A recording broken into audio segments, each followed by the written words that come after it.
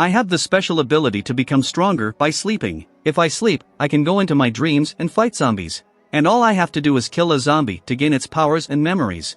And can also bring them to reality. It takes a peerless master nearly 10 years to complete the training. And I can do it in one day. But even with my unrivaled ability, I was still called a loser by my classmates. Even my teacher told me to work at a construction site after graduation. But I know I'm not even wanted at the construction site. Because you need 0.8 blood gas value to move bricks. But I only have 0.7 blood gas value. In order for me to have a good starting point in society. My father worked 2.5 odd jobs from dawn to dusk. Just to earn money to buy me potions to replenish my blood. Resulting in dozens of plasters every day. I feel very guilty about this. I have to break 0.85 and graduate as soon as possible. Back in my room, I take a quick breath. The second set of radio gymnastics, the rising sun, begins. It's a physical technique developed by today's powerhouses. This can lay a solid foundation for beginners. But I've done radio gymnastics 3 times in a row. My blood level is still strong. Thinking of my hard-working parents and my genius sister. Undeterred, I decided to practice again. I've forgotten how many years I've been practicing. Until my consciousness began to fade. And yet when I woke up again, I found myself in ruins. This is the 9th time I've entered this dream. Just as I'm trying to pinch myself awake. A dead-skinned zombie lunged at me. Luckily, I was able to avoid the deadly impact. Look at the ferocious appearance of this zombie. With only 0.7 blood energy, I was completely fury. How dare you try to kill me in my dreams? I kicked the zombies away. Then I picked up a nearby rock. Using zombies to practice the brick hammering technique. Finally, after 991 hammers, the zombies are completely silent. But suddenly there's an aura coming from the zombie. The next moment, countless black fogs entered my body. My head felt like it was going to split open. A strange image appeared in my mind. It's a memory of the zombie's life. Escorts, body refining technique, breathing technique, fey attacks. Also includes tons of combat tips and experience. I was a bit overwhelmed by all this. At that moment, a green-eyed walker appeared behind me. And my body moved on its own in an instant. And when I came back to my senses again, the zombie has already fallen in front of me. Just like earlier, the black mist from the zombie has entered my body again. But this time it doesn't give me a headache. Instead, it made the blood gas in my body start to rise. This ability severely impacted my heart. Wouldn't I be invincible if I kept killing zombies? Then I remembered it was just a dream. If only everything wasn't a dream. But vaguely I feel it's all too real. I decided to leave for base 1359. It's a place that's been mentioned frequently in the zombies' memories. Maybe that's where I'll find the truth of my dreams. But then the sky began to crumble. It's like a pair of giant hands shaking space and time. I woke up again on the floor of my room. It's my sister knocking loudly at the door. I opened the door without noticing my soaked clothes. Said, I just overslept after a workout. My sister was shocked to see my figure. She thought to herself, when did my brother become so strong? Then she turned coldly and told me to hurry up and go out to eat. I had a lot of mixed feelings in my heart. She was very clingy to me when she was little. But since the first blood gas test came back, her attitude towards me has changed. After all, her blood gas is over 1.0. The combat power index is even more than 100. She can even get into a major martial arts school. It's normal to hate a loser like me. Suddenly I noticed myself in the mirror. I just done so many sets of radio gymnastics. But now I'm still feeling energized. And not only that, I even remember the battle in my dream. Then I came to the table as if nothing had happened. But today, my appetite was unusually good. I ate all the food at home for the day in one go, just when I was embarrassed and wanted to take back my bowl. My father, however, excitedly asked my mother to cook another meal. Because being able to eat often means being able to absorb. And he decided to buy me some more blood energy pills tomorrow. But my sister mocked. You're 18 years old, so don't get your hopes up. My father listened and blamed my sister for not knowing better. Half a point more on the test could wipe out tens of thousands of people. And at this point, I'm a little distracted. To test my suspicions, I decided to head to the martial arts center to test my blood and energy levels. When I walked into the martial arts center, I was greeted by the receptionist. After learning that I was only here to test my blood gas value, I was mechanically asked to go inside. And I'm used to this kind of awkwardness. Soon I was in the test room. The results of this test will affect my future destiny. So I nervously put my hand on the crystal ball. With a surge of energy pouring into my body, a blinding light emanates from the crystal ball. My blood gas value is actually up to 0.9. In just 1 hour I've actually raised my blood gas value by 0.2. It occurred to me that if my sister was a 1 in a million genius, then what kind of monster am I now? With that, I wanted to test my battle value. After all, blood gas value is only an indicator of physical fitness.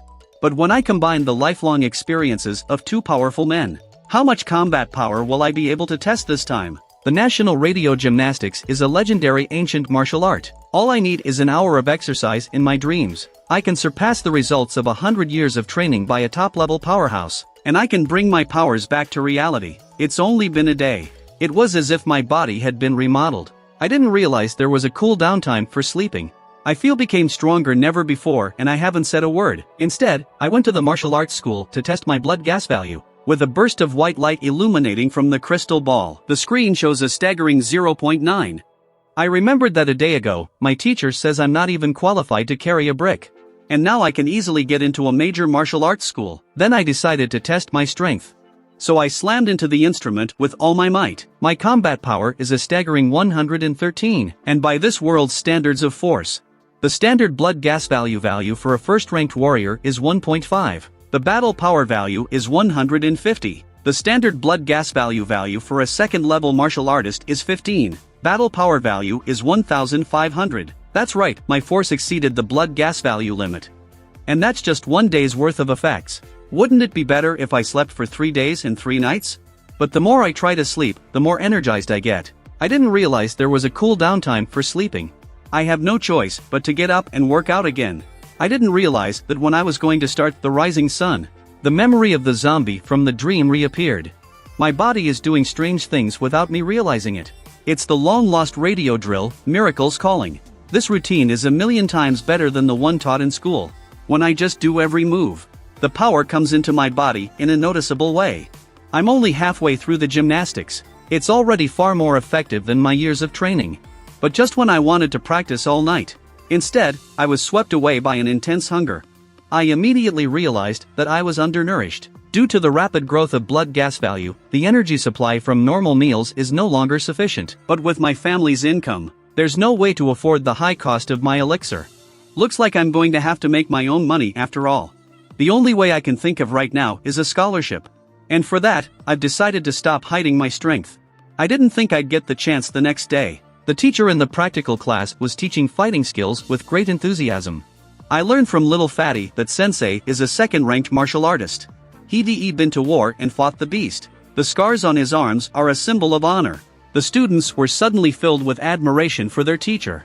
But in my opinion, after mastering the top fighting arts, Sensei's fighting skills are far too shallow. Soon a set of fighting techniques were practiced.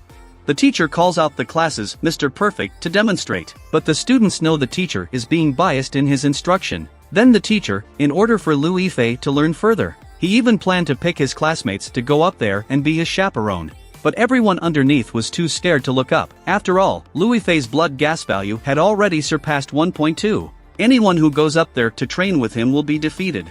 The teacher looks at his bloodless classmates with disappointment. I know you guys always say I'm biased in private, but now you don't even have the courage to stand up. And yet the teacher locked eyes with me just as soon as he spoke. The teacher was shocked by the look in my sharp eyes. Teachers who have been to war before know. That's the kind of power that comes from being in a fight. So I was called to come forward. The whole class didn't think much of me. After all, I was the class loser. But I answered confidently, I've been working out all day. I walked up to my classmates' puzzled stares. Louis Fei began to lecture me, teach me to protect all parts. And with that, he came right at me with a punch. Seeing that Louis Fei used all his strength in that blow, everyone sucked in a breath of cold air, just when Louis Fei was feeling confident.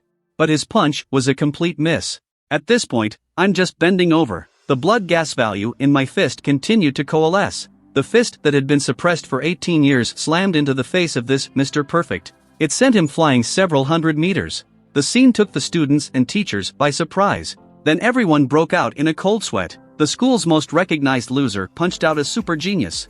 An 18-year-old loser beat a genius with one punch. But the teacher suspected me of using illegal substances. Not only do I have to test my blood gas value on the spot, but I also have to match my combat power index. I'm confident about this, because I'm no longer at the 0.7 blood gas value I was at yesterday. So I put my hand up without saying a word. with a brilliant blue light illuminating. The screen shows a staggering 1.5. The teacher stood up with a start. The 18-year-old first-class martial artist is considered a genius in the entire city.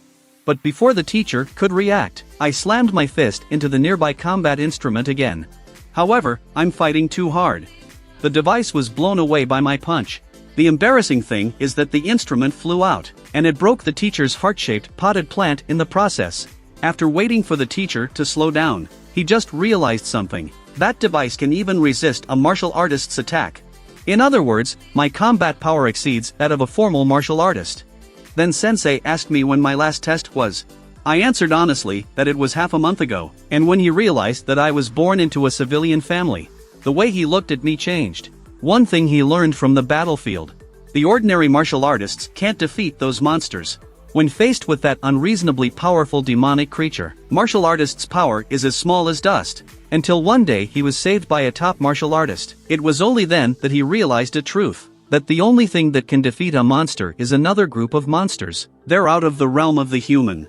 And in front of him, I was about to join that ranks. The teacher let out a long breath. He decided to transfer me to the top class. Only a teacher in the top class can teach me, but I rejected them as soon as the words were out of my mouth. I don't even need a teacher to guide me when I'm practicing in my dreams. Sensei saw how determined I was, asked me if I'm having trouble. At that moment, I made two requests. The first was that I wanted to apply for a scholarship. The second is that I want to be free to go to school.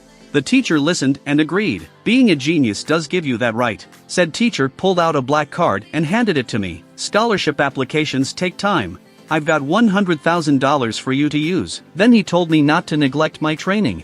But I just walked out of the office, and the teacher slammed his desk in excitement. There was a monster among his students. He's less than 18 years old and has the strength of a level 2 martial artist. How scary he's going to be when he gets to the entrance exams.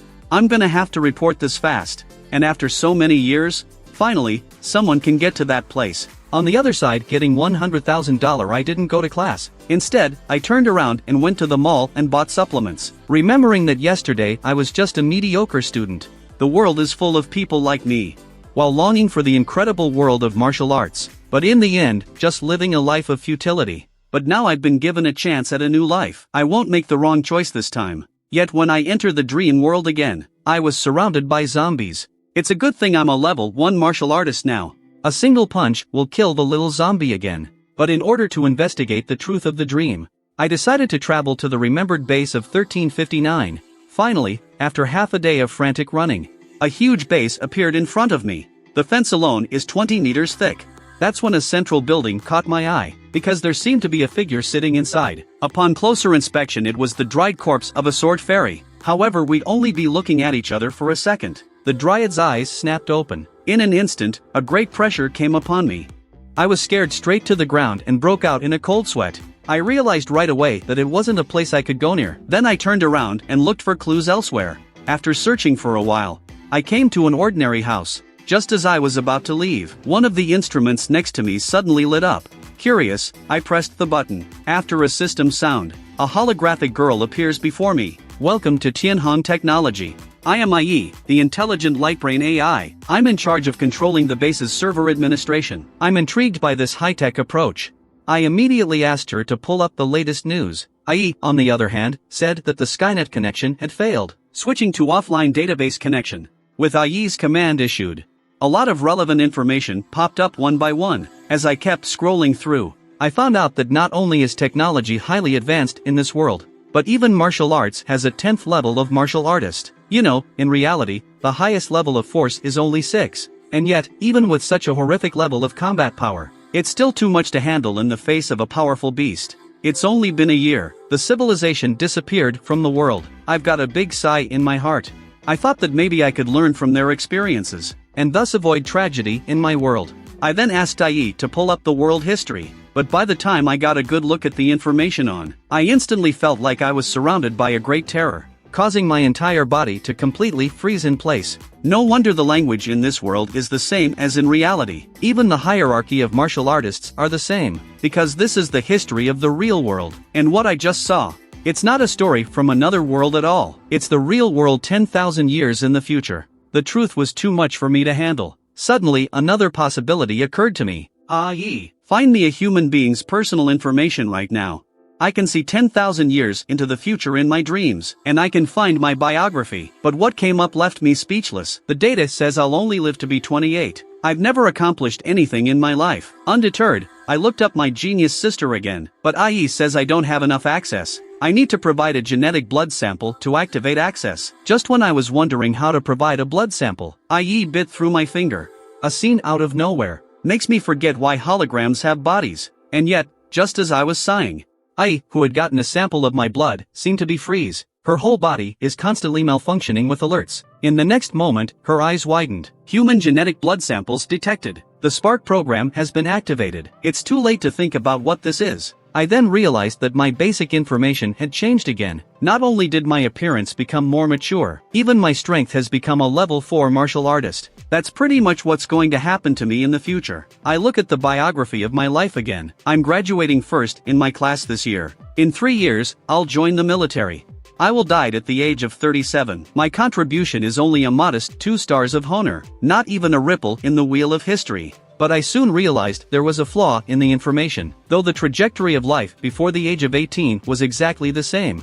But the post-high school profile is clearly problematic. If put aside my practice in the dream world, maybe that's all I can really do. But at my current rate of cultivation, what's a mere 23rd place in the city? My fame will be heard around the world. If the future of mankind is doomed, I will be the one to change history. I am the spark that will start a fire. At that moment, I asked Ai to call up all the kung fu from the past 10,000 years, but she gave 460,000 secret techniques. There are so many it's hard to choose. Soon, after my continuous screening, I finally chose the best 3 training techniques. They were all created by 11th level masters. The first book, Stellar Body Alchemy. The human body can be transformed into a miniature universe, constantly condensing every cell in the body, turning every cell into a superstar. If the efficiency of gymnastics used to be 1, then the efficiency of stellar alchemy is 1000. Then I tested the second book, Natural Breathing Technique. I merely breathed by 1 time. I feel like there's a million flames running through my body, even my blood boiled. And to my surprise, it also can intensify the stellar body alchemy's practice. The final step is the crystal vision. It involves the most mysterious spiritual part of Budo. According to the concept, it allows one to strengthen one's will. And sure enough, when I opened my eyes again, I had appeared in my spirit world. In front of me is a huge spirit. But I don't know exactly how to practice. Just when there's nothing else I can do, a great sense of exhaustion woke me up. I didn't realize that just a few minutes of practice, it's even more tiring than working out for hours in real life. And then the stench reached my nostrils. It's the impurities that are forced out of my body after training. It's true that the effects of dreams can affect the real world. But even that doesn't satisfy me. I've decided to get my scholarship back tomorrow, because what I brought back isn't just a technique, it's a potion that's going to change the world. 10,000 years later, I became my own master, and he brought with him 460,000 different skills, and I've only practiced 1 of them. I've increased my cultivation efficiency by 1,000 times, but I'm still not satisfied. And so I created the ultimate tonic for 10,000 years. But as soon as I took 1 sip, I realized something was wrong. A powerful energy was instantly incorporated into my body. The veins in my body felt like they were about to explode. But it's a good thing the body refining technique drained my blood gas, so that I don't burst and die. And I found out that this medicine not only replenishes blood gas, it's also a whitening and moisturizing agent with hundreds of other abilities. But then there was a sharp knock on the door. It was Yellow Hair, the store employee who rented my room. At that moment, Yellow Hair was in a hurry to get me out of there. The store manager will be back soon. I'm in a panic. I can't even organize my stuff. I grabbed my prescription and ran. As expected, the store manager walked in just as I was leaving. But at this point, she was looking pretty bad. It turns out that the Yi family is the largest pharmaceutical company in the world. But with the rapid development of martial arts, older remedies are gradually being phased out. And the Yi family is declining because of the old ways of doing things. And now it's facing imminent closure. The purpose of her trip to the next city this time was to buy the prescription. But she ended up coming back early because she didn't get anyone of prescription. But as soon as manager entered the store, something was wrong. Not only were the clothes covered in powder, even the utensils in the mixing room are a mess. Just as she was growing impatient, suddenly a nearby instrument catches her attention. This is an unheard of way to treat the flake. But she doesn't care. She thought this was another attempt to get rich overnight, though she felt sure it would be another failure. but she couldn't help but pick up the potion on the floor. But upon closer inspection she was dumbfounded. Such a combination does not conform to the principle of pharmaceutical at all. Is it really possible to produce a miracle? So she takes a lick with false hope. Instantly she feels like she's opened up a new world. So she rushed to catch up with Yellow Hair, who had been fired. Keep asking for my contact number. I didn't realize that in the end, with the lure of double pay, Yellow Hair actually gave up my cell phone number. At that moment, I had just returned home after making medicine. The first thing I did was train like crazy, with a top-notch tonic to go with it. My stellar body refining technique is like a magic trick. Soon the first star was formed. And that's when the store manager's call came in. Although the store manager was acting sincere, I offered to talk about it in a week's time. For now, my priority is to practice. Soon a few days will pass.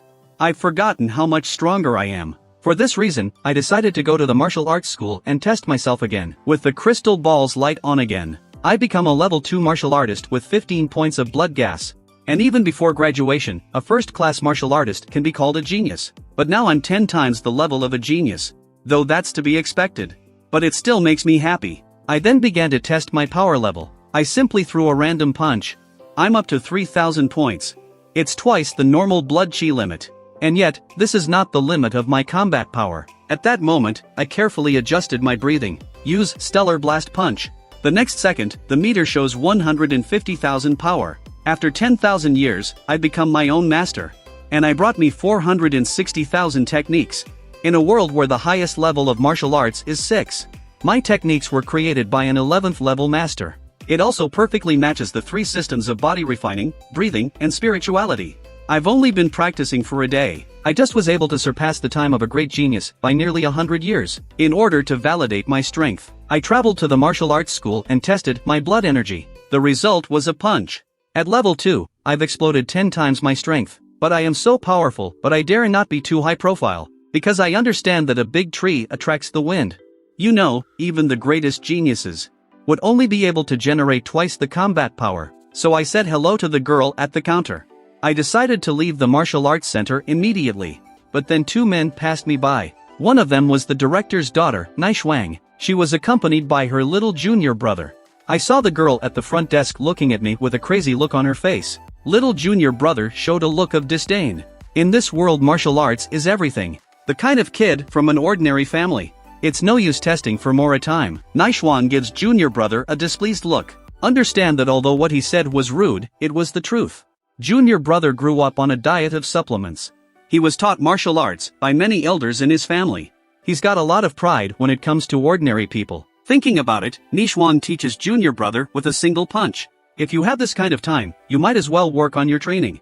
And there are plenty of geniuses in ordinary families. Junior brother, although outwardly obeying, but in his heart, he's still not convinced. He immediately wanted to check my recent test results. Naishwang has no choice but to oblige, and warns him not to be too complacent after reading it. She takes the tablet from the girl at the front desk. At this look, Naishwang was directly stunned speechless. Junior brother fell on his ass when he saw it. Naishwang rushes to ask if there's something wrong with the instrument, but the girl at the front desk told her that the machine had just been checked. That means the score is definitely okay. But that kind of score shouldn't be here. No, it shouldn't be in this world. Naishwang tell all staff immediately put down work. Do whatever it takes to gather information on this student. I just got home and I don't know what's going on. After realizing the strength of mine, I decided to explore the dream world a little further. As it turned out, I hadn't taken 2 steps, just was stopped by a level 4 zombie. Just the smell of it is oppressive. But the next moment, I rushed out without hesitation. But just as I got close, I saw a giant hand approaching. I couldn't dodge it, so I blocked it with my hand. Instantly, a sharp stab of pain enters my nerves. I immediately realized I couldn't take it. Soon more horrific attacks are coming. But this time, I'm not careless. With a single dodge, I avoided his attack. He then slams his foot into the zombie's head. Before the zombie can get up again, I was already leaping high, and gathered the force of Stellar in my feet. The zombie falls to the ground with a single blow. As the zombie's body slowly dissipates, a black aura merges into my body. The memories of the zombie's life are awakened again. It turns out he was a level 5 martial artist. He died on the front lines hunting wild animals and protecting the city. If he hadn't lost his arm and his wits, I can't defeated him by this time. With that thought, I bowed deeply to the zombie. Pass on the fire from generation to generation and hero never die. Just as I was about to leave this place, only to find more zombies surrounding me. I've got the 3 greatest feats of strength right from the start. Any one of them could redefine the world. I've only been practicing for a few days. I've already surpassed the 100 years of training of a great genius. Even the sons of the extended family saw my accomplishments. They all fell to the ground in shock. The owner's daughter shut down the martial arts center. She's got all the staff doing everything they can to gather information on me. But at this point, I thought I was hiding it well. I'm on my way to the Martial Arts Association to test my grades. Just approaching the entrance to the association, a young man in red bursts out crying. From the words of the 2 men next to him, it turns the equipment out there isn't accurate, resulting in low scores in the association. Higher values are necessary to pass the test. Hear this, I'm looking forward to it. This will allow me to be more precise in my strength test. I then went to the front desk to register. The receptionist told me to prepare myself in the examination room. I was expecting the test to be the same as the martial arts school. I didn't expect to be stunned when I entered the test room. The number of people taking the test was like a train station on New Year's Eve. The whole room is packed. I had no choice but to start watching the people next to me. I realized that most of the people in line were about 25 years old. And that's when a young girl stood out. However, without waiting for me to go further, another figure walks in the doorway. The height alone is nearly 3 meters. Seeing that he's not paying any attention to the people in line, he's walking straight toward the test. One finger can move people. Soon this behavior caused others to take offense, yelling at the big guy for his lack of quality, and had the staff come out to maintain order. Who knew that after the staff took a look at the information, he said he had the right, because the big guy's taking the level 3 martial arts test. A clamor erupted from the crowd at those words. The elder sister just lowered her index finger, and the boyfriend behind her is spitting blood. In a world where the highest level of martial arts is only 6, there are only about a dozen level 3 martial artists in the entire city of Baiha, and the stronger ones often enjoy a higher level of treatment. Soon the big guy is walking straight to the tester. The first step is to test the blood gas value, with the light on the crystal ball. The instrument shows the number 107. The clamor in the crowd resumes. It's the first time they've seen a person with a blood chi of 100. The staff then announced the start of the combat power test. A hurricane blew through the scene in an instant. The people in the room could barely stand, waiting for the winds to stabilize. The number 10,831 suddenly appears on the screen. The staff announced on the spot that the big guy had succeeded in his test. Congratulations to him for becoming a level 3 martial artist in Baiha City. But the big guy suddenly turned his head and looked behind, sensing that there were actually 2 young men on the set facing the wind. I don't know that the girl in the middle of it is having heart palpitations. The wind of her fist alone made it difficult for her to stand, but my words were even more unbelievable to her. I felt the full force of the big man. It turns out that level 3 warriors are only of this level. At this point, while the others have not yet regained their morale, I told the staff I wanted to go ahead test on the next. The staff was also impressed with my composure. They agreed to my proposal immediately. Soon the crystal ball's light came back on. The screen shows a blood gas index of 15. What the hell? This guy's veins are full of tonic, right? Even the big guy on the sidelines is shaken. How could there be an 18-year-old level 2 martial artist? First time taking the martial arts rank test, my blood chi reached a terrifying 15 points. I became the city's youngest level 2 martial artist. Then, amidst the astonishment of the crowd, I slowly made my way back to the combat power test apparatus. The staff immediately came forward to give me the privilege. Let me test as many times as I want. I thank he on the spot, but I'm no need. To the puzzled eyes of the staff, the 2 heaven-defying skills in my body are activated at the same time. The next moment, I used my own move, Stellar Eruption. It's like we're in the middle of the universe in a moment. The crowd was staring at the screen in disbelief. They're all speechless from the horror of the scene. With a click, the protective wall behind the instrument shatters directly. A stronger hurricane blows through the scene immediately afterward. The screen displays a battle index of 15,709. The staff reacts with confusion. It is announced that I have successfully passed the level 1 martial artist examination. But this score exceeds his evaluation authority. He needs to report it to his superiors immediately. He said, betting on his career will also give me a satisfactory result. Watching the staff run away, I just remembered that I haven't gotten my first class certificate yet. Suddenly a tall figure came up behind me, and I realized who it was. It was the big guy who passed the level 3 test. I saw the big guy suddenly extend his right hand to me. After introducing himself, he wanted to make friends with me. I put my hand out immediately, understanding that many friends make a difference. At this point, I don't know that he's secretly happy, at the level I'm showing now.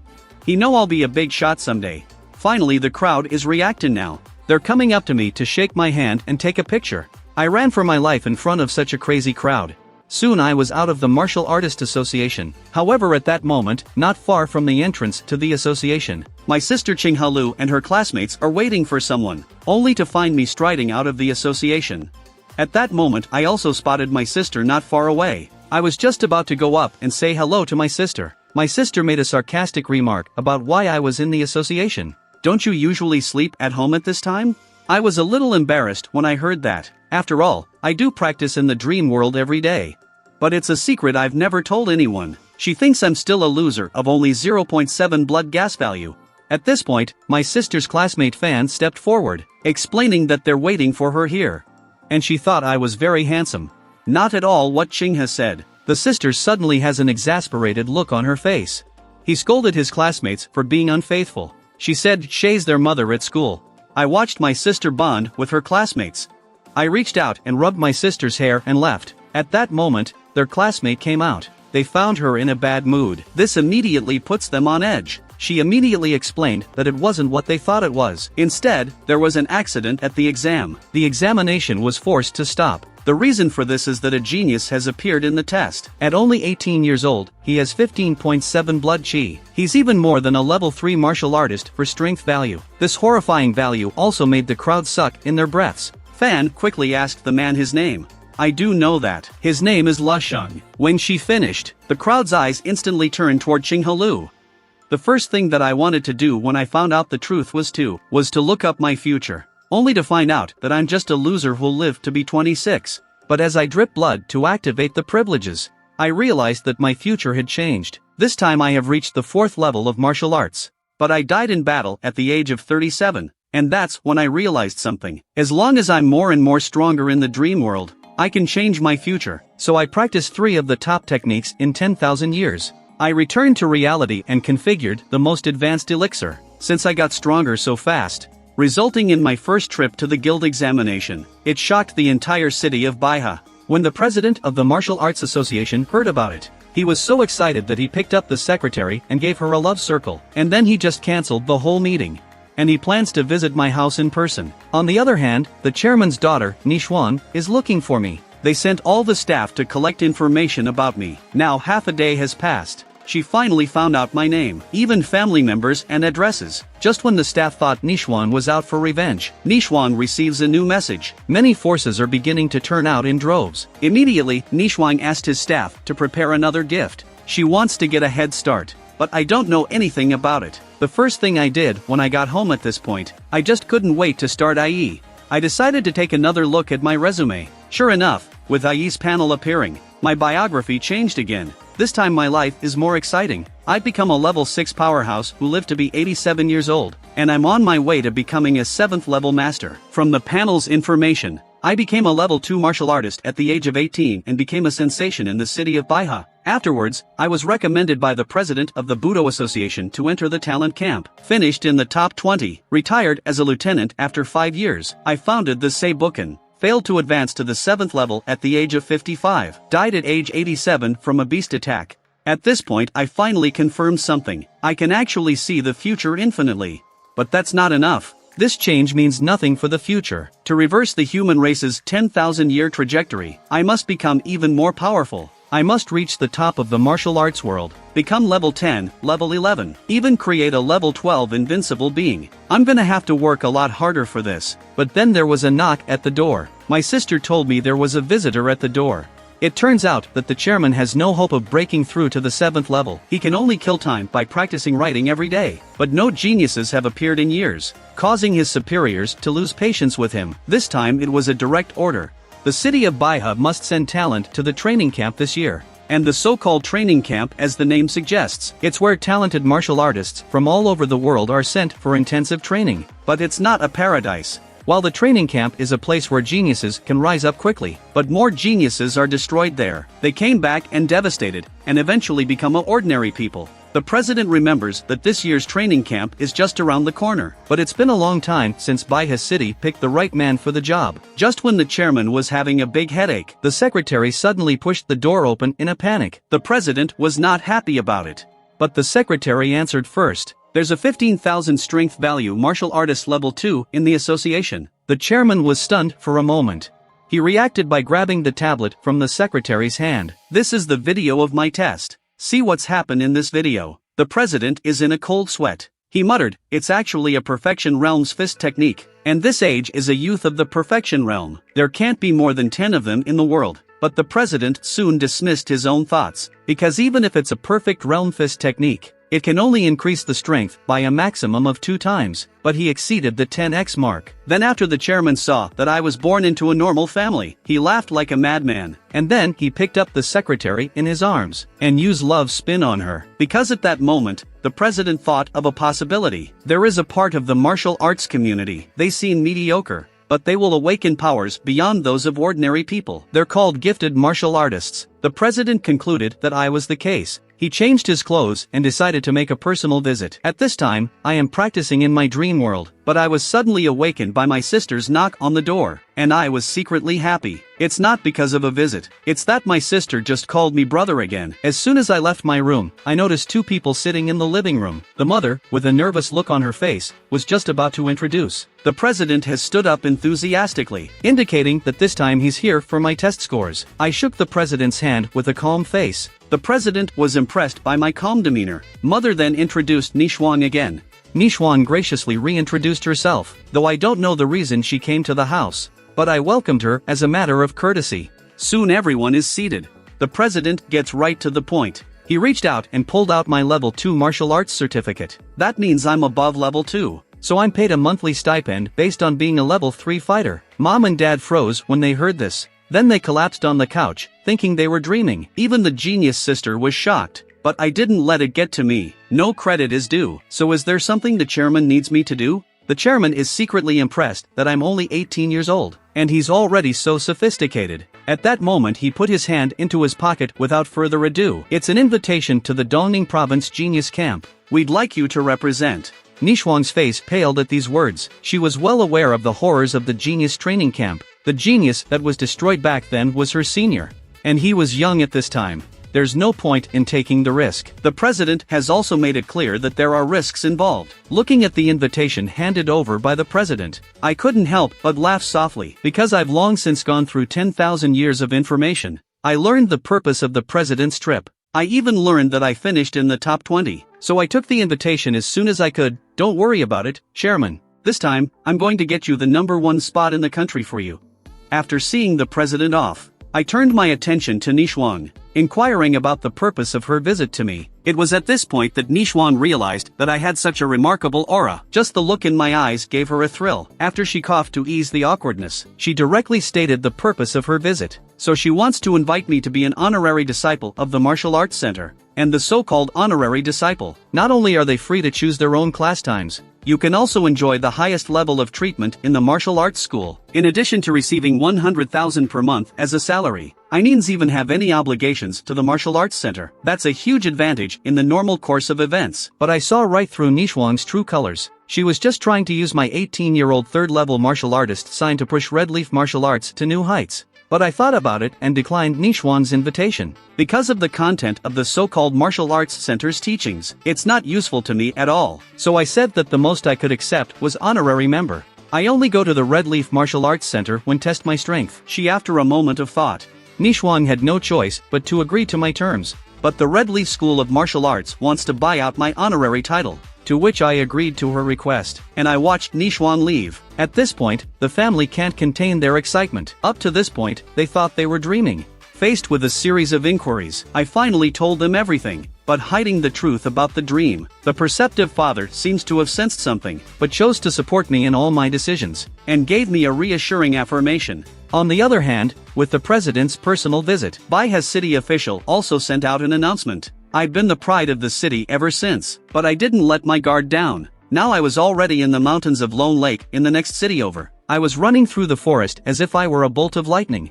I found that by using stellar eruption in my body, it'll make me at least 5 times faster than anyone else. For this reason, I've named this maneuver the path to heaven, because the blood-strengthening elixir I made before has been used up, and my body has developed a resistance to the drug. So I'm desperate to find the ingredients for a new potion, but the use of herbs today is incomplete. I had no choice but to come out and look for it myself. After a few days of searching, I stopped at the top of a mountain. The sun is rising. For a moment, I realized the truth of the universe.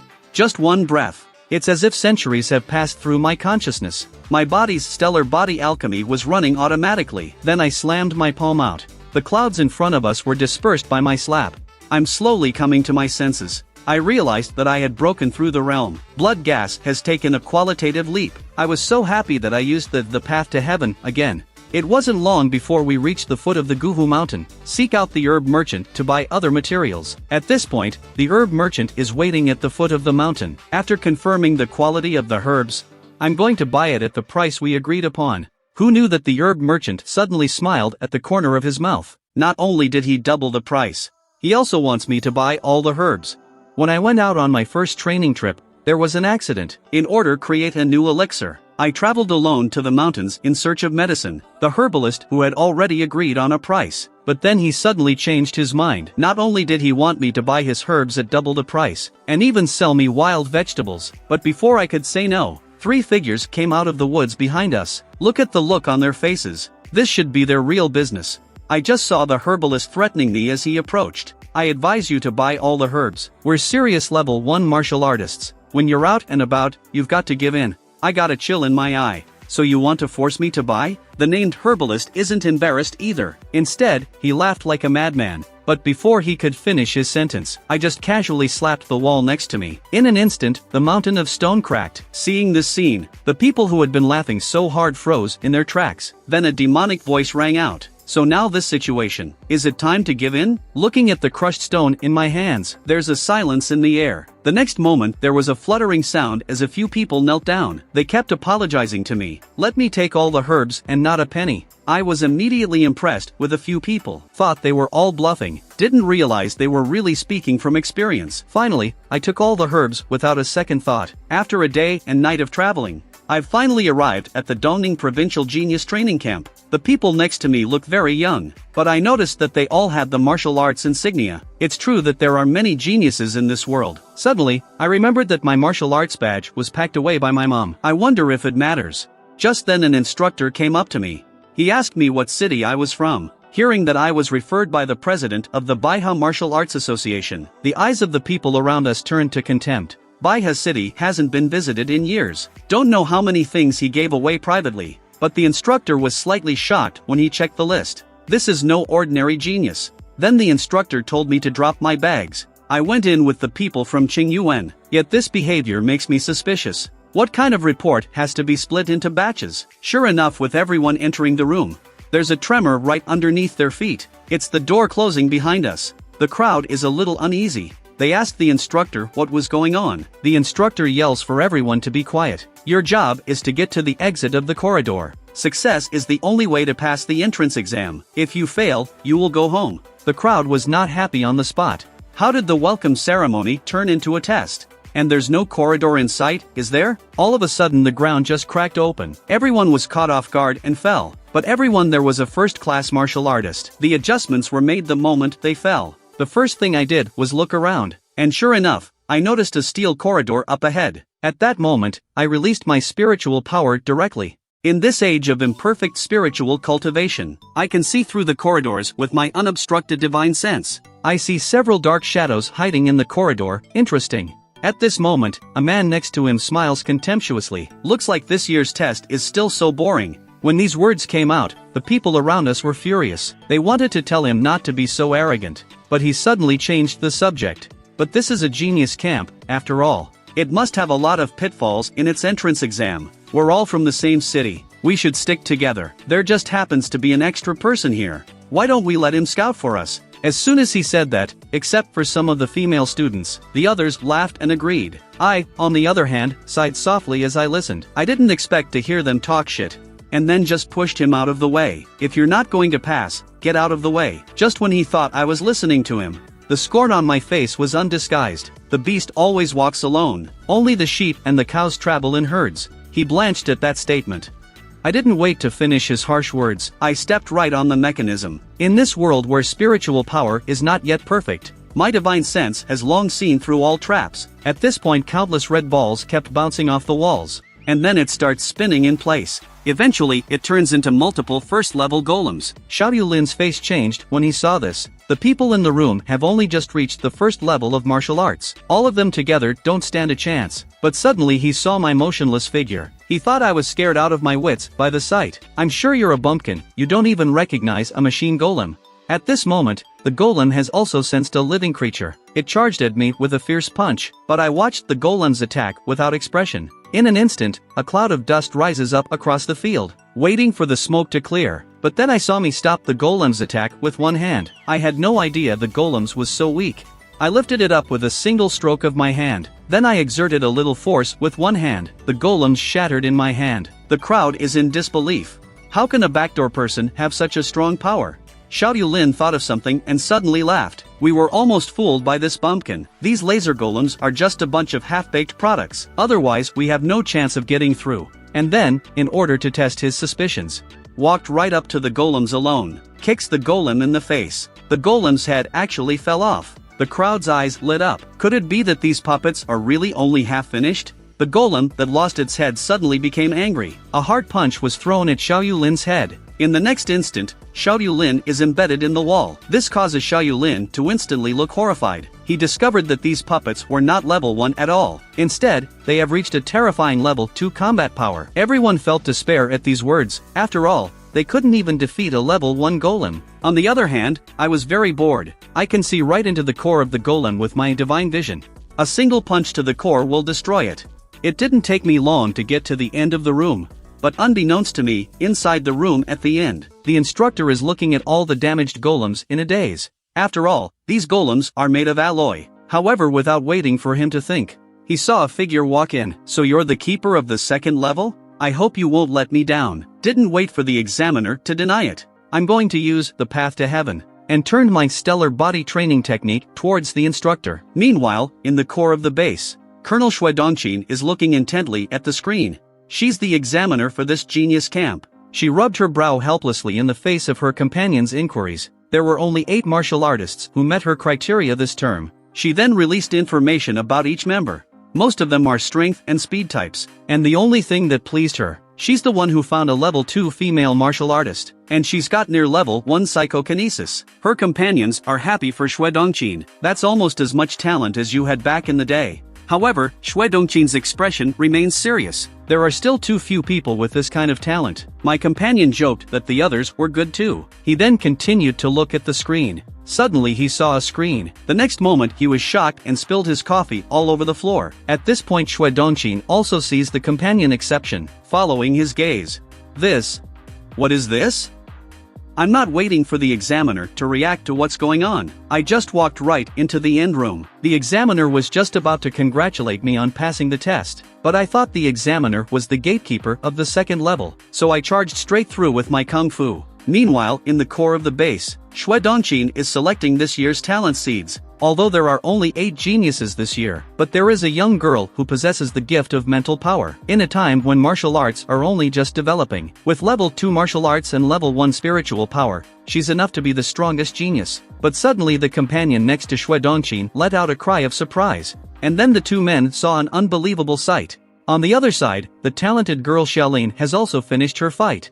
And then the finish line is just around the corner. But just as she reaches the end room, she saw that all the examiners were heavily armed at that moment. They're all on guard in one of the examination rooms. There's fighting coming from the room that's supposed to be the examiner's room. At this point, Xiaolin realizes something is wrong. She then decisively spread her divine sense out, only to see that there were 2 people fighting in the room at that moment. Xiaolin remembers that there is no such link in the test. Suddenly the other side of me senses someone prying. Directly simulating the divine sense of the 10,000-year-old zombie in the dream world glared back at her. Instantly a powerful pressure surges towards Xiaolin. Then her body began to fall back. When she calmed down, she was trembling with fear, as if she had just seen something horrible. Just then Shui Dongqin and the others finally arrived. She's seen Xiaolin as well. companion just tried to gather information on the room examiners. The door on the other side of the room was kicked in. Then I slowly walked out of the room. The status quo examiners breathed a sigh of relief. So it's just a student.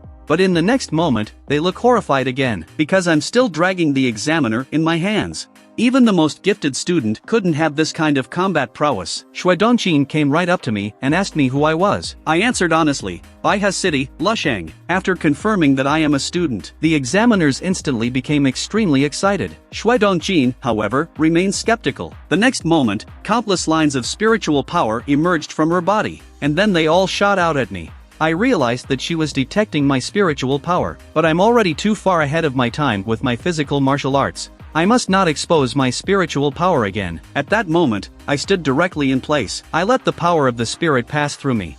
Shui Dongqin sighs at the sight. Then I was told to go back to my dormitory and rest. After I left, she took out my profile information. When she saw that I had 15,000 power for 15 points of blood, even she sensed that I was too unusual. The only pity is the lack of psychic power. Otherwise, she could have taken him to practice myself. She then listed me as the top seed, along with Xiaolin. On the other hand, the first thing I did when I entered the camp, it was to go to the cafeteria and get fed first. I didn't expect to meet my senior Yang Yuan here. She told me that there is a point system in the camp. You can earn points by passing the test here. Points can be exchanged for techniques, elixirs, and other items. Currently, there are only 3 people in the training camp who have points. First, Xiaoyong, who has a petrification talent. Second, Meng Jin, who has the speed talent. And the last one, has the rarest talent. Xiaolin, who has awakened his psychic powers. Xiaolin happens to be passing by at the moment. Xiaolin turns her head when she hears herself being discussed. However, when she got a good look at my face, she was scared out of her wits.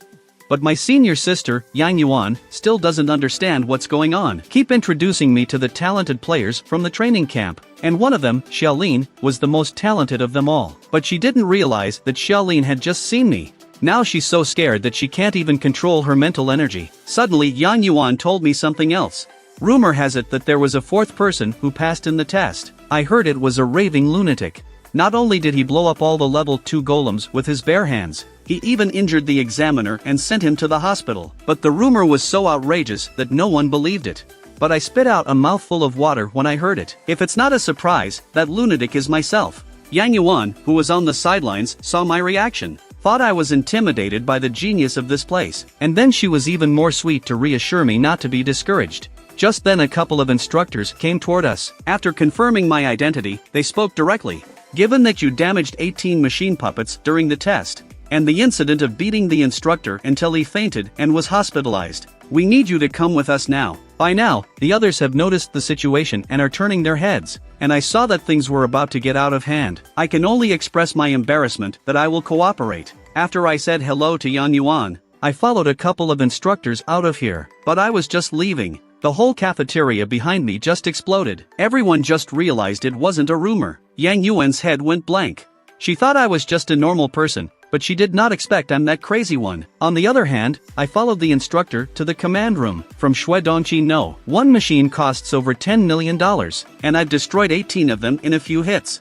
I'm shocked to hear that. But fortunately, the final result of the negotiation is that I don't need to compensate. Just as I was breathing a sigh of relief, a couple more people walked through the door. They are just some of this year's talented seeds. According to the camp entry rules, if who passes the test, who will be rewarded with points. There are 100 points in each gold card. Points can be used to enter the training room and exchange for food. But the most sought-after feature of all was, it's where 100 points can be exchanged for a lesson from the chief instructor. But at this moment, I was looking at the white card in my hand in confusion. I thought it was a blank card with no points. But Xiao Junxin says it's a 1000-point super card. If the chief instructor hadn't stood up for you, you'd owe camp points for all the damage you've done. The rest of the team changed their faces at those words. The big guy walked right up to me. I thought training camp was speak with strength. I didn't realize it was all about relationships. Xiaolin, however, sounds a warning with a worried look on his face. Don't you guys realize what he did on the test? The big guy sniffed coldly.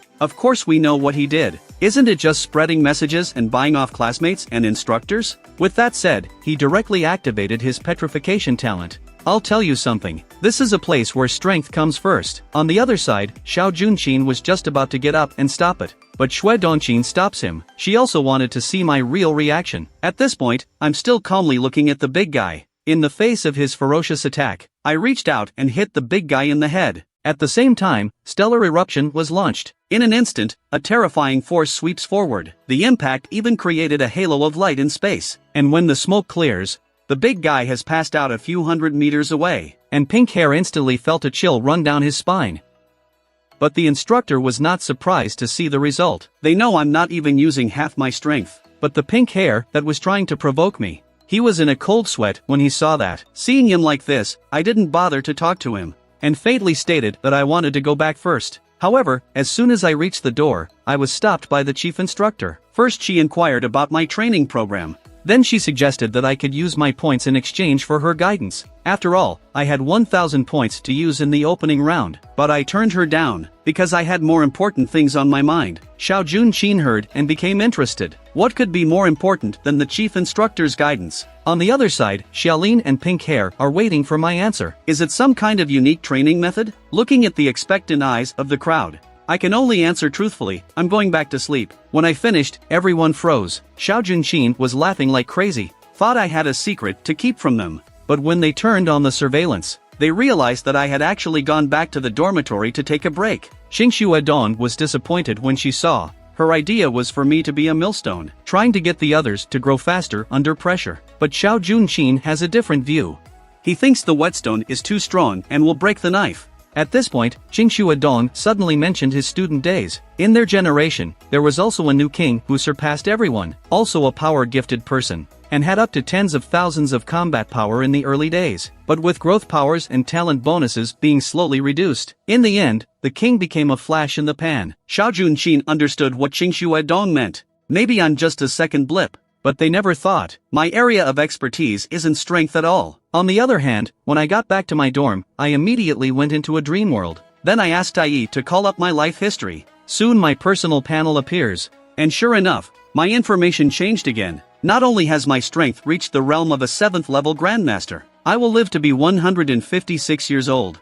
And as my history improves, my privileges have finally been opened up further. I just realized that the 3 great techniques actually have advanced chapters. Just as I was about to leave this place, found an extra secret book in the feats menu. Viewing it reveals that it's actually a complete technique.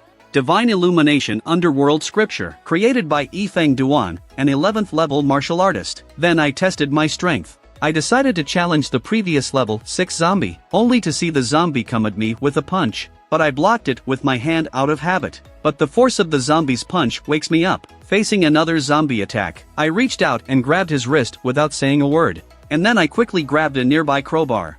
Stick it in the zombie's thigh. I'm taking this time to get my stellar eruption up to speed. Finally, the zombies are taken care of with a tenfold burst. With the zombie down, a black mist begins to pour into my body. All of the zombies' pre-life martial arts experience was instantly incorporated into my mind. It is difficult for a human to master one martial art even after a lifetime, but I have been able to combine the experiences of countless others. As long as I keep challenging to absorb, I will be able to be all things to all people, and I was sure of my path in this moment. That is my unique 10 perfections of martial arts. Not only did I obtain the advanced chapters of the 3 top-tier techniques, I've also learned a new 11th ranked top-level technique, Divine Illumination Underworld Scripture. This is a technique specifically designed for spiritual martial artists. It contains not only spiritual combat techniques, it's also the ability to build another spirit body with psychic energy. And I've only learned the first stage. I'd gained dozens of times in blood gas, but as I became stronger, I felt a great pressure. Looking out at this once powerful era, in the end, nothing can stop the human civilization from dying. And now my peak is just at level 7, I can't rest. For this reason, I have exercise in my dreams, and so a month passed. In the training room, Xiaolin was constantly controlling his mental powers. At that moment, countless orbs are flying towards her from the walls. Just in the nick of time, suddenly several purple lights appeared. In the next second, all the orbs are knocked out. Upon closer inspection, the purple light is a strange weapon. This is the kind of spiritual power that only a first-class psychic can have. Just then the door to the training room opened. This is the chief instructor of the camp, Xingshu Adong. A month ago, Xiaolin traded his points for the guidance of Xingshu Adong. Now Xiaolin has succeeded in his breakthrough and is thanking Xingshu Adong. But at that moment, Xingshu Adong was very serious, because she could see that Xiaolin had a huge heart devil in his spirit. Xiaolin's body began to tremble. At the same time, that horrible look in her mind reappeared. She weakly asks the instructor if there is a solution. Xingshu Dong immediately stated that the solution was simple. Since you can't solve the heart demon, then you'll have to deal with the person who bring you heart devil. However, Xiaolin almost cried in shock at this statement. Xingshu Dong is a bit confused, because with Xiaolin's current growth rate, she should be the #1 powerhouse that deserves it. Xiaolin's heart was shaken by these words. I heard that person has been very depressed recently. If he doesn't make any progress, I might actually be able to defeat him. On the other side of the gym, Yan Yuan is cleaning up. After all, the only way for a normal student to get points is to work. But just then there was a clamor. Surprisingly, it's the big guy who's defying 4x gravity. You know, most trainees can't even resist double gravity these days. The friend next to him suddenly approached Yan Yuan at the sound of his voice. I heard that genius in your city sleeps every day. Do you know how many level he can defy gravity now? Yang Yuan sniffs and says he doesn't know. But then his friend continued, I had heard that power talents would slowly lose their edge. I didn't realize he was hiding out in his dorm the next day. Now he's probably too scared to leave the house. Yang Yuan doesn't think I'm that kind of person, but now she also thinks I have become depressed. Meanwhile, in the boys' dormitory, I finally awoke after a month of practicing in a dream. At this point, I've forgotten how many times stronger I am. This caused the breath on his body to overflow uncontrollably. In order to test the results of a month's training, it's time for me to test my strength. The other side, after the big guy was defeated by me, he started training hard every day. Now he's been able to hold his own in triple gravity for a full 4 minutes. Looking at the adoring crowd in front of him, the big guy is secretly pleased with himself. But secretly, he can defy to 4 times the gravity. Yet just then, he touched his aching forehead. He then turned to his little brother and asked him about my recent situation. The little brother was filled with contempt when he heard that. As usual, he doesn't go out or practice. All he does is eat and daydream. The big guy sniffs back with a sneer. This kind of proud guy doesn't need to be concerned in the future. He is already useless. Just then, a figure suddenly appears in front of the big guy. But in the next instant, the figure was at his back. This is the breath of the wind I've learned this month. The large man reacted with a shock, then immediately turned to look. He realizes it's me, and immediately shows a scoffing look. But I didn't pay any attention to him, selected 3 hours of 2x gravity directly on the screen, then walked straight into the gravity room. The big guy off to the side saw me walk in without warming up. He shook his head and laughed. You're too arrogant. After all, gravity chambers have different pressures inside and outside. If you go in there without warming up, you're bound to rupture your internal organs and bleed. But then the crowd gradually realized something was wrong, because the instruments in the room indicate that gravity has been turned on. But I'm in the gravity room, and I'm not responding. The big man's face suddenly turned ugly when he thought of something, however, without waiting for them to think much. In the room, I suddenly raised my hand and swung it violently.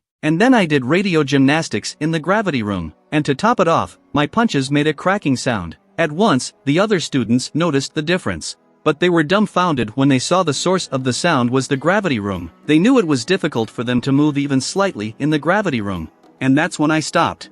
And then walked towards the control panel in the room again. Just when the crowd thought I was going to turn off the gravity, an ear-splitting noise slammed out of the gravity room. The big guy then looks at the room momentarily dumbfounded. Only the room shows that 4x gravity has been turned on. And I'm finally reacting in 4x gravity. I suddenly dropped to one knee and slapped the ground with one hand, just as the crowd was gloating that I couldn't hold on. But the big guy looked like he'd seen a ghost, because at this point, I'm going from one palm to 2 fingers to support the ground. On the other side of the room, Xiaolin, who had just finished his training, came into the gravity room. Suddenly a gasp is noticed coming from one direction. Turning my head to see a group of people looking at a gravity room with horror on their faces. Xiaolin sees the 4x gravity and curiously moves in.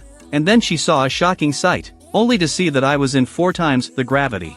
I'm doing push-ups with 2 fingers upside down. Xiaolin's confidence is shattered. On the other side, after I did hundreds of push-ups, I feel almost familiar with 4x gravity again. Then I turned over slightly and came to the control panel again. Then I pressed the plus sign next to gravity. This action caused the crowd to gasp again. The big guy on the other side of the room was so shocked that he sat on his ass. Why did he get so strong in 2 months of sleep? I thought I had surpassed the sleeping rabbit. I didn't realize I was still the tortoise at the bottom of the cliff. Meanwhile, my eyes light up slightly in 5 times the gravity. Earth breath. Switch. I slept for a month and realized earth breath. But everyone else thought I was being mysterious. Even the teacher thought I was completely useless. But then I went to the gravity chamber to test my strength for the first time. I broke the all-time school record. Others can't even stay in 4 times the gravity for a second. But I can do push-ups in there, 2 fingers upside down. The news sent shockwaves throughout the school. It took only a few minutes to attract all the students. But when the crowd looked at the gravity of the room, once again, there are cries of disbelief from the crowd.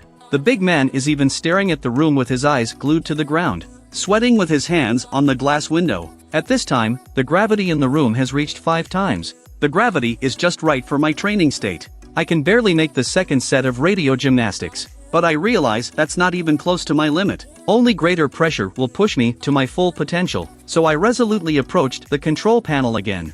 However, when the others saw me do this, they thought I was going to shut down the gravity room. But the next second I slammed my fist into the plus button. It scared the shit out of everyone. On the other side of the room, Xiao Junxin found Qingdong Shui. So it's because of the stress of the training camp, caused a few more trainees to quit here today. After all, the camp is home to some of the world's best minds. Just one day of laziness could end up at the bottom of the list. Many pampered trainees simply can't adapt. Just then Xiao Junxin noticed a new message appearing on his screen. It turns out that the gravity room's all-time record has been set. But when he saw the person who broke the record, he froze. Qingxue Dong also looked over in confusion. In the next moment, the cup in Qingxue Dong's hand was crushed. However, before she could recover, another message appeared on the screen. At that moment, Qingxue Dong was shocked and stood up, because the message is still the same. Lusheng has set a new record for the gravity room. Meanwhile, on the other side of the room, I've turned on 8x gravity. The pressure is so great that my blood is frozen. The people outside could already see that I had reached my limit, but just then I closed my eyes, followed by the sound of vibrations coming from my heart. In fact, this month, I've not only learned to earth breath, I've also learned how to build the heart of the divine illumination underworld scripture. Under great pressure, I finally broke through to the final step. Now my heart started beating like crazy. Then a terrifying aura instantly permeated my entire body. At once I felt my body become incredibly light. I realized that just remodeling the heart part, it given me a huge blood gas. I don't intend to hide my strength any longer. With everyone watching in horror, I walked towards the control center again. Everyone thinks it should stop this time.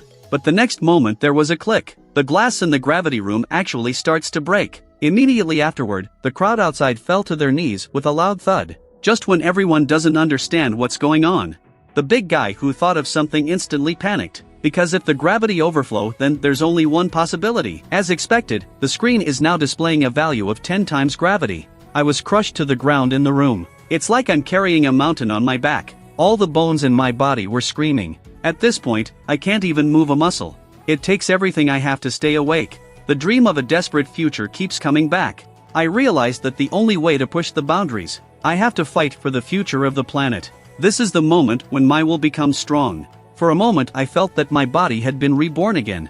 At this moment, looking I'm under 10 times gravity. A thought flashed through everyone's head. Lusheng, the Demon King, has returned. And under the force of gravity, the protective glass shatters. In a flash, a terrifying force of gravity swept outside. But it's just a trace of residual power released. All the students were overwhelmed and out of breath. Soon as the door to the gravity room slowly opened, I walked out of the room sweating, looking at the dark crowd surrounding the door.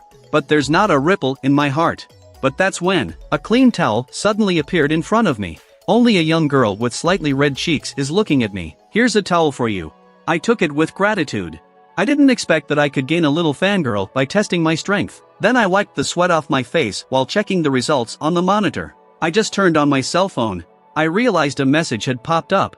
I can't believe it's a record-breaking reward. With the gravity room leaderboard appearing, the system message comes again. You have been rewarded 4,000 points for breaking the record. Everyone in the room froze in shock at these words. You know, their points are usually in the single digits. And while I was surprised that the bonus points were so high, but it didn't bother me much. After all, points are only good for food in my case. But before that I decided to keep testing. I took another step. The crowd is like a tidal wave that gives way on both sides. At this point, everyone is overjoyed to find out where I'm going. And in the spirit of hilarity, they followed again, unaware that Yang Yuan on the other side of the room had frozen, looking at my figure above the crowd. It was as if she saw a tiger traveling in the forest, and behind them are 100 beasts traveling along. That's when the girl on the side reacts. Isn't he a power strength talent? How can he break the gravity room record for defensive training? Yang Yuan is startled at the sound of his voice, because she realized that I was heading in the direction of the body technique room. In the body technique room, the student needs to choose the level and keep dodging the machine rays. The more rays you dodge, the higher your completion level will be. The speed talent redhead has just completed his test. The screen shows that the second stage is 87% complete. Over 52% of trainers. And this ranking connects the national system. That means he's already outranked half of the world's martial artists. He's confident that with this kind of strength at his age, he'll be admired by the other students when he goes out. Just when he was thinking about taking on a little brother. But he realized that there was no one outside the training room. Just when he wasn't sure what was going on. But he was depressed to find that the opposite side was actually crowded with people. What's even weirder? Even the two instructors, Qingshu Adong and Xiao Junqin, are looking at the opposite side of the room. One of his reactions was that there were instructors demonstrating. Then he pulled over a cadet and asked, "What's going on?" The trainee actually said he was watching Lushing take the test. Redhead scoffed and said, "You don't think that lazy guy can beat my record?" The cadets looked at him like he was a fool. Coldly said, "What are you?" However, as soon as his words left his mouth, there's actually a buzzing sound coming from the body technique room in front of him. Red Hair took a look and pissed himself, only to see all the emitters in the body room activate at full power. And I understand the rules of the test at this point. With the purple glow of my eyes flashing by, a wave of mental energy instantly sweeps through every corner. At the same time, a million laser probes on the wall are shooting straight at me. In an instant, rays of light fill the space, but I'm moving through them with ease. I'm able to dodge even the most difficult attacks. But then Qingshu Adong noticed something was wrong, because it's obviously my first time taking the test, but the move is incredibly familiar. And the exaggeration is that I'm clearly not looking behind me, but I was able to easily dodge the attack from behind. It's as if I'm able to predict the trajectory of the attack in advance. Just then, Qingshu Adong suddenly thought of an absurd possibility. At this time, I was walking around the body technique room with a relaxed expression on my face. The screen shows that the second stage is 62% complete. But the students outside were very unsatisfactory when they saw this scene. They feel like I can do this on my own. But Xiao Junqin smiles a little. He knows that my ease is just a facade, because he realizes that my stance has reached perfection. If anyone else had come, they wouldn't have lasted a second. At this point, as my speed increases, the system shows that the second stage of the stance trial has been successfully passed. After seeing this, Redhead was immediately frightened and doubted his life. Just because even with his speed talent, he can't do this. But I didn't realize I wasn't going to finish at this point. Instead, the third stage was started directly. Countless balls popped out in a flash, like huge raindrops that instantly filled the entire space. The crowd was dumbfounded by the sight. At this level, you know you can't dodge even if you don't try. But that's not all. Only to see the lasers beneath my feet suddenly activate. It turns into a barrier, restricting my movement. However, I'm intrigued by this scene. Just as countless little balls flew in front of me, the next moment I jumped and dodged out of the way with ease. However, Xiao Junqin sees the difference. It's a subtle realm stance. You know, even if he has the gift of speed, he didn't reach that level until he was 22 years old. But I reached that level at 18. On the other side, as the level of completion continues to increase, I'm also gradually starting to get a little bit stretched. But that's not my limit. With a burst of energy flowing through me, my wind breath switches instantly. This time, the crowd outside realizes I've disappeared into thin air. But Xiao Junqin knew. It's because I'm going too fast for the naked eye to follow. By now my body has transformed into a bolt of green lightning. The completion level of the trial reached 62 in an instant. However, without waiting for the crowd to react. In the next second, all the instruments in the trial actually went out. It's because I was too fast that the move test was completed in an instant. Even Xiao Junqin's eyes widened at this moment. He then saw me doing recovery maneuvers in the body technique room. Xiao Junqin was about to turn his head and leave. It looks like he's exhausted from his last outburst. But then Qing Dongshui suddenly stops him. Qingshu Adong then looked towards the body technique room with a heavy look in his eyes. I see me in the body technique room switching out my control panel again. The system screen then pops up again. The fourth phase of the stance training has begun. Only countless orb-like objects slowly rise into the air. Then 4 pillars of light sprouted from the orb's perimeter. As the countless orbs of light continue to intertwine, it's finally dividing the area into blocks. The crowd was dumbfounded by this sight. This is simply not something that people can escape from. But in just a few seconds, I've reached 30% completion. However, Xiao Junqin was looking very serious at that moment, murmuring, "Finally this intensity." Looking around at the densely packed rays, my wind breath has reached its limit. But soon I made up my mind. In an instant a strange power was catalyzed in me. In an instant, the divine illumination underworld scripture was activated at full power. I pushed out with both hands. A black boundary began to spread out with me at its center. This is the ability of a psychic who has reached the 3rd level. At this moment, I feel as if time has been stretched out in the boundary. The laser that was so elusive just now.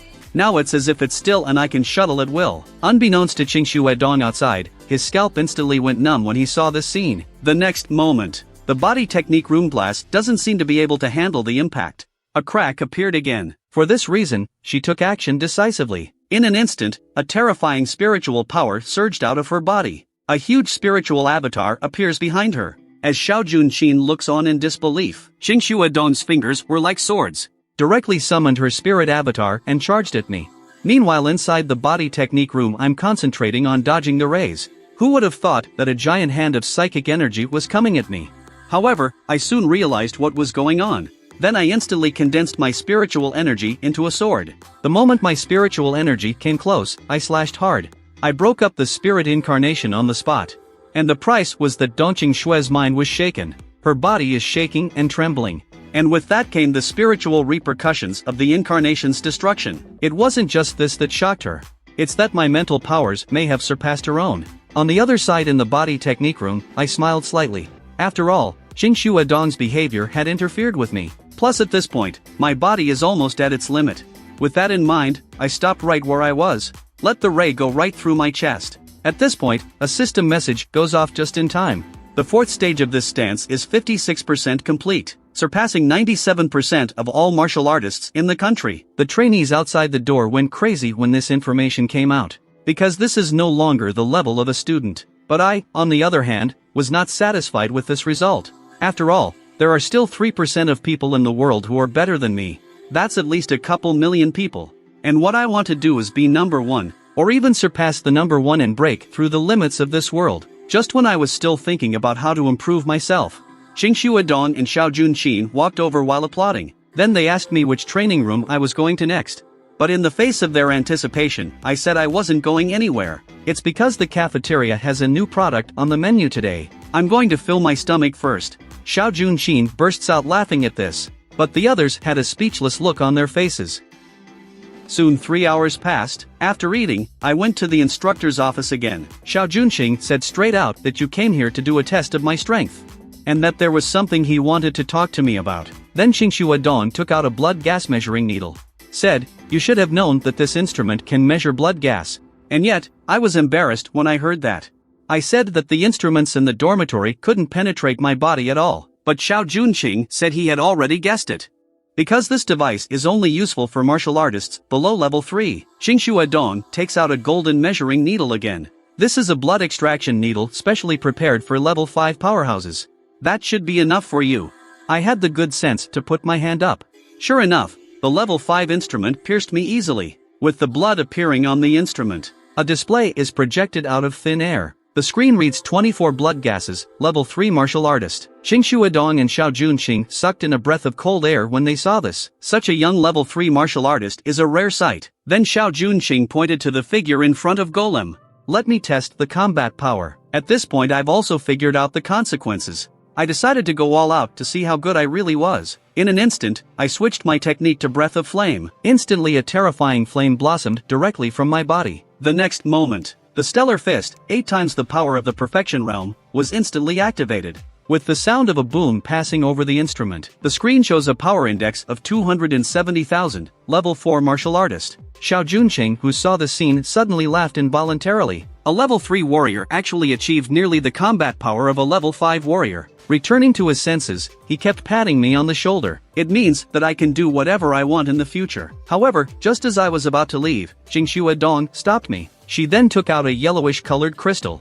Let me just touch it with my hand. I'll be able to test my spiritual level. With that, she ran her hand over the crystal. The screen showed a spiritual strength of 143, spiritual purity 4.2. Seeing this I was instantly intrigued. After all, It's the first time I've ever seen this in reality. At this point, as I poured my spiritual energy into the crystal, an even stronger light suddenly appeared.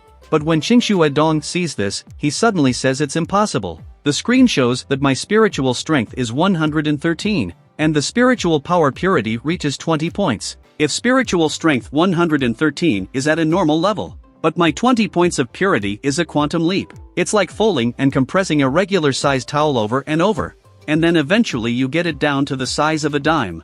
And even a spiritual genius like Qingshu Dong, her spiritual purity today is only about 4 points. It takes 2 years of hard work for every 0.1 increase, but my purity is now 5 times that of hers. And to top it off, I'm only 18 years old. But that's the kind of value that's already in the non-human category. Even Xiao Junxing can't hide his excitement at this point. The words of praise kept coming out of his mouth.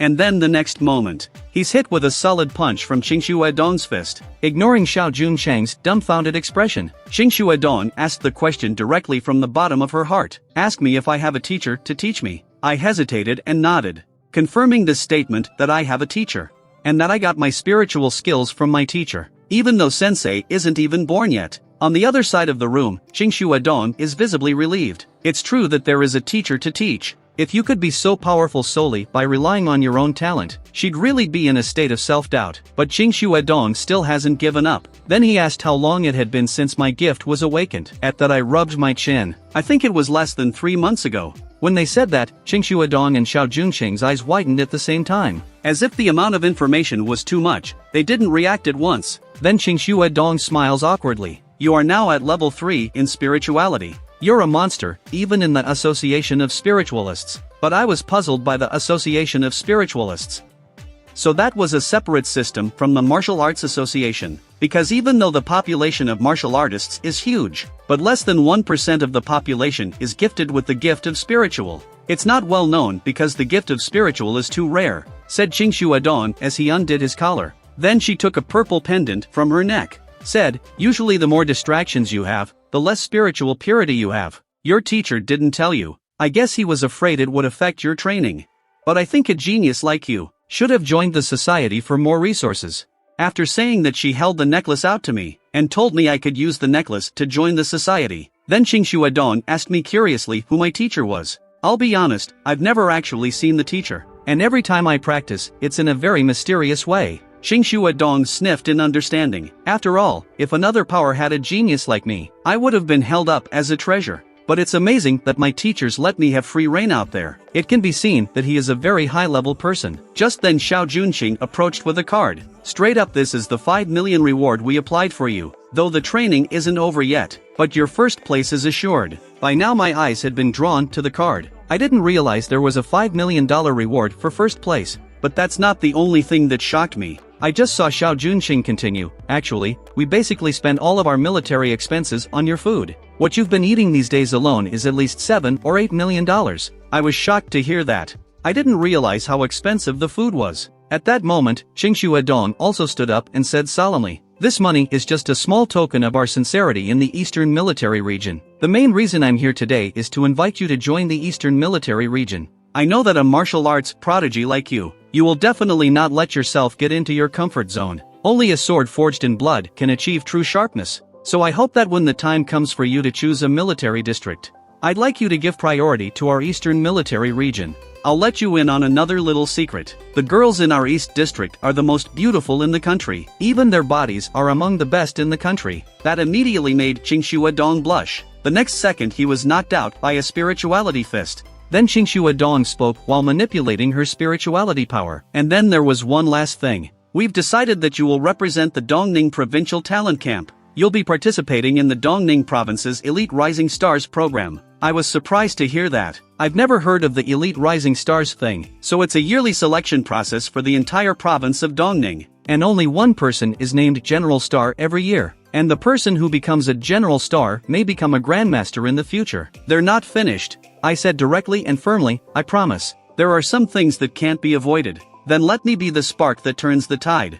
Xiao Junxing sniffs with an affirmative expression. If even you can't get elected, I can't think of anyone else in Dongning. And of course there are other reasons why I was so quick to agree. That's the kind of incentive a big province can offer. That's when Qingshu Dong came over. Tell me the Elite Rising Stars auditions are in a few months. It won't start until after the camp.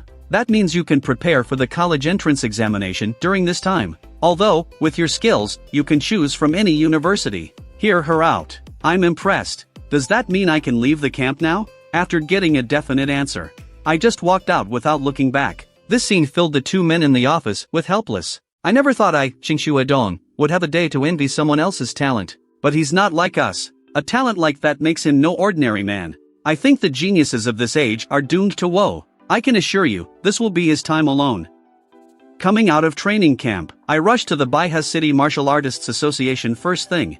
Due to the short time I was away, I quickly followed my memories to find the president's office. But before I could walk in, there was a roar from the front reception room after I followed the sound. But then I saw the president's secretary at the door. She saw me and instantly said hello awkwardly, and I pointed to the room to ask what was going on. But the secretary looked anxious and did not speak, and then opened the door. She signaled for me to go in first and talk later. I was curious, and I went in with the file. The secretary followed me with a worried look on her face. Only two people were in the room at that moment. An old man in a suit stood up when he saw me, and the chairman was sitting on the couch looking depressed. Soon the old man came over to me and looked me over, laughed. "This is the top genius of your Baiha city, isn't it?" said he. Suddenly raised an eyebrow at the president. "That doesn't look too bad, but not as good as my granddaughter." Instead of retorting, the chairman became even more depressed. The old man became even more pleased with himself. Then he pulled out the picture on his cell phone screensaver to show it off. And the person on the screen is actually Xiaolin, who was frightened out of me. The old man in front of me is Xiaolin's grandfather. But the old Xia, who didn't even know it, was still comforting me. After all, there are plenty of people who are worse than their granddaughter. But the chairman was so angry that he crushed his cup. Then he angrily asked me, "Why did you suddenly come back?" I reacted by handing over the file. Instructor Qingshu Edong from the training camp asked me to bring it back. She said it needs to be approved here. But old Xia, who was next to me, looked at me with skepticism. After all, only people who get fired bring back files. The old Xia is gloating a little bit. Ask me if I'm causing trouble at camp. Now need to find the recommender old Xiao to take the blame. Before he finishes, the president took the file out of my hand. At this point, he had a bad feeling in his heart, so he tore right through the folder.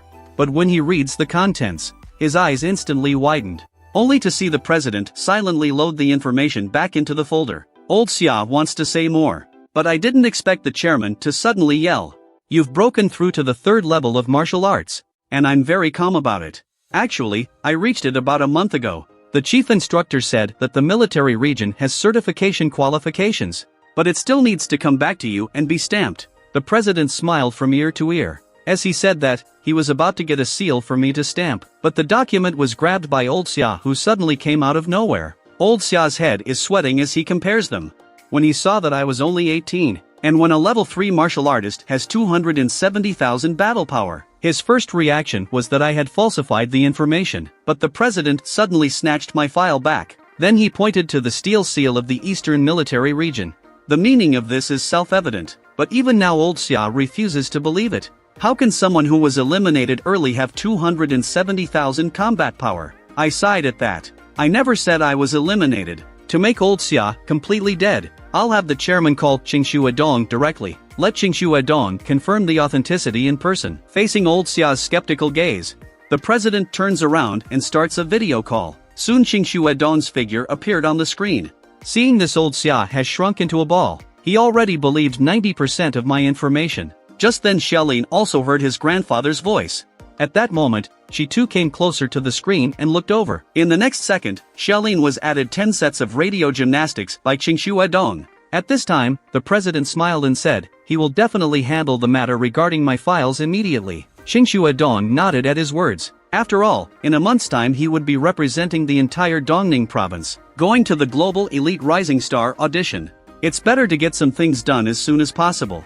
And the fact that he's now graduated with first-class honors. He don't have to come to camp anymore. This chain of information caused the chairman's brain to go down in an instant. He was suddenly refreshed by the reaction. The decadent look just now has disappeared. And by now old Xia had realized. So the monster Xiaolin always talked about was me in Baiha City. Meanwhile, on the other side, the chairman was just about to hang up the phone. But Qingshu Edong suddenly spoke up again. So it's my spirit weapon's main material that's ready. I'll just buy the rest online. As the video hangs up, the president just looked at me incredulously once again, because you can only use spirit weapons if you're spirit leveled, though I don't understand why I have spirit power, but the president is still happy because of my talent. On the other hand, old Xia, at this moment, he was so frightened that he lost all the pride he had just felt. Soon under the leadership of the president, I finished all the procedures in just 1 hour. At this point, the driver could see how happy the president was. He thought I had some kind of relationship with the president. I said the chairman is actually quite polite to everyone. But just then the driver suddenly braked hard and stopped. Before I knew what was happening, a sign reading Red Leaf Martial Arts came crashing down. It gave me a shock. Meanwhile, Red Leaf Martial Arts is in chaos. Dozens of strong men are confronting the director. A middle-aged man with a scar on the corner of his mouth is the first to speak. I, Taizhan Lin, have come here today. I'm here to spar with you, Red Leaf Martial Arts. Nishwan, who was holding up his father, cursed angrily, "You're still a level 4 martial artist. I can't believe you took advantage of my father's internal injuries to challenge him." At that moment, Red Leaf's director, Hong Chuan and I, stood up shakily. Taizhan Lin, I have promised you. No more apprentices for 1 year, don't go too far. At this point, Taizhan Lin looks like a hungry wolf waiting for an opportunity. Since you have a martial arts center sign, be prepared to be smashed. Hong Chuan and I sniffs and touches his misaligned arm to force it straight. In that case there is nothing more to be said. I used to be able to fight with my fists, now I'll fight to the death to keep it. But everyone knows Hong Chuan and I is at the end of this rope. It was his last strength before he fell down. It was then that Taizhan Lin finally revealed his true purpose. So it's Red Leaf Martial Arts that's been using my name for the past few months. It's taken over half of their business. Now seeing Hong Chuan and I seriously injured. And for that reason, today they're going to make sure that Red Leaf Martial Arts goes out of business. Nishwan immediately stepped in front of his father and said, "These are all students who voluntarily returned their cards to us." But Taizhan Lin didn't care about Nishwan's reasoning. "If that's the case, then I'll demolish your martial arts center today. When the students have nowhere else to go, they'll all come back." Nishwan's heart sank as he listened. "It looks like we can't avoid this battle today." Nishwan puts on a calm demeanor and poses, saying, "If you want to fight my father, go through me first." Hearing this, Taizhan Lin hems and haws. "Then don't blame me for hitting you too hard." As soon as the words left his mouth, a black aura emerged from his body. In the next moment, it surrounded him and rushed towards Nishwan. In just a moment, he had already raised his palm to Nishwan's body, facing the speed that far exceeded that of a level 4 martial artist. Nishwan doesn't react for a moment. Just in the nick of time, Hong Chuan suddenly appears. Holding his arms over his chest, he deflected the fatal blow for her. With a clicking sound of cracking ribs, the powerful force directly knocked him out. Taizhan Lin sneers at the sight. "You Hong Chuan can't even take a slap from me now?" Hong Chuan stabilizes himself. A mouthful of blood spurts out. It turned out to be Taizhan Lin who had actually broken through to level 5. Hong Chuan immediately forced himself to hold back his resentment. Speaking of himself, "I will go to the Wushu Association to cancel the martial arts center today." Nishwan heard this and realized that the dust had settled. Unable to change the situation, she cried out silently.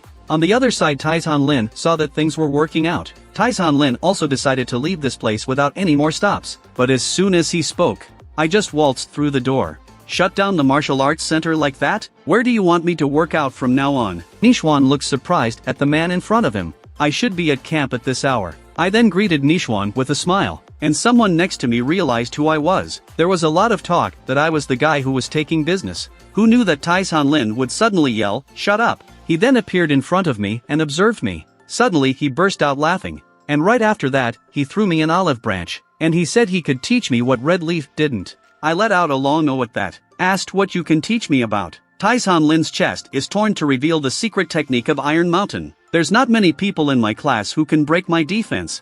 And as long as I'm willing to join their school, he will teach me everything he has learned in his life. I was interested in what he had to say. Asked, "Such a powerful technique, are you really willing to teach me?" Taizhan Lin, who sensed that I was a bit tempted, was all smiles. Said, "As long as you worship me as your teacher, I will never hide any skill." I then asked, "How are you going to teach me?" At this point, Taizhan Lin was getting a bit impatient. He was about to speak, but suddenly felt the hairs on his body stand on end. A sense of life and death crisis instantly surged out from the bottom of his heart. It was as if he was surrounded by some kind of great terror. For this reason, he immediately took a defensive posture. Metallizing his hands, he steadily protects his chest in front of him, only to see me smile and give him a thumbs up. It's really hard and powerful enough. And yet the next second, a storm of fists crashed down on him. With a click, a bone breaks. The terrifying power instantly sent him flying tens of meters. When the smoke clears, they realized that Taizhan Lin had already passed out, while everyone was staring blankly at the scene in front of them. And Taizhan Lin's many minions were directly stunned. They quickly picked up Taizhan Lin, who was still unconscious, and slipped away quietly. I don't really care about that. Instead, I came to Nixuan and asked about his injuries. At this time, Nixuan looked blankly at the young man in front of her. I didn't realize I'd grown to such heights in such a short time. At this time, Hongchuan and I also thanked me.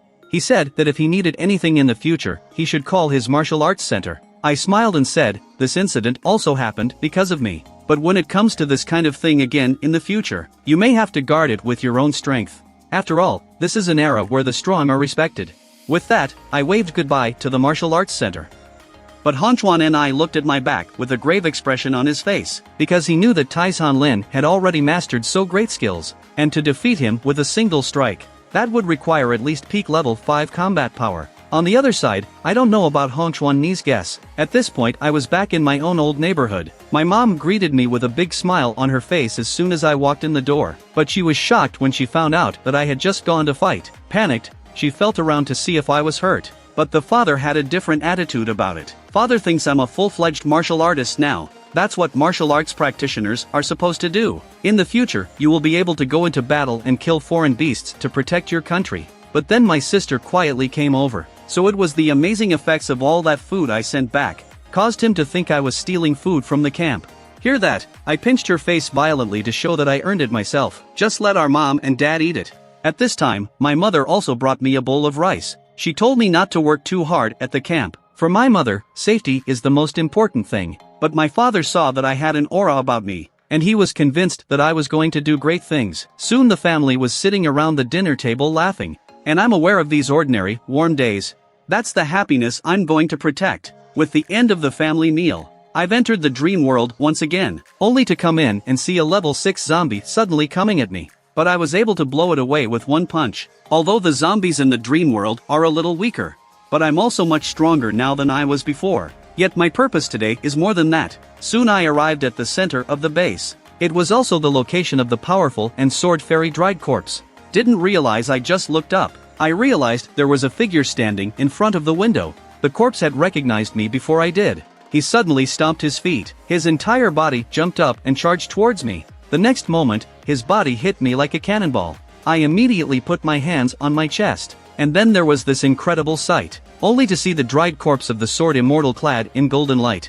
Its blood chi is like mercury, and its flesh is like steel. That strong sense of oppression is not at all comparable to that of a 6th level. This zombie is at the level of a grandmaster. But due to the excessive amount of battle memories absorbed in one breath just now, the desire for destruction has arisen within me. The next moment I move my feet directly. Breath of the wind switches instantly. After hearing a buzz sound in the air, I'm already in front of the zombie. And in the blink of an eye, I blasted a 6x stellar eruption. But just when I thought I'd gotten it right, but I only saw the corpse stretch out 2 fingers. He blocked my attack. This scene makes me feel uneasy. Then I did a backflip and pulled away 2.5 meters. Even though I only used 6 times my power just now, with the perfect realm leg technique, the combat power is at least 100,000. As a result, I can't even shake 2 of his fingers. But I still didn't give up. I switched to breath of flame again. This time I decided not to save my strength. Directly burst out 10 times the power of the stellar and rushed towards him. In a split second, the sky was shattered. A terrifying flame violently swept over every inch of land. But I realized something was wrong with my hand this time. A barrier appears in front of the zombie's eyes. This is the invisible stance of the martial arts master. It's so strong that even bullets can't penetrate it. In reaction, I was shocked and backed up a few dozen meters. But I'm surprised to find that the dryads aren't coming after me. Instead, it's just standing still and not moving. It's obvious that he doesn't see me as an opponent at all. Thinking back to the full force of my own strike just now, 99% of my power was removed from the barrier. I can't even get him to move. I just realized why level 7 can be called a grandmaster. Level 6 is still just a martial artist. But the more I think about it, the more I'm tempted. Because if I can beat him, then I will have direct access to the memories of the grandmaster. With this in mind, I don't hesitate to attack the Grandmaster's stance with Stellar Eruption again. But the invisible film is like a sponge. My countless attacks will be absorbed. If I want to consume his barrier, I will have to attack at least millions of times. And my stamina simply won't hold up. I was a little chagrined at the thought. Obviously, after I reached level 3 in spirituality power, I can easily kill even a level 6 zombie. At that moment, I had a flash of insight. All this time, I've only used my spirituality powers as an aid, and have been using Divine Illumination Underworld Scripture to increase my blood gas. Never used spirit power to attack, but I'm also a 3rd level psychic now. You know, compared to martial prowess, my spiritual realm is much more powerful now. Perhaps this will be my last chance. Thinking about this, I quickly condensed my mental energy into shape. Although I can't use my spirit to form a weapon yet, but it's enough to have a basic entity. And sure enough, the next second, a ball of crystal as bright as jade appeared in my hand. I then stopped hesitating. Holding the crystal in hand, he rushed towards the zombies. The moment the two forces touched, there's an ear-splitting friction in the air. It looks like it's much more effective than a normal attack, but it's not enough. In the next moment, I back up again and leap. This time I don't suppress my spiritual capacity. All of my spirit was condensed into a giant lotus flower. And then I kicked the crystal at the zombie. Next, a spiritual power like a Buddha's angry lotus poured out violently. And the zombie's invisible barrier finally cracked under the pressure. But it's still not enough. In a flash, an identical crystal lotus was coalesced by me once more. With a cry of fury, I slammed it towards the zombie. But this earth-shattering blow was unable to break through his defenses. A huge sweat broke across my cheeks. I realized there's only one chance. At that moment, my heart was hardened. Breath of fire, spiritual power, perfect fist, 10x stellar burst. In an instant, all of my techniques were activated. An unreserved attack slammed out. There's a loud thud. The terrifying power reaches directly to the ground through the crystal, and the shield finally cracks under the pressure. And with that, the body of the zombie is exposed. But the strange thing is that he has never launched an attack so far. But at this point I had no time to think too much. A skill called Breath of the Wind came to him quickly. Spirit undying, your will is mine to carry on. And then I threw my fist into the zombie's chest. But what I didn't expect was this moment. The zombie actually smiled a relieved smile. When I saw the scene, my heart suddenly trembled. With the black breath of the zombie merging into my body, the memories of the zombies come to me like a tidal wave. It turns out that in order to protect his relatives and country during his lifetime, when demonic beasts invaded Earth, he decided to stay at the front line, shedding his last drop of blood for mankind. And it was at this moment that I saw my first level 9 demonic beast, just being looked at from afar. I felt a sudden rush of fear. In the last memory, I saw a level 9 beast killed by a single blow from Manhwa. The original owner was also penetrated through the chest in this battle. But what I didn't expect was, he realized a brand new martial art at the last minute. After reading the memory, I was extremely shocked. So this is the life of a legend in the realm of the great masters. And the amount of memories absorbed this time is far more massive than any other time in the past. It turns out the zombie was a boxing master before he died. At this moment, all of his boxing axioms as well as techniques, they're all integrated into my body. My boxing skills suddenly improved like crazy in an instant. Soon with my roared, the Perfection Realm fist technique instantly breaks through to the peak of Perfection Realm. Subtle Realm advanced, entering the Subtle Realm peak, with a pillar of light breaking through the entire Dream Realm. I look at the light in my hands in disbelief. I actually broke through directly to the realm of Grandmaster. But then a name caught my attention. That's Manhwa, who in my memory defeated a level 9 demonic beast. And it just so happens that the creator of the stellar body training technique is also by that name. So I searched through the zombie memories. And sure enough, I found more information on Manhwa. Manhwa is nicknamed East Level Evil Young. The energy in the whole body is as endless as the blazing sun. Even a 7th level martial arts grandmaster is his biggest fan. Even on his deathbed, because he saw Manhwa strike, he was inspired to create a powerful martial art. Strangely enough, however, I have not found the contents of the martial art. For this reason, I'm going deeper into my memories. I found a golden ball of light here. After a moment's hesitation, I reached out and touched it, and the ball of light began to tear through my body. The next moment, he pulled me in directly. When I regained consciousness again, I have appeared in the midst of what was once a battlefield. Only fire and mist filled the sky and earth. Uncountable demonic beasts continue to pour out of the ground and air. Even now, I am already a half-step grandmaster. But my body can't help but tremble at the sight of it. Just when despair begins to overtake me, a back figure suddenly appeared in my field of vision. Suddenly, a brilliant golden light emanated from his body. In the next moment, he destroyed all the darkness. A buzzing sound pierced through the clouds. I vaguely saw the figure raise his right hand. I tried to keep my eyes open, but all I could see was a golden light. When I see clearly again, there were 10 suns in the sky at the same time. In ancient mythology, the sun of heaven and earth was the golden crow. The golden crow has the responsibility to control the sun. Each golden crow represents a Sunday, but when the 10 suns appear in the sky at the same time, then the rivers will start to dry up, the earth will begin to crack. Infinite light and heat burns everything. No living thing can survive the 10 days. And this is the unique skill that the martial arts master spent his whole life on. 10 suns, same sky. With this technique, one can even reach the 8th level of the Grand Master realm. But as the technique continues to integrate into my body, I realized that there were heart demons that were taking advantage of the situation. At that moment, I threw a violent punch. I realized the 10 suns, same sky in an instant. Back to reality again. But I suddenly realized something was wrong with my body. With the realization of Grandmaster Realm, there seems to be a qualitative change in my spiritual power, only to see me contract my massive spiritual power dramatically. The next moment, a bright ball of light condensed, and there's even the power of thunder and lightning in it. Though one's total amount of spiritual power has not increased, but there is a vast difference in quality from before. If Xiaolin's spiritual energy is air, then Xingxue Don's spiritual energy is water, but mine is more like a ball of pure steel. Feeling my own rapid progress, I suddenly spread my spiritual energy out in a heartbeat. In the next moment, I lifted a building into the air. I was so frightened that I broke into a cold sweat when I saw the scene. I didn't realize I was using only the simplest of mental powers. I was able to lift hundreds of tons.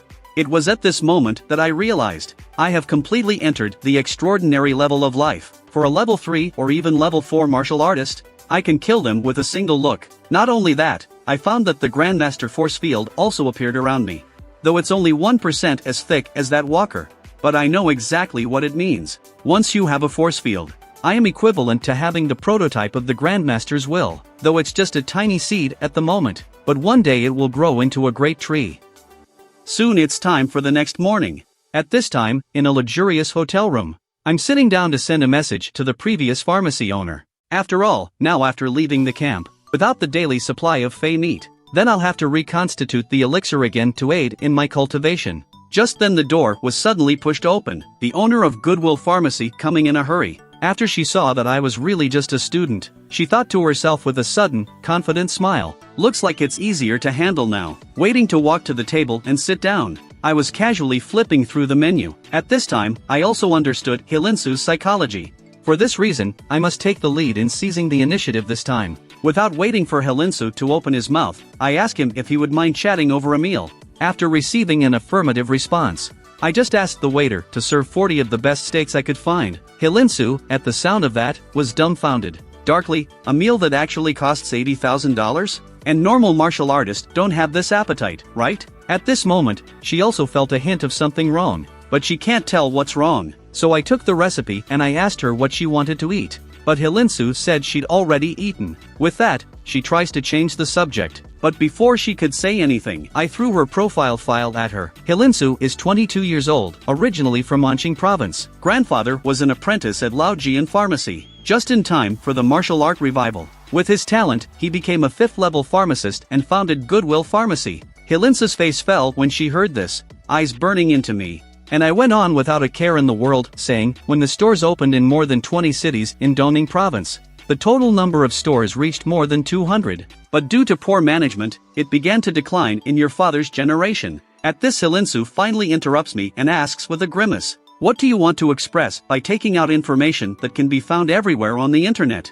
Just as 40 steaks were being brought in, I replied as I chewed on the tenderloin, the reason I said so much, I just want to tell you that Goodwill Pharmacy collapsed so quickly, in addition to old concepts and poor management, and the fact that your mother, the Chen family, has been suppressing it for years. Hilinsu instantly slaps the table when she hears this. She couldn't believe her mother would do such a thing, although her mother left her when she was 2 years old, and never came back to see her in all those years. That doesn't surprise me, just so she could go back and ask his father. She saw me making such chesty remarks. At this point, Hilinsu is also in a state of shock and confusion. After all, the decline of Goodwill Pharmacy did begin when her mother left. At that time, the He family was closing several stores a day. No matter how poorly my father ran the business, it wasn't like this. And the strange thing is that every time a project is negotiated, they will all be disturbed inexplicably. And that's when I suddenly spoke up and pulled Hilinsu back. Speaking of which, don't blame me for checking too closely. After all, we may become long-term partners. At this point Hilinsu has also figured out a lot of things. It means that she will also verify what I said. Now it's time to talk about cooperation. At that, I went straight to my original proposal. I'll be the one to provide the prescription and the technical guidance. And you, Goodwill Pharmacy, are only responsible for manufacturing and distribution. But I want 90% of the profits.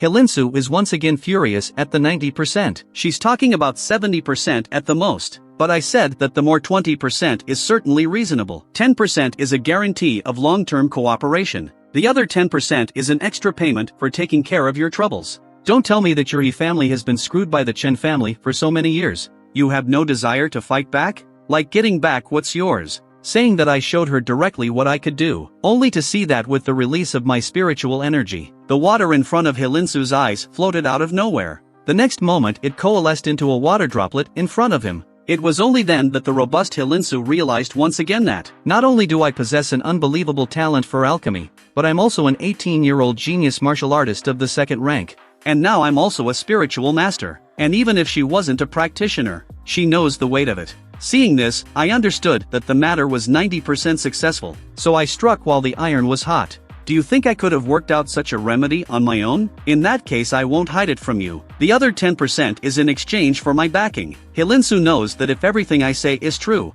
then even if she has no intention of retaliating, the Chen family will still not let the He family go. So it seems like working with me is the best thing to do. Just then she had a sudden change of heart. Isn't this an opportunity to step onto my ship? She bet that I will achieve more than this in the future. Seeing Hilinsu agree, I'm going to take out the recipe for Reiki blood soup. I told her to apply for a patent or something. As for the pharmaceutical process, feel free to ask me anything. With my goal accomplished, I left the place with a smile and a wave of my hand. Straight away, I opened and closed the door in one fell swoop. Hilinsu was left alone in the room doubting life. He seems to be a student, so he should be easy to fool around with. I didn't think I'd be led. Just then the waiter walks in with the bill. Ma'am, would you like to pay your bill now? Hilinsu was stunned at her words. No wonder he felt something was wrong. Then she reluctantly asked the waiter how much it cost him, and the next moment she sees a waterfall of bills.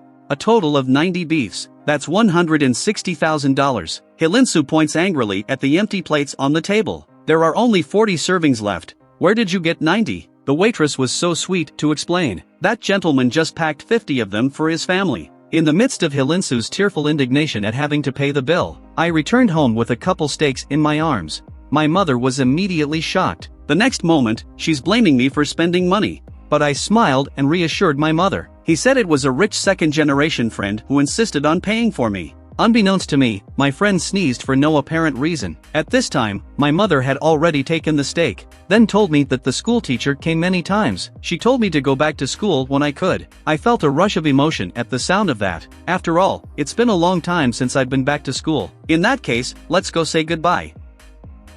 Soon the next morning, Mr. Zhao is sitting in his office as usual, but then the teacher heard a knock at the door. When he saw it was me, he was shocked. I was standing in the doorway holding a fortune tree. He smiled and said, I specially selected this for the teacher. It is also an apology for the last accident. The teacher receives the tree happily, obviously very pleased with the gift. It was then that the teacher finally looked me over. It's only been a month. But now he looks at the aura emanating from me. He realizes that he can no longer see through me at all. Then the teacher welcomed me into his office. Then the teacher told me that I was going to graduate and leave this place. He'll only see me on TV. And then he asked me what my next move was. I will participate in the Elite Rising Stars audition. Then I tell the teacher about taking the Spiritual Master exam. 2. The teacher was dumbfounded. He was so shocked that even the cigarettes he had just ordered fell to the ground. Reacting, he jolts to his feet. To know that anything was enough to shock him for 2.5 years. But now these things have happened to me. I just saw the teacher hold his forehead and exhale.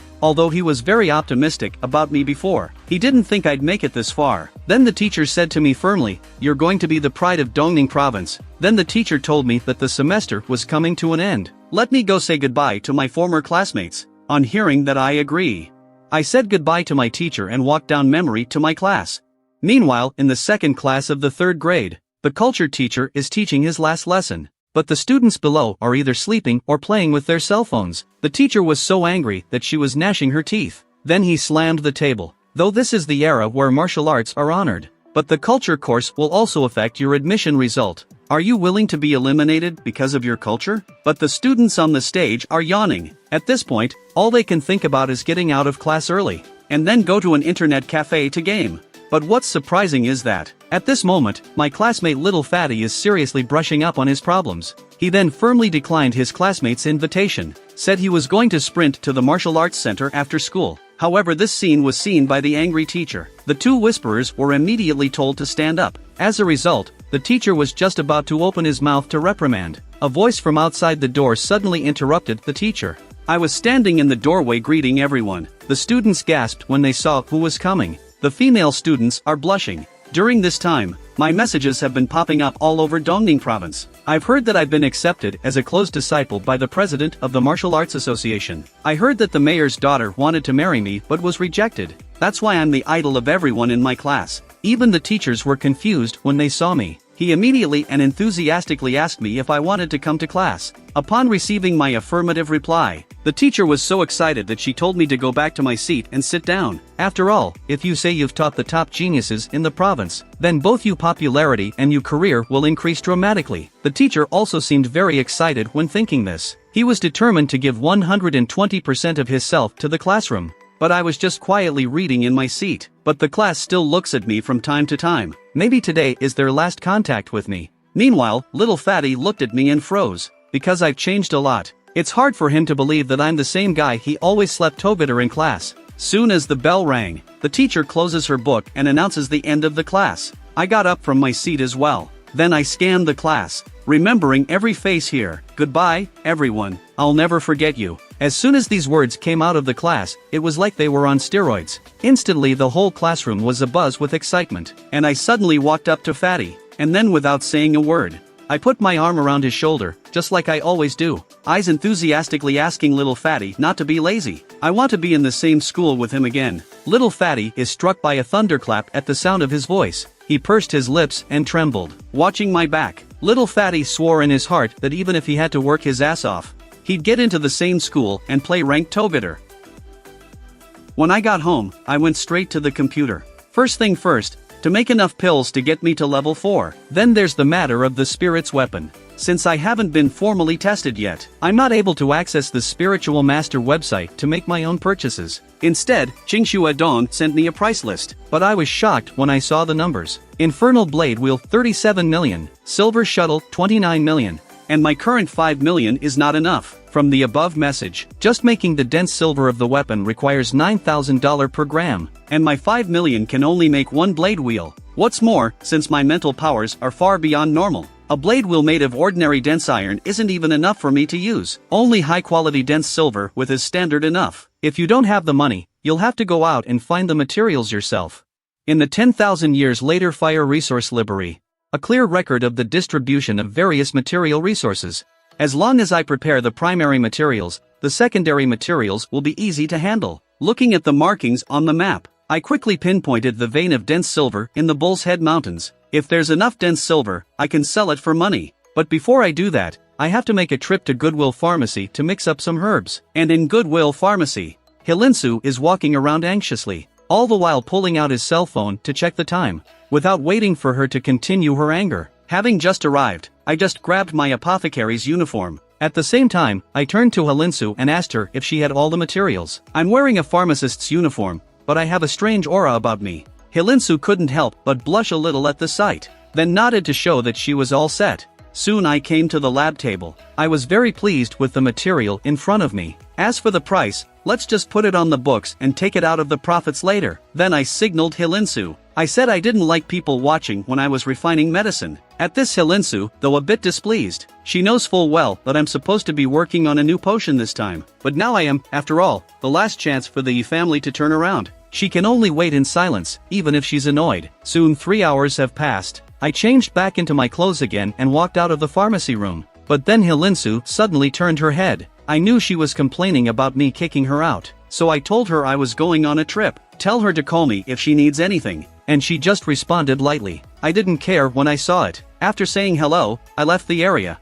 After confirming that I really did leave, she suddenly gets up and storms into the pharmacy. Eyes then search around like radar. Soon he's got a lock on a used test tube. Sure enough, I'm still refining the same unknown new drug this time around. In fact, I've been coming back every day for the past few days to make a new drug.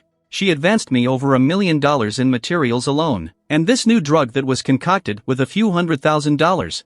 It's more effective than a multi-million-dollar formula. But now I'm hesitant to give it to her. Just then Yellow Hair hurried over. Tell Hilinsu that the surveillance cameras can't capture anything at all. Everywhere I go, the surveillance fails for a brief period of time. Hilinsu covers her head in frustration at this. It's true that this kind of small-mindedness is in the presence of a spiritual master. It's just asking for trouble. Suddenly she stares intently at the test tube for a moment, and then just threw the medicine in the trash. At this moment she has made up her mind. From now on, the He family will be my loyal companions.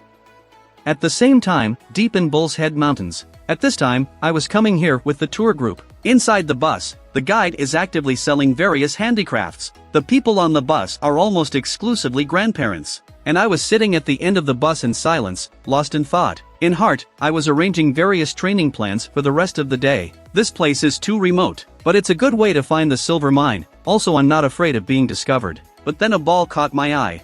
A little girl ran over and picked up the ball. And then with a happy face, she asked me if I wanted to play a game with her. But before I can answer, a gentle woman came over and picked up the little girl, apologize and teach the little girl at the same time. And I'm just nodding my head that it's okay. And then I look in that direction and I'm shocked. There was a man sitting on the inside of their seat. The man's body was emanating spiritual energy. When he sees me, he smiles and nods. Seeing this, I couldn't help but purse my lips and smile. Looks like this trip isn't going to be too peaceful. At this point in the car, a pink-haired girl is complaining with discontent, blaming her bestie Zishanlin for bringing her to such a remote place. But in fact it's because Zishanlin just lost her love. Zhengdan was afraid that she might be in danger and decided to follow her. Although Zishanlin said the view from Bull's Head Mountains is very nice, but it's completely uninteresting to Zhengdan. Just when she was getting bored, a burst of laughter caught her attention, only to see the back seat. A little girl is playing ball toss with me, and I'm catching the ball every time.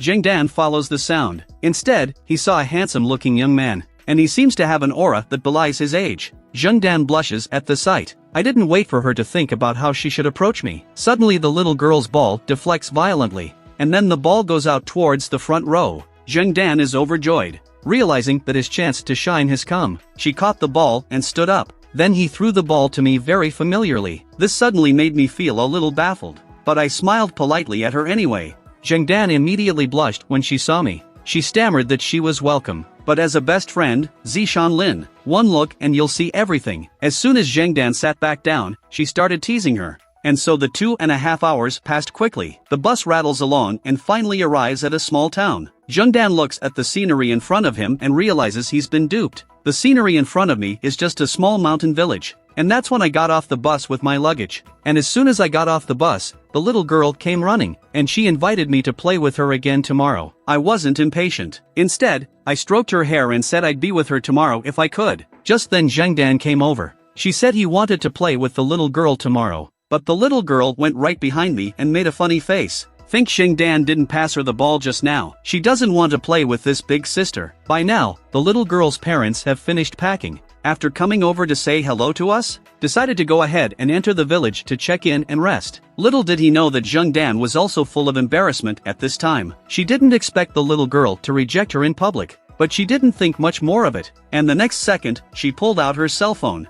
She was looking forward to asking if I could add on WeChat.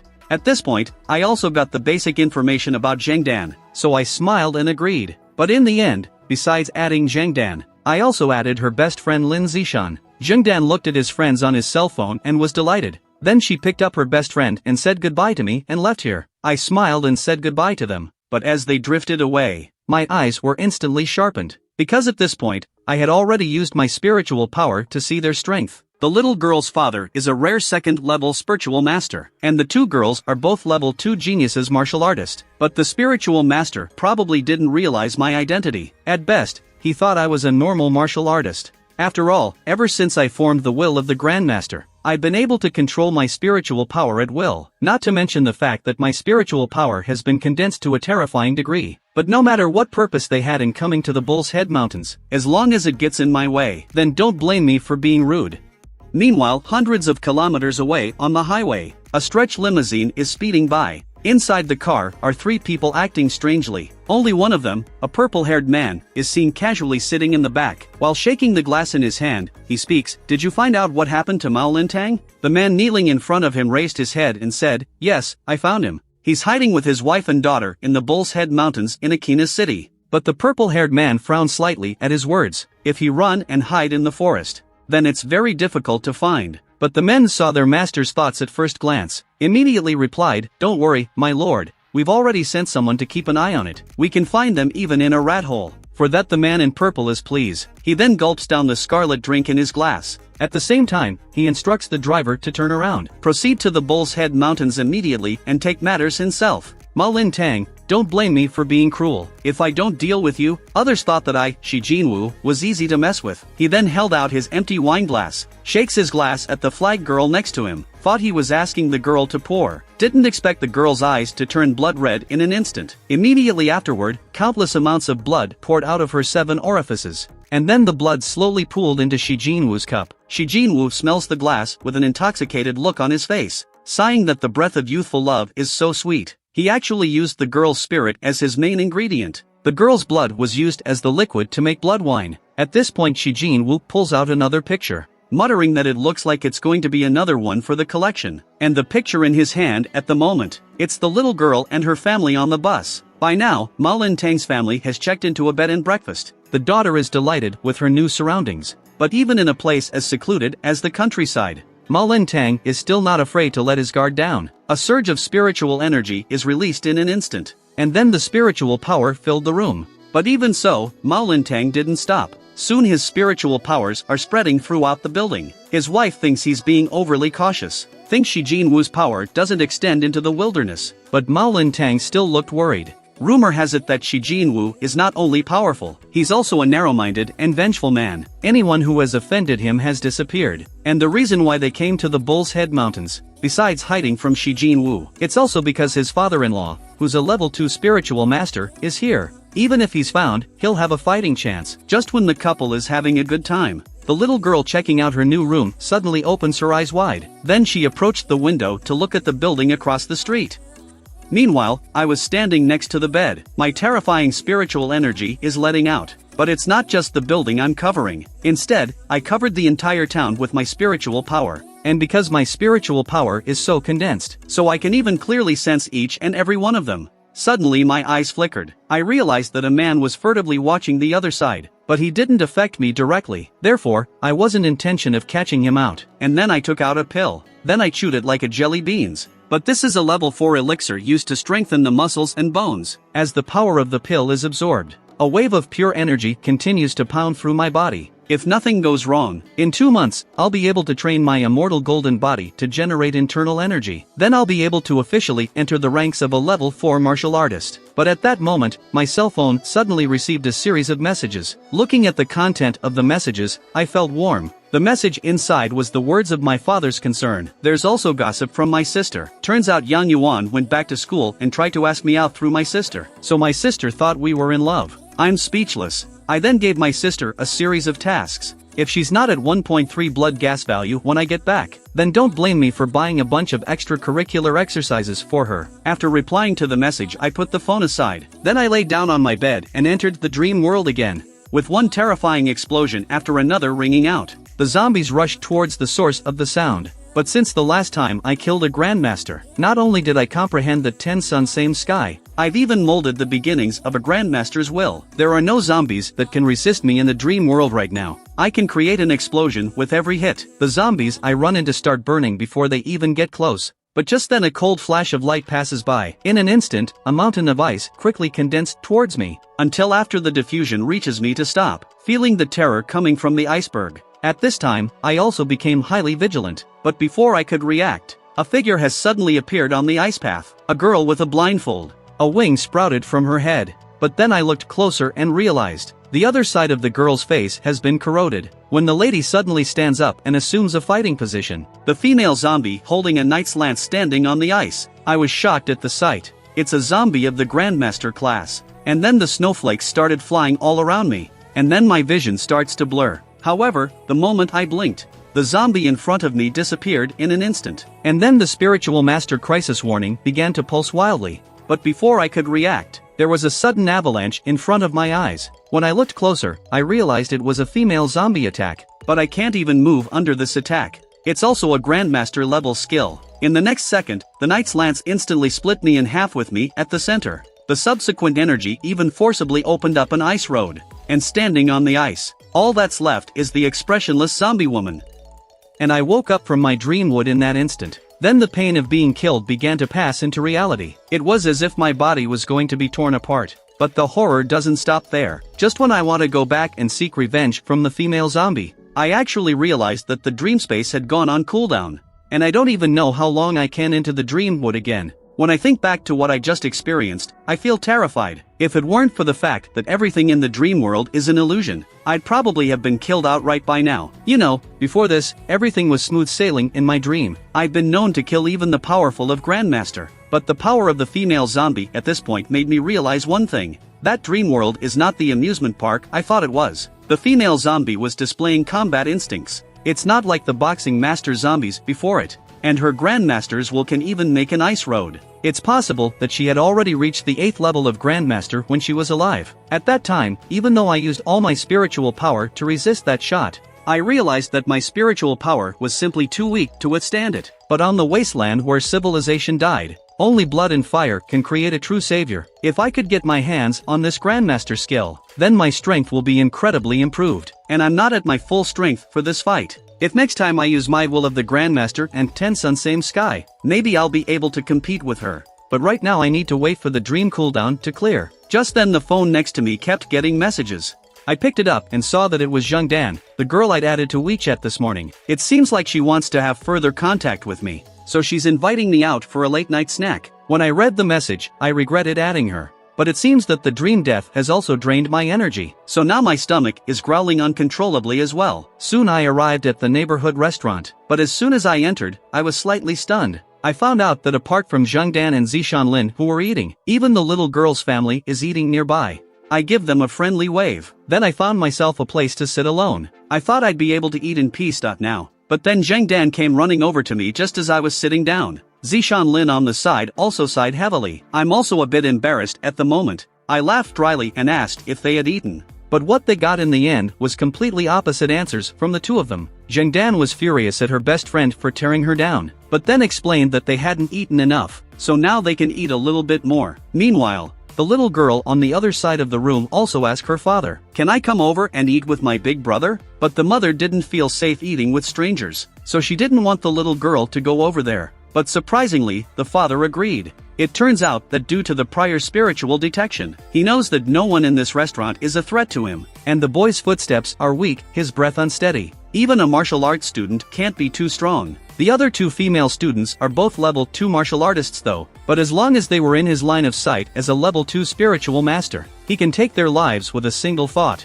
And that's what makes spiritual master so terrifying. The mother was relieved to hear that. If the husband says so, there should be no problem. At the same time, my dishes were also served, but the table was full of food, and they were stunned, and I thoughtfully ordered a few dishes for the little girl. The little girl is energized by the sight of her favorite dishes. She threatened to compete with me to see who finishes first, but before she could finish a rabbit bun. On the other hand, I've already eaten a whole cage of buns. However, Zishanlin, who saw the scene, looked sad, because generally only the less privileged families, or people who haven't become martial artists, need to eat so much. Because when you become a martial artist, those who have the means to do so rely on elixirs. But she sees that I should have become a martial artist by now. Nearing this, Zishanlin suddenly came close to Jungdan's ear and said, "His martial arts qualifications and family background are average. He's not good enough for you, the Eastwood Martial Arts University student." But Jungdan, who only knows how to be a nymphomaniac, doesn't care about that. She doesn't listen to Zishanlin's words. However, this action has definitely pissed off Zishanlin, and then she anxiously urged her to stay away from me, the common man, because love isn't just a passing fancy. In the end, it all will become the plain life. However, Jungdan, who is a love brain, doesn't care so much. At this point, I'm the perfect person in her eyes. And then stated that even though I'm from a bad family, she would support me to get me farther. And more importantly, she was convinced that my future was going to be much more than that.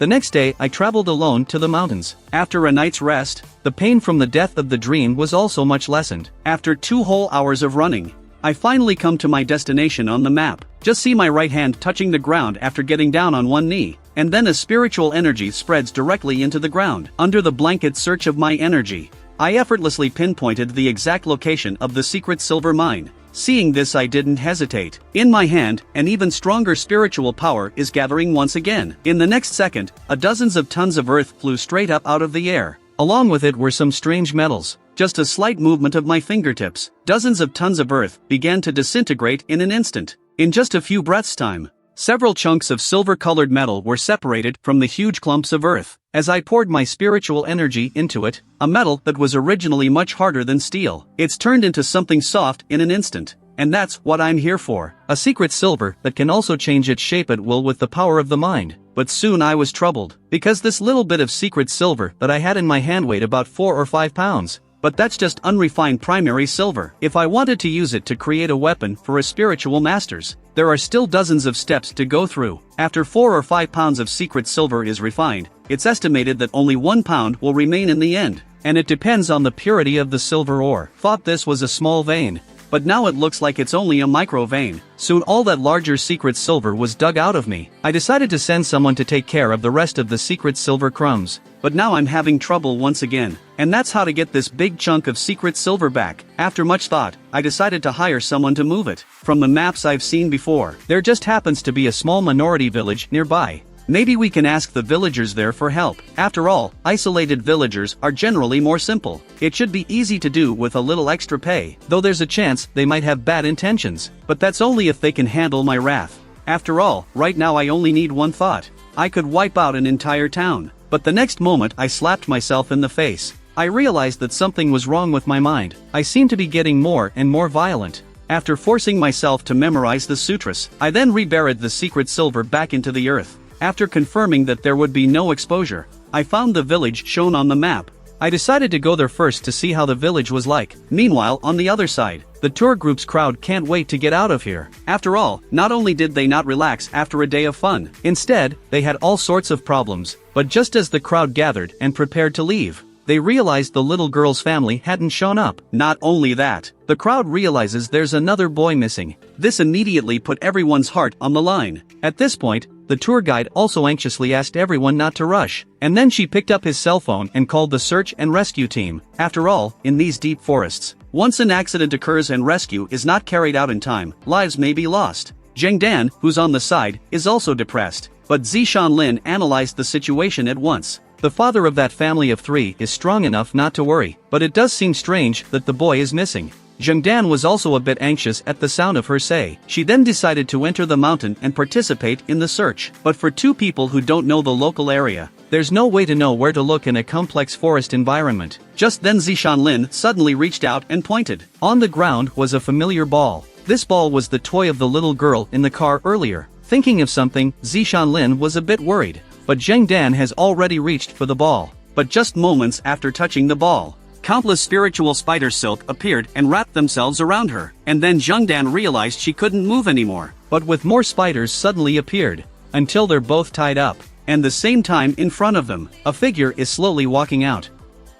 Meanwhile, in the Xianjia stronghold, a villager suddenly rushes into a house. As he runs, he says it's eldest sister coming back. The old man in front of us is the village chief of the Xianjia stronghold. He's also the father-in-law of Mao Lin Tang, a second-level spiritual master. But before the village chief could react, a cheerful little girl rushed right in. Then she jumped into the village chief's arms. But before the village chief could take a good look at his granddaughter, outside the door, Mr. and Mrs. Mao Lin Tang came in. But at this point, the 2 men looked very restrained. The mayor immediately realized what was going on. He then turned his head to look at his disciple, Dahu. Tell them to take the little girl and hunt some game, and also instructed to pick the bigger ones. And the little girl was so happy to hear that. She was clamoring to go with Dahu, waiting for Dahu and the others to leave. Only then does the mayor calmly ask the couple what's up. At this point, the couple is also a little awkward. The wife is looking anxiously at her husband. Mao Lin Tang grits his teeth and stops obsessing. Decides to tell his father-in-law the reason for his return. Soon the 2 men tell the whole story.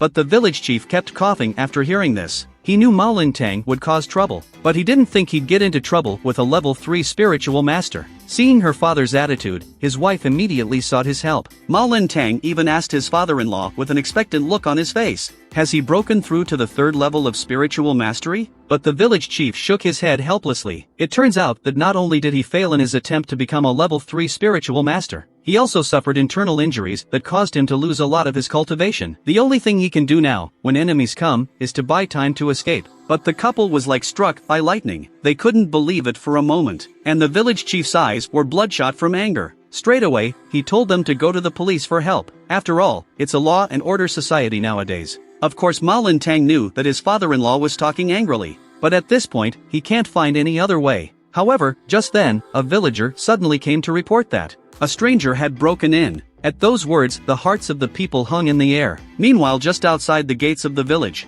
I finally come to the nearby village through the map. However, just as I was about to ask about the village, a dart suddenly shot at me out of nowhere, only to see that Dahu is coldly inquiring about my identity and questioning why I'm coming. The other party's behavior immediately made my eyes go cold. However, I was just about to make a move, but then I saw a little girl peeking out of the bushes. After making sure she didn't recognize the wrong person, the little girl jumped into my arms. Apparently she didn't expect me to come here. At the same time, the village chief and the others saw me. The Ma Lintangs recognized me immediately. After introducing each other, the crowd's nerves are relaxed. Daho came up to me and apologized, and decides to hunt some game for me himself. And the mayor looked at me with a smile on his face. He seemed to be very welcome to my arrival. But even though this looks like an ordinary village, I could tell right away that it was unusual. It's very difficult for a spiritual master to come across, but now there are 3 psychics here at the same time. Of these, the village chief is at the peak of level 2, but I had some troubles now.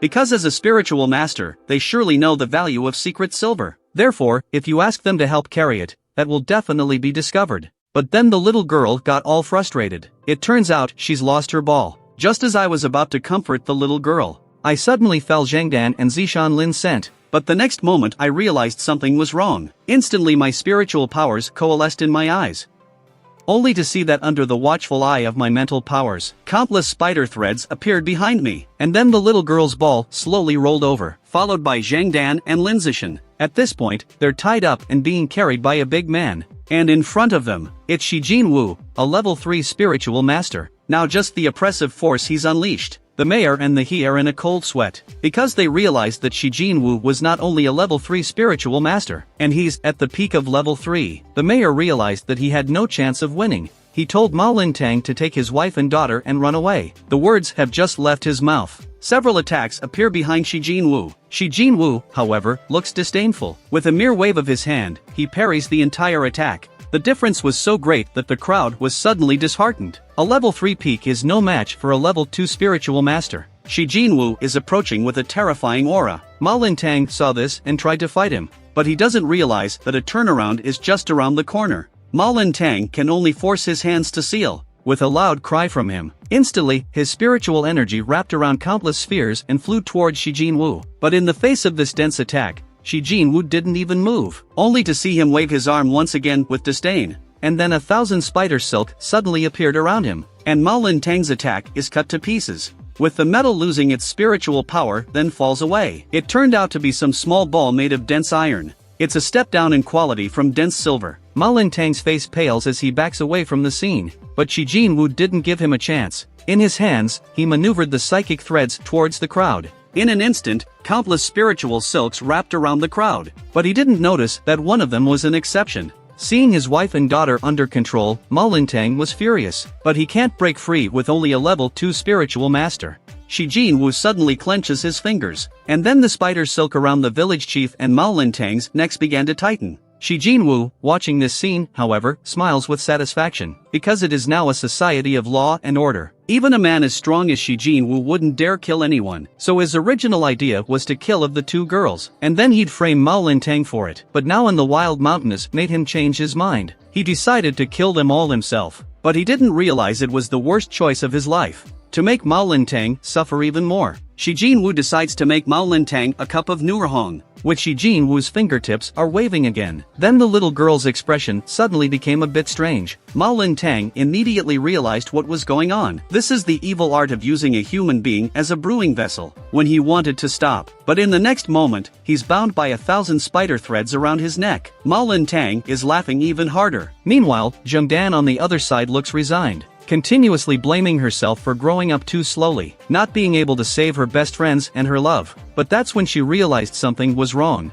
See, I was just standing there with no expression on my face. It's not clear what's going on, but they was suddenly thrown to the ground by two big men. It turns out that Shi Jinwoo is giving the order to the big men again. Tell them to go get the little girl. But just then, Shi Jinwoo's spiritual spider thread suddenly began to break. Sensing something, he immediately looked over at me. At this time I was surrounded by a blue aura. In my hand is Shi Jinwoo's spiritual spider threads. Then I began to calm the little girl. But the two big men were already charging at us. I just threw 2 punches at them without a care in the world, and then they were instantly blown away. And that split-second burst showed Shi Jinwoo what was going on. My power has reached the level of a 5th level martial artist. But soon he denied himself, because at this moment, I'm not only a weak face, and don't have the internal energy of a level 5 martial artist. Shi Jinwoo immediately put his heart at ease when he thought of this. Only will die by his hand if who don't have the internal energy. And he thinks I'm Mao Lintang's accomplice, but didn't know that Mao Lintang was also confused, only to see the spiritual energy in Shi Jinwoo's hand coalesce once again, then violently pushed his hands outward. A massive spiritual spider instantly rushed towards me. However, I simply smiled at this. Then my entire body was surrounded by a wave of blue energy. In the next moment, I suddenly stretched out my right hand, like pulling the energy out of spider and into pure spiritual energy. This sight strikes fear into Shi Jinwoo's heart. He recognized that this was a martial art of the realm of control. You can control everything from the palm of your hand. Nowadays, even the masters find it difficult to achieve this level. I'm holding hundreds of spider silks in one hand. Then I raised my hand and yanked on the silk. Then Shi Jinwoo was suddenly yanked over. At this point, he can't even control his own spiritual power. At this point Shi Jinwoo realized that he had been defeated. And then his body began to expand. And when he was in the air, his body turned into a meatball. The mayor was shocked when he realized what was going on. He was clear that this was a sign of spiritual self-destructive. If it succeeds, everyone will die of insanity. Jungdan is also looking at me nervously, because at this moment, Shi Jinwoo has completely turned into a meatball. There are invisible ripples in the air. But I was hugging the little girl at this point and mumbling, "It's just so pathetically weak." In the next moment, a large amount of spiritual energy was instantly gathered in my palm. Then I grabbed at the meatball. The giant hand covers Shi Jinwoo's body in an instant. Third level spirit master? Under Shi Jinwoo's incredulous gaze, I give a hard, fierce grip, and so Shi Jinwoo disappeared into world.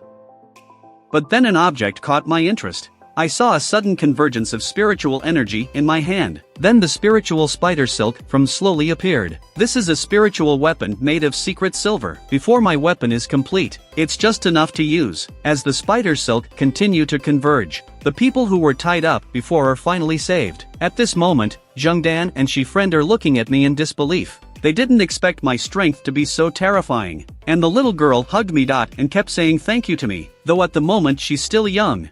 But she also clear that I just saved her and everyone else. The village chief and Mao Lintang are now even more numbskull. After all, my strength as a 5th level martial artist is already terrifying enough. But they didn't realize my spiritual power was even more outrageous. Now I was able to crush a 3rd level psychic with ease. All of this has already exceeded their know. It seems that a true dragon will awaken in our country. Sober Mao Lintang walked up to me, but he was so nervous he didn't know what to call me. And I also could see the nervous look on his face. Then I smiled and said, "You're welcome, Brother Tang. There's one more thing I'd like you help to do." Mao Lintang is a certified spiritual master by the assessment. There are usually specialized channels that can handle secret silver, so it's best to leave it to him. Mao Lintang said he would do his best. After what happened today, he doesn't think he'll ever be easily shocked again. But when he saw the pile of mithril I need deal with, his jaw was about to drop, because the secret silver in front of him is worth at least $10 billion.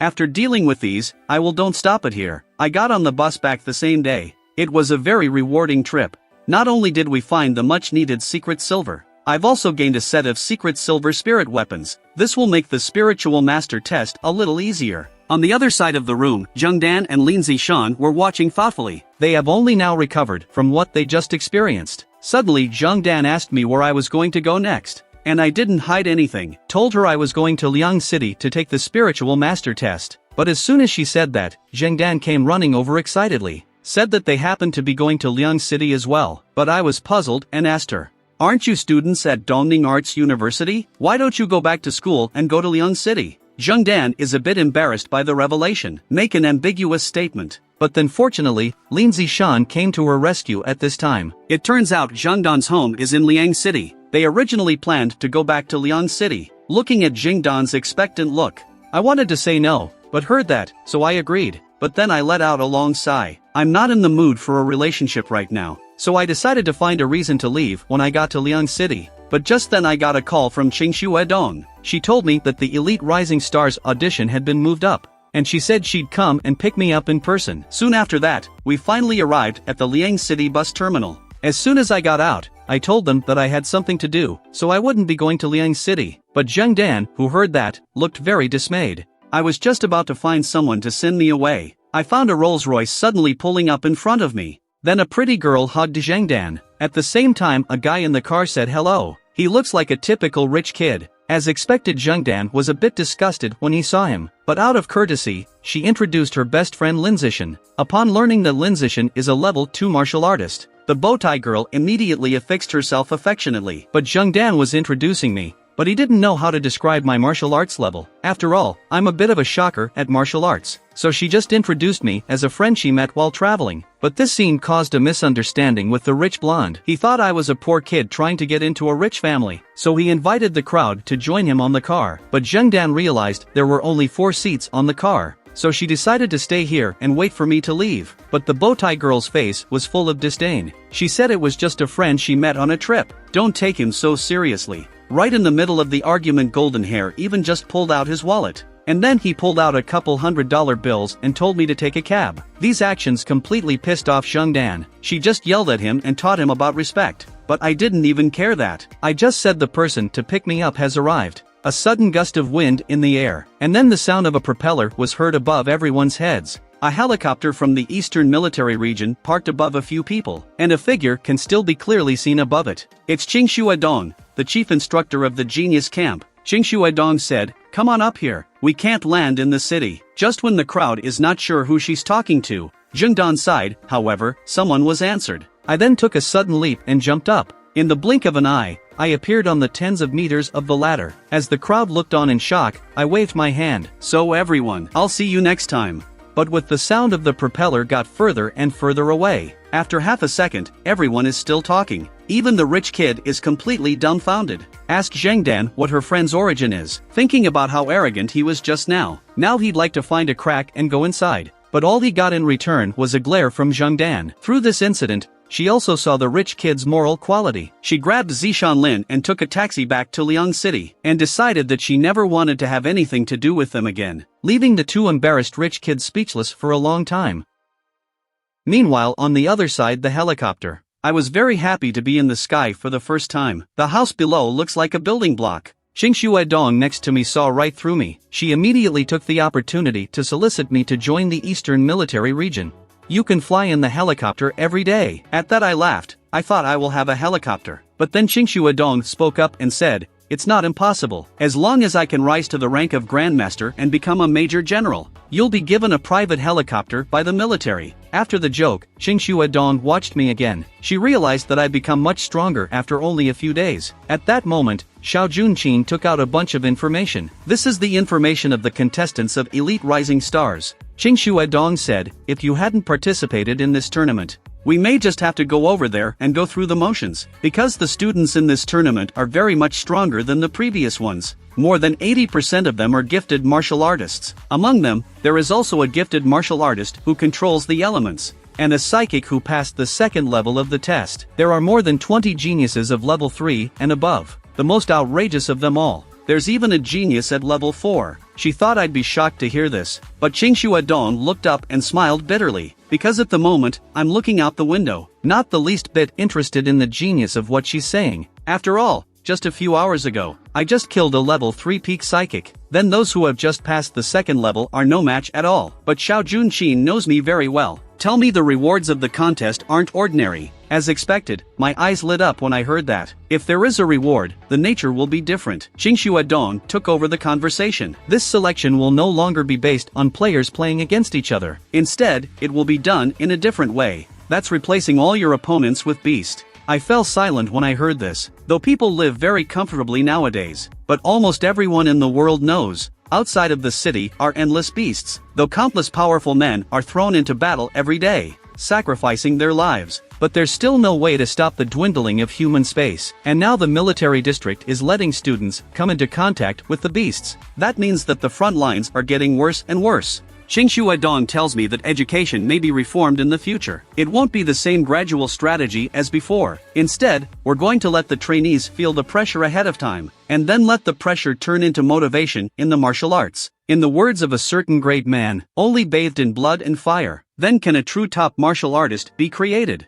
I was clear on this point from the dream accounts, and very much agree with this approach. And although the tournament has become more difficult and dangerous, but the rewards are just as great. If you make it to the top 10, you'll get a copy of the Peculiar Blood. The top 3 will be able to enter the Peculiar Blood pool directly, and the one who actually wins the title of Elite Rising Stars will have direct access to the Peculiar Marrow pool. I looked startled at the words, because of the large amount of energy within the beast. So eating beast meat will strengthen the human body. The deeper part is extracting the cellular fluid of the beast to create blood that can be consumed by humans. The peculiar marrow oblongata is the spinal fluid of the beast, depending on the strength of the Fae. The levels of blood and marrow are also categorized into different levels. This time, all the rewards given out by the military department are of level 4 and above. This is an unprecedented change, and a single level 4 peculiar blood in the top 10 is priced at 50 million. And if getting into the top 3, you'll get the entire incubation chamber's peculiar blood,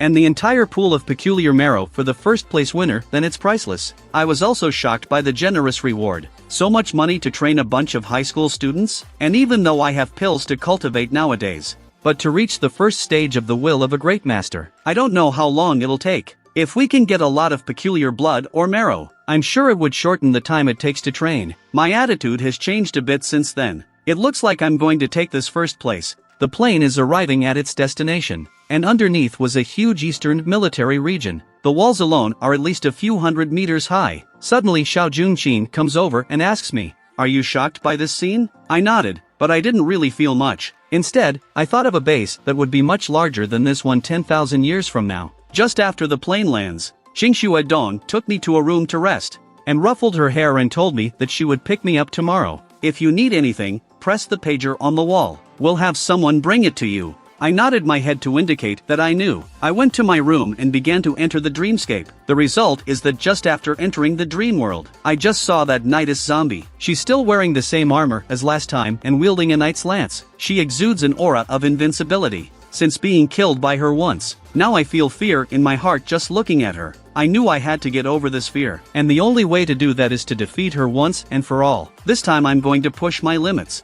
Increase blood gas activated. Switching to breath of flame gathering 3rd level spirit power. Activate divine illumination underworld scripture. Control realm fist technique. 10x stellar power. Patriarchal skill. 10 sun same sky. This is the moment when I use all of my skill. I rushed towards the knightess like a blazing sun. However, 10 minutes later, I was still painfully awakened from my dream, though I still couldn't kill her in this fight, but on complete preparation. I won't be killed in one hit like last time, and this fight has improved my martial arts even more. Dozens of martial arts have been perfected. Most importantly, I have overcome my fear of death. From now on the state of mind will be stronger and purer. And just then there was a knock at the door. It's Qingxue Dong and Xiao Junshin. They came over to ask me how my rest was going, despite having just fought all night, but overall a good night's rest. But then suddenly Qingxue Dong looked straight at me. She realized that I seemed to have changed again over the course of the night. If yesterday I was like a jewel wrapped in mud, then today is the day to clean away the outer layer of sediment. It's like a piece of polished jade.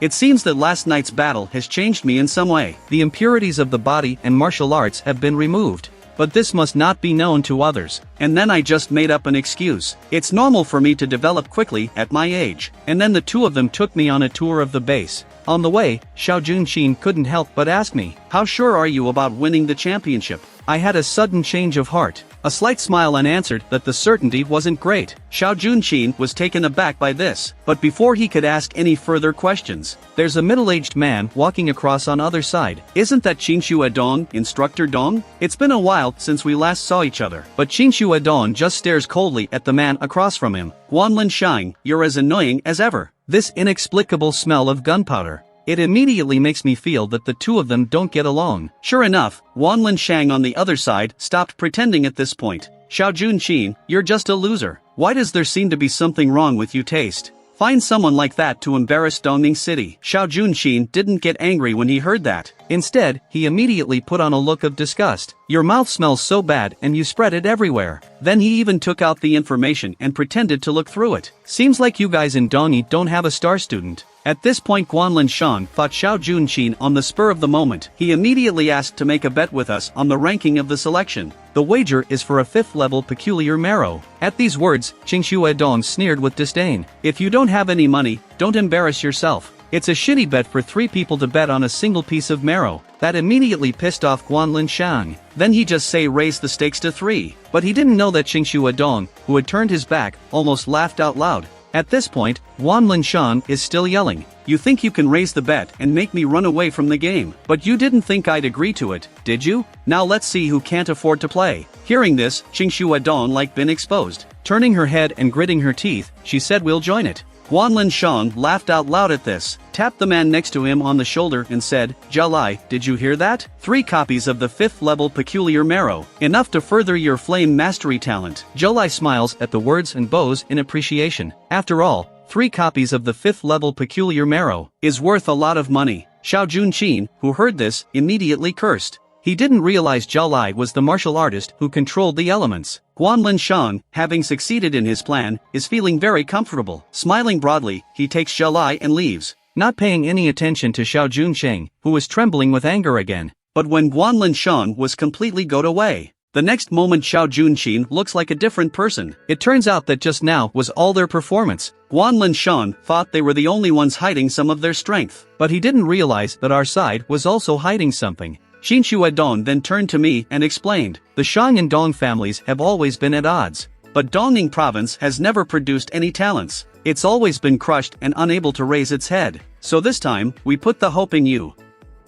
Soon we came to the selection entrance. According to the rules, only the contestants can enter. However, just as I was about to enter, Qingxue Dong stopped the closed door, only to see her inquire with a stony face. How certainty are you that elite rising stars will win this time? I thought about it for a while. A little bit, but not a lot. At that, Qingxue Dong looks worried. Xiao Junqin asked, how much about the not a lot? Since I can't fool they all have to tell the truth. It's about 99%. After all, if I'm suddenly disqualified from the draft now, then, naturally, I won't be able to win the championship. At this point, after sending me to the elevator, she joined the other instructors in the conference room. Suddenly a middle-aged man walks onto the room. The instructors on the stage immediately rose to their feet to pay their respects. And he is Fei Yu, the 7th level Grandmaster. He is also the chief examiner of this test. He raised his hand to indicate that there was no need to be too formal. He then turned his head to Qingxue Dong and said, are all the genius representatives from each province here? They're all here. All the beasts used for testing have also been inspected. Then Qingxue Dong repeated the rules of the trials. Each contestant has a separate track. Each track is lined with various beasts. The first to reach the finish line wins. There are 3 level 2 beasts on each track, 1 level 3 beast and 1 level 4 beast. At the end of the line is a level 5 golden pupil devil ape. The other instructors who heard this questioned it. That's a beast that's at the top of its level 5 class. Even the instructor would need at least 2 to fight it. Now let a bunch of 18-ish-year-old students to go up against. Isn't this too difficult? Qingxue Dong explains at this point. The golden pupil devil ape at the end are not required to defeat it alone. This is because the elite rising stars aims to select the future leader of the army. So they must have the power and ability to gather all their companions. At this time Fei Yu also said slowly, the Eastern Military District guards the second front of this dragon country. But for several years now, we have been at the bottom of the national rankings in many competitions. If you bring together the top seeds in the entire East, even can't fight a quasi-level 5 beast, then we have no future in Dragon Country. The instructors were dumbfounded by this statement. Then Fei Yu whispered to Qingxue Dong, let's begin. And let's see what talents we have this time. Soon the competitions will begin. At this moment, a speedy martial artist is racing down the track. He firmly believes that he is the hope of Haiching province. But the next moment he realized something was wrong. A level 2 Black-Teeth Devil Hog has suddenly appeared. Before the man could react, Black-Teeth Devil Hog takes a brutal charge at the man. The man can't do anything but use his arms to defend. But even so, he's slammed into the wall. But just as he was finding for a chance to fight back, another level 3 Netherworld cat suddenly appears behind him. As a scream rang out, a big red cross has also appeared on the monitor. Feiyu shakes his head when he sees it, though they are all the hope for the future of Dragon Country. But it's not enough to just stand out. He then brought to the attention of the instructor in charge of security. Try not to hurt them too badly. Now zoom in on the talent in focus screen. The first person to appear is the representative of Dongza Province, Kongqing, characterized as a martial artist of elemental control. Controls the swiftest and most dominant form of lightning. Current control level is 1. The second to appear is Haorenjia of Jiangzhou Province. His eyes are glowing purple. Just a slight grip of his hand. The Black-Teeth Devil Hog behind him was instantly pierced by 1,000 rays. And he's not only a level 3 martial artist, but he's also passed the second level of spiritual master test. The third to appear is Xingji, the genius of Shilin Province. At the age of 18, he's already a level 4 martial artist. The Iron Skin talent has now reached the third level. In the monitor screen at this moment, a tertiary Netherworld cat is trying to attack from behind. The cat's sharp claws slice through Xingji's back, but there wasn't even a scratch. This immediately frightened the Netherworld cat, and Xingji just punched it once, and it sent the level 3 beast straight into the ground. Looking at the favorites to win the competitions, Feiyu's face finally breaks into a smile. Able to kill a level 3 beast with a single strike. This kind of talent is also extremely outstanding in previous selections. But suddenly his eyes are drawn to an image in front of him. It's the Flame Elemental Mastery talent. How could such a powerful talent not have mark? At this point, Wanlin Shan gets up and explains. Julia's powers have just been awakened, so I haven't had a chance to change his profile yet. Feiyu just smiled and said it was okay. It's all about her talking with strength. It's more important to be able to produce a good martial artist than anything else. But the instructors nearby saw the truth at once. Isn't it just a case of deliberately hiding your strength to get a high rating? Guanlin Shan was proud at this time, didn't care about them. Instead, he made a subtle gesture to Qingshu Edong, telling Qingshu Edong not to forget about the 3 peculiar marrow bets. At this point Feiyu's eyes returned to the monitor again, but just as he was casually scanning the screen, he suddenly had a look of disbelief on his face. What's going on with the progress of this track? At this point, Feiyu realizes something's wrong. And on one of the track, I can't believe there's no Fei marker on the screen. He quickly instructs Qingshu Edong to bring up the surveillance feeds. Qingshu Edong is also a bit confused at this point, immediately transferring the track's surveillance. And it's not like there's no beast on the screen, it's that the beasts have all been killed. Seeing this, Feiyu immediately ordered to start playing back the footage. He wants to know what's going on with this player. Need know that it took only 3 minutes to exterminate all the beast. That's a speed that can't be matched by a normal seated player. At this point, Qingshu Edong suddenly froze when he looked up the player's information, because that's the track I'm on. As she presses the replay button, the time goes back 3 minutes.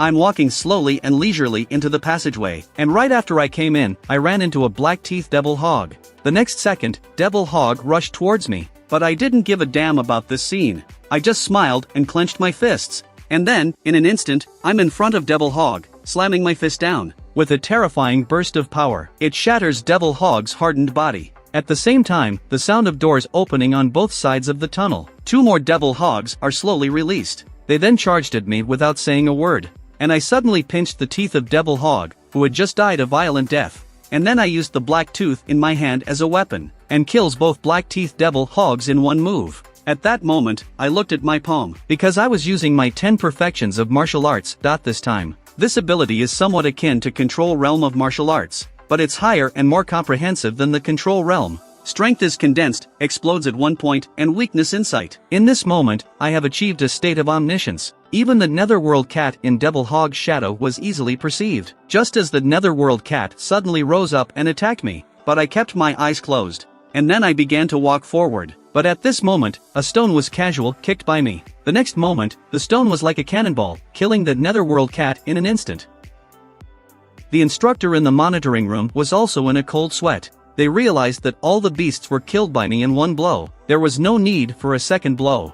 I even killed 2 Devil Hogs in one hit. At this point, Fei Yu was getting more and more curious about me, and he asked Qingxue Dong to read my profile. Dongning Province Genius Representative. Age, 18 years and 5 months. 3rd level strength, gifted martial artist. Guanlin Shan feels bad when he hears this. Is it possible that Qingxue Dong is also hiding some information? The other instructors were confused when they heard my information, because my profile was just mediocre amongst all the other geniuses, and even when I'm fighting, and haven't seen me show any special abilities, just when the crowd was struggling to understand. Fei Yu, however, is looking at the surveillance footage. He says, "Don't you guys see it? He has mastered at least 4 perfect realm martial arts. Among them, his stance and fist techniques have even reached the subtle realm." As soon as these words came out, the instructors couldn't sit still even more. Only 18 years old and has this kind of martial arts attainment. Couldn't do that even if been practicing since you were born. Fei Yu also sighed very much about this. Such a pure martial arts genius like this. Only in the first 100 years of the martial arts were someone like that. At that moment, Fei Yu was suddenly startled, only to see that I was still leisurely moving forward in the passageway. But on the wall behind me, a level 4 beast, the phantom color thunder leopard, is waiting for an opportunity to move. At this moment, I can also sense something unusual. In the next moment, 3 thunder leopards appeared in front of me. I see them slowly approaching to surround me. Then they jumped into the air and attacked me. But I didn't do anything about it. Only the blue energy around me began to emanate slowly. Instantly, 10 perfections of martial arts was turned on again. At this moment, everything around me was clearly understood. It turns out that the 3 thunder leopards just now were all phantoms. In the next moment, I pressed down on the real thunder leopard's neck. It seems that 10 perfections of martial arts has more potential than I thought. With that in mind, I turned my attention to Thunder Panther once again, and then a 720 over the shoulder slam on it, smashing Thunder Panther's head right into the ground. This scene once again stunned everyone in the monitoring room. If the previous kills of level 2 and level 3 beasts were understandable, but the phantom color thunder leopard in front of us was a level 4 beast. Fei Yu, who saw the truth, stood up with a swish. Because my punches aren't the subtle realm, it's perfect control realm. Xiao Junqin was smiling like a flower. No wonder I said the success rate was 99%. But Guanlin Shan, on the other side of the room, was gritting his teeth in anger. He didn't realize that he was the one who got screwed over the most. On the other side, I've come to a huge door. Pass through this gate. I'll be at the end of all the tracks. This is the location of the last quasi-level 5 beast, the golden pupil devil ape. But because of my quick to finish the competitions, so I'm the only one in the room, only the center of the huge space. A beast with a size similar to a small mountain was being trapped in a cage, and I realized that this must be the last of the beast. Now that the warm-up is over, then there's no need for me to hold back. The words are just coming out. The caged golden pupil devil ape lets out a furious hiss. Then the eyes slowly began to look fearful. I suddenly raised my fist. My body's terrifying aura suddenly erupted. I'll let you guys in front of the screen look about my true strength. According to the rules of the test, this is where all the trainees will eventually converge.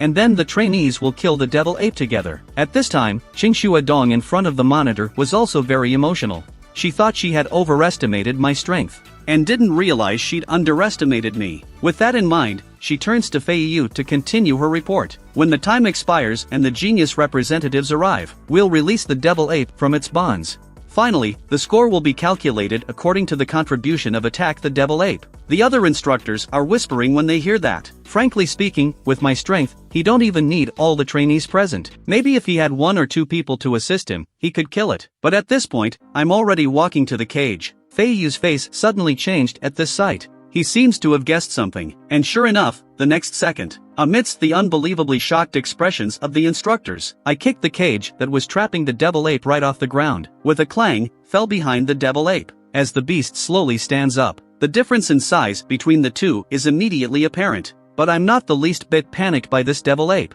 Instead, I beckon to the devil ape. It's a good time to see the difference between a martial artist of the same level and a beast. Need know that in the dream world, I can even fight a grandmaster for a short time. Now I'm faced with a mere level 5 beast. The probability of plot reversal is basically 0, but the instructors in the monitoring room are aghast. This Gus is going to challenge the devil ape all by himself. He's crazy, isn't he? This is simply too much blind confidence. But there are instructors who calmly analyze. With the subtle realm stance I showed earlier, There are also various perfection realm martial arts. As long as he avoid direct confrontation, he not necessarily no chance. But as soon as he spoke, the other instructors turned their heads and stared at the screen blankly. The only thing saw on the monitor was the demon ape violently shattering the chains with a force. And then, after opening its mouth and letting out a roar, a black energy suddenly emanates from the devil ape's body. It came down on me with both hands raised, and I didn't hold back. Instead, I thrust my hands upward. The next second, with a loud boom,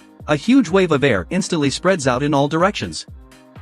When the smoke clears, I caught the orangutan's punch solidly, but the ankle part is completely into the ground. But before I could react, the devil ape's other fist follows. In the next moment, the devil ape looks like he's gone mad. Both fists alternated in a frenzied attack on me. Guanlin Shang is delighted at this sight. He didn't realize I was stupid enough to face the devil ape head-on. Even Qingshu Adong can't help but feel worried. After all, the devil ape is a beast that specializes in brute strength. Meanwhile, on the other side, the devil ape is still blasting away at the ground. But then there was a sudden fluctuation in the smoke. Saw a fist burst out of the smoke. Instant 10x stellar power was instantly activated by me, with two powerful forces colliding together. The next second, the devil ape's arm actually made a crisp sound of bones breaking. But that's not the only thing that shocked everyone. Some ball of firelight suddenly appeared around the devil ape. Upon closer inspection, there was a dazzling phoenix in the every flames. On the other side, I said in a very flat tone, "It took a 10x stellar burst and still alive. Looks like you've earned the right to be my dinner tonight." Only see the endless flames being triggered by my right hand, and then a dazzling light instantly enveloped the room. This second, whether it's instructors like Fei Yu or Qingshu Adong, they were all stunned by the image in front of them. As the flames slowly disappear, the quasi-5 golden pupil devil ape collapses to its knees in a heap. Reacting, Fei Yu stood up vigorously. As a grandmaster, he was of course incomparably aware of. At this time, the will of the grandmaster appeared in my body. He then slammed his fist on the table and laughed. I didn't realize that in my lifetime, to see someone reach level 7 before the age of 20. Once the Grandmaster's will is condensed, that mean I will become a 7th level master. But at this point, after I finished with the devil ape, I feel that this elite rising stars is too boring. And then I had a flash of insight. Since it's boring, I'll just make it fun for myself. Then I sat cross-legged directly in the original position of the devil ape. Fei Yu was also a bit confused when he saw the image. But he soon realized what I was trying to do. Speaking of as long as no one gets killed, let the youngsters have their fun. The other instructors who heard this were also completely speechless. It seems that Fei Yu can't care other geniuses now. Can't believe he defaulted to such an outrageous request. Because the Elite Rising Stars audition is over. Next is my game time, and I'll be the final boss against the geniuses. Inside a passageway, Xingji rubs his aching wrist in pain. Sure enough, it's still a bit reluctant to rely on iron skin alone to resist level 4 beasts. But if there are no accidents, I should be the first one to pass this test. Soon he passed through the gate to the center area. After looking around the surrounding area, soon he notices the anomaly in front of him. In the center of the field, it's a dead golden pupil devil ape. And underneath the devil ape was a man with his back to him. Xingji takes up a defensive position. At the same time, his brain quickly analyzes the situation at hand. Soon he came up with a more reasonable explanation. So Xingji approached and asked with a slight bow, "Hello, have I passed the selection?" But I, sitting on the arm of the devil ape, offered no explanation. I just said the word "wait" slowly. This immediately made Xingji more convinced of his guess. Until a few minutes pass, two more figures come out of the passage again. They are none other than Kongqing, the elemental talent of electricity, Waranjia. The 2-level spiritual master. And Waranjia recognizes Xingji immediately, and asked him what was going on now. But Xingji didn't answer his question. However, Kongqing suddenly let out a gasp of surprise. Obviously, he recognized the level of the demonic ape in front of him. Xingji, however, analyzes that the corpse should be there to scare them. Otherwise, no one in the room would have been able to beat it. Haorangjia suddenly points ahead in confusion. Then what's that guy in front of him doing sitting on a specimen?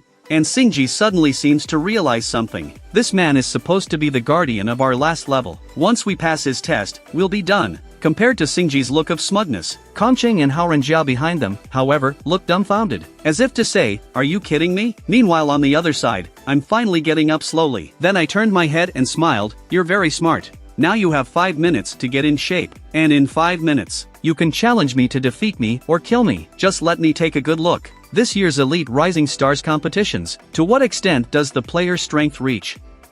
Shinji, who thought he had guessed the assessment mechanism correctly, immediately smiled happily. Haoranjia also pointed at me with confidence. Are you looking down on our eastern military region? But Kongqing on the other side discreetly sized me up. But you find out that I don't even have level 5 internal energy. But they didn't dare to be careless when they saw this. Maybe there's something special about me. With that in mind, the three of them began to take out pills to restore their strength. Among them, Haoranjia, who is a spiritual monster, is the most sensitive. He felt a vague sense of unease, but soon he dismissed the thought. After all, the three of them represented the strongest fighting force among high school students in the East. They have no fear of such a young instructor. They don't know that I'm looked down and secretly rejoice. I'm very satisfied with my acting skills. But on the other side of the conference room, the instructors are in an uproar. This guy is trying to beat all the players. Even Fei Yu is amused. He said that young people should have such vigor. But the instructors from other military region were not having any of it. They asking for an immediate end to the test. One of the instructors even stood up and said, his strength is so much more than others. It's likely to be physically and psychologically devastating to the other geniuses. But Xiao Junqin, on the sidelines, was whistling leisurely at this point, as if it had nothing to do with their eastern military region. And Qingshu Dong is smiling. After all,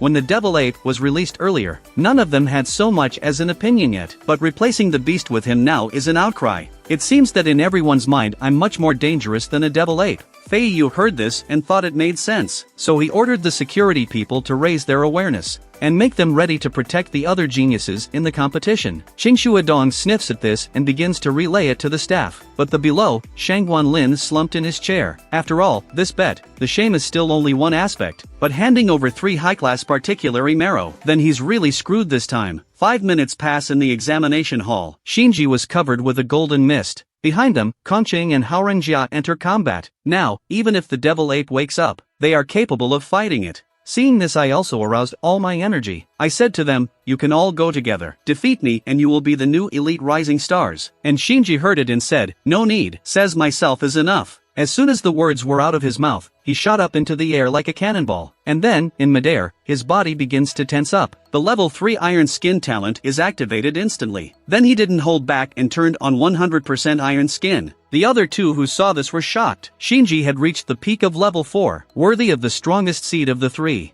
And on the other side, Shinji, due to the effect of acceleration, he looks like a meteorite. Just when he was confident that he would kill me in one blow, I'm still standing there with my arms crossed, and the next second, I'm suddenly holding out a finger. I blocked the unstoppable blow. I yawn in boredom at this. Then I put a little more energy on my fingers.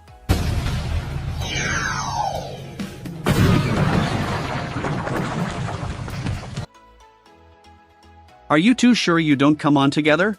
The rest of the two of you just froze in your tracks at this scene. Shinji was the strongest player of the three of them, and now he defeat by my single blow. But what puzzles them is that I look so young. How could I have such a terrible power? Next to him, Haoranjia voiced his own speculation. I've heard of martial artists who were anxious for quick results as children and took supplements indiscriminately, causing hormonal disorders in the body to stop development. So even in 30s and 40s it looked like a young man. At that, Kongqing pointed at me incredulously. That means he looks like 17 to 18 years old. But in reality, he's probably old enough to be our father. Listening to what the two whispered, my brow is furrowed. To stop their messed up ideas, I went right up and interrupted them. In that case, let's do it differently. As long as you guys can get me to take a step back, or if you can fend off one of my attacks, then I'll let you pass. The two of them froze at the sound of the words. Then the energy in their bodies was instantly erupted. There wasn't much communication, but the two quite tacitly made decisions at the same time. Saw Kongqing into the instant disappearance of lightning. Haoranjia, on the other hand, decisively unleashed his spiritual power, and he shoots all 27 of his black spikes out at the same time. My eyes lit up at the sight. Laughing said, that's more like it. And then I held out a hand. I'm about to grab the black spikes in front of me. A flicker of amusement crosses the face of the Haoranjia. Even if a martial artist is strong, but underestimating a 2-level spiritual master is a mistake. But he just had that thought, and he just saw a million arms come out of me in an instant. Not even a blink of an eye. 27 black spikes just sitting there in front of me. Haoranjia across the way is looking incredulous, and then he was shocked and sat on his ass. At this moment, he felt his faith suddenly crumble. I just laughed at that. You're up next.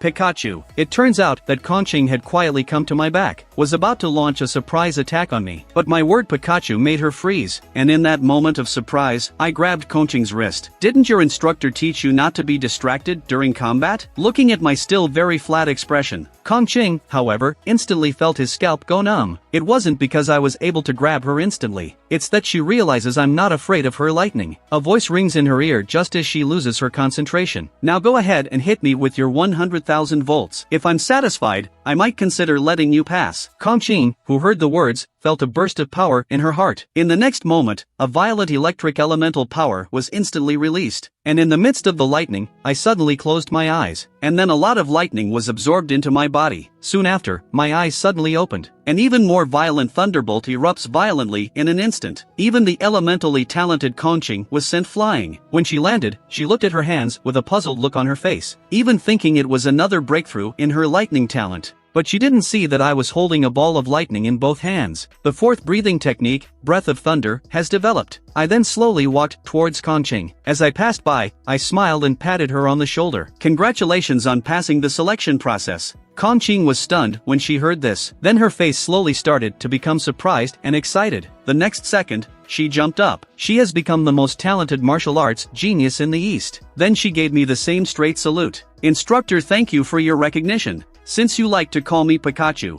from now on, my title is the Pikachu. Compared to that Conching euphoria, Haoran, Jia, and Shinji are deeply unhappy. And then, an instructor came through the gate and met me. Look at me with that relaxed look on my face. The instructor let out a long sigh and said, "You are almost enough. Master Chief says you go back and be honored by the elite rising stars." He then looked them and said, "That's so unlucky for the three of you to compete with a monster like him." The words have just left him mouth. Conching, who was so excited just now, doesn't react for a moment. Haoran, Jia and Shinji, on the other hand, were instantly horrified. They ask what is going on, so the instructor could only point at me helplessly. There's no such thing as a final guardian. The final test is the golden pupil devil ape. He punched it to death 20 minutes ago. The three who heard this were frozen in place, and the Conching fainted and died when she heard that. But at this point in the test, besides the four who reached the finish line, there's a confident Jiaolai in the middle of the track.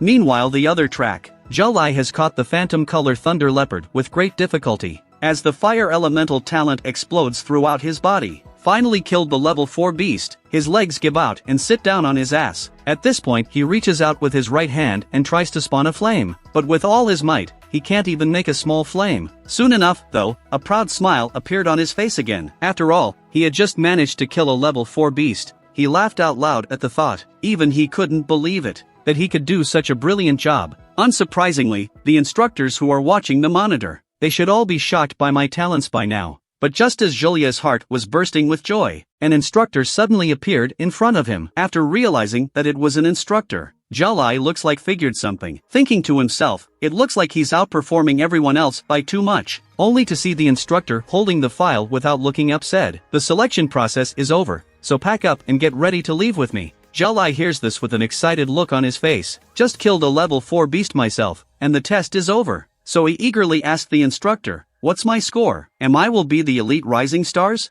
The instructor finally looks up at this point. He gave him a strange look. "What are you thinking? The elite rising stars was selected half an hour ago." Jiaolai was in disbelief when hear that, then inquired, "What's my ranking?" Seeing this, the instructor could only sigh helplessly. "Your ranking will not be determined until all the results are in, but I guess you'll be outside the 5th place. Jiaolai is frozen in place by the sheer magnitude of the drop, as if he couldn't accept the result. The next second he roars violently, "How could I be above 5th place? I'm the Jiaolai who managed to kill a level 4 beast." The instructor just shook his head helplessly. "I'm afraid this child is hopeless." Meanwhile, in the conference room, Feiyu is rubbing his head with a headache on his face, because according to the test results, I'm in 1st place, although Shinji was the first to be defeated by me. But he was the second to enter the center area, so he's in 2nd place. But who was the 3rd position that had the instructors stumped? Because they both came out of the track at the same time. So who to place 3rd has become a question. For this, Feiyu simply decided, let's put them in a tie for 3rd place. On this result, no one is more excited than the chief instructor of Donza province. He stood up and thanked Feiyu with tears in his eyes, because in fact,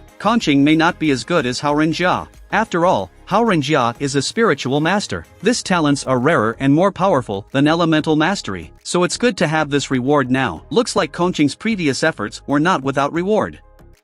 On the other side, I was taken back to my room to rest after exiting the passage, and they've been kind enough to provide the room with energy drinks. Actually, the consume of test this time is not very much. More actually curious about the medicines of this era. So I opened my drink and poured it into my mouth. Just one taste and I realized this drug is crap. Not only does it taste very pungent and unpleasant, and the results are really poor. It's not as good as the medicine made by oneself. I lay down on my bed for a moment at the thought. I don't know how Lin Sushi is doing with her spirit muscle and blood soup. I'll contact her when I'm done with my work and see. Then my breathing rate and rhythm suddenly began to. Breath of thunder switching. For a moment, it was as if thunder rolled inside my chest. The breath continues to stimulate the muscles and blood throughout my body. It seems to combine the best of breath of fire and breath of wind. It's a more holistic type of breathing. I exhaled slowly after the test. At this point, my body finally relaxed. Meanwhile, reflecting on whether or not you've pushed yourself too hard, I raise one hand in front of my eyes. I look at the gray ceiling through the gap between my 5 fingers, thinking about if I don't carry such a heavy load of the future.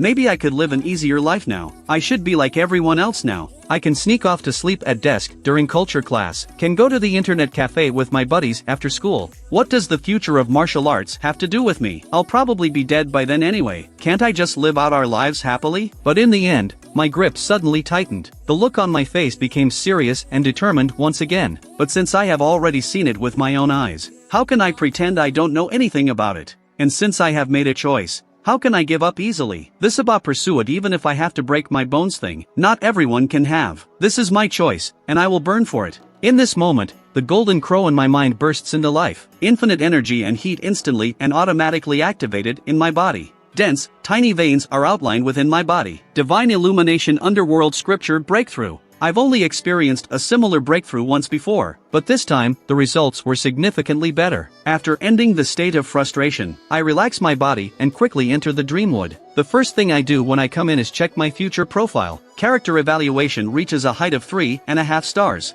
As for the experience, it's pretty much the same as the last time we saw it. Just added the title of Elite Rising Stars to the back. As for the reason the resume photo is so handsome, it probably has something to do with the fact that I chose to join the Eastern Military Region afterward. This time, however, I was surprised to live 20 years less than last time. I died early in a major battle with the beasts, which means that if I don't die, I'd have a good chance of reaching the 8th level of Grandmaster. Here's a column that caught my eye. Until then the family situation was quite ordinary, but I was shocked when I saw the name on the spouse. My future wife is Chief Instructor Qingshu Edong. My head broke out in a cold sweat as I reconfirmed that I had read it correctly. Although, Qingshu Edong looks very young, but she's a whole decade older than me. Am I being robbed the cradle? But it makes sense when you think about it. I'll definitely be joining the Eastern Military Region when I become an elite rising star. After that, we'll be spending a lot of time together, and love will come in time. It's not impossible to think that Instructor Qingshu Edong will be my wife.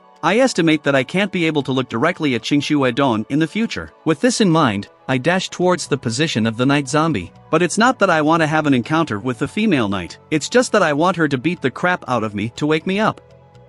Just moments ago, after I was defeated by the female knight, the instructor told me to head to the plaza for the Elite Rising Stars recognition event. By now, everyone in the plaza has arrived. When I came in, I walked straight toward Fei Yu. Subsequently, Fei Yu personally wore the Rising Stars badge for me, but his next words surprised many instructors' hearts. I only saw Fei Yu say to me with a face full of kindness, "Now it's a little like a major general of our Eastern Military Region." Even the two of them, Qingshu Edong, were very emotional. Although the Eastern Military Region selects an Elite Rising Stars every year, it's the first time I've seen that look on his face. Then Fei Yu said to me again, "This badge is made of the exact same material as the Grandmaster badge. It's just a different style. I hope one day, you can actually wear the badge that represents the Grandmaster." But I, who heard the words, said with a solemn calmness, "This day will come, Division Commander. And that day is not that far away." My words don't sound proud, as if stating the obvious. Fei Yu looks slightly stunned, then laughs. The way he looked at me became more and more fond of me. The rewards for the Elite Rising Stars began to be handed out immediately afterward. The top 10 winners each get a piece of peculiar blood, and Fei Yu made the four of us follow in his footsteps. We heard this had their eyes light up at once. Everyone knows that this year's top 3 rewards are unprecedented. The four will be facing a pool full of peculiar blood and peculiar marrow. Jelai goes crazy with jealousy at the thought of it, realizing that he had gotten a tube of peculiar blood though, but the instructor had lost 3 tubes of peculiar blood. On the other side, we went through layers of checks. Finally we arrived at our destination. Kongqing and us were stunned when they came in, only to see the huge head of the beast hanging over the room. Even in death, you can still feel the horror of its life. After a short walk of 2.5 minutes, Fei Yu brought us to the apparatus. Then they were told to remove their clothes and prepare to go in and absorb the two of them who had heard the words could not wait. Bursting clothes on the spot, they can't wait to get started. Kongqing looks closer and lets out a gasp. Ordinarily, a single tube of peculiar blood can be considered a treasure, but there's a whole vat of peculiar blood on this machine for them to absorb, and the instructor told them, as long as their bodies didn't reach the limit of their absorption, they'll be able to refill of peculiar blood indefinitely. But on the other side, I'm not lying in the apparatus. Instead, I was led by Fei Yu to the next room, only to see a large spinal cord standing in the center of the room. Below the spinal cord is a small pool that looks like a well. I look curiously at the pale golden liquid slowly flowing in the pool. Puzzled, I ask if this is peculiar marrow. Why it's just half full. At that, Xingshuadong rolled her eyes and said in an unenthusiastic manner, the peculiar marrow here alone is over $1.5 billion, and the old rising stars couldn't even absorb half of what's here. If it's not enough, we'll give you a refill. And then she told me to get in the peculiar marrow pool. She didn't care too much about the refill, and I stopped talking nonsense. Strip off and leave only one pair of shorts. Looking at this smooth and perfectly muscled, Xingshuadong's face suddenly turned slightly red. Nice body, looks like he had been working out. On the other hand, when I jumped into the peculiar marrow pool, I let the liquid soak right through my head. Then my body entered an unconscious state. When I opened my eyes again, I was suddenly aware of a horrible aura. The mass of energy around me seemed to be alive.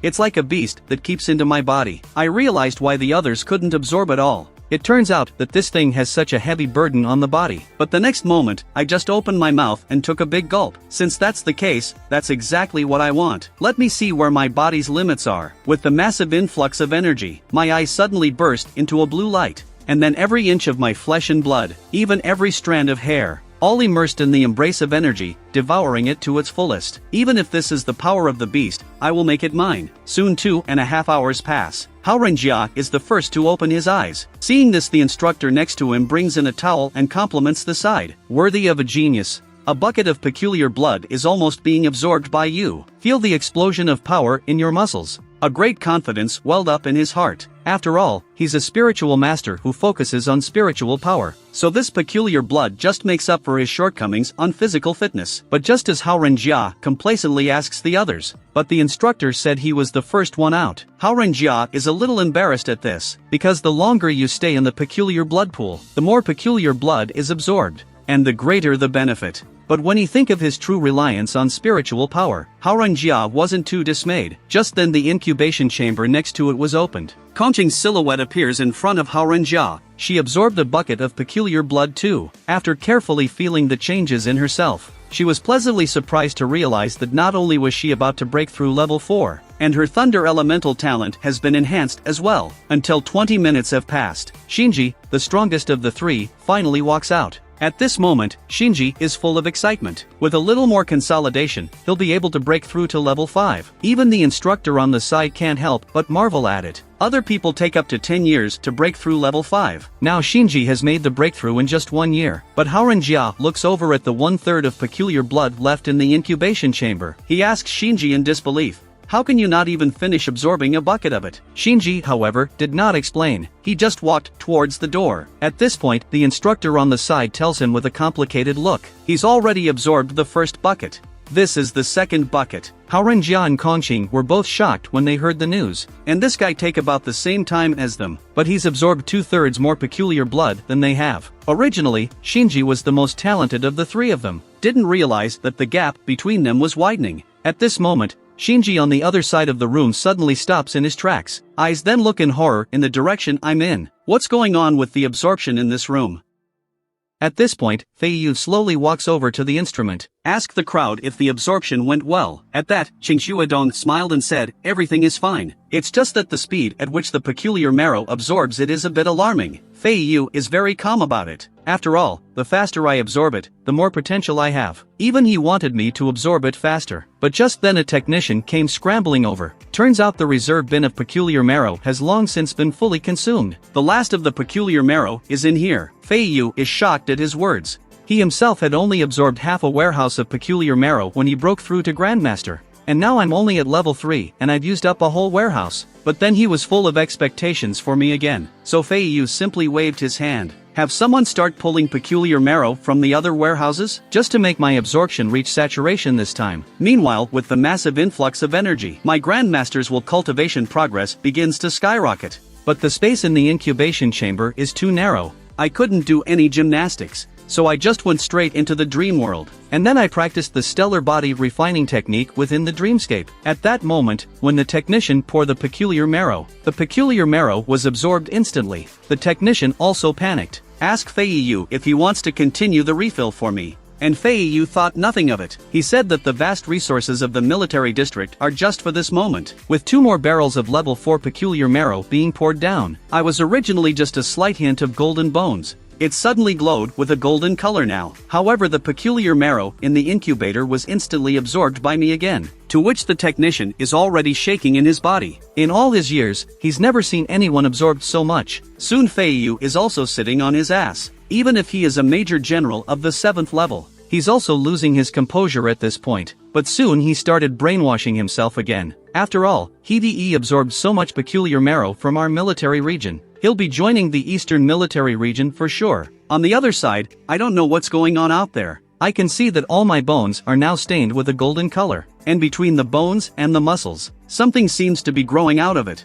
And then I raised my hand. I realized that this is the inner strength of a 4-level martial artist. Unlike other people who can only generate internal energy. Now that I've completed the immortal golden body refining at the same time, my physique will see an unprecedented increase in strength. At this point, I also realize that level 4 peculiar marrow is no longer enough to help me break through. I decided not to stop there. The next moment, the incubation chamber exploded with a loud bang. With the smoke cleared, a slender figure slowly straightens up. The perfect body seems to be made in heaven. My skin is like jade with a golden luster. This scene made everyone suck in a breath of cold air. On the other side of the room, Jingxua Dong's eyes were mesmerized. But I didn't realize that I had just finished dressing. An aura of terror suddenly enveloped me. I saw Feiyu's eyes burning. Suddenly, he stepped forward and attacked me. The people on the other side of the room let out a gasp of surprise at the sight. And yet I don't dodge. Instead, a look of anticipation blossoms on my face. I see my right arm tense like a bow. Grandmaster skill, 10 sun same sky instantly explodes. In the next moment, 10 illusory golden suns rose from behind me. The energy in Feiyu's hand has turned into a dragon. In an instant, the two forces collided together. As the terrifying airwaves quickly spread out, the room's technicians are immediately frightened and run away. And I was directly repelled by a few meters away. When I stopped walking, I laughed bitterly and helplessly.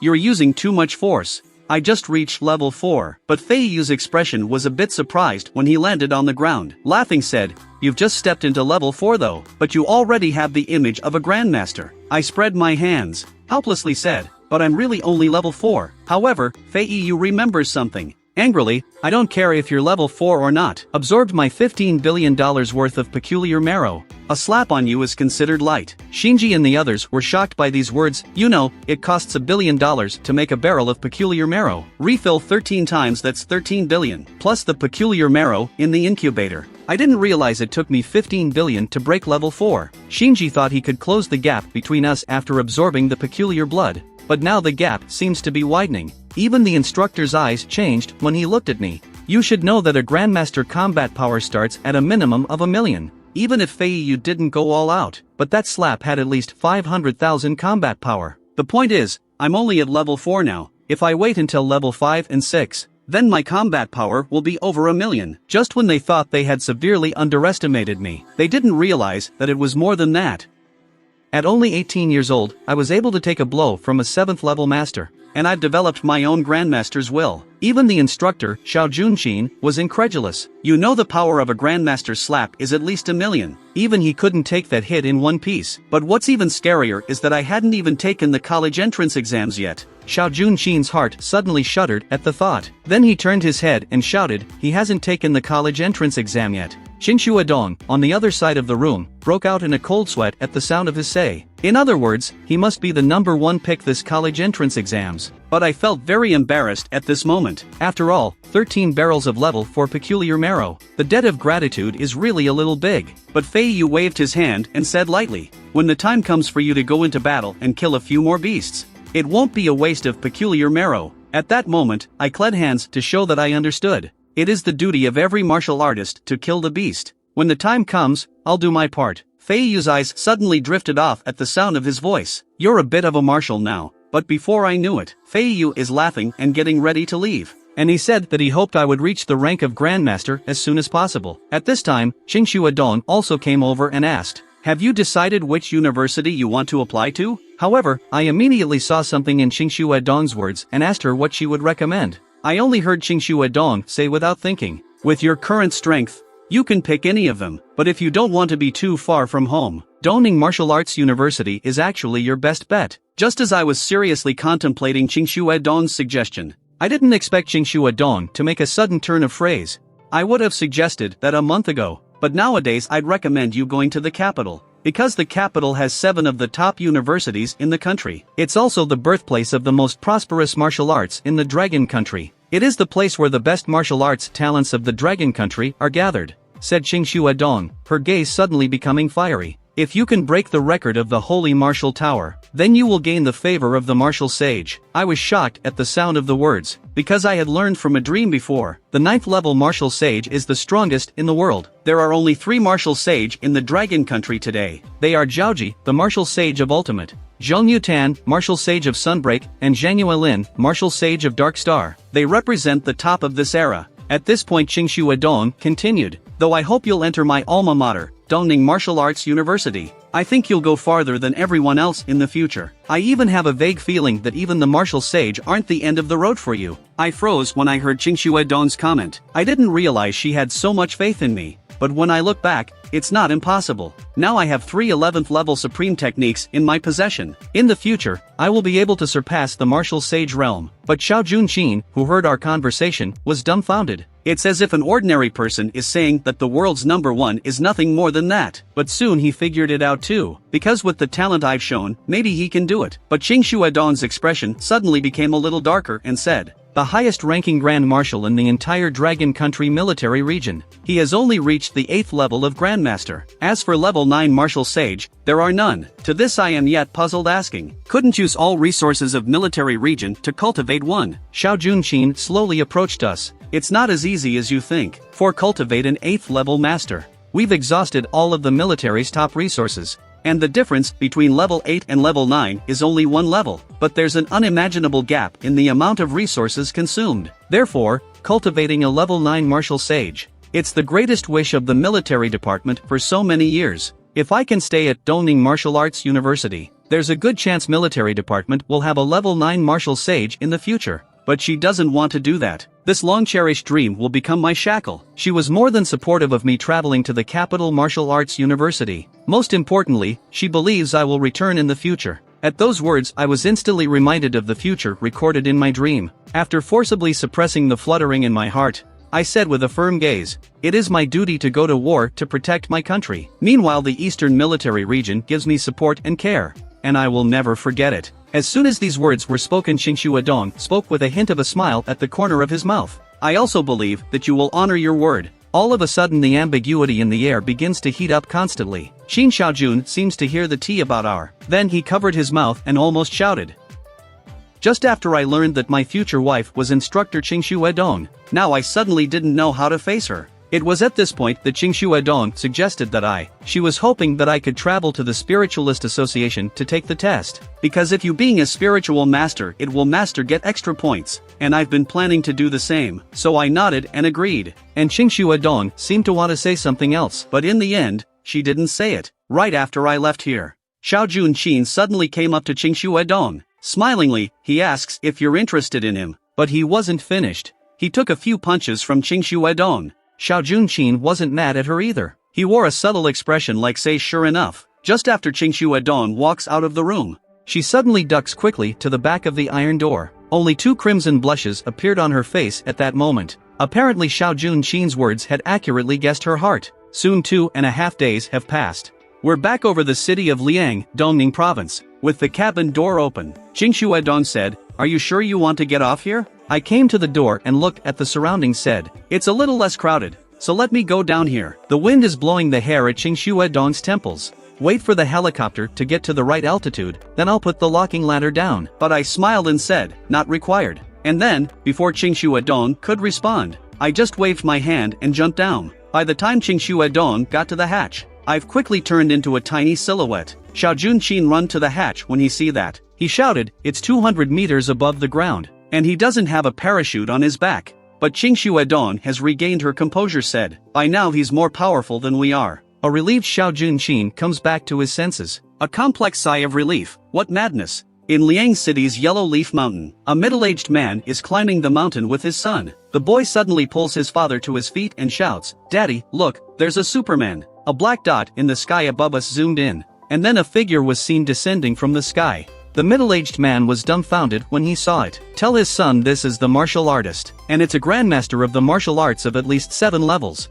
On the other side, I felt the power in my body. I realized that my muscles, my skin, even my organs, all way beyond the normal level 4 level, even more terrifying than a defensively gifted martial artist. Soon as I hit the ground hard, a terrifying wave of air instantly spreads out in all directions. When the smoke clears, an extremely young teenager appeared on the giant pit. The middle-aged man who saw this was in disbelief. This high school boy is a martial arts grandmaster. He feels like his worldview has been shocked. In the end, he had to force himself to brainwash himself, explaining that it's probably just making a movie. On the other side, I didn't care what people were looking. My aura is still fresh at this point. The internal energy is still growing after level 4. It may take half a month for full the energy to grow. But the strange thing is that everyone else's internal energy is colorless. But right now, my internal energy is glowing with a light golden color. And every time I strike, it has a brilliant golden color. For a moment I wasn't sure if this was a good thing or a bad thing. But the first order of business now is to pass the spiritual test. In the next moment, I transformed into a phantom, fast running on the way down. After an hour of running, I arrived at the Spiritual Association of Dongning Province. Here I found the person in charge that Qingshu Edong introduced to me. After checking in, he took me directly to the examination area. But I was slightly surprised by the content of the test. There were only 3 people lined up in the test area. The middle-aged fat guy at the front of the line is trembling with a ball. He's trying to stabilize the ball in front of him. But in a moment of distraction, the sphere in front of him suddenly crashes into the wall. And that's a direct declaration of failure in his test. The middle-aged man who saw this screamed out in agony. This is the 6th time he has taken the test. At his current age, there may not be any hope of a breakthrough in the future, to which the examiner just sighed. But apparently she's used to it. And then the examiner called out, "Next Faye. You're on your 3rd exam too, right?" As soon as the words were out of my mouth, a proud blonde girl stepped forward. Speaking of which, I passed level 1 at the age of 20. Now it's normal to fail level 2 a few times at a go of 25. At that, the examiner wants the blonde girl to start. But then she noticed me coming in. The person in charge next to me rushed to explain to the examiner. "This is Lieutenant Qingshu Edong. She introduced us. Treat him well." The blonde was a little surprised when she saw me. She marveled at the fact that I was so young to be taking the test, not knowing what I would do next. We'll show them what it means to be a true spiritual master. To get extra points on the college entrance exams, I've decided to take the test at the Spiritualist Association. But as soon as I walked in, I attracted everyone's attention, because that I'm so young. One of them, Faye, she came straight over to me, laughed and said, "If you don't know anything, feel free to ask her." And that's what I need. At that moment I asked her about the process of the test. It turns out that there are 3 steps to the psychic nemesis nucleus. The first step is to test the strength and purity of the spiritual energy with an instrument. If the values are up to par, you can take the practical test. The test taker is required to, within a specified period of time, control multiple dense iron balls to pass through a hole in the glass wall without colliding. And once the balls hit the glass, it's a failure. Faye has been stuck on this level 4 times. Just then the examiner called Faye's name. Faye walks over to the instrument with ease. As a bright light comes on, a screen appears over the instrument. Spiritual strength 11.33, spiritual purity 1.02. Faye can't help but breathe a sigh of relief at the sight. That's just enough to meet the second level of the test. But it's the practical test that's next. Faye walks solemnly to the trial site. Compared to the first level of the spiritual test, the second level requires the control of 15 iron spheres at once, and pass through 5 layers of glass in 20 seconds. But Faye was prepared for this. In the next moment, her spirit exploded. Immediately after that 15 little balls slowly rose into the air her control. But at this point I could see the difficulty of the test. This test requires a strong spiritual power in addition to, it also requires the test taker to keep all of his or her psychic energy in check, to ensure that the mental energy doesn't directly damage the glass. With a wave of Faye's hand, all the balls in the air are rushing towards the glass wall. And just this simple operation, it makes Faye's head start to break out in a cold sweat. It's a good thing she got what she deserved for her concentrate. All of the dense iron spheres have passed through the first layer of glass. After a slight tinkering with spiritual energy, Faye decides to go all the way to the finish line at one fling. Soon the ball is through layer 2 and 3. However, just as he was about to rush to layer 4, the bell on the examiner's side however suddenly rang. Time over for the first test. Test failed. When she hearing, Faye immediately became listless. The ball are also falling to the ground. But soon she picked herself up again. Because everyone possesses 3 chances to take the test. She's convinced she'll pass the test next time. Unbeknownst to her, I had already cracked the test. And it is clear that Faye has a calculation error. Soon the second test will begin. This time Faye has decided not to hold back. Right off the bat, she just unleashed all of his spiritual power. And she's more agile this time than before. With her control, all the little balls are soon through the first layer. This is followed by the second and third layers at the same time. Faye is happy to see this, because there are still about 10 seconds left in the clock. The ball is moving forward under Faye's control, but at this point, her mental energy is too much. Just as she was in a trance, one of the balls hit the glass, and then the glass shattered in an instant. The second test was a failure. Seeing this, Faye sits on her ass. She then began a constant stream of self-doubt. Maybe I just can't do it. And yet just then I came along. Faintly tell her, you can actually pass. It's just that you're applying it in the wrong way. Faye, who had heard this, also stopped his self-denial. With a puzzled look on her face, she asked me what I meant. In response, I control up a small ball of dense iron. Tell her that this level is not only a test of spiritual energy. It's about the psychic's ability to calculate. Faye seems to have thought of something when he said that. She didn't wait for her reaction. I spoke again. The way you were doing it before, you were controlling 15 spheres per layers. And then you have to find the holes once per layer. But really you just have to walk one ball through 5 layers of glass. And then you maneuver 15 balls through 15 different routes. Hearing the words, Faye suddenly felt a sense of enlightenment. This not only saves the spiritual energy used in searching, it also reduces the amount of time to hesitate. At this point, the examiner on the other side of the room smiled and said, your kind of thinking is truly original. But it's very difficult to do, because not many people can measure the trajectories of all the balls at the same time. Yet in response I said with a slight smile, it is indeed more difficult for the average person, but for a spiritual master, it's nothing. I suddenly lifted my right hand under Faye's gaze. Then the iron ball in front of us began to shake violently, and the next moment, all of ball began to rise up into the air. In that case, I'll show you how it's done.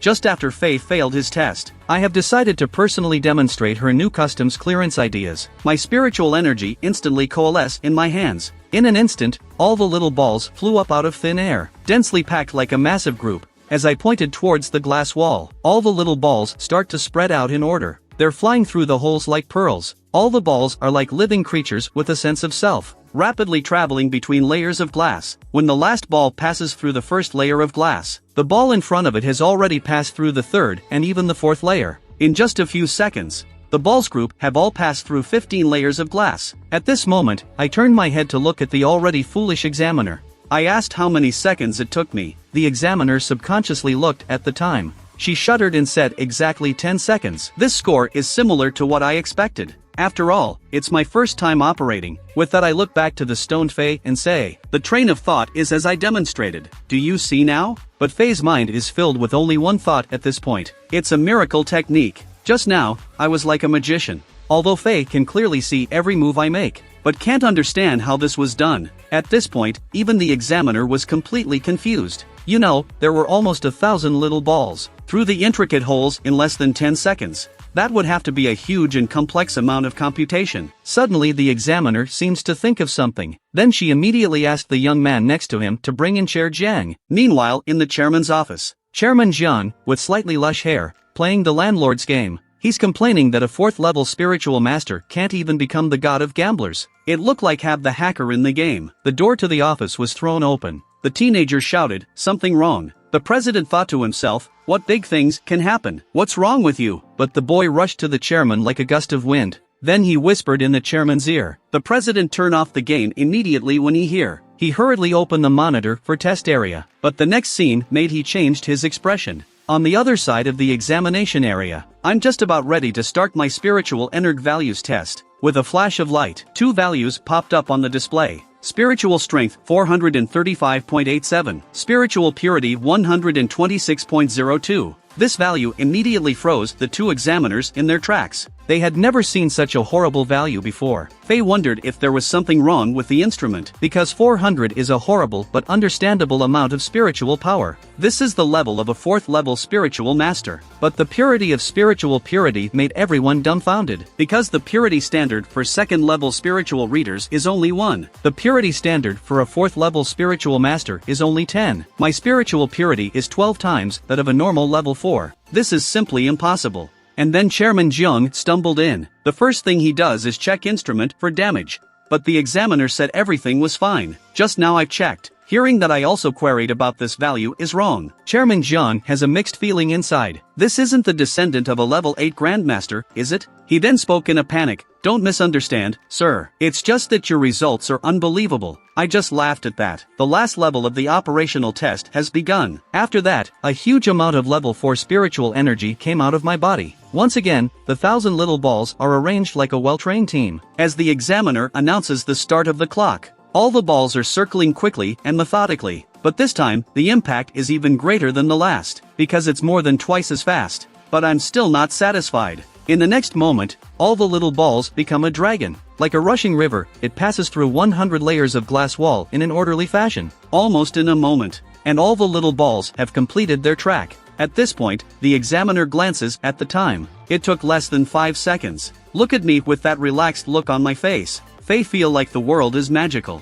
This operation is more than twice as hard as the previous one, and it's even shorter. Even Chairman John's head feels numb at this point. It's like you've been hit in the face with 100 Joker bombs, because that level of manipulation. It would take a spiritual mastery comparable to that of a grandmaster. Chairman John came back to his senses, says he'll personally present me with my badge later, but the maximum I can award here is 4th level spiritual master. Those above level 4 need to go to the capital to be certified. Is this okay with you? On the other hand, I also saw Chairman John's overcautious. So I smiled and said, Mr. Jiang, don't be nervous.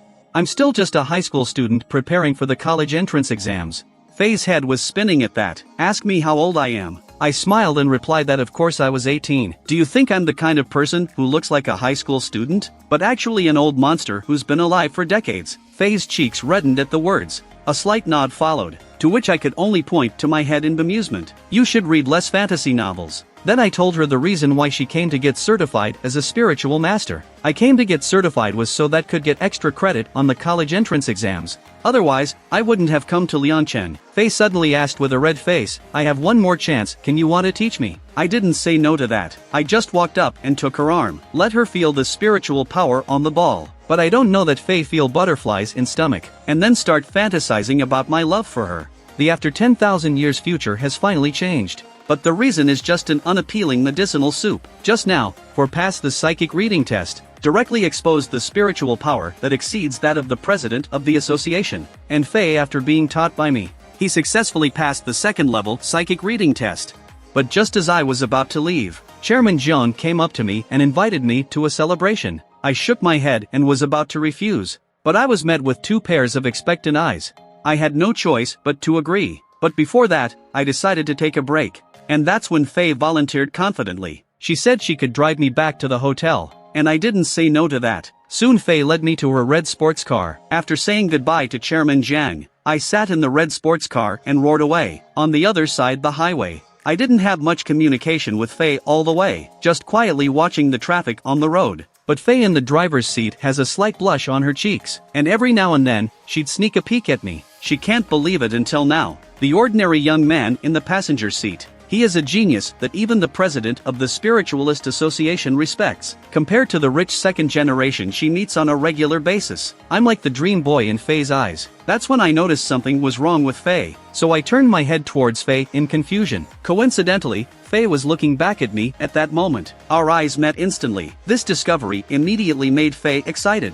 And then her face flushed bright red, her heart began to beat rapidly. Then a bold idea came into her head. Heard that adolescent boys like mature older sisters, and she happens to be the mature young woman type. The more Faye thinks about it, the more likely it is. After a while, she successfully captured herself to get to the hotel early. Faye suddenly stepped on the accelerator hard. The red sports car rushed out like lightning. It's only a matter of minutes, and we've made it to the hotel. At this moment, Faye just wanted to express her feelings. Instead, I thanked him and unbuckled my seatbelt. "You'd better run." At this Faye stared slightly and asked why she was running. I pointed behind me strangely. "You just ran 5 red lights while speeding. We've got 2 police cars chasing us right now." Faye was shocked at this statement. Then she fled from here in a hurry. Coming to the hotel room, I turned on the TV and searched for the pharmaceutical industry. I was surprised to find Lin Soo-hee on the news. She announced that Goodwill Pharmacy had officially changed its name to Linsu Pharmaceuticals, and in front of her was the spirit muscle and blood soup that I had taught her. Linsu-hee is very confident in front of the camera, claiming that this will be a medicine that spans the ages. It's going to take the world of martial arts to a whole new level. I'm extremely satisfied with this. I was just about to pick up my cell phone and call her. I found dozens of missed calls from her. After thinking about it, I put the phone down again, decided it wasn't too late to go back to Baiha City tomorrow and look for her. But I'm not without options. The next moment I was in a dream world. I looked up Lin Soo-hee's information. I was surprised to find out that Lin Soo-hee founded Linsu Pharmaceuticals. Not only did it improve spirit muscle and blood soup, and eventually grew into a company with a market capitalization of over $100 billion.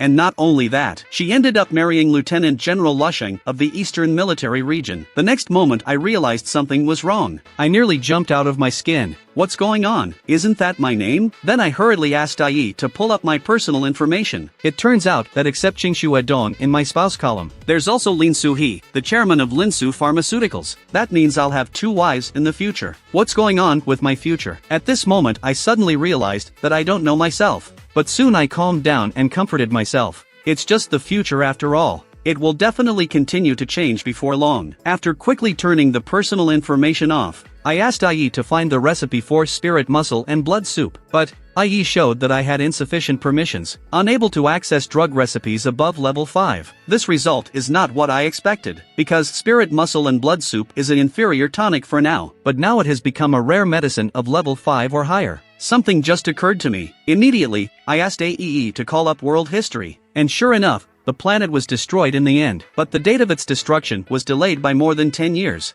I was so excited at this point, because it's been so long. For the first time, I've managed to change the future of history. It's a small step for me, but it's a big step for the whole of human civilization. At this point, a bold idea popped into my head. If I post those great techniques from level 11, let humans learn the after 10,000 years skills in advance, will that finally change the destiny of the human race to be destroyed? But I was soon disabused of that notion. Once I release these techniques now, then the existing order will definitely be broken in an instant. And my family and I will also be the center of all storms. But more importantly, if that doesn't save the future of the human race, then the last spark will be extinguished. And then there will be no hope for the human race. So now it's the best way to go, is to wait until I have the power to control the whole situation, and then I'll release them slowly, because the human race is still weak in the martial arts. This era needs a correct civilized guide, and that guide can only be me.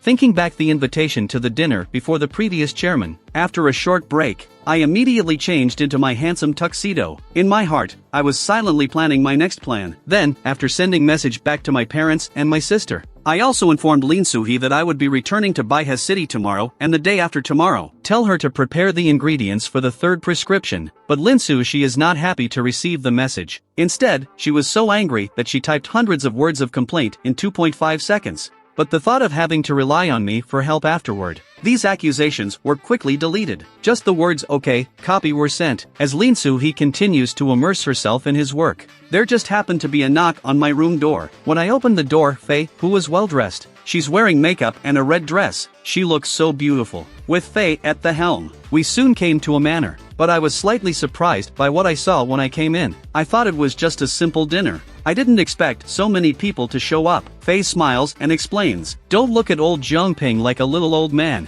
In fact, he's one of the biggest names in Liang City." This is a scene after old John's best efforts to suppress it. I got over it pretty quickly. Since old John wants to be lively, I'll let him have his fun for one night. I'm leaving Liang City tomorrow anyway. Meanwhile, somewhere in the corner of the dinner hall, Jung Dan is here with her sorority buddy. According to BFF, this is not a simple dinner tonight. Almost all of them are important people in Dongning province, and the initiator was the head of the Spiritualist Association. Speaking of the Spiritualist Association, Jung Dan, who was not very enthusiastic at first, suddenly became interested because I've mentioned going to the Spiritualist Association. But when her best friend saw Zhang Dan's face, her eyes suddenly became sharp. "I heard you fell in love with a high school student while traveling, and you've been in Liang City all this time and haven't gone back to school. You've been waiting for that boy, haven't you?" The BFF then looked at Jung Dan helplessly and continued, "You can find a poor guy to fall in love with in college. Sooner or later you have to break up anyway. But I never thought you'd fall for a high school student.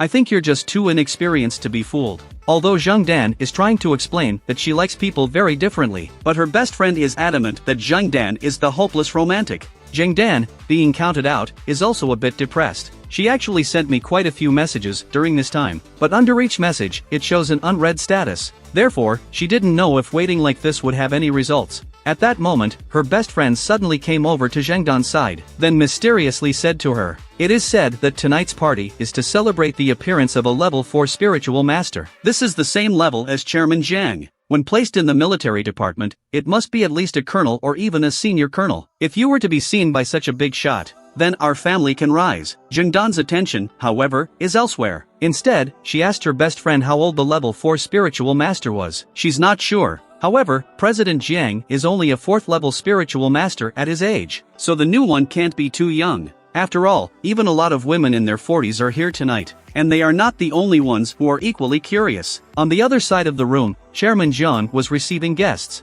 The girls around us are asking the same question. How can there be such a young level 4 spiritual master? Chairman Jiang was quite impressed. I wouldn't have believed it if I hadn't seen it with my own eyes. But Jang Dan, who was unaware of the situation, listened to her best friend's words. She became disinterested again. Seeing this, her best friend suddenly became very angry. "Don't think I don't know you're still thinking about that high school kid. Apart from you and me, no one else in this circle is high enough to be able to come in here." Just as Zhang Dan is about to accept this fact, she suddenly caught a glimpse of a figure standing in the corner eating something. The familiar back figure instantly made Jung Dan's eyes widen. Meanwhile, on the other side, because Faye told me that the dinner would not start until later, so I simply started eating, and that's when I noticed something. Then I turned around and greeted the woman. Jung Dan, on the other side of, was instantly ecstatic when she realized it was me. And then she ran straight over there, leaving her best friend behind. But just as she was about to call out to me, she froze. She saw Faye suddenly wrapped her arms around my neck from behind. Looking at the two people in front of us, they're acting like they're close. Jung Dan suddenly stood still with a blank look on her face, suddenly hesitant to approach. But eventually Zhang Dan bites the bullet, walked over to me and smiled and said hello. I was a little surprised by Zhang Dan's appearance, but I soon remembered that she was a local. However, Zhang Dan sensed something strange, though we've only been apart for a few days, but now I've become even more unpredictable. But I don't feel much of anything about it. I just smiled and introduced Jung Dan to Faye. But at this moment, a ridiculing voice sounded. "Dan, who is this? Can you introduce it to me?" Jung Dan didn't hide anything when she saw this. "This is the friend I told you about on the tour." Her best friend's eyes widened at that. No wonder Dandan was so enamored with him. It turns out that he looks so good. And then she looked at Faye next to me. For a moment she had a look of realization in her eyes. She have a guess as to how I got in here. Her enthusiasm for me cools quickly at that thought, but she praised me for being the cream of the crop. But to me, as a spiritual master, her subtle mood changes cannot be hidden from me at all. So I just said hello. At which point she asked me where I was from again, pretending to be careless. But then she thinking she was dealing with a high school student now. She couldn't help but laugh a little. Yet I looked at her side slightly teasingly. "Bye has city people. I'm guessing you're going to ask my parents next, find out about my family background, and ask me how I got in here." At that, Xin Yuan immediately wore a shocked expression, because that's exactly what she wanted to say. But I don't have time to play this old trick with her. I said hello and left them, because I'm just a kid from a normal family. What I did just now might seem a little sensitive to an outsider, but I know what I really want to protect. So no matter what kind of humiliation or hurt, I will never allow to happen. On the other side, I left, leaving several people stunned. And then Faye, after giving Xin Yuan a hard look, she ran straight in my direction. Zhengdan saw this and tried to follow him, but she was stopped by her best friend. He's not worthy of you at all. Just saw her best friend explaining to Zhengdan very confidently. I haven't even said anything yet and he reacted so badly. That means he's very concerned about the points I mentioned. This kind of person has no ability but has high self-esteem. To put it bluntly, he has low self-esteem. Immediately after that, Xin Yuan continued playfully. Do you know who that woman is? She's the genius of the Fei family's generation. She's said to have passed the second-level spiritual master test. Look how familiar he is with Faye. Must have hooked up with Faye by looks or something. Only then did he have the opportunity to attend this dinner party. With that, she grabbed Zhengdan's shoulder violently and spoke. To put it bluntly, he's a soft touch. Open your eyes and recognize him for what he is. Xin Yuan's words are like a hammer. It hit Zhengdan's heart hard. Xin Yuan then gave Zhengdan another helpless look. I know the truth can be so cruel sometimes, but it's something that everybody has to deal with. Watching Faye and me talking and laughing. At this time, Zhengdan was already a little shaken in her heart, but suddenly, a figure like the sun came to her mind. Zhengdan seems to be waking up from a dream. She slapped her hands violently against her cheeks. Then her eyes grew steadfast. On the other side, her best friend Xin Yuan was staring at her in a daze. At this point, Zhengdan had become incredibly confident and spoke. He's definitely not the kind of person you're talking about. When Xin Yuan thought Zhengdan was still obsessed, there was a sudden commotion in the crowd in front of them. Chairman Jiang is striding out in his suit. The eyes of the crowd are following Chairman Zhang's steps. At this time, Xin Yuan is getting a little excited as well. She guessed that Chairman Jiang might want to introduce the level 4 spiritual master. Soon Chairman Jiang crosses over into the crowd. Then he walked straight towards me. Xin Yuan was shocked at the sight. Some kind of incredible speculation rose in her mind. On the other side, Chairman Jiang is looking at me with an apologetic face and says, I'm sorry, Mr. Liu. I didn't know you didn't like occasions with so many people. President Jiang has a heavy responsibility and I am happy that I can be of some help. Chairman Jiang is obviously relieved to hear that. Then he proceeded to give me a few words of praise. Then he began to mobilize his spiritual energy. Next second he raised his head and introduced me loudly to everyone in the room. The one standing next to me. He's the new level 4 spiritualist of the Dongning Spiritualist Association. With the spread of President Zhang's level 4 spirit power, his words reached everyone with unparalleled clarity. In an instant, all eyes in the room converged on me. When the crowd got a good look at me, there was an uproar at the party. All kinds of shocking and unbelievable sounds can be heard endlessly. And Xin Yuan was so shocked that she sat on her ass. Only then Zhengdan came next to him and muttered, You said that stepping on the stars like that, a figure as radiant as the sun, will he be the soft-boiled guy you call him? However, after Chairman Jiang officially announced my identity, the party was suddenly filled with incredulous gasps. And Xin Yuan was so shocked that she sat on her butt on the floor. In order to save her image in front of me, Xin Yuan decided to seek help from her best friend Zhengdan. However, Zhengdan seems to have lost her mind. Look at me who shines like the sun. Only then did she realize that she was overthinking everything. She and I were never in the same world. And after I declined numerous business card invitations, I just took a cab and left. The next step is to go home and celebrate the National Day with my family. After all, I'm a high school student from a normal family. I don't think I'm cut out for this kind of high society. I only came here today to give Chairman Jiang face. What I want most in life is to be accompanied by my family and martial arts. But due to the traffic jam on the National Day highway, the 2.5-hour trip took until noon the next day. But luckily, my mom had dinner ready by the time I got home. Mom was very happy to see me back. My sister stood up in a flash. Then she came up to me with a puzzled look on her face. She noticed that I came back 10 centimeters taller. I gave Qinghalu a sidelong glance. Sighing, is it possible that you're short again? Hearing this, Qinghalu was just about to get angry. But then she heard me smile and speak to her again. Just in time for your school vacation.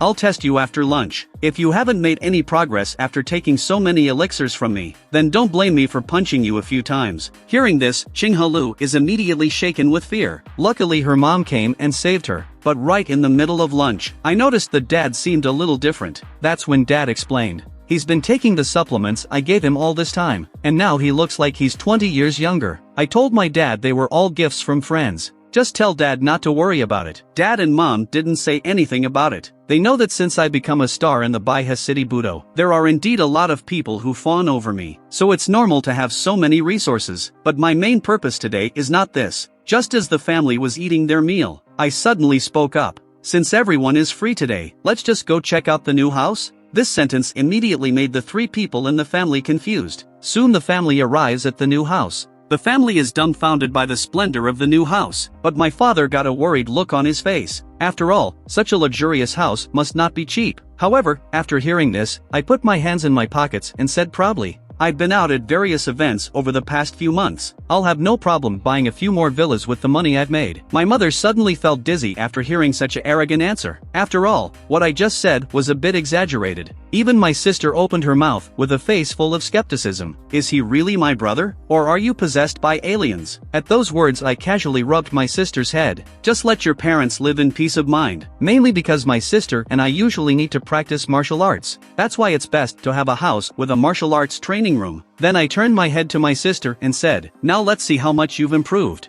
I picked up Chinghalu and headed for the backyard. In the practice room, the sister is posing and waiting, but I could see at a glance that her posture was full of flaws. Tell her to cut out the bells and whistles and just get started. At the sound of her words, Chinghalu jumped straight up high into the air. Then she attacked me with a flying kick, but in the face of the onslaught of attacks, I don't even look at it. I just suddenly reached forward, and the next second, I grabbed my sister's foot. After falling to the ground, my sister was obviously very unconvinced. She explained that it's because of the level difference. After all, she hasn't even become formal martial artist yet. Surely it's not a matter of her own lack of skill. I softened my heart when I saw my sister crying and sniffling. You stand up and I'll teach you something. These are some practical tips that I have summarized myself. At that, Chinghalu instantly changed her face and asked with an expectant look on her face, is it a martial arts secret? The speed of this change of face is indeed strong and invincible. With this skill, she won't be afraid of suffering a loss when she goes out. You can think of it as a martial arts secret, but remember not to spread it. Soon Chinghalu followed my movements, and what I taught her was the improved radio gymnastics of the future. Colorful sunshine, but Chinghalu on the side was distracted. She's watched me from being an average high school student, growing step by step to what it is now. Although everyone said that I had a sudden enlightenment, but she thought there must be some secret in me, and now this gymnastics may be the key to my rise. By the time she mastered this key part of the secret herself, with her own ingenuity, it's easy to surpass me. Just as she was getting lost in her own fantasies, she doesn't realize that a pair of eyes are looking at her sharply. Are you always so distracted in class?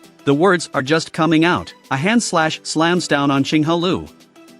However, she merely finished a set of gymnastics. The next moment she actually just collapsed in a helpless heap, just when Chinghalu thinks I'm cheating on her. Instead, I smiled and let her feel her body. As she slowly clenches her hands together, she finally feels the change in her body. In the next second Chinghalu suddenly sat up in excitement. Compared to the previous radio gymnastics, she found that the effect was dozens of times greater than before. I knew there was no way I could tell anyone about the dream, so I had to find a way to fool Chinghalu. So I blandly stated that it was just normal radio gymnastics. This is just the latest version. Just like the device you're using now is probably version 2.0, but they've actually developed version 10.0 in their labs. Chinghalu was shocked when she heard this. That means that now she is actually the experiment. I smiled and told her not to worry. The content of this set of gymnastics is actually quite mature. It's just not at a point where it's ready for full-scale promotion yet. But Chinghalu is still worried. If she accidentally practices the wrong exercises, she may become disabled. Looking at Chinghalu, who was saying more and more depressing words, I'm gonna go right over there and I'm gonna kick her ass. After 2.5 minutes of fun, I seriously instructed Chinghalu. The man who taught me would not allow me to spread this gymnastic routine. Otherwise it wouldn't just be me. We're gonna be in a lot of trouble. At these words, Chinghalu became a little alarmed. You pass this body refining technique to me. Wouldn't it be dangerous if I was discovered? I just waved my hand around, then spoke with deep emotion. There is no way, because you are my sister. These words moved Lu Chingha very much. It's true that I can still rely on own brother. He risked his life to teach her the secret of becoming strong. But soon she reacted. Since this set of gymnastics is so important, how did you get it? I told her not to worry. This set of gymnastics is definitely obtained legally. But then I said to her with a grave expression, this is a matter of life and death for our entire family. You must remember not to let anyone find out, even your teachers or your best friend. After hearing this, LV Chingha nodded with immense caution, says she'll keep it a secret from everyone. I'm very pleased with her attitude. I decided to teach her a few more times. You're familiar with it, you can practice on your own in your room. But at the sound of I said, Chingha Lu seemed to think of something. There was a time when I used to practice secretly in my room. It seems that I was practicing this gymnastics at that time. And then she was excited to think that she was more talented than me. So it's possible that she'll surpass me in the future. I don't care what Chingha Lu thinks. After saying goodbye to her, I was ready to go to Lin Suhi, and the place was the same restaurant as last time. I opens the door to find Lin Suhi has arrived early. I sat directly on the chair opposite her, and then skillfully ordered dozens of steaks. Compared to the last time, she gritted her teeth. Lin Suhi seems a lot more calm this time, and I'm not being polite. I asked her straight out how her company was doing now. Actually, the main product right now is spirit muscle and blood soup. Pricing for the first time for the market is 49,888. The position is the middle and high-end customers with a certain economic level. Turns out it was on the market for less than a week. 20,000 copies of spirit muscle and blood soup already sold out, and the buyback rate is unbelievable. I'm sure it will become a star in the tonic world in the near future. At that moment, Healing Su suddenly spoke again. With the current sales, we'll definitely have to open a branch. It might be a little difficult to fund though. Actually, I've been informed of Lin Sushi's follow-up, but the details still need to be followed up in time. I told her not to worry too much about the upfront funding. I will transfer it to her again after some time. I then proceeded to tell her, this time I have to prepare for the college entrance examination, so I won't be going out for a while. Looking at the young man in front of me who was calmly eating, Lin Suhi was shocked to realize something. Sometimes even she forgets. The man in front of her who exudes a terrifying aura. In fact, he is still a high school student who has not yet completed the college entrance examination. Half a year ago, I guess I would never have thought of it. I will leave the fate of his family in his hand. But judging from the current situation, what a wise decision I made. After the report, Lin Suhi decided to get up and leave the place. She is now hopeful about the rise of the He family. The most important thing is the spiritual muscle and blood soup I gave her. But she doesn't realize that I'm not just aiming for that. Although Linsu Pharmaceuticals was able to provide me with a lot of money at a later stage. But most importantly, it will allow me to secretly manufacture the drugs of the future. As for Chingha Lu's loyalty, I've waited. Although the current Linsu Pharmaceuticals seems to be calm. But there's a lot of trouble going on behind the scenes. When the time comes, under the pressure of these external forces, and I'll be a safe haven for Linsu Pharmaceuticals. But right now, the main thing is to improve your strength. The first thing that can be accomplished is to create a spiritual master weapon. The second is a further breakthrough in the will of the Grandmaster. Once these two conditions are reached, my strength will be greatly improved, so that I can gain the chance to kill the female knight head-on. After mastering the after 10,000 year top level 11 martial skill, at the age of 18, directly won the first in Elite Rising Stars. After I came back, I was regarded as a martial arts star across the province. And the Red Leaf Martial Arts I endorse is also directly rise. Since I last punched out Taizhan Ling, everyone in the Baihe City martial arts circle has been shaken. Red Leaf Martial Arts, which was already on the verge of bankruptcy, quickly opened many branches because of this. And now they've got message from who knows where. The master curator actually volunteered to bring trainee over to help me move. So just 2 months later, my family and I had successfully moved into our new home. Xinghe Lu immediately ran to the training room excitedly. And mom and dad are taking gifts to visit the neighbors. I would have liked to go along, but my father said that tomorrow is the day of the college entrance exam. He told me to stay home and rest today. If I can get a provincial martial champion, that would be a great honor for our ancestors. But compared to the college entrance exam, there's something else I'm looking forward to right now. Back in my room, I went straight into the dream world. Now my internal energy has hardened to the color of amber. Breaking level 5 is just a thought. But once I can complete the third refinement of my internal energy,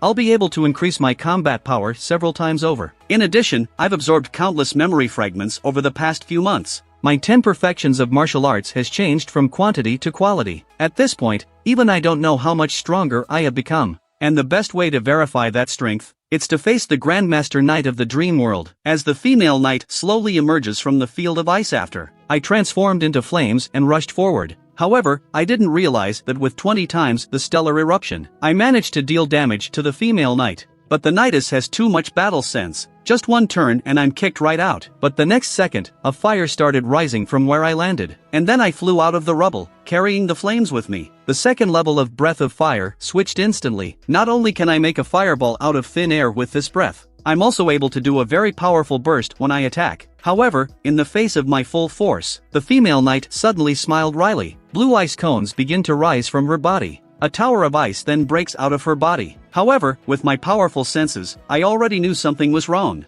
I quickly turn on my breath of the wind to avoid all attacks. Compared to the previous one-hit kill, now I can last a full 2.5 minutes in the hands of a female knight. And that's thanks to the evolution of the first form of 10 perfections of martial arts. For 10 perfections of martial arts to enter its second form, I'll need to break through the subtle realm in all of my martial arts skills. But that will have to wait until after the college entrance exams. After the entrance exams, I'll develop my permissions further. I'll be able to get the follow-up techniques of the 3 11th level martial arts. In addition, the whole body's internal strength becomes strong broken through level 5. We may be able to take down the Grandmaster Knight. The more I fight the Grandmaster Knight, the more clearly she becomes aware of how terrifying her Grandmaster's martial art of condensing ice into spear is. But now I have a spiritual weapon of my own. After hearing the sound of dang, countless blades flew out. This is the infernal blade I spent $2.7 billion on. And to think before I wanted to buy its auxiliary materials with $5 million. Now I realize how ridiculous I was. You know that Shijin Wu's set of spiritual spider's silk only weighs a few pounds. And this will cost 27 kilograms of secret silver. But in its place was a high degree of lethality. Even after more than 10,000 years of martial arts, the spiritual master is still a highly sought-after top martial arts profession. There is also a brief description of the infernal blade wheel in the resource library. Can kill a grandmaster under level 5. Of course, this assumes that the grandmaster can stand still and let you attack him. But even then, I have also been able to see the power of spiritual masters. As the hand seals in my hand continue to change, hundreds of silver blades flew out in a flash. But the female knight's combat skills are too strong. The infernal blade wheel can't even get within 3 feet of her, and any blade wheel that he hits will be immobilized by her frost. Though the infernal blade wheel contains a world-defying killing move, if I use it, you'll be able to hit the female knight hard. But after I use, my spiritual energy will be drained in an instant. In the end, I'll still be killed by a single attack. The most important thing is that I'm going to take the college entrance exam tomorrow. Now there is absolutely no need for me to take the risk of becoming mentally weak. With that in mind, I used the breath of wind to get out of here. Exiting the dream, I was incredibly distressed. Though it is now clear that I am indeed stronger, I still don't know where my limits are, and the female knight is too strong for trial and error. The only thing that's going to happen now is that she's going to get hurt and I'm die. But soon enough I had a decision to make. Maybe the college entrance exam is the best time to test it. Just after breakfast made by my mother, my sister decided to go with me to the college entrance exam. Feel the atmosphere of the college entrance exam in advance. Soon Dad arrived at the door with his car. He's urging us to hurry up and get going. With Dad's encouragement along the way, we soon arrived at the city's sports center. I was slightly stunned by the sight of the crowd when I got out of the car. With I spread out my spiritual energy, parents' voices of advice and motivation have reached my ears. It seems that not only the candidates, but also the parents are very nervous about the college entrance exams. This suddenly made me feel a little emotional. It seemed like it had been a long time since I had returned to a normal life myself, though only 2 months had passed. But I have undergone earth-shaking changes. Under the affirming gaze of his dad and sister, I walk alone towards the interior of the sports center. As soon as I entered the arena, the invigilator explained the rules. The first part of this exam is to test our blood gas. The second one tests our combat power index. However, just as the candidates were lining up to enter the room where the blood chi was measured, one of the invigilators noticed an anomaly in the line.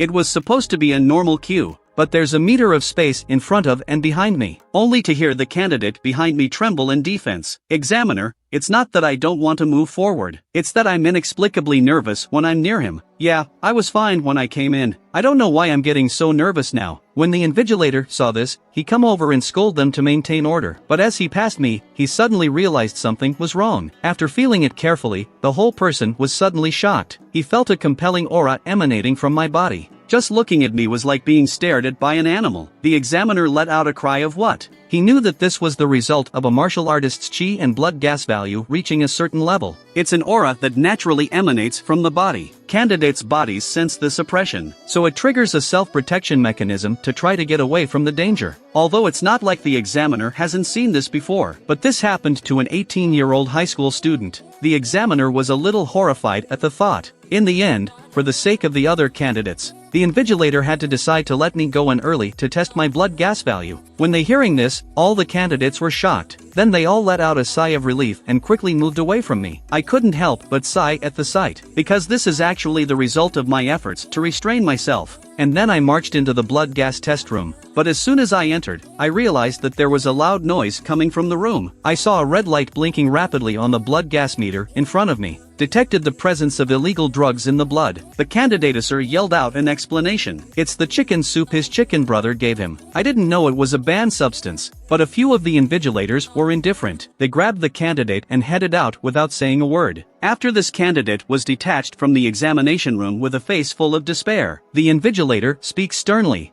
I've already warned you, if you've eaten anything in the last 2 days that you shouldn't have eaten, you should say so right away. Because if you're caught cheating on the college entrance exam, no martial arts college will ever accept him again. The invigilator then pointed a finger at me and said. At that, I marched right up behind the examiner. An invisible pressure spreads violently from my body. In a flash, everyone in the room's face changed dramatically. The nearest examiner couldn't help but tremble. After calming down, the invigilator was just about to ask me if I was ready. But he didn't finish his sentence. I just took out the bent syringe. I'm gonna ask the examiner to change the blood needle. I don't think a needle of this level could break my skin. The invigilators are all looking at me with confused eyes. And then something occurred to him, quickly pulling out of the drawer a batch of more advanced blood needles. Let me try which one pierces the skin. I just picked up all the blood needles. Then I decisively slapped the needle with my hand. It is said to that can draw blood up to level 5, the advanced blood needle. The next second, all the needles broke in my hand. They've been the invigilators for who knows how many exams. It's the first time they've met a test taker who can't even get blood out. The invigilator had no choice but to report to his superiors. Let me go test the combat power index first. I nodded my head in agreement, but something in my gut told me, my next combat test value is definitely not going to go well either. Just now, due to my overpowered constitution, advanced blood needle that claims to be able to take blood under level 5. The next second, they all broke in my hands. The invigilator had no choice but to ask the regional person in charge for instructions. Let me go to the next room and test the combat index. Meanwhile, in a room in the Baiha City Examination Building, Yao Dong-soo, the head of this year's college entrance exams, is playing chess. And across from him is Director Liu of the Baiha City Education Bureau. But just as the two of them were having a good time, the secretary suddenly burst in through the door, claiming that there is something important to report. Yao Dong-soo, who was interrupted, was slightly offended by the situation, but still asked the secretary what had happened. The secretary, however, looked a little strange at that moment. She said that some of the examiners wanted to apply for a higher level of blood needle. But Yao Dong-soo's brow furrowed even more when he heard that. Wasn't there an advanced blood needle issued to each test room? If that's not enough, just give them another one. But the secretary's answer made the man in charge lose his cool for a second.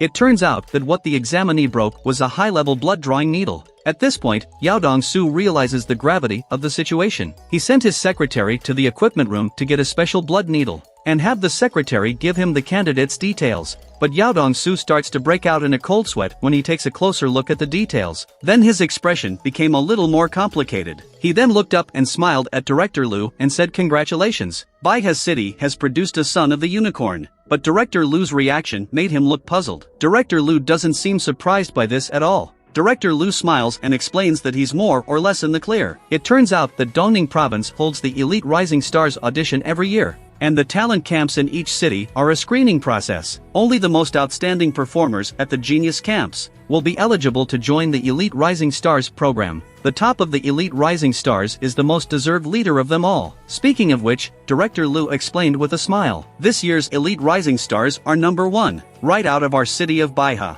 Now Yao Dong-soo understands. With this kind of strength, he is not only qualified to hit the provincial martial arts champion, this is clearly a way to sit firmly on the top of the province champion and point his sword towards the dragon. Thinking about this, Yao Dong-soo was filled with emotion, so he decided to get in touch with this son of the unicorn himself. But then something happened. The room suddenly began to shake violently just when the two thought it was an earthquake. Then, an aura of terror instantly enveloped them. Even Yao Dongsu and director Lu's hearts palpitated for a moment. Yao Dongsu was puzzled when the vibrations died down. As he probed carefully, Yao Dongsu's eyes suddenly widened. The source of that fluctuation was actually the combat test examination center. So it was just 5 minutes ago. I was led by the invigilator to the combat test center. The invigilator of the combat test was slightly stunned, because the next person's blood gas value doesn't seem to be coming out yet. The blood gas inspector sniffed and immediately went up to him, told him what had just happened in the blood gas test room, and told the proctor to get another, more advanced device. But the invigilator smiled confidently.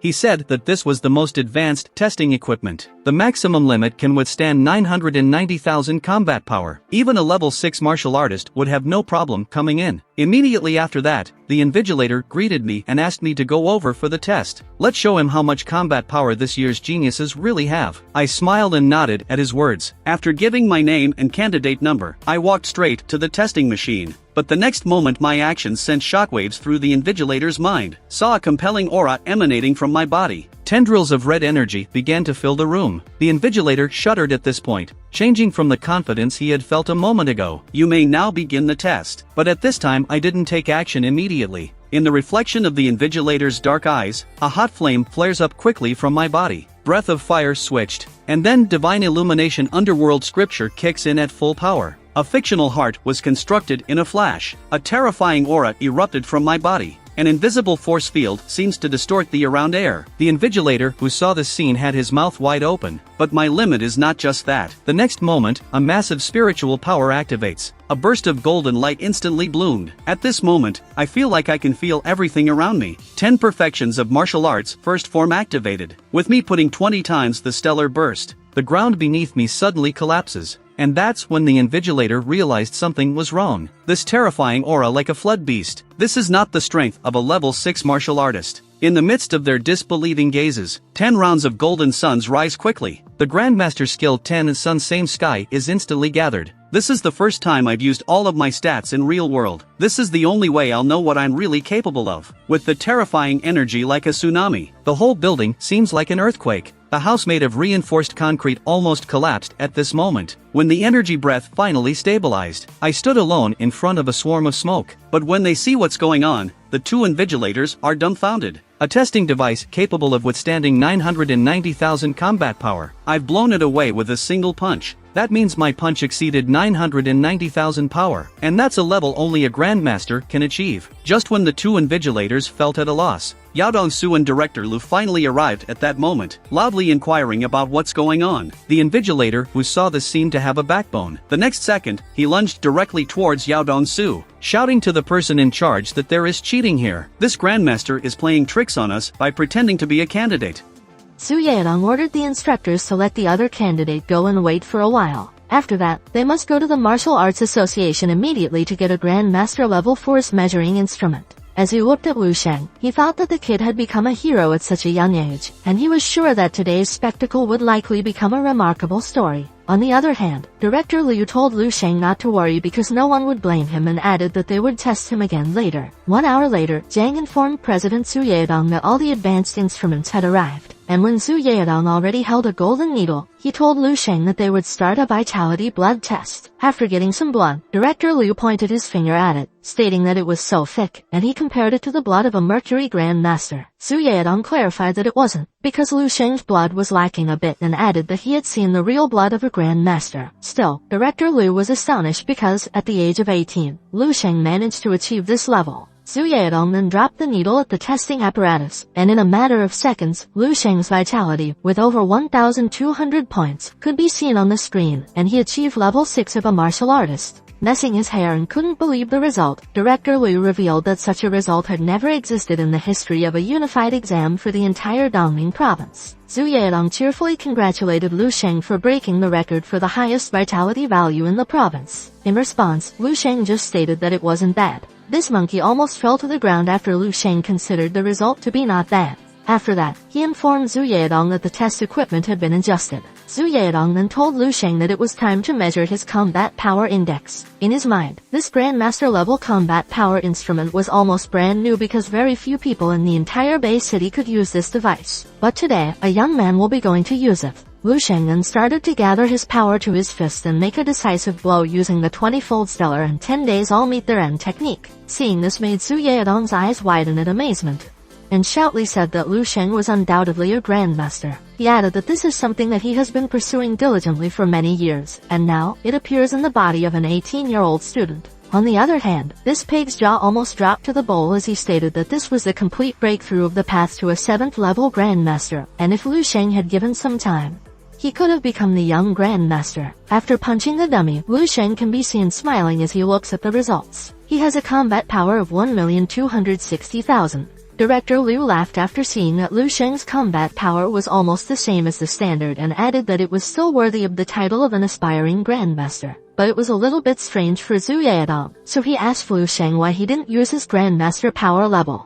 Director Liu agrees with him and asks where Lu Sheng's aura is. Lu Sheng revealed that he wasn't even at the 5th level, and his aura hadn't been formed yet. The two idiots were shocked after hearing his revelation, and Director Liu remarked that Lu Sheng already achieved the Grandmaster level before even reaching the 5th level. Zhu Yaodong congratulated the director and mentioned that Bay City seemed to produce a Grandmaster this time. The two monkeys laugh, and Director Liu announces that Bay City is about to produce an outstanding prodigy, a true dragon. He then ordered this orangutan to inform President Xiao in the Eastern Military Region. Moments later, Lu Sheng left the venue and called his dad. The two were so excited to know his result and wondered if he demonstrated his full capabilities. In response, Lu Sheng told them it was slightly better than he expected, and they wouldn't have a problem going to the capital. After hearing this, Lu King was very happy and proud to have a top scholar brother. After the unified exam and taking some photos, Lu Sheng go to the dreamscape to see new changes in the future. At 32, he became Grandmaster, and at 54, he achieved the title of Great Grandmaster. At 60, he became the general in the Eastern Military Region and passed away in April of the martial arts year 477 at the age of 181.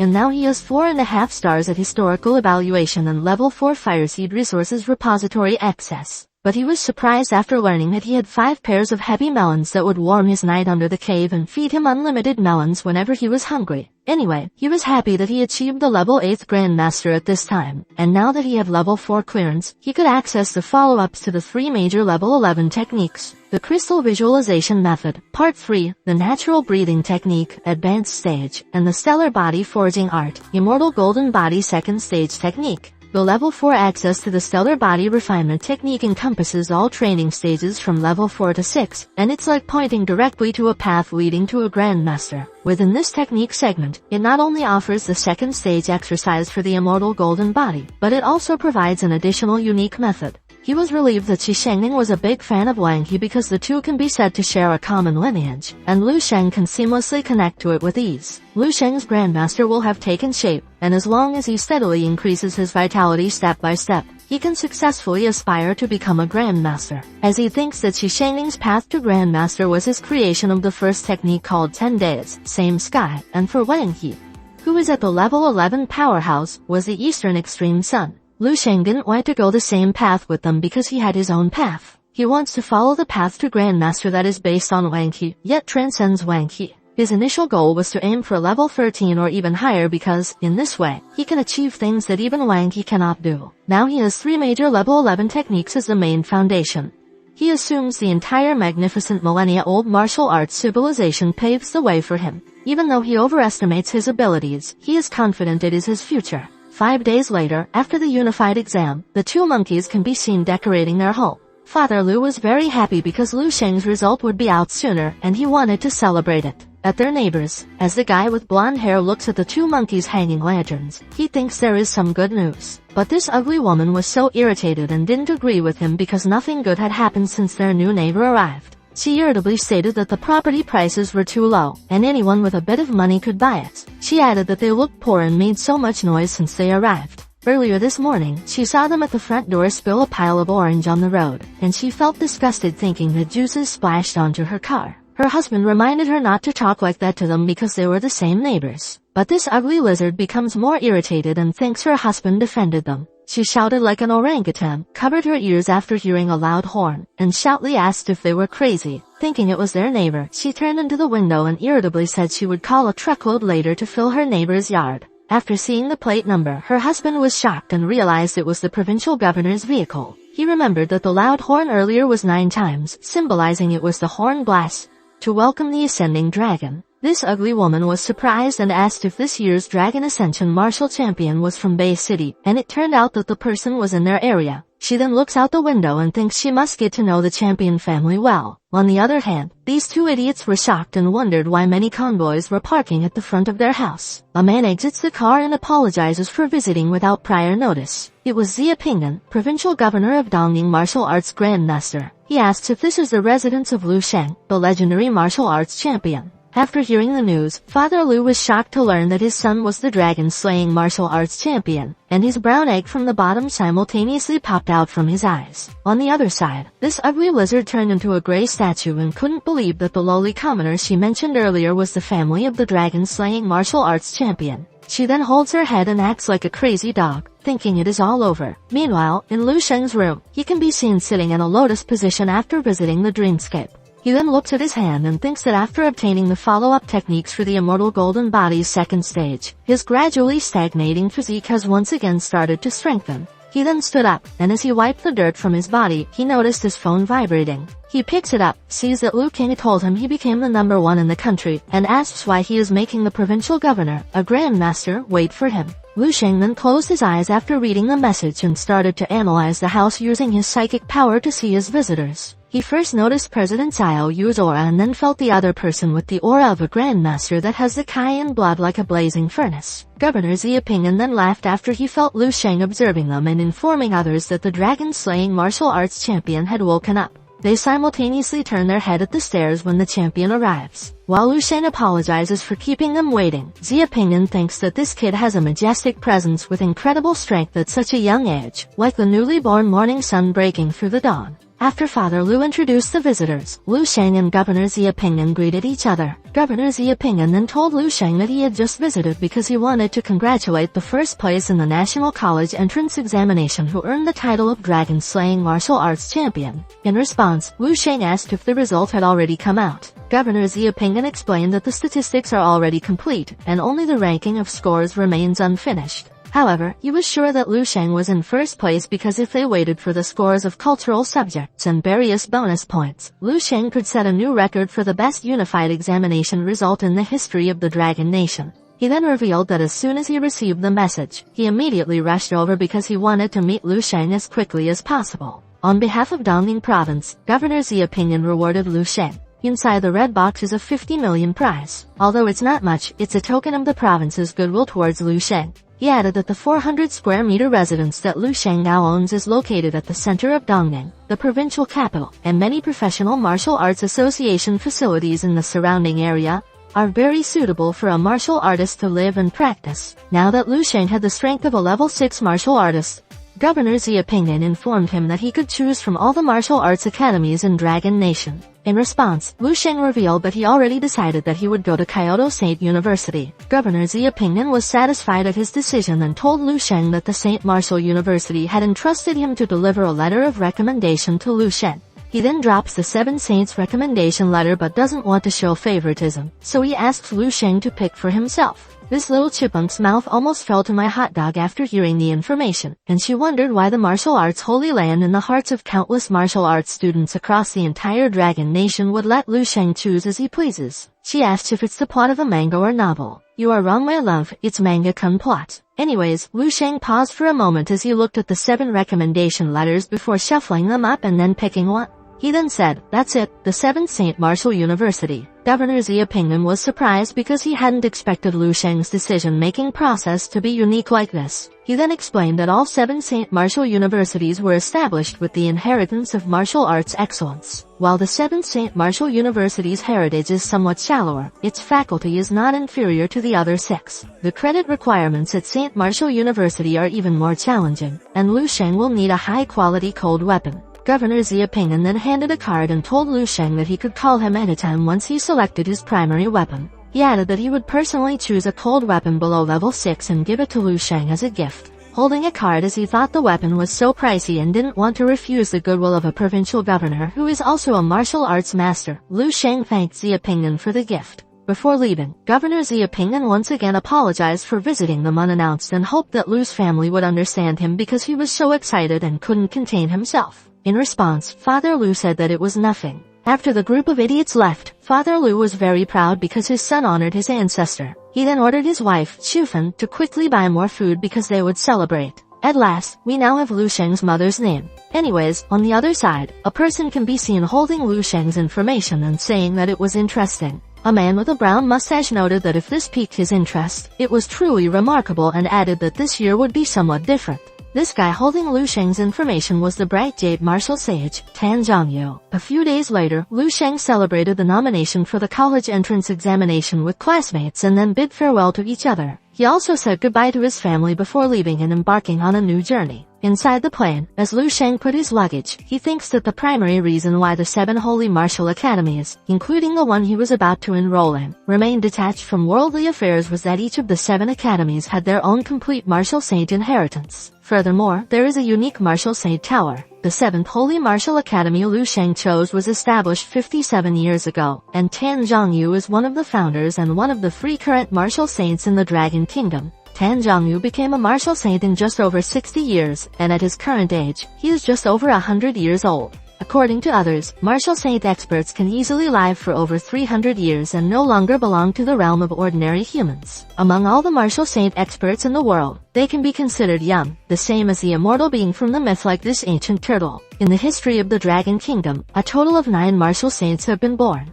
Unfortunately, over 100 years ago, many martial saint-level experts perished on battlefields against the exotic beasts, and some also died in conflicts between nations. Through various means, both sides suffered the painful loss of several martial saints. The elite of the human martial world thus perished due to internal conflicts. The Dragon and Lion Kingdom competing for the title of the world's strongest martial arts hegemon is truly regrettable, and as for the outcome, it's better left unmentioned. The martial saint towers were established after the Dragon Kingdom created the war according to each martial saint, to achieve a perfect replica of states from different time periods. The martial saint tower represents the highest level of integration between martial arts and technology in the Dragon Kingdom, and allow those who enter the tower to challenge according to difficulty. Once a person passes through a certain number of levels, there is a chance to receive an audience with a martial saint and even be taken under the tutelage of a martial saint.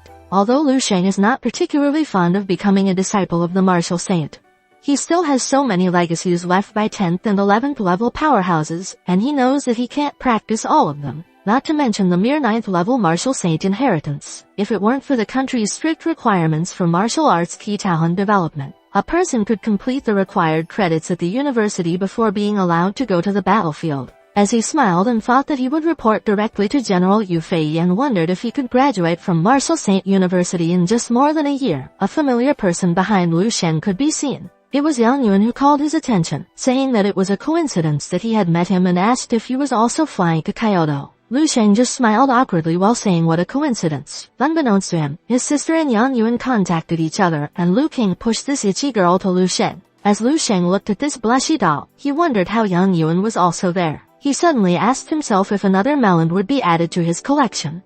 You know what I mean, his 6th wife. 2 hours later, at the Kyoto province, Lu Sheng was amazed and described the place as a prosperous era. He wondered if this was the look of base 1359 before it collapsed, and as he saw the cleaners at the exterior wall, he was astonished because they also had an abundance of hidden talent. Moments later, upon arriving at Jing University, Lu Sheng told Yang Yuan that he would help her enroll. Then, he would go to the St. Martial University for registration. As they walked, Yang Yuan felt like she and Lu Sheng were a couple of college students enrolling together for the new semester. Unfortunately, they will enroll at different schools. While Johnny Bravo tries to impress this little Armin's look-alike, the blonde guy with blue clothes notices Yang Yuan's beauty. He acted like a pervy Henry with 2 popping eggs, heart, as he told his companion not to try to compete with him because this junior student was his. Johnny Bravo responds to him to dream on. While Johnny Bravo asks if she will enroll in Jing and offers to help her enroll, the pervy blonde guy offers to carry her luggage. The 2 pervy monkeys were surprised when Lu Sheng suddenly gave the blonde guy all of Yang Yuan's luggage. The blonde guy addresses Lu Sheng Jr. and asks if he is a new Jing student.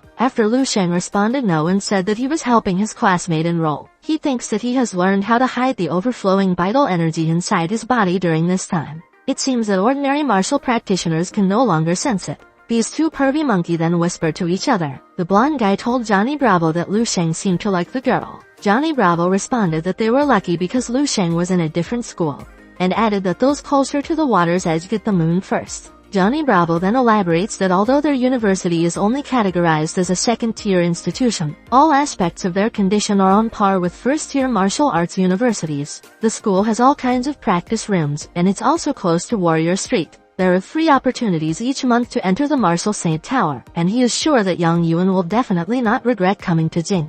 Lu Sheng asked if regular martial arts universities could also enter the Martial Saint Tower. The 2 pervy monkeys laughed after answering yes. They added that the Martial Saint Tower was the treasure of the entire Dragon Nation, as long as they apply through the Martial Association.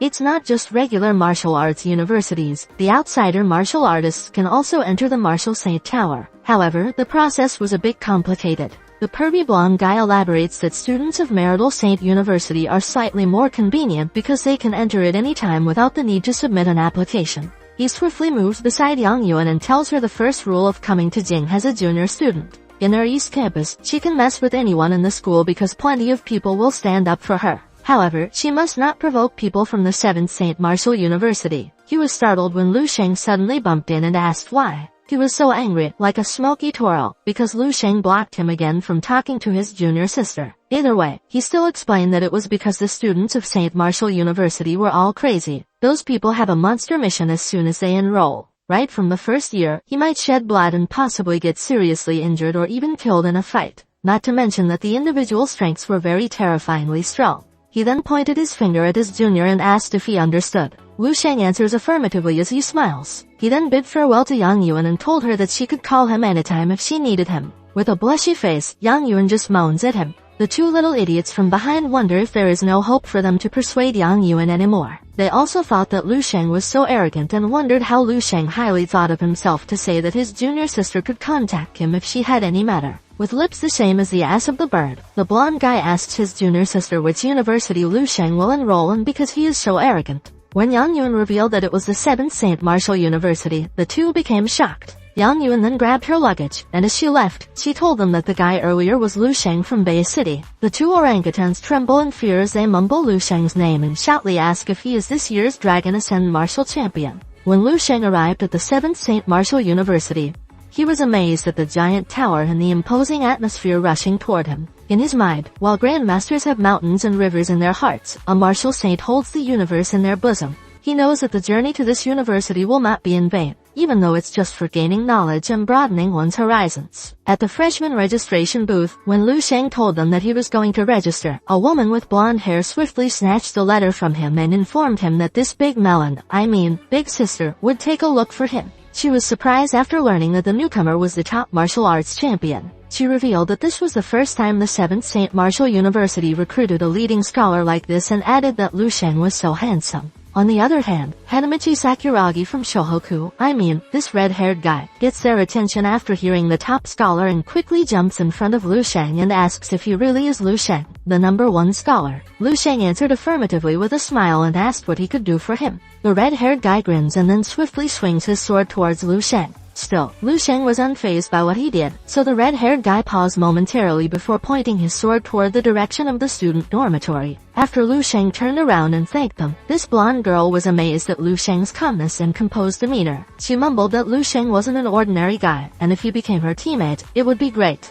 When the red-haired guy asked about Lu Sheng's scores on the unified exam, he was shocked after the 4-eye girl replied that she couldn't find it but had some information that Lu Sheng Kai and blood level had already surpassed level 6 and had broken a few records. She added that Lu Sheng was the strongest dragon ascendant in history. The red-haired guy then smiled after hearing the information and assumed there would be an excellent show to watch later. While Lu Sheng was amazed at the large area of St. Martial University and wondered where the other students were, he was interrupted when a red pig approached him. The red pig named Lindsay felt relief now that he had finally run into someone. He introduced himself and asked Lu Sheng if he was here for registration on the first day. He then scratched his head and asked if Lu Sheng could help him show the way to the dormitories because he is terrible with direction. In response, Lu Sheng agreed and suggested they go together. Moments later, when the two idiots finally arrived at the dormitory, Lu Sheng wondered why many people gathered at the door. Lindsay was startled after seeing someone flying like an ant and bouncing to the ground. The reason behind this was this guy in a yellow shirt with yellow hair. He commended this guy in red, Zhu Xiaoming, the martial arts champion of this year's South River Province capital. He said he was impressive because he was the first among the newcomers to handle his moves for 2 rounds. He added that if Zhu Xiaoming put more effort and a little breakthrough, he could get in. This guy with blue hair called his friend Huodong and asked if he had confidence in facing the yellow-haired guy. Huodong ranked 5th nationwide in the National Martial Arts Examination, and the martial arts champion of the capital of Kyoto Province responded that he wasn't sure because he had just recently stepped into level 5.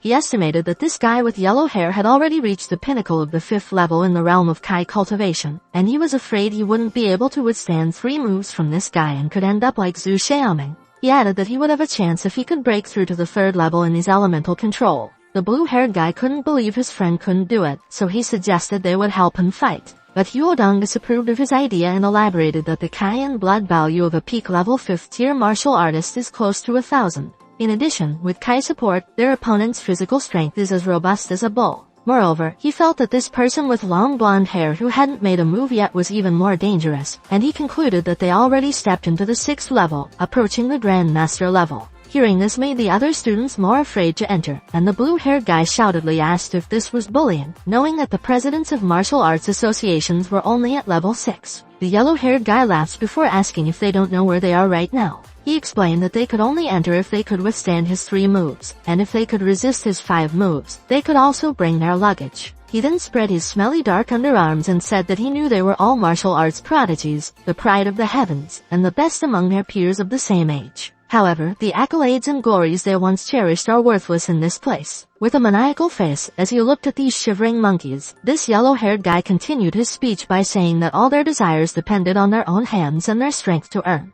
But people without strength will end up with nothing and can only be ordinary people like pitiful wretches. As a respected senior student of the 7th Holy Martial University, he clarified that he was just teaching them the first enrollment lesson. Lu Sheng sighs as he looks at this arrogant monkey. He thinks that these kinds of pests always pop up wherever he goes, and knowing that they were just a weakling like flies compared to him, he wondered where they got this audacity. His thoughts were interrupted when this pig suddenly said that it was awesome and screamingly announced that it was amazing. And this was what he liked the most, to trample over such self-righteous seniors, enjoying the classic moment of their shocked and fearful expressions. He then threw his bag at Lu Sheng and stated that Grandpa would teach them a lesson. With the same confidence as Patrick, he told Lu Sheng that he was the martial arts champion of this year's unified examination in Sichuan province and also ranked 19 in the country. He quickly jumps to teach the arrogant a lesson but bounces back in seconds. You son of a pig, where did you get your confidence? Too much talking, but bounce back in seconds. You deserve that, you idiot. Calm down, sir. Don't forget that you just had a heart attack last month. Whatever, go back to your narration. Okay, guys, let's get back to our story. Lu Sheng approached Lindsay and asked if he was alright, scratching his head while coughing. This pig responds that he was careless and didn't expect this yellow-haired guy to be so strong. He informs Lu Sheng that this yellow-haired guy already has the Genkai. Lu Sheng smiled and told him that he was impressive. He then turned around and announced that it was now his turn. With a strange smile, as he looks at the arrogant SpongeBob, Lu Sheng thinks that he must deal with these noisy flies to solve the matter, and if he smacks him, everything will be okay. He then told the arrogant guy to make a move, but was surprised when the latter replied to hold on. The arrogant guy asked if Lu Sheng intended to face his 3 moves like this. Lu Sheng gets what he means, so he drops his bag and asks if it's now okay. Huodong couldn't believe that Lu Sheng would act arrogant and asked if this kid didn't know how high the sky was and how thick the earth was. The blue-haired guy added that the kid must pray for his good fortune because if someone provokes these seniors and gets on their wrong side, he might end up limping out. The yellow-haired guy shows his tongue like a pervy gay, poses like a tiger, and kicks a powerful energy towards Lu Sheng as he declares that he will show what is true cruelty. While the students were so amazed at the enormous power that SpongeBob had shown, Lu Sheng remained unfazed and swiftly moved like lightning toward his opponent, grabbed it by the neck, and smacked its head to the ground like vegetable seeds. These 3 little idiots couldn't believe that a strong individual at the pinnacle of the 5th level of Kai was just beaten like this with only 1 move. Poor arrogant one, now you know what you are looking for. Is it dark there? Anyways, Lindsay couldn't believe that a bare hand could crush spiritual energy like that. He then noticed that the long-haired guy was about to take action. But when Lu Sheng asked if he could go inside, the long-haired guy just answered yes. Lu Sheng then walks like a gay winner in a pageant, and as he gets his key, he also decides to get Lin Zi's key. He then threw the card to the pig and told him to come inside. The pig happily catches the key and tells Lu Sheng that he will help him carry his bag. Hyodong wondered if the long-haired guy couldn't handle the kid because he didn't get involved and just let them in. The long-haired guy then calls Brother Chen and informs him that an extraordinary person has come this year. When the two idiots arrived at the residential area, Lu Sheng said the place was better than he imagined. He noticed his residential house was almost the same size as their new home and felt relieved because he didn't have to pay for it. Realizing that the building was for the Dragon Champion warrior, Lin Zi asks if he is Lu Sheng. Lu Sheng inquired if it didn't look like it, so the pig replied that it did and informed him that when he got lost earlier and bumped into him, he didn't expect him to be so awesome. Wiping his tears as he sighed, Lin Zi explained that he intentionally enrolled in the 7th Holy Martial University to avoid encountering powerful individuals because he thought all monstrous individuals would attend the prestigious university ahead. Still, he didn't expect the most formidable one to enroll in the 7th Holy Martial University. Lu Sheng looks at him and asks if the 7th Holy Martial University is weak. Piggy explained that he had heard about it from his family and added that all the previous Dragon Martial Champions had gone to top-ranked universities. He checked the annual National University Martial Arts Competition and learned that the 7th Holy Martial Arts University often ranks at the bottom, so he considered this the weakest among the 7 Saint Martial Arts Universities. Whether it's weak or not, Lu Sheng stated that it would be sufficient for their cultivation because the Martial Saint still passes it down. He then said goodbye because he had something to attend to. After closing the door, Lin Zi told him to add him to his WeChat. Sitting on a sofa, Lu Sheng observed that the interior setup was quite good, and even the couch was made of exotic animal leather. He then notices a remote and turns on the monitor. A brief discussion of tactics for passing the 13 levels of the Martial Saint Tower was shown. After that, a battle for first place in the 7th Holy Martial University between Chen Yixuan and Zio Lan appeared on the screen. Lu Sheng noticed that there was also a campus forum, but it had only a bit of information. As he read the comment, he learned that this two individual was the strongest among all the students who hadn't yet graduated from the 7th Holy Martial University. Amidst the intense battle between two individuals, Lu Sheng's 15-second trial had already expired, and he was asked to register and pay points to continue watching. But this idiot didn't know his ID, so there was no way he could register. He then looked out the windows and decided to practice the Great Sun visualization. Holding a tube of golden dragon saliva, he thinks the 30 drops he made before coming here were enough for his cultivation. While he was amazed at the effectiveness and was about to employ his technique, he heard someone banging on his door. He got irritated and asked who it was, but the loud knock continued. He then opens the door and asks who did it. The person furiously responded that it was him and was about to ask if he was Lu Sheng but didn't finish his sentence because Lu Sheng greeted him with a kick that caused him to fly into another universe, leaving these two monkeys bewildered. Lu Sheng then told them to go back when they learned some manners. The two idiots turned their heads at their companion after hearing him moaning in pain. Knowing that Lu Sheng was just a new student, this bastard wondered why he was so strong. The two monkeys were startled after Lu Sheng inquired if their purpose of visit was to pick a fight and ask who's next. The two quickly denied his accusation and clarified that it was a misunderstanding. They were part of the committee and planned to give his student ID, the card already linked to this villa, and a box of essential gifts for a new student like him. This guy in blue explained that the card could give him access to all the equipment and instruments within the 7th St. Martial University campus. He can also receive a bottle of 4th grade exotic blood every month. Holding the card, Lu Sheng thinks St. Martial University's benefits are extraordinary. However, he finds it hard to believe their sole intention is to deliver this stuff and assume that the school department leaders are trying to assert authority in front of newcomers again. Hence, Lu Sheng releases his terrifying aura and questions if they are still waiting for him to apologize to them. The three morons were taken aback by his action and shoutly answered that there was no need and added that they were leaving. Lu Sheng then closed the door and told them that he had already received the items, and it must have been a hassle for them to come, so there was no need to see them off. The beaten monkey felt frustrated because, as an upperclassman, he was beaten up like this by a freshman. The orange guy clarified that he wouldn't join him if he planned to take revenge. This ugly monkey couldn't find any reason why a freshman managed to beat him badly, knowing he hadn't gotten injured like this on his last mission fighting a 6th grade exotic beast. He was about to say that this matter couldn't be left like this when Lu Sheng suddenly opened the door slightly and seriously inquired if their senior had left something. That was why they hadn't left yet. These three idiots were startled like an electrocuted chicken after hearing Lu Sheng's voice. While the beaten monkey said he forgot to mention that he would fix the broken door, the orange guy called the administrator and said they must quickly send someone because of an emergency situation. Moments later, Wu Sheng could be seen holding a remote and was able to watch videos because of the card. Shuani, a man in a suit holding a sword, was the first person shown on the screen. The second one is Xiao Lan, a guy holding a giant sword. Seeing them made Lu Sheng ask himself if these two represented the highest level of martial arts talent in the Dragon Country's most prestigious martial arts hall. When the two started to fight each other, avoiding each assault, colliding in midair with complete confidence, Wu Sheng was shocked after seeing their strength and started to calculate using his finger. If he doesn't have the will of a grandmaster, he assumes that he needs to use 50% of his strength to defeat them. He thinks this is already quite exaggerated. Now that he reached the stage of minor achievements in Kai and his combat power with a rough estimate of above 2 million, half of which was over 1 million, he concludes that both of these individuals have not yet reached the Grandmaster level, but they already possess the true talent of a Grandmaster level combat power. With a bumped fist and palm, Lu Sheng thinks this is just the 7th Holy Martial University, and wonders about the 7 Saints list. He needs to work harder to bypass them all. A familiar scene suddenly appeared on the screen, and Lu Sheng wondered if someone captured this violent clip. An ugly monkey suddenly announces that the next scene is a funny moment, and when the other students watched it, they were amazed and commented that the new student was really strong. Playing with his booger, Lu Sheng felt sorry for the person he smacked earlier, and thought SpongeBob wouldn't be able to hold his head up on the campus for a long time.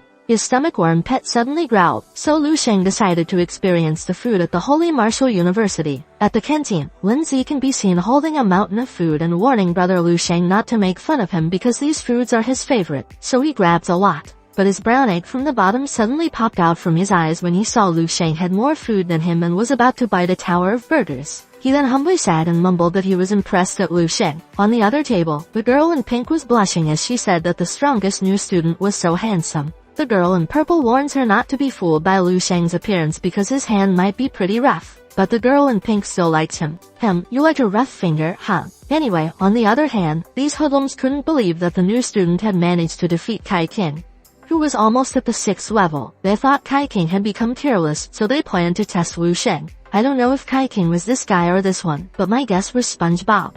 Anyway, Lindsay envies Lu Sheng because he became a celebrity on campus on his first day. Suddenly, a man knocked at their table and asked if he was Lu Sheng because they wanted to get to know him. He introduced himself as Wu Fan and elaborated that he was 2nd place in martial arts at Anhui Province and 17th in the National Unified Examination this year. So what? Lu Sheng replied, asking if he had just come to report his college entrance exam results specifically. Hearing his answer made this ugly Saitama, Time Shinhan, whatever, this hideous bald egg cursed Lu Sheng and was about to explode. But Wu Fan stopped him and told Lu Sheng that he was aware that he was strong, and he may not necessarily be his match, but this is not within the school. He added that relationships could be the most important thing and was about to say something when Lu Sheng suddenly stopped him from talking and said, "Since you know you are not my match, then why did you come to provoke me?" He added that knowing full well that certain things should not be done and specific individuals avoid causing trouble but still act recklessly, Lu Sheng asked if he is a moron. Wu Fan was surprised by Lu Sheng's action and got angry, so he swung his brown sword, his arm, and was about to punch Wu Sheng. But a familiar scene suddenly showed up before his eyes, and he wondered if this was the scene he saw at the video. Yeah, you are right, my friend, that was the McDonald's move of Lu Sheng. I just name it guys. Anyway, as Lu Sheng smacked Wu Fan's head to the floor, he told this orangutan and his fellow monkeys, who were now shivering in fear, that he had already told them not to bother him, while the other chipmunks were sharp like a sunny side egg. This pig's eyes sparkled as he cheered Lu Sheng, and felt like a crazy and hilarious dream come true. Lu Sheng then irritably wipes his hands, sighs, and throws the handkerchief into this unconscious monkey's mouth. He then furiously told him that he had 2 things he hated the most in this world. The first was when someone came to him to disturb his practice, and the second was during his meal time when he saw some flies. He then warns the 2 shivering monkeys not to bother him again while doing these 2 things. The 2 monkeys danced like a bald duck and were about to pee on their pants when Lu Sheng asked them if they understood. They quickly bow their heads and swear they won't appear in front of him again. Seeing they were aware of what he said, Lu Sheng told them to ensure Wu Fan would compensate for tables when he woke up. He then called Lindsay, and as they walked, Piggy commended Lu Sheng and said that a man should be like this. If you disagree, then fight. Lu Sheng, on the other hand, felt the fierce gaze of other students and thought that martial arts have always been a path of competition for supremacy. Not to mention that this is the 7th Saint Martial Arts Academy where all the most outstanding martial arts geniuses from across the country have gathered. He felt so irritated that annoying flies kept coming and didn't fear him enough. He wondered if they would still act like this if they were in front of a grandmaster, but he was sure that it wouldn't work, so he planned to make these flies fear him enough so they would disappear on their own. He wants to find an opportunity where he can strike until they are terrified and their bones are weak to respect him as they respect the demon and fear him as they would fear a god. Speaking of opportunity, never mind, I won't spoil the story. Anyway, when a man from behind shouted Lu Sheng's name, he suddenly felt that this person was very strong. This four-eyed man is Zhao Taiken, the vice principal. He introduces himself and asks if he is Lu Sheng. He then informed Lu Sheng that he would be going on stage to speak as the new student's representative tomorrow. Seeing Lu Sheng confused, the vice principal explained that it was just a matter of words and nothing special. After Lu Sheng agreed and said he would prepare, Lindsay thought it was awesome and told his friend that it was his chance to show off in front of all the new students. He added that he must perform well. With a smile, Lu Sheng agreed with him. The next day, at the ceremonial hall, the 57th freshman enrollment ceremony of the 7th Saint Martial Arts Academy. When Lu Sheng arrived, the students turned their attention to him and whispered to each other what happened yesterday. The blue-haired guy informs Hyodong that Zhu Jianfei's group is preparing to cause trouble to bring Lu Sheng down. Hyodong then looked at Elvis Presley, at Zhu Jiandong, and told his friend that he remembered Zhu Jianfei's group national ranking was at the top 20. But thinking that they were trying to bring down Lu Sheng, Hyodong wondered if Lu Sheng had become a big demon king in the eyes of all the freshmen. However, he knows that it wasn't easy to bring down Lu Sheng. In his mind, as he looked at Lu Sheng, he felt that his martial instinct told him to stay away from Lu Sheng. The farther, the better. While the vice principal welcomed the freshmen who entered the 7th Saint Martial University and started to make a speech, the students, including Piggy, could be seen dozing. On the other hand, Lu Sheng covered his ears and thought that no matter which world leader spoke, it was all the same. After 1,000 chapters of novel speech, Zhao Taiken called the champion of the Dragon Martial exam, Lu Sheng, to represent the freshmen via speech. He then politely told them to give Lu Sheng a warm welcome, but Elvis Presley and the other students gave him a loud boo. Zhao Taiken shouted at them to be silent and then asked Lu Sheng if he was ready. Lu Sheng brightly responds that he has spent a day getting ready, so there should be no problem.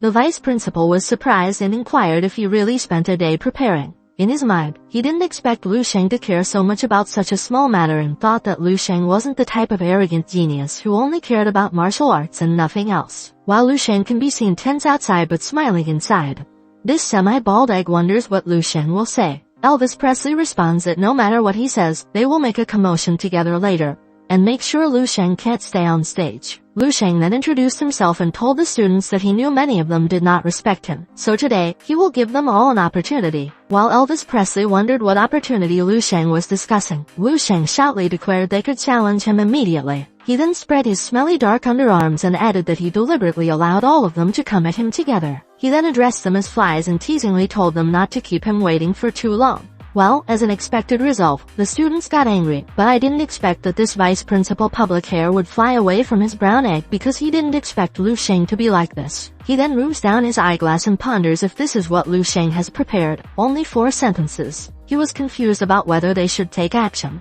On the other hand, Lindsay was amazed at brother Lu Sheng, and he gave him a thumbs up. Can I also get one from you? Anyway, Lu Sheng inquired if they were all a bunch of losers because they all seemed afraid to face him together. Zhu Jiandong cursed before smashing the table and shoutly told Lu Sheng he was extremely reckless. He stood up, bumped his chest, and confidently declared that he, Zhu Jiandong, would come and fight him. He then grinned and asked if he really thought he was invincible. Semi-bald egg agreed with his idiot friend and added that it's been a long time since anyone dared to talk big in front of him. This sophisticated lady thinks that the scene is perfect and states that she also wants to see and experience the hardness of Lu Sheng's dragon.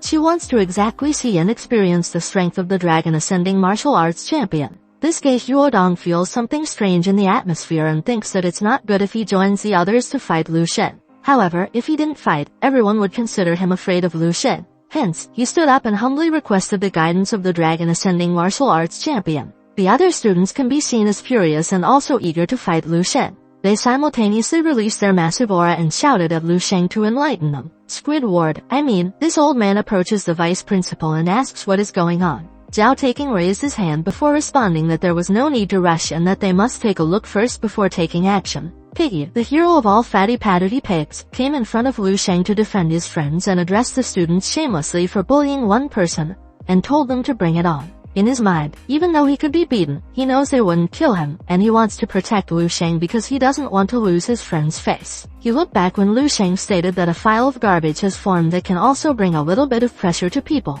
His eyes then glowed in red, and he started to release his massive dark aura, shouting that he also wanted to see if this bunch of trash was qualified to sit with him in the first place. He suddenly disappears from his position when he jumps and attacks the overconfident monkey first. Zhu Jiandiang managed to block his attack but moaned in pain when his bones shuddered and then flew into another universe. One of the students sneaked attack, but Lu Sheng was too fast to stop his attack and stated that he was weak and stubborn before smashing him to the floor like a towel. Suddenly, a massive flame was about to hit him from behind, but he remained unfazed by the attack of this guy who was now laughing while saying that even Lu Sheng was powerful. He couldn't endure this flame. Well, that's what he thought. Lu Sheng penetrated his flame and grabbed him by the face. Lu Sheng then looked at his collar and stated that his cosmic energy wasn't fully covered and his clothes had been burned. He then turns his head and notices a speed light coming toward him. But he effortlessly avoids it after letting go of the student and stepping backward. The bright light came from this sophisticated lady who now thinks Lu Sheng is strong and has a formidable defense. Still, she will use her lightning speed and will slowly cut his flesh using a blunt knife. But to her surprise, Lu Sheng disappeared and she tried to find him but was shocked after realizing that Lu Sheng managed to grab her feet before throwing her to my bed. Nice move, my guy. Anyway, as the one-sided fight continued, this guy with a purple aura stated that he couldn't control his power anymore and reminded Lu Sheng not to blame him as he attacked using his psychic ability that merged with a bunch of daggers that managed to hit Lu Sheng. He confusedly asks if he successfully defeats Lu Sheng. Struck by multiple daggers, Lu Sheng looked at him fiercely before removing all the daggers from his back using his power and asking who had permitted him to scratch him. When Lu Sheng confronted him with a terrifying aura, the guy couldn't believe that Lu Sheng was also a spiritual mind master, and he became a frozen bird after Lu Sheng retaliated using his own dagger. What a lucky guy. Lu Sheng just scared him. On the other side, the group of Teen Titans started to make a move when this gay Hyodong ordered them to attack simultaneously. They quickly jumped to assault Lu Sheng from behind using their weapons and abilities. Still, Lu Sheng was unfazed, looked at them, and released his divine aura that caused the Teen Titans and other students to fly into different worlds. Looking at the group of flies, Lu Sheng stated that garbage is garbage even if it gathers in a pile, and added that he had high expectations for all of them. While the brown-haired guy couldn't believe what he witnessed, Zhao Taking looked forward to the day when people from the other 6 holy martial academies saw Lu Sheng. Hyodong couldn't believe it was already over because he was still considering whether to join the action. Looking at Lu Sheng, he stated that the warrior expedition had failed and thought that the world was about to face a dark and prolonged rule belonging to the Demon King. Lu Sheng waved his hands, wondered why this monkey was in a daze, and asked if he also stood up. The ugly monkey repeatedly turned his head as he answered no, looking for the chair, and when he noticed that there was no chair, he quickly grabbed one from behind, pulled it out, and nervously answered that he was still sitting. Out of luck, Lu Sheng gave him an accurate smack Donald's in the head and announced that he gave them an opportunity, but they couldn't hold on. He then ordered the remaining flies as he pointed his finger at the other unconscious students to tell them that when they woke up, they must not randomly jump around in front of him again next time. The students repeatedly nodded their heads and said that they understood. Lu Sheng turned his attention to the vice principal and informed him that his speech as the representative of the new students was finished. Zhao Taking told him it was good and ordered some students to leave and clean the venue. Those who were injured must go to the infirmary, and the others may leave now. Meanwhile, Lu Sheng watched the montage about him saying that he was the landing dragon martial arts champion who exposed his full strength by defeating 100 freshmen, and if they were still lacking off and were aiming for the top list, it was time for them to work hard.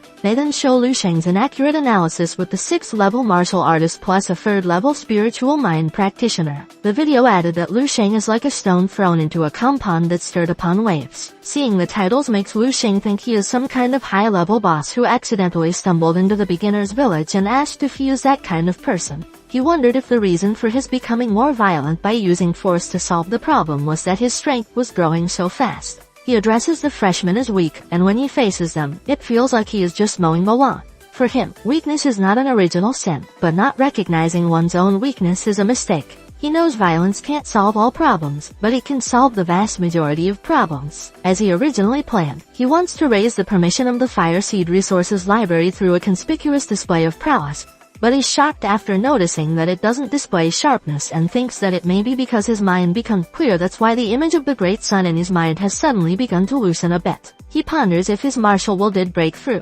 He swiftly went to the zombie girl location and was confident he could defeat her now. As he approached to attack, the zombie girl greeted him with her spear, but he easily dodged. Lu Sheng used his fist with blue energy to attack, but the spear grandmaster used her shield to block his attack and swiftly moved her spear toward Lu Sheng. But Lu Sheng was too fast, so he quickly moved behind her to summon his weapon that was engulfed with purple aura combined with divine illumination, meditation, scripture, crystal vision, thoughts, and increased mental power tenfold. He managed to hit the zombie girl and wondered if he had succeeded. But to his surprise, spiky ice emerged from the zombie girl's wounded shoulder and then screamed as if she was crying.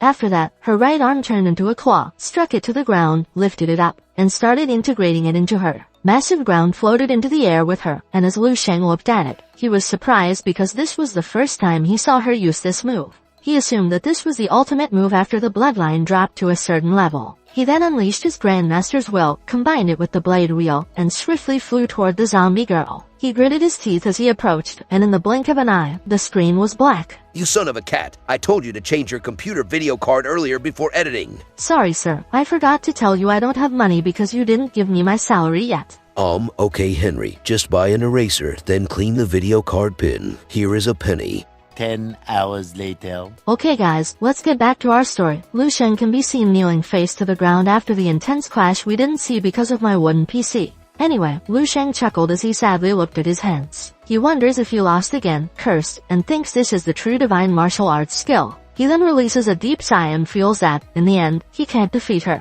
The Grandmaster Spear Knight looked at him with a solemn face as her body slowly disintegrated.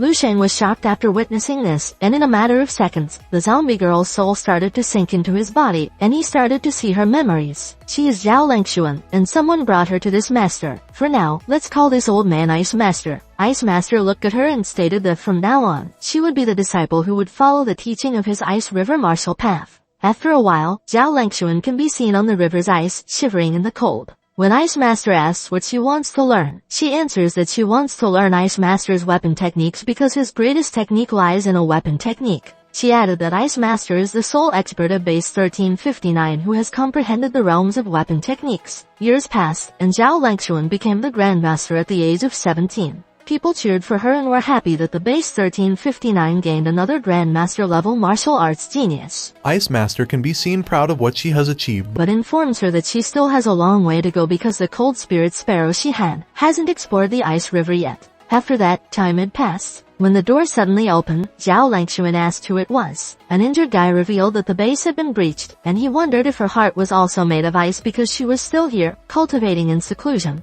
She was shocked at the information and asked where the master was. The injured guy chuckled and informed her that their master had already died.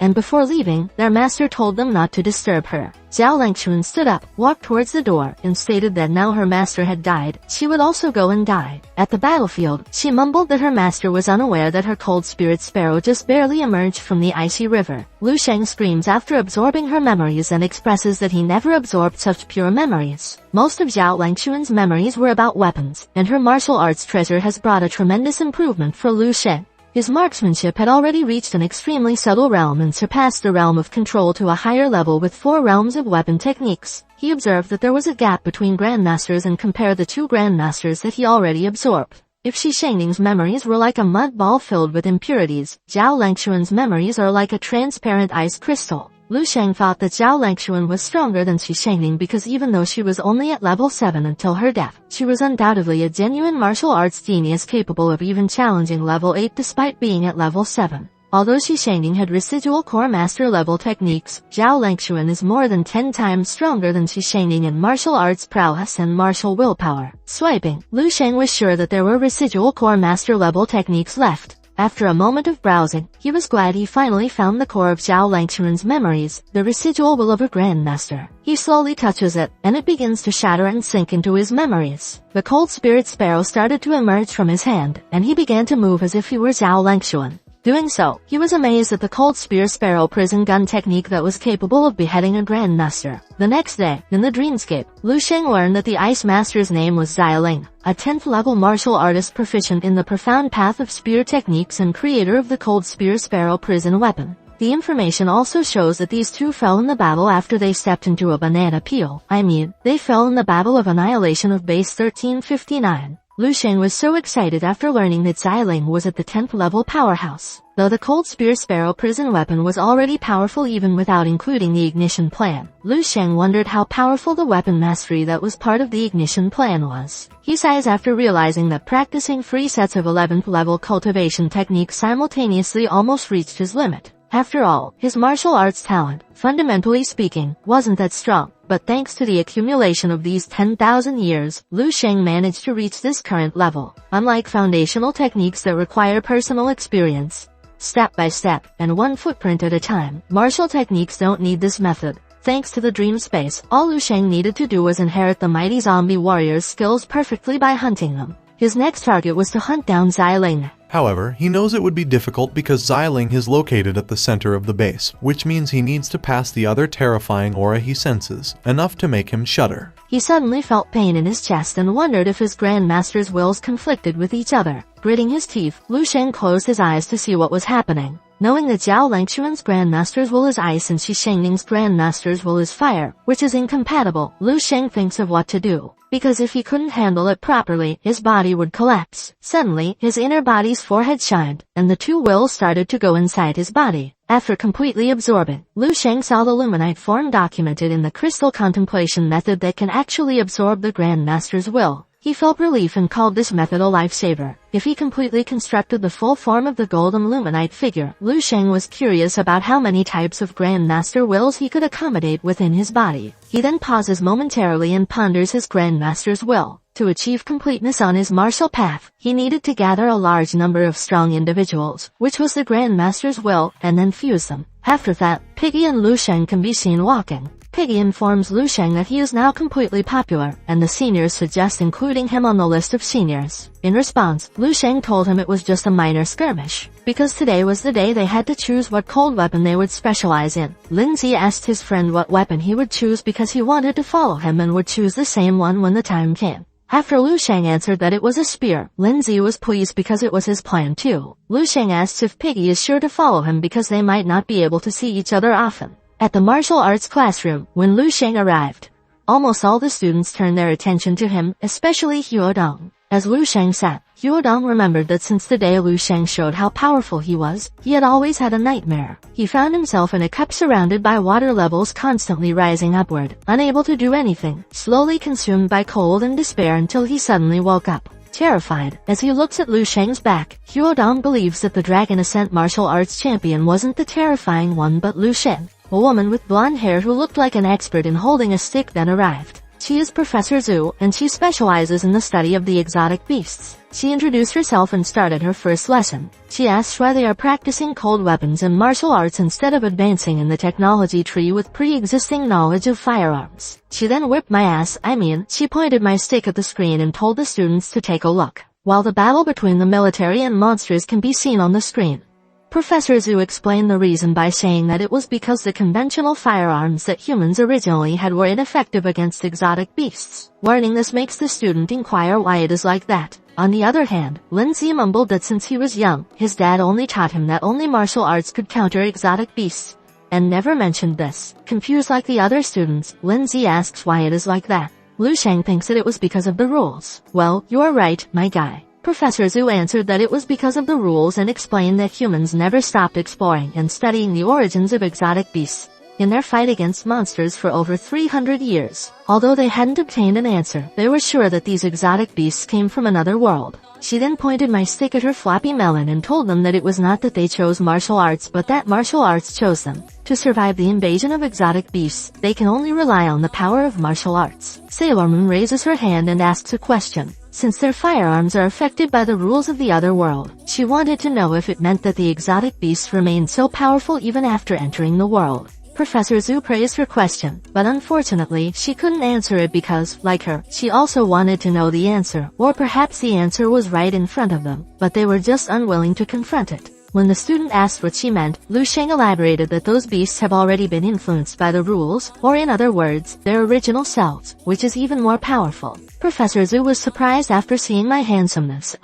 She was surprised at Lu Sheng's answer and informed the students that, like Lu Sheng, she also had the same theory as him. Students couldn't believe their theory and thought that it was unfair. Professor Zhu responded that it was indeed unfair and added that in this world, many things simply have no concept of fairness. She then turned around and ended her class. After learning how powerful the exotic beasts are, Lindsay began crazy thinking about how humanity could survive in the future. Lu Sheng looks at him and remembers that humanity will indeed be wiped out after 10,000 years into the future. Even with a resource library or fire seeds, it's impossible to deal with the exotic beasts in the current state of martial arts after 300 years. The road ahead can be said to have no hope at all, and all Lu Sheng can do is continuously strengthen himself and search for the hope of life step by step. Outside the classroom, a professor handed a form to Lu Sheng and informed him that he could submit it after 3 days. He added that he can now go to the different cold weapon training classrooms based on his preferences. After Lu Sheng told Piggy they would go to the spear training classroom.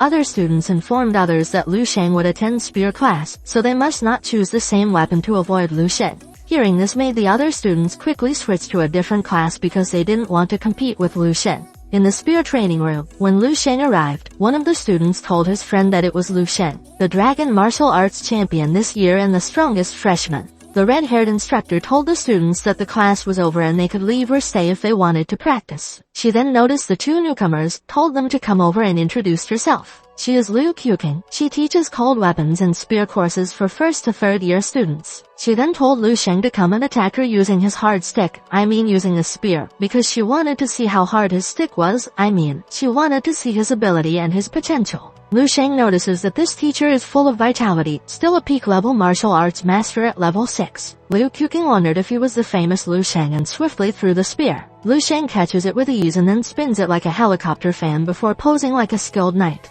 Liu Qiuqing told him it wasn't bad, so Lu Sheng warned her to be careful because he wouldn't hold back. She gets a little bit offended by Lu Sheng's words because even though she hadn't reached the level of Grandmaster, she had been studying spears for decades, and even facing a Grandmaster, she knew she wouldn't fall behind. Yet a mere student who just entered school a few days ago warns her to be careful. Well, she swallowed my brown sword.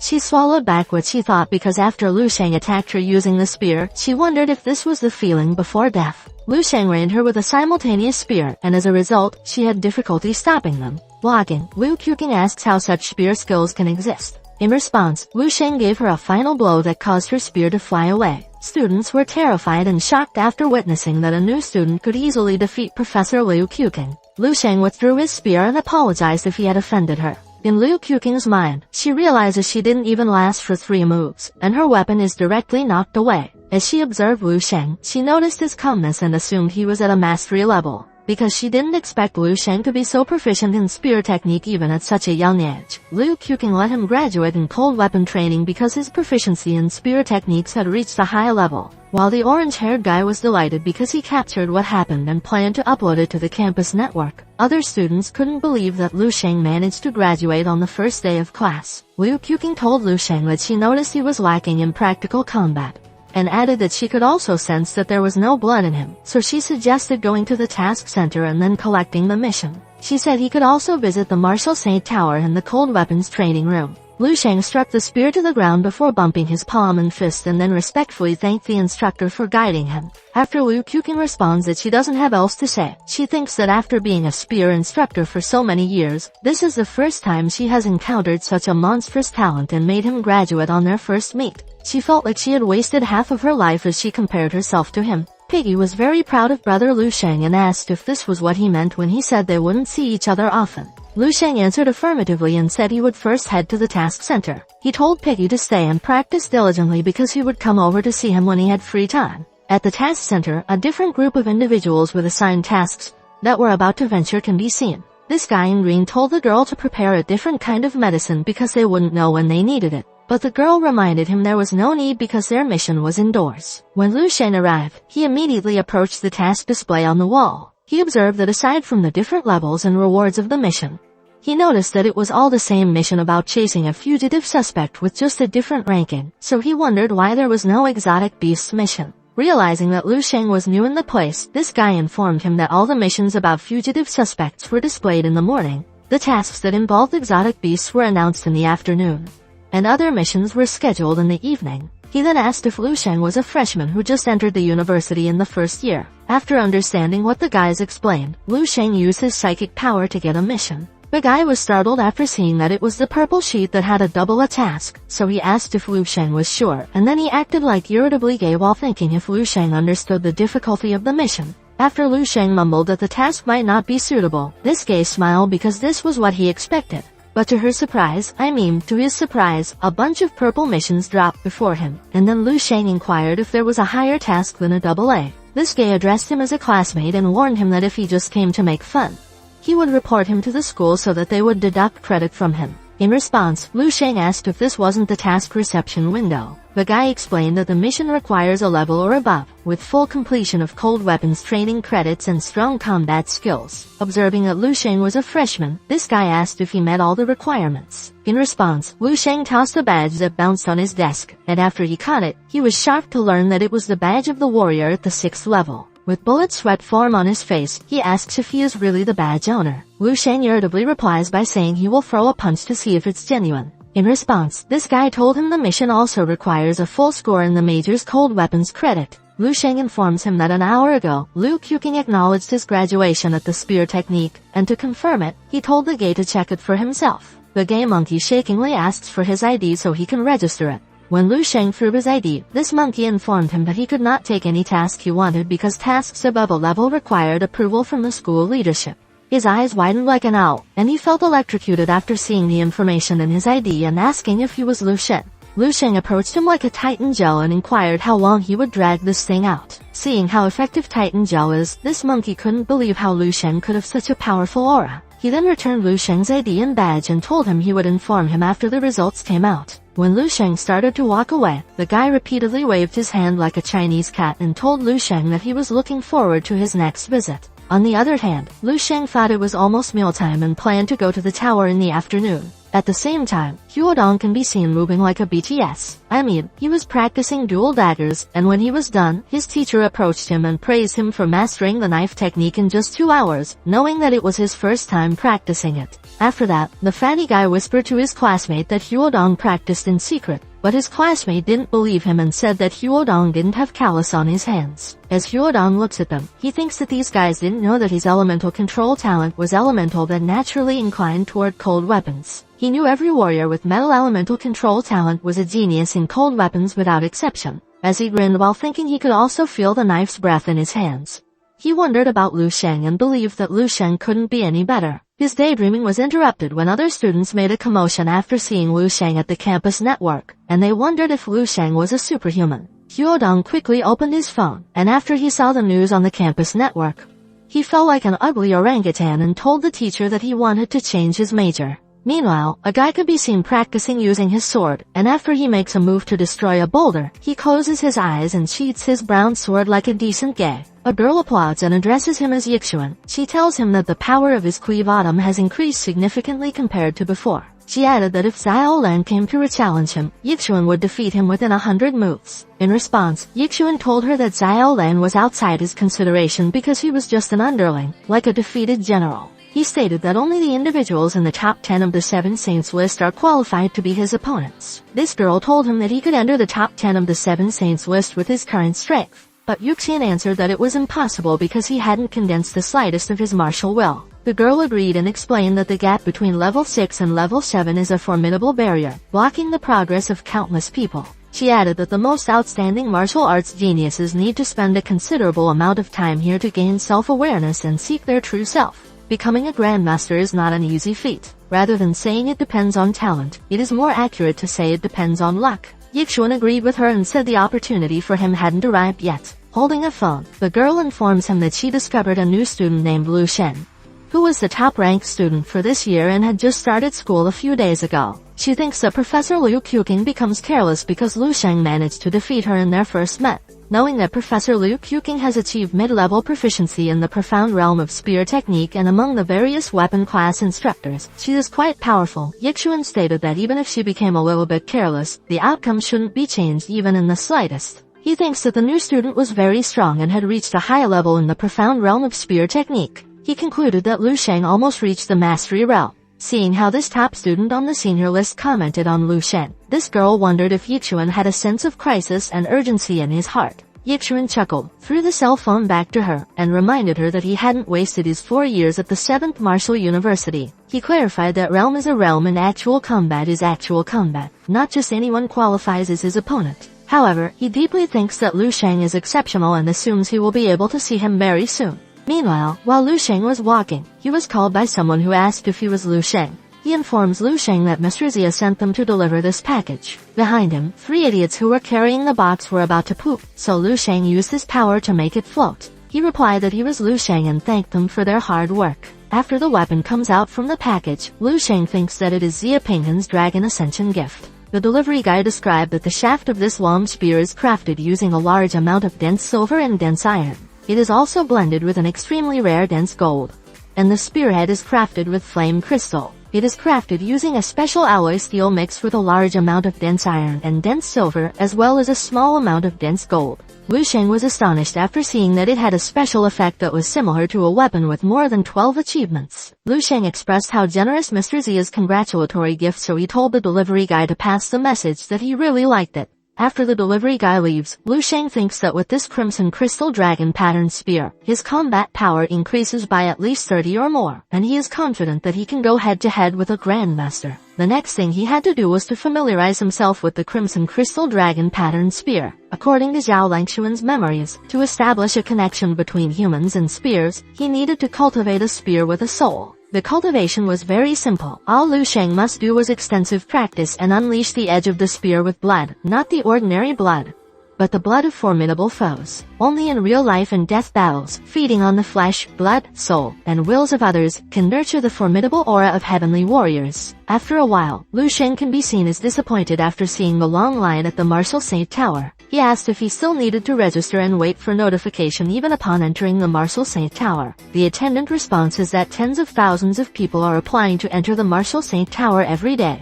The Martial Saint Tower has a total of 30 rooms, and only 30 people can enter each time. Since Lu Sheng was already a student at Shenwu University, he already had privileges. She added that those warriors outside need to apply at the Martial Arts Association first before joining the queue, and she was happy that this only happens once a year. She added that there are more than 200 students ahead of him in the application queue, and if everything goes smoothly, it should take 3 to 5 days before his turn. Lu Sheng sighed before responding that it was okay and that she must let him know when it was his turn.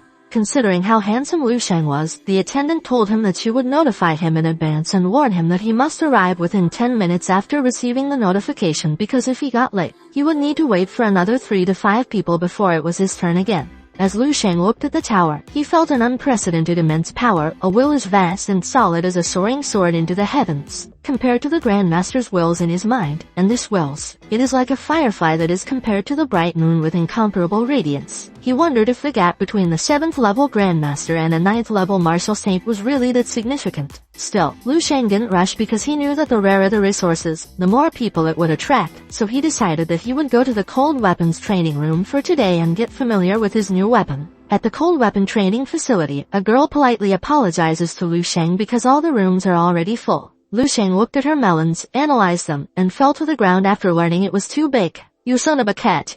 Sorry sir. Anyway, Lu Sheng fell to the ground like a lazy frog after hearing the information and thought it wasn't his day today. He wondered when Shenwu University became so crowded with students, and based on what he knew, each person like him had an area of up to 100 acres. He then stood up to leave the place, but the girl chased her, held his hand, and told him she had a room they could spare their whole night. She informs Lu Sheng that someone has left the room, so she quickly adds Lu Sheng in. When Lu Sheng asked if she knew him, the girl responded that everyone knew him because his videos on the campus network were viral. Lu Sheng thanked her for helping him, but it wasn't a big deal for the girl. She wished Lu Sheng good luck and told him that his practice room was room 8, the 4th room on the left inside. As she looked at Lu Sheng, she thought that the claim about Lu Sheng being ferocious like a demon king wasn't true because, for her, Lu Sheng seemed quite polite and gentle, and she wondered if Lu Sheng's strength was also exaggerated, and she was really curious. She wondered to what extent Lu Sheng could complete the training room because she knew it was his first time entering the cold weapon training room. After seeing the training room number 8, Lu Sheng entered and observed the area. As he did so, he realized this training room was similar to the body movement training room in the Genius training camp. He then notices the control box and pushes a button. After that, a window screen popped up saying that the Cold War training phase 1 was about to begin. Lu Sheng assembled his spear before unleashing his divine power, and when the iron ball was released, he quickly cut them all in half as if he were dancing. The phase 1 training ended fast, and Lu Sheng couldn't believe it had been so easy. Lu Sheng felt confused after seeing that the training had ended. And when he saw the result, he realized that his first attempt was a failure. The system then shows information saying that a person can only use physical strength, other than that was prohibited. Lu Sheng understood the situation and agreed with the system's rules, because if a person combined spiritual energy with cold weapons and swept through a large area, the training would lose its meaning entirely. He knew that the refinement of skills naturally could only be done with physical strength. After shouting once more, the iron ball was released, and Lu Sheng swiftly sliced them all into pieces with his smooth moves, using only his physical strength. He didn't expect that using only physical strength would make him break a sweat. When phase 2 started, and the system released balls, Lu Sheng wondered if it was also an iron ball, but realized it wasn't after he started attacking. Because the ball easily bounced away by air pressure, Lu Sheng concluded it was a wooden ball. As he swung his spear, slicing every wooden ball into pieces, Lu Sheng realized that the cold weapon training room could sharpen a warrior's skills because it tested the use and mastery of weapons. Lu Sheng observes that the iron ball that turns into wooden balls seemingly reduce lethality and speed, making the difficulty easier. But it is actually the opposite, because the lighter the shot balls, the more easily they are affected by the airflow. Before he hits the target, the wind from blades or spears could sweep them away. Even if it doesn't blow, the movement trajectory will become completely unpredictable. Understanding the difficulty makes Lu Sheng remember and use martial arts in the novel. Plucking flowers, flying leaves, drawing a sword, and cutting through water. After that, he successfully passed phase 2. Next was slicing plastic balls at stage 3. Following were water balls, then the popcorns, then the foam, and finally the feathers. He visions the feathers as warriors and uses the spears like Spider-Man, carefully tossing it, then grabbing it and swiftly slicing the other feathers. After that, he posed like an action star model in a fantasy movie, looked at the camera, and in 3, 2, 1. Back to the story. During the short few hours of practice in the cold weapon training room, the tacit understanding between Lu Sheng and the Crimson Crystal Dragon pattern spear has experienced an explosive improvement. At this rate, it won't be long before he can fully cultivate the spear's sense and smoothly enter the next stage of cultivating his soul. Looking at the mess around, Lu Sheng felt satisfied with the entire training phase and realized that this training was no longer about controlling the cold weapon but also about accurately mastering physical strength. He knows it's impossible for a person without decades of hard work to pass the entire phase of this training room. He admitted that even he, who possesses the Four Realms spear techniques and inherits the memories of 2 martial arts grandmasters, failed several times along the way. This round of practice was equivalent to consolidating all the unstable and unsettled parts of his body. With a more solid grounding in the Zidao Basics threefold, the bottleneck in perceiving subtle nuances through the appreciation mirrors starts to disappear, and he felt that the second form of the complete Zidao was signaling him. He was puzzled after realizing that the next stage of training hadn't started yet. When the system announced that he had already completed the training, he acted like a startled monkey and returned the spear to the attaché case. As he left, he told himself that he would come back regularly to train and see if training in the cold weapon room could have an effect on him. At the front desk, a girl in red with a brown sword at her back shoutly asked why the training room was full again, and wondered if there was a mistake or something. The attendant responded that shouting at her wouldn't help because there were only a few rooms in total, so she suggested to the girl in red that she must advise the school leaders to build more room. The girl in red felt sad because she couldn't test her new ability but became energetic after seeing someone come out from a training room. The attendant told her she was lucky and added that she could now go to the training room number 8. She happily agreed, quickly going to the room, and after opening the door, she was surprised after seeing how messy the room had become. Irritated, she shoutly asks the difference between this and a garbage dump. She angrily smashes the button to call the robot cleaners and mumbles that the guy who exited this room earlier was fair and clean, so she didn't expect him to be the king of garbage. While the robot cleaner began cleaning, she felt disgusted as she touched my brown leaves and wondered how the guy earlier produced so much garbage in such a small cultivation room. Seeing the popcorn and feathers, this girl visioned Lu Sheng camping in the training room while watching on the Manga channel. She suddenly realized that besides cold weapons, other things or foods were prohibited inside the room, so she quickly approached the system to check the training progress earlier. She was shocked like an old grandma after losing her teeth. After seeing that Lu Sheng completed all 5 stages, because she knew that all 9 holy martial universities, all candidates throughout the years, the highest level ever reached is only at the 3rd stage. Reaching the 3rd stage is already an accomplishment that delves into a realm accessible only with a profound understanding.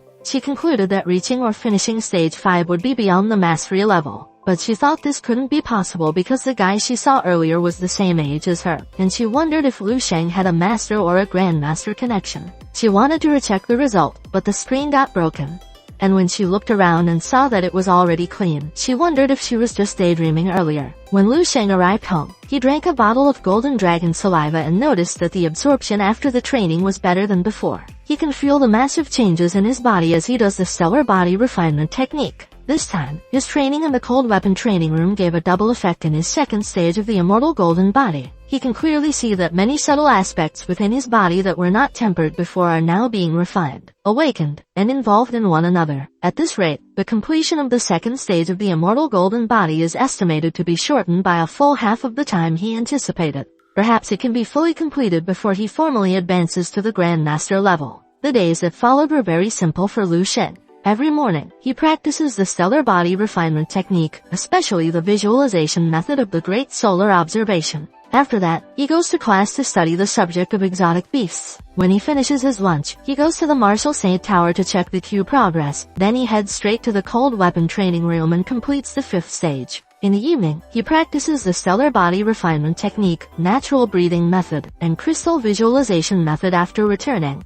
When tired from training, he enters the dreamscape for battle. 1 week later, at the cold weapon training room, after Lu Sheng completed the 5th stage again, he felt that his blood and energy values had increased by more than 3 times these past few days. With just an ordinary strike, he can achieve a combat power effect of more than 5 times than before. He is very thankful in this cold weapon training room because he learned that there were so many flaws, gaps, and deficiencies in the foundation of his martial arts. Although these small details may seem insignificant, they become more apparent as one progresses to the later stages. If he waits until level 7 or level 8 and wants to return to make up for it, he knows it won't be possible anymore. When she was sure that Lu Sheng had already gone, this girl in red called the other students and told them to see it for themselves. After seeing the screen, they couldn't believe that Lu Sheng really did finish the 5th stage and wondered how he could accurately strike this thing. When the girl in yellow tells his companion to take a photo so they can upload it to the campus network, the girl in red informs them that she has already done that. But no one believes her because they think she just photoshopped the result. She explained that, like the student who didn't believe her in her post.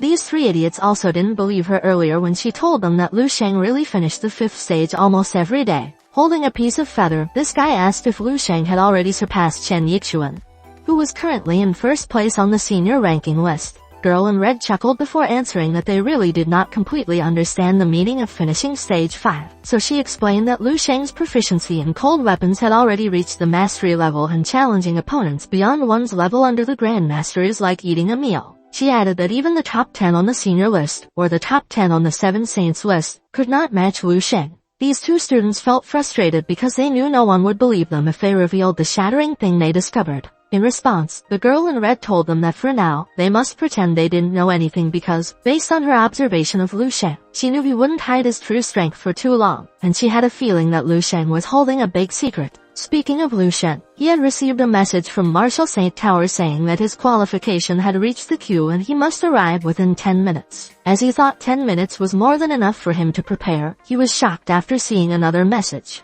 This time, the message was from the task center saying that his double mission had been approved and he must go now. Lu Sheng thought that students like him from the Holy Martial Arts Academy had the privilege in the Martial Saint Tower, and he was sure he could secure a spot within a week, so he picked the double a task because he knew that double a credit tasks are not available every day and even with a different approval process there is no guarantee that it will be approved. A little explanation at Martial Saint Tower. In these 7 holy martial arts academies, each has its own Martial Saint Tower. Students from each holy martial arts academy use their own Martial Saint Tower to enjoy various privileges. However, students from other holy martial arts academies can also challenge the Martial Saint Towers of other schools. As long as the challenger breaks through the record of the highest floor in the tower, the party that fails to defend the tower will lose the right to use the Martial Saint Tower for 1 year. After the attendant asked the man if he would like to make a reservation for the Martial Saint Tower and see the application form, she was shocked and wanted to clarify if he was Myo Renching of the 4th Holy Martial Arts Academy. Myo Renching answered an affirmative, informing her that he was ranked 6th on the 7 Saint list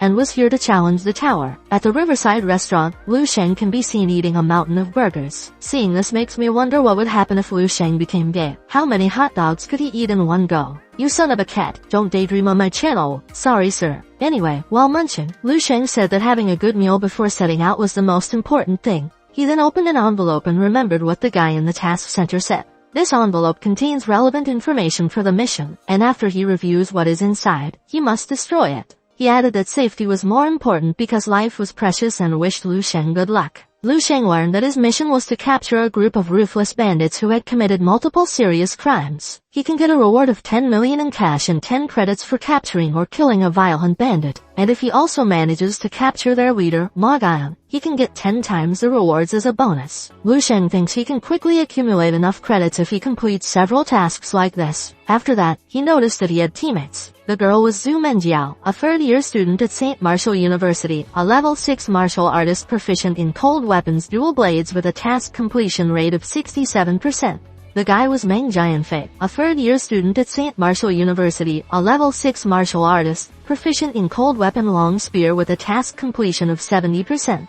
After reading the information, he burns the envelope and hopes these 2 monkeys will not hold him back from the mission. Somewhere in an unknown location, Zhu Menjiao was disappointed in their teammate Lu Sheng because he would be late in a few minutes. She covered her nose after a cloud of smoke almost engulfed her because Meng Jianfei dropped his cigarettes, and then told her it was almost time and expected Lu Sheng would arrive sooner. Zhu Menjiao grabbed him by the collar and irritably told him to stop smoking because she couldn't breathe. She added that if Lu Sheng didn't come soon, they would just go and leave Lu Sheng because she thought Lu Sheng was no help. Meng Jianfei responded that it was unfair because he believed their teammate came from a long way. Zhu Menjiao didn't consider Lu Sheng to be a teammate but instead a burden. She knew Lu Sheng was a freshman without any experience in a mission. She couldn't understand what the people in the 7th Holy Martial University were thinking because they let an inexperienced freshman go into a double mission. Meng Jianfei explains that Lu Sheng was this year's top martial scholar and a level 6 martial artist with terrifying talent. Zhu Menjiao tried to walk out because she thought the 7th Holy Martial University was trying to pass the burden to them. She added that she didn't have time to take care of a kid because this mission was a matter of life and death. On the other hand, Meng Jianfei noticed that Lu Sheng had arrived and greeted them. After that, they went inside the car and discussed the mission. The 3 of them were just temporary partners, and their plan was to capture a level 6 martial artist named Ma Guion, dead or alive, including his group hiding in a place. When they arrived at the location, Zhu Menjiao warned Lu Sheng that their mission was not like the game he participated in. This mission was about capturing bandits, and their lives might be put in danger, so she told Lu Sheng that it wasn't too late for him to back out. When Lu Sheng responds that he understands, Zhu Menjiao hopes he truly understands. They then hid the car and quickly moved near their target location. They first observe the area, and when Meng Jianfei notices the other people above them, he promptly informs his 2 companions. Because their target was too far away, Meng Jianfei whispered that they couldn't analyze their target strength because they were too far. Zhu Menjiao suggested that they should get closer and ask Lu Sheng if he could hear her. On the other hand, Lu Sheng was in deep focus after activating his spiritual power perception to analyze their target. As he did so, he discovered that there were 10 people inside the building, and when he was about to analyze the other part of the building, he was interrupted by this ecchi girl asking if Lu Sheng was fantasizing about her. She asked what he was daydreaming about. In response, Lu Sheng gave her a furious look that made her freeze in fear. Lu Sheng then turned around and told them they could go ahead. But in his mind, he thought he should have come alone for the mission and added that waiting for a while wouldn't make a difference. On the other hand, Zhu Menjiao pondered what happened because she almost had a panic attack after Lu Sheng looked at her. She wondered if it was because her nerves were overly tense. After all, it was her first time accepting a double O rank mission with a new, inexperienced member. She then told Meng Jianfei that they should go. Wu Sheng looked at them before they climbed the building, and as they did so, Zhu Menjiao told Meng Jianfei that if they sneaked up close, they could detect their target's strength. Shaking, Meng Jianfei informs her that there are a lot of martial artists inside. Inside, before this group of idiots, there was a tantrum monkey who was shouting at Ma Gaian while asking why he alone got to monopolize 30%. He inquired if it was because he was at the peak of level 6 or because of his reckless underlings. In response, Ma Gaian told him that he did the early stage work and planned, and the guy was also his contribution. He added that Tantrum Monkey's group only kills a few people, so he asks the Tantrum Monkey if he should ask or shouldn't ask for 30%. The Tantrum Monkey responded that 30% was too much. If it's 20%, they could accept it. He added that the rest should belong to them, or else they would break the deal right now. The extra psychic agreed with Tantrum Monkey and shouted that Ma Gaian was nothing without their contribution. While these two monkeys were shaking outside, Zhu Menjia whispered to Meng Jianfei that there were at least 8 people who were at level 6, along with a bunch of level 4 to 5 individuals. With their current strength, it was impossible for them to take down this group of bandits. In response, Meng Jianfei assumed this mission was an S level, so he suggested they must quickly report the situation. A while later, outside, the two idiots tried to listen to the conversation of the other bandits. The guy in orange was frustrated because their boss, Ma Gaian, had already given the other group a chance to join, but they just acted like a big shot, so he was eager to kill them. Holding a grenade, the bald guy told him to relax and explained that the problem with the other group would be solved in a few days because with the hijacking of the transporting the strategic materials, their boss would be able to become a master, and when the time comes, they will have to get back whatever the other group had been taken. Hearing this made the two panic, and decided to run quickly to leave the place. As they ran, Meng Jianfei voiced out that this group of bandits was crazy, and it turned out that their target was the strategic materials transport vehicle. Su Menjiao added that the bandits also had many people and weapons that were enough to capture the whole city of Yan.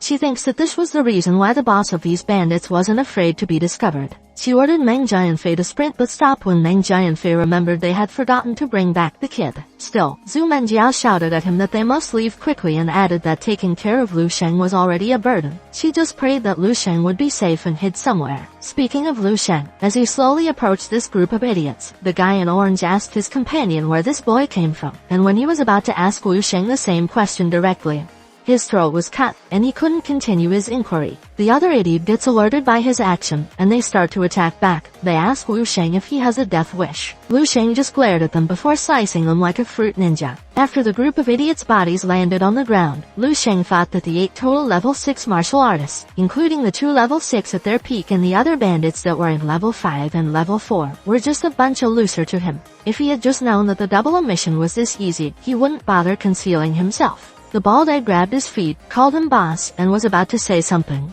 But Lu Sheng gave him a kick-burger that made him fall asleep for eternity. Stepping at the brown egg, Lu Sheng declared that all of this trash would be dead. He then turns his head and looks at the lifeless bodies of the criminals, thinking that he felt nothing as if the desire for destruction that has constantly been accumulating in his heart has decreased drastically. Other than that, there are no other huge psychological changes. He wondered if it was because he hunted too many zombies in the dream space, or maybe it was the effect of the lingering memory of all the bloody images, or perhaps it was because the identity of the people he killed were all terribly vicious and evil people. He feels no burden on his conscience after finishing them. He declared that he was just rooting out the evil and added that the justice may be late, but it always shows up, so they must accept their justice sentence. 5 minutes ago, a girl with an X scar on her face insisted that her group must be the one to make a decision. The tantrum monkey responds that she is just nothing, and if she wants anything, he can give him his tiny hot dog.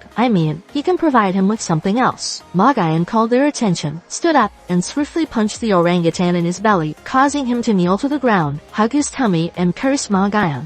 Ma Gaian makes it clear that he already said that the plan was his idea, and he has the biggest share, so he asks the tantrum monkey how much he wants to take. He then tells the others that if they disagree with him, they may leave now, and he won't stop them. While the other bandits can be seen opposing his idea based on their expressions, this guy in red with a joker's face starts to step forward and announces that everyone in the place is seeking money, so there is no need to fight each other for petty profit. When his ugly face was revealed to my camera, he directly told Ma Gaian that he was speaking the truth. The guy with orange hair addresses the ugly man as a ghost-faced vulture and elaborates that the whole fleet of strategic materials vehicles is not a small profit.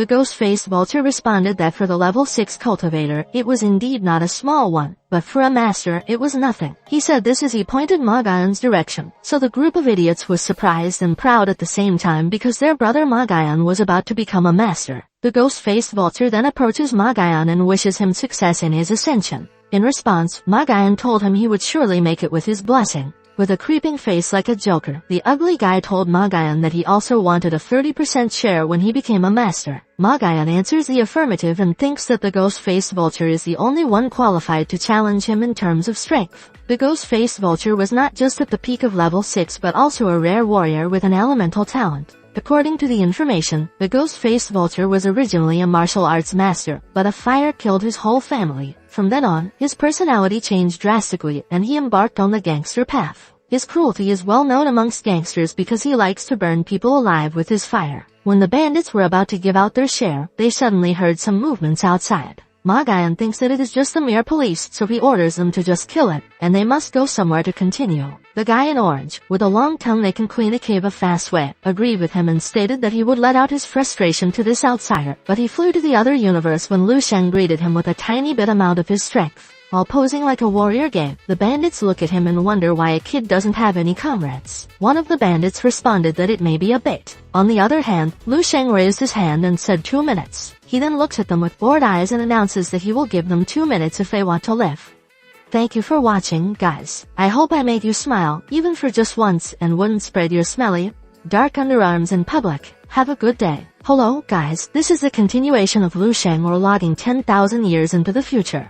The Scarface woman gets irritated and asks who he is before making a strike. However, Lu Sheng easily avoids her attack and sends her to eternal sleep. Witnessing this shocks these ugly monkeys, who wonder how a level 6 warrior was killed instantly. Realizing Lu Sheng wasn't ordinary, Magayan informed them that the kid's weapon was a master level, and he instructed them that they must all go together. Hearing how valuable the kid's weapon was, these ugly idiots computed that it was worth several billion, so they attacked simultaneously, thinking they could defeat Lu Sheng. Still, Lu Sheng remained unfazed and sliced them like an onion. The orangutans, including a bald pig, were surprised after seeing the free rank 6 killed in a second. Since no one wanted to step up anymore, Lu Sheng used a breath of the wind before swiftly attacking the enemy. Ghostface was taken aback after realizing the kid was half-stepped to a grandmaster, so he tried to run away. Nevertheless, Lu Sheng chased him, but before he could strike, Ghostface grinned and unleashed a massive fire towards Lu Sheng, saying that he must die with his grandmaster status. He laughed like a maniac as he stated that nothing was left in Lu Sheng's body. Still, his laugh was changed to confusion after seeing the silhouette of Lu Sheng,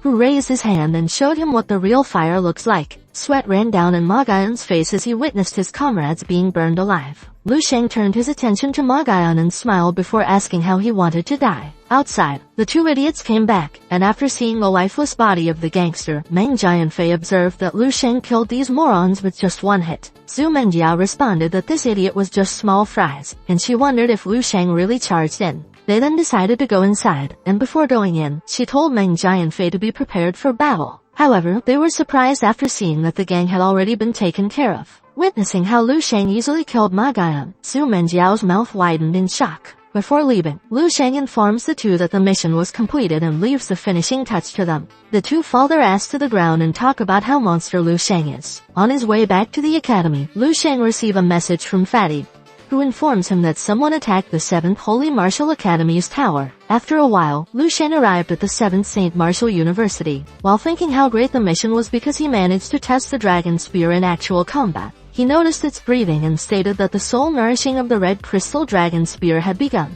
Lindsay greeted him with a smelly, dark underarm and asked about his mission. In response, Lu Sheng commented that it wasn't difficult to kill some gangsters. Lindsay was astonished and loudly asked if he had really killed someone. Seeing how Fatty reacts, Lu Sheng realizes Fatty is still a boy, and killing someone is notably cruel in his eyes. But different from what he thinks, Fatty is so thrilled and declares he will also accept a criminal mission, and will enjoy annihilating criminals. Frozen like a statue, Lu Sheng wondered if this fatty pig had a violent gene. Suddenly, students were running towards the 7th tower and stated Xiao Lan had failed to guard it. Fatty explained to Lu Sheng that while he was away, Miao Rengxing from the 4th St. Martial University who is at the 6th rank in the 7 Saint list, had come to break into the tower. He elaborates that the 7 Saint list was the upgraded version of the old ranking list, which included all old students who had not graduated yet. It can be compared to the 7th Saint University, where Chen Yixuan and Xiao Lan were the top 1 and 2. However, they weren't included in the top 10 of the 7 Saints list, where people who are listed on it were like dragons and phoenixes among humans, and they were all geniuses of the young generation.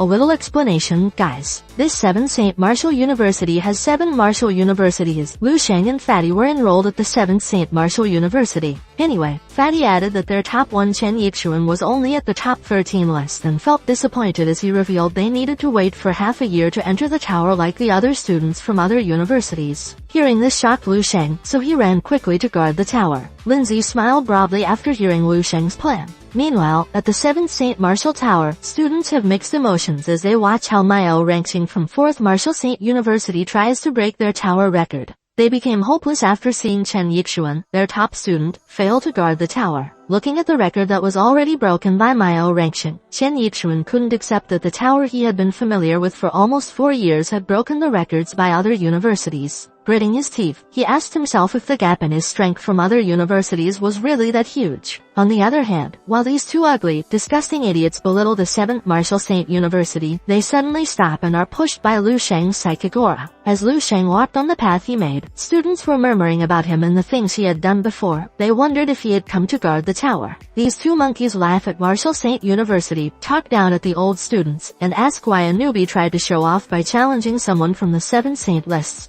Upon entering the tower, the staff remembered Lu Sheng and reluctantly confirmed that there was no need to wait to guard the tower. She advised Lu Sheng to seek help by telling others that Miao Ranxing was about to break the record. Still, Lu Sheng assured her there was nothing to worry about because he alone was enough, but the staff didn't believe him. Outside, when the Red Girl's companions arrive, they report that they can't find Lu Sheng because he is on a mission. The Red Girl loses her hope in reclaiming their tower. When the orange-haired girl asks who they are trying to find, she answers that it doesn't matter anymore because the person isn't here to prove his strength. Her eyes widen after hearing the orange girl say that Lu Sheng also went in to guard the tower. She grabbed the girl and asked where Lu Sheng was, and when the orange girl pointed to the screen where Lu Sheng's name was at number 20, she and her companion became happy. Seeing their reactions, the orange girl asked why they were so happy and added that Lu Sheng was only a freshman. In response, the red girl told her it was because she was Lu Sheng's fan. Inside the tower room, after reading the instructions, Lu Sheng wears the helmet and lies down in a chair. He was surprised after observing that this place was the same as his dream space, and as he looked at his opponent, he thanked the zombies for the experience and was glad that he would now face the clone of the bright jade martial sage, Tan Zhongyu. Little Tan Zhongyu swiftly attacked, but Lu Sheng didn't make any move and just used his aura, causing the little Tan Zhongyu to be thrown back. Lu Sheng concluded that this little Tan Zhongyu was a level 2 martial artist and mockingly said that its attack had no effect on him.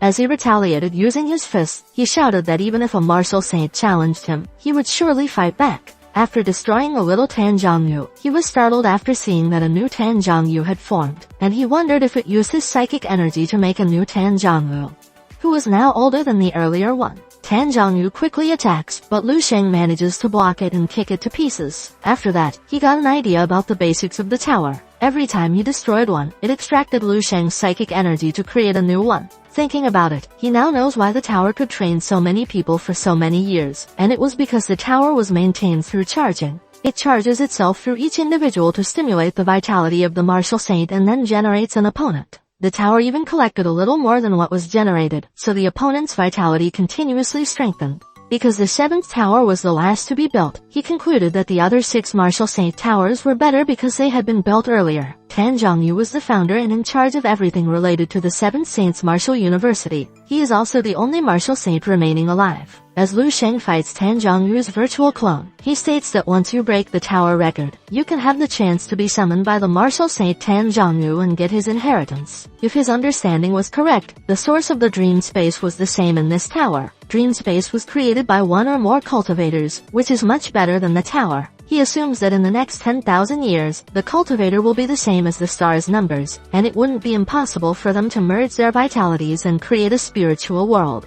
He repeatedly defeated Tan Zhongyu clones. When he was a teenager, when he was new in swordsmanship, when he was in his 20s, and when he accomplished minor swordsmanship.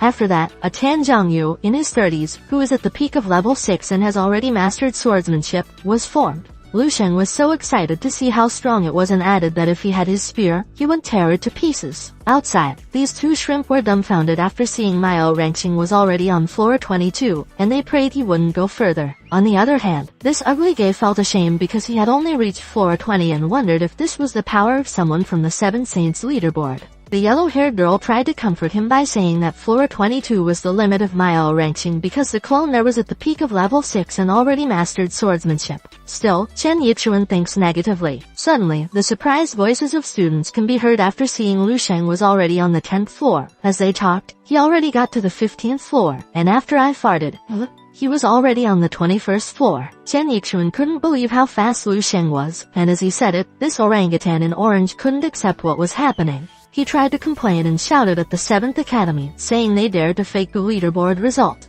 While Chen Yichuan couldn't utter a word, other students agreed with the orangutan in orange. The staff intervenes and clarifies that the tower's main body is the martial saint's vitality, so she asks if it's a cover-up. However, when the orangutan shouted that he wasn't blaming the martial saints and ordered her to look at the leaderboard, she was shocked after seeing a new historical record. Other students were also surprised to see the leaderboard result and wondered what kind of power Lu Sheng had. Back to Lu Sheng, after he defeated the Tanzhongyu clone, who was at his peak of level 6, Lu Sheng pointed out that if it had been a week ago when he hadn't mastered the cold weapon yet, maybe he would have faced difficulty in this tower. Suddenly, his head ached after the next Tanzhongyu clone had formed, and he stated that if other students reached this level, their psychic energy might be drained. Seeing the next Tanzhongyu, he concluded that its age was 42 and its level was at the Master Realm or level 7. Tanzhongyu releases his aura, and as a result, Lu Sheng barely manages to stand firm. Still, he was unfazed and challenged Tanzhongyu by saying that he would burn him using his fire. He swiftly rushes forward but stops after seeing Tanzhongyu swing up his sword and slash it towards him.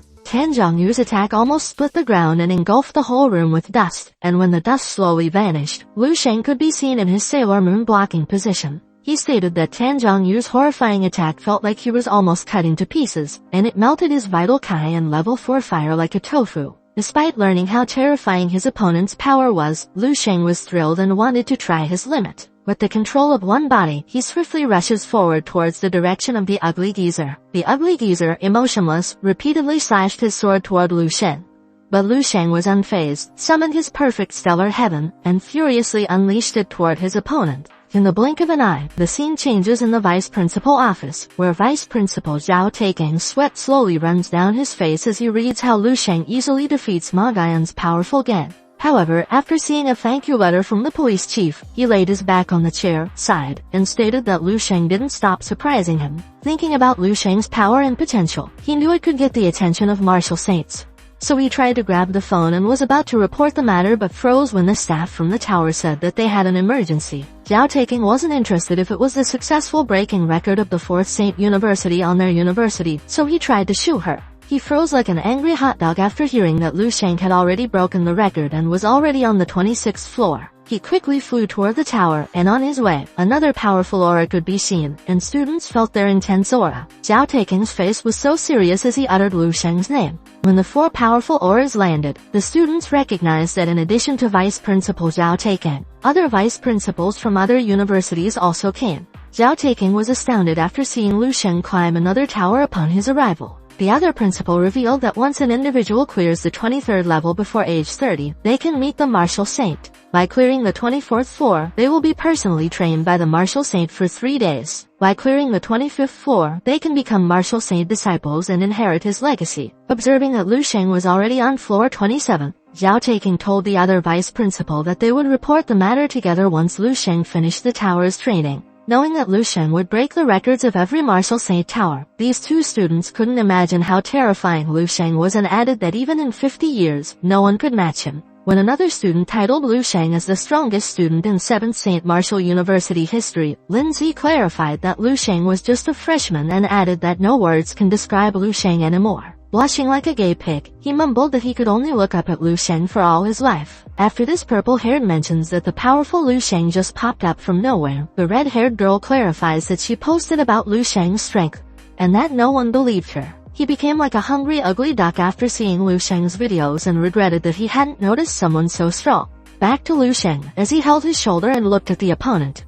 He stated that Tan Zhongyu is so strong. However, when its body slowly vanished, he declared that he was stronger than him. After that, he sat in a lotus position and meditated briefly. After he released a loud sigh, he looked at his hand and observed that his great sun visualization techniques were almost complete. He assumed it could be completed after another life and death battle, and when it happened, he could try breaking through the rank 7 martial master realm. He swiftly jumps to stand up after feeling the aura from a grandmaster, and as he looks above, he notices that the clone doesn't absorb his mental power this time. He concluded that the power accumulated by the Martial Saint Tower was for this Grandmaster. Eager to test his limit, Lu Sheng challenges the Grandmaster to come. Outside, people were in disbelief after seeing Lu Sheng was already on the 28th floor, and after Zhao Taking looked behind to see if someone had noticed he had farted.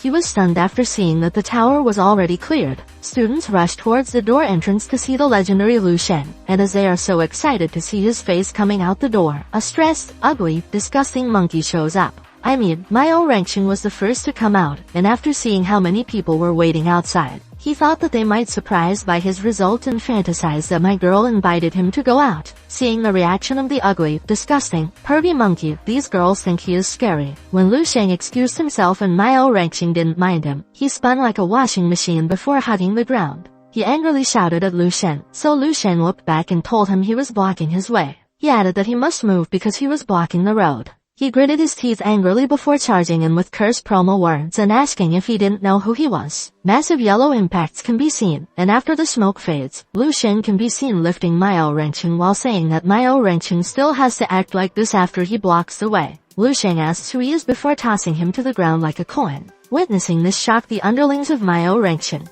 And as they tried to help their boss, students couldn't believe that they had witnessed with their own eyes the birth of the new legend. Full of pride, Lindsay boasted that this was brother Lu Sheng's strength and added that the 7 saints would be ushered into Lu Sheng's era. Students agreed with Fatty, cheered Lu Sheng, and added that he was unbeatable and handsome. While Lu Sheng is overwhelmed by the students' good impression, Chen Yixuan thinks that they can't contain a monster like Lu Sheng. Before leaving, Zhao Taking told the other vice principal to let the kids enjoy the moment. In the background, after this guy in green said that he didn't expect to witness such a big event, he turned to Yang Yuan and told her that they must find her schoolmate because it was too dangerous in the area. With a blushing face as if a wiggling, tickling object finishes striking her cave, Yang Yuan responds that there is no need because she has already found what she is looking for. Pointing his finger in Lu Sheng's direction while turning his head repeatedly, the guy asked if it was Lu Sheng and added that he didn't know she had such a vain side. Yang Yuan misinterpreted him and responded that he was right, while Lu Sheng was dazzling. She was self-righteous. The guy told her not to be angry and wanted to explain, but Yang Yuan was so irritated, so she pushed his hand and told him to be mindful of his words and actions. When the guy responds that she must not act like that, Lindsay materializes from behind and asks if he doesn't hear what the girl says. He then pulled the guy's head, and after saying that he dared to touch his brother Lu Sheng's lady,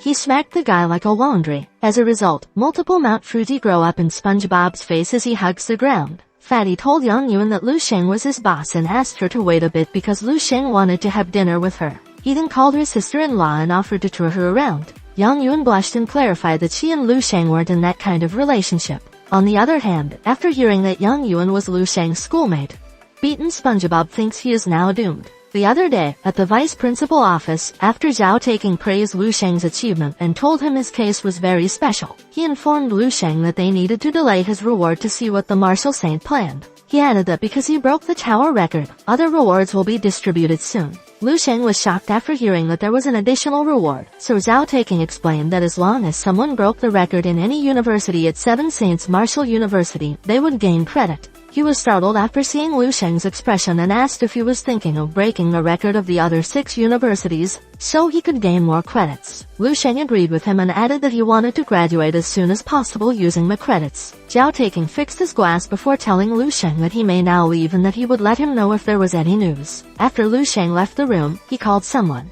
Well, their conversation wasn't clear in this scene because the manhwa didn't show what the other person said, and Zhao Taking only answered why, and I see. However, in the last part, he looks at Lu Sheng's location and tells the other person that he thinks Lu Sheng's performance has just begun. Meanwhile, on social media, different kinds of praises and titles were posted about Lu Sheng at 7 Saint Martial University. People wondered how far Lu Sheng could go and asked if the number 1 on the 7 Martial Saint list leaderboard could defeat Lu Sheng. the first ever master to be born at the university. After seeing the yellow-haired girl trying to find him because the entire sophomore class wanted his seed, Lu Sheng's eyes widened like an owl, and he commented that the girls in martial arts were really bold. He apologized to Yang Yun for what had happened earlier because he hadn't expected so many people to show up. Yang Yun responded that it was okay and curiously asked if she could still look for him in the future. Lu Sheng was surprised at her question and answered that it was a small matter. He looked out the window and said in a questioning tone that there would be no fun if there were no resistance against you. Meanwhile, at the 4th St. Martial University, Myo Renqing ordered a bunch of dishes, and after putting them on the table, he heard other students talking about what happened to him at the 7th Martial Saint University. When the guy with orange hair mentioned that Myo Renqing was lifted like a chicken, and the girl answered that Myo Renqing wasn't that weak, this guy in blue intervened by saying that it was so embarrassing that Myo Renqing was beaten by a freshman. Myo Renqing got angry and tried to calm himself.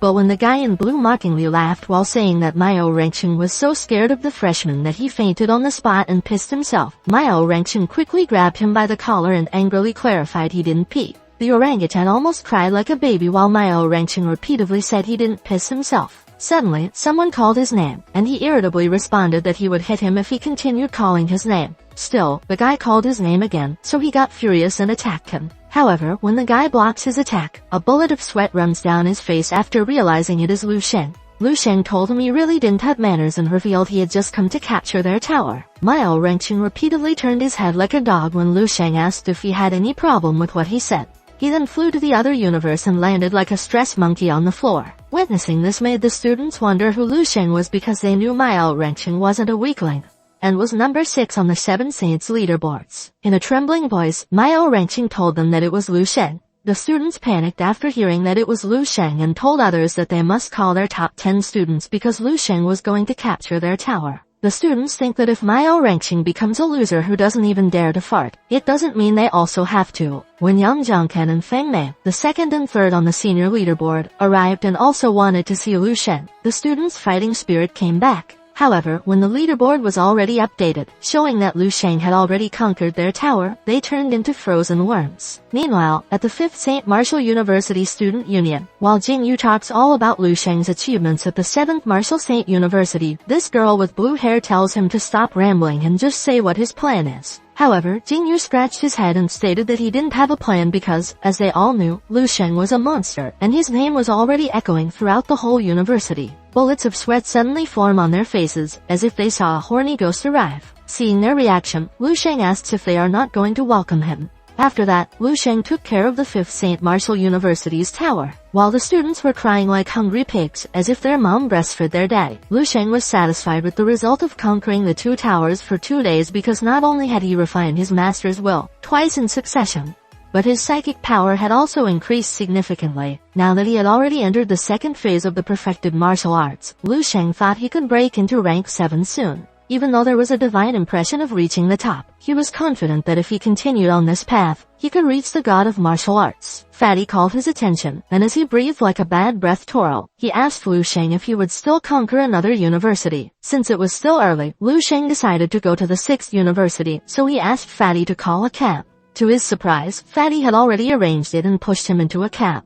Other students were so excited, and upon entering the cab, he told the driver that they were going to witness the birth of a legend. Students panicked when he arrived at the 6th Martial Saint University, and as he walked towards the tower, students of the 6th University felt like a demon was coming, and they couldn't think of what to do. Chen Kong, the 1st rank on the senior leaderboard, blocks his way with his dragon aura and asks if he is going to capture the tower. When Lu Sheng answered yes and asked what about it, Chen Kong, with gritted teeth, repeated what Lu Sheng said and politely showed the way. While Lu Sheng was surprised, students almost fell to the ground after seeing Chen Kong's action. 30 minutes later, Lu Sheng set a new record by reaching the 29th floor, and as expected, his schoolmate was so proud of him. Behind, Chen Kong also cheers for him, but inside, he is crying like a river and feels so embarrassed because there is nothing he can do but let Lu Sheng capture their tower. Lu Sheng continues conquering the 7 Martial Saints' tower until the 1st Martial Saint University has left. Upon arriving at the 1st St. Martial University's tower, a man jumps down from the building, creating a massive blue impact.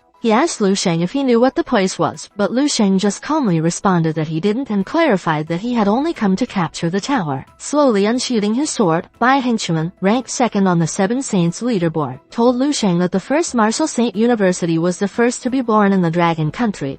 And if Lu Sheng wanted to become famous, he must defeat him and the others first. He struck his sword to the ground, creating ice almost covering Lu Sheng's body. Because he knew Lu Sheng was a dragon martial scholar, he revealed he was once too. Fatty and the other students were taken aback after seeing that Bai Hengchuan had formed a martial will and concluded that within 10 years, Bai Hengchuan would surely become a true martial master. Confidence. As he pointed his sword at Lu Sheng, Bai Hengchuan asked if he had now realized the background of the old martial university. In response, Lu Sheng praised him a bit because he could form a master will at such a young age. But when he said that it wasn't bad at all, Bai Hengchuan got angry and rushed forward to attack, saying Lu Sheng was talking nonsense so he would freeze into a lump of ice. Lu Sheng asked if this was his ice martial will and stated that compared to Xialing, Bai Hengchuan's ice was too weak. Students couldn't open their eyes after feeling the heat of Lu Sheng's aura. Because Lu Sheng's fire aura was too heat and dazzling, Bai Hengchuan barely managed to open his eyes and stated in his mind that it was like a sun that quickly melted his ice domain. As Lu Sheng bypassed Bai Hengchuan, he stated that if they were in the same year, Bai Hengchuan could be the second best. Meanwhile, on the roof, people in cloaks witnessed the event. One of them said that if Lu Sheng became a master after 5 years, he could become like a martial saint.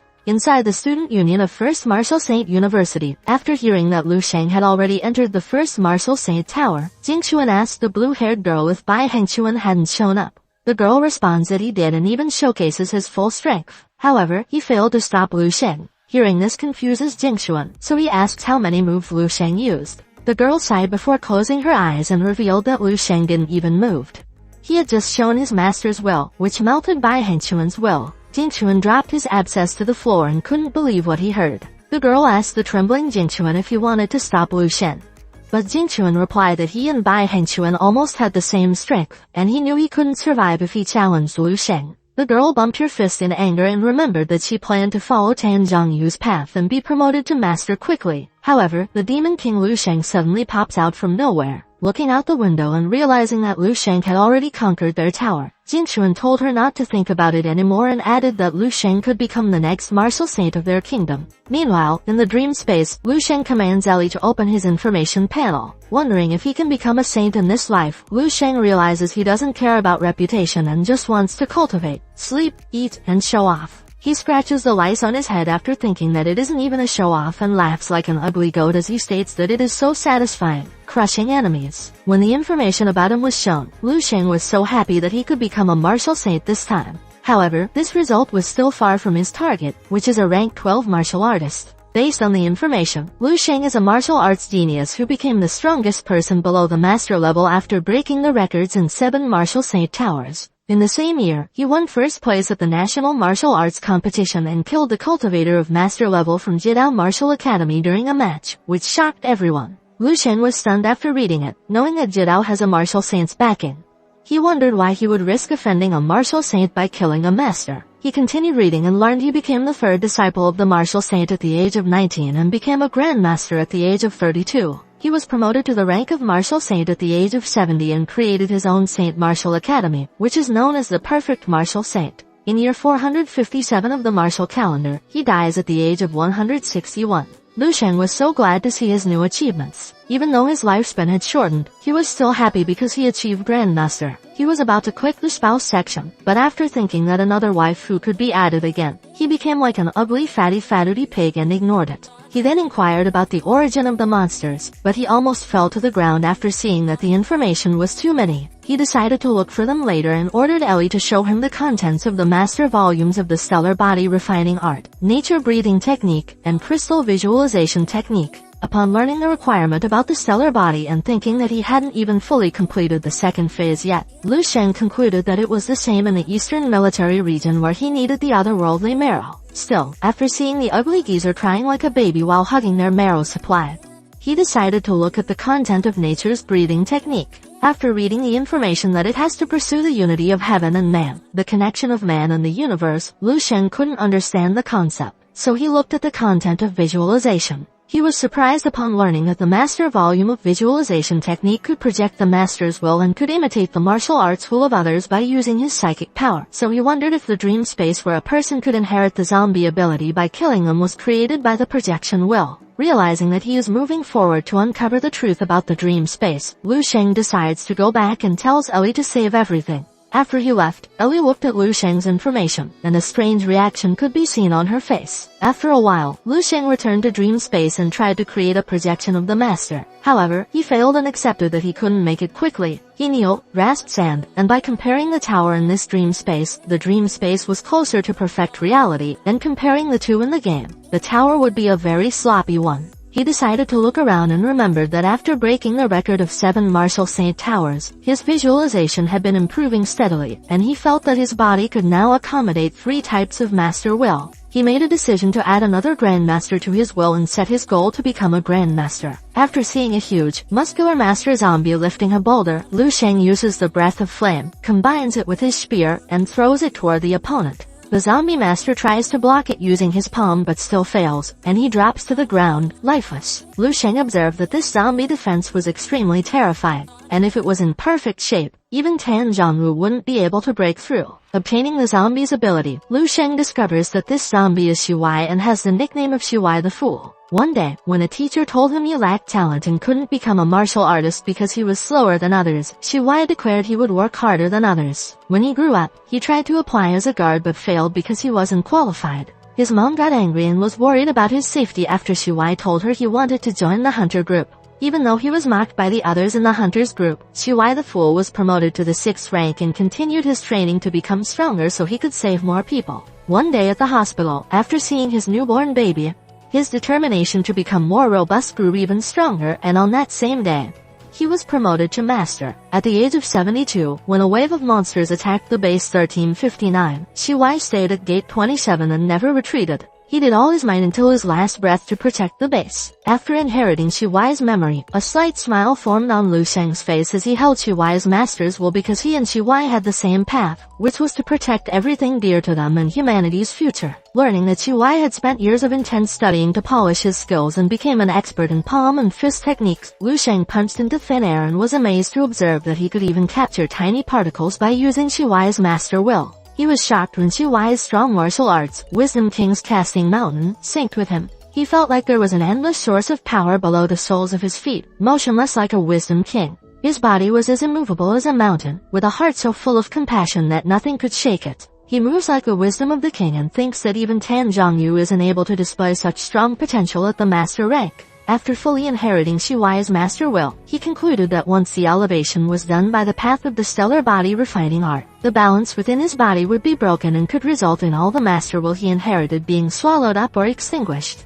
Lu Sheng made the decision that before he reaches the master rank, he must find a solution, or else he will find a master path that is truly his. The next morning, because Lu Sheng couldn't think of a solution, he strolled around and saw 2 ugly geezers playing chess. He observes that the chess color is different and round. Upon closer analysis, he realizes he's really an ugly idiot who doesn't know where to start. His stomach grumbles, and he decides to go to a restaurant.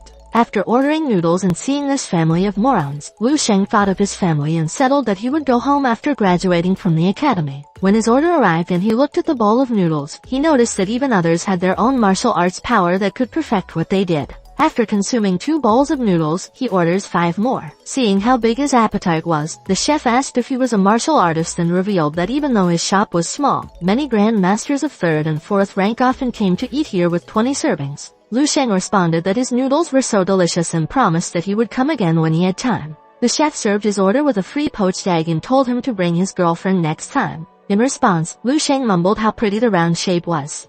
You really love round, huh? What about big melons? Anyway, anime shows grabbed his attention, where the main character was Ultraman look-alike. While these 2 ugly, disgusting kids argue about the best form of Ultraman, which is fire or frost, Lu Sheng has an idea about switching elemental forms. Moments later, 2 students arrive. After the guy orders food and boasts that he is a rank 2 martial artist, the girl notices how Lu Sheng eats and tells the guy that Lu Sheng may also not be a weakling. On the other hand, while Lu Sheng was thinking about improving his perfect martial arts, he suddenly stood up after seeing Ultraman use the round flame blazing technique. he realized that a round shape was the most perfect in the physical sense, which is the outline of perfected martial arts. While frost and flame represent blue and red, and Chihuahua's master's will is yellow, Lu Sheng wondered what color would result if he merged his three master's wills. Suddenly, a gray color pops out on his head, which represents mystery and possibility. However, he still doesn't have a solution on how to merge them. Besides, he is just a rank 6, and he thinks it is unrealistic to produce a better martial art made by a rank 11 martial artist.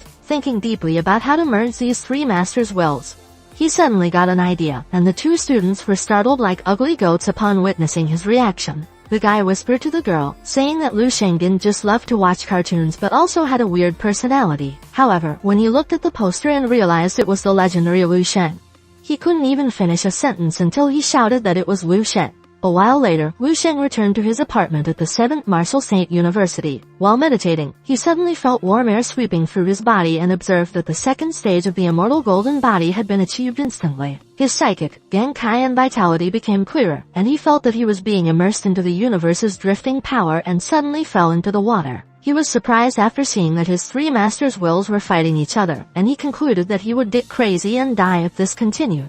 He made a decision to try confronting them, so he shouted at them to get their attention. He introduced himself and told them that he created perfect martial arts with the goal of achieving rank 12. He shouted that he would surpass everyone, and to achieve it, they must accept this fate and give themselves to him. As a result, the master's souls get out of their disgusting bodies, and Lu Sheng catches them and merges them. After successfully merging the master's will, he looks at it and states that the martial arts will that truly belongs to him is the stellar will. At the vice principal office, Zhao Taking suddenly felt an intense aura, so he stood up and shoutedly asked who it was. Hearing his voice, the secretary quickly opened the door and asked if there was something wrong. Zhao Taking responded that it was nothing and ordered her to eat his hot dog. He told her to call Lu Sheng because he had something important to tell him. After that, he looked at the windows and asked if he had mistakenly felt a rank 7 psychic mentalist a moment ago. On the other hand, Lu Sheng was glad that his psychic level had advanced, and he could now clearly observe everything using it. Now that he achieved rank 6, he wondered if he was able to reach rank 7. He then tested his perfect martial art. First, he uses the movement of the Wisdom King and lifts the boulder. Second, he used the breath of ice and fired it towards the boulder. When the target fell, he wondered if his ice breathing technique could actually condense the target. Finally, he unleashed his newly transformed stellar will and stated it was 10 times stronger than Qi Shengning's master will. Now that he can use the grasping star again and perform suns in the same sky, he wonders if he can defeat the Grand Master in the Martial Saint Tower. He loved to try it, but thinking that someone powerful would be tempted to give him a beating, he dismissed the idea. After seeing two ugly monkeys arguing about who would ring the bell of the Demon King's gate, Lu Sheng jumped down and asked the two terrified idiots what their purpose was for visiting him. The two stood firmly as sweat ran down their ugly faces. One of them saluted at Lu Sheng before reporting that the vice principal was looking for him. After Lu Sheng responded that he understood, the two bowed their heads before running away as if their mom was chasing them with a broom. Even though they were just rank 4, they could feel Lu Sheng's terrifying aura and declared that even if someone killed them, they wouldn't come at Lu Sheng next time. At the vice principal's office, Zhao Taking told Lu Sheng that he had called him about two important things. The first was the capturing of the 7 towers, for which he could receive 75,000 credits. Seeing Lu Sheng not satisfied reaction, Zhao Taking informs him that with that credit, he can even graduate 150 times at the academy. In response, Lu Sheng told him he didn't need to graduate 150 times and asked if there were any pills, techniques, or weapons. Zhao Taking covered his face before he agreed with Lu Sheng and added that Lu Sheng had just been a student for 2 months in the academy. He ordered Lu Sheng to open the campus network and explained that after he used the credits for graduation, he could exchange the remaining credit for stuff, other things and rank 6 marrow. He almost spouts his drinks to the one who is watching this after hearing Lu Sheng ask if there is no rank 7 marrow. He asked if Lu Sheng was ready to advance to a master rank and wondered if Lu Sheng's will was already wholly condensed. In response, Lu Sheng revealed that he just needed a little more vitality to reach it. Hearing his answer made the vice principal freeze in shock and think for himself that a master can't be made by simply relying on resources, and from rank 6 to rank 7. He knows that many people are stuck at that rank. What was more shocking was, Lu Sheng is just 18 years old, and his master's will was already formed. He then sits and informs Lu Sheng that it is impossible to buy the rank 7 marrow in the military region because the procedure is too complex, and his power needs to be tested first. When Lu Sheng asked why, he explained that it was because the flesh and blood of a rank 7 beast contain a lot of negative effects that even science and technology can't get rid of. If a weak person consumes it, they will be destroyed by the remaining consciousness of the beast. Hearing his explanation, Lu Sheng has no choice but to order the rank 6 marrow and thinks that 74 portion is too little. Zhao Taking then revealed the second thing. He told Lu Sheng that martial saint Tan Zhongyu had learned about him and shown interest in making him a disciple. However, it still depended on whether he passed the test. Lu Sheng pulled out a letter from the envelope and learned that it was about ranking first in the National Martial Artist Students Conference. Knowing that no one can match Lu Sheng in the whole 7 universities, Zhao Taking further explained that aside from the university students, all the disciples under the age of 30 across the country were included.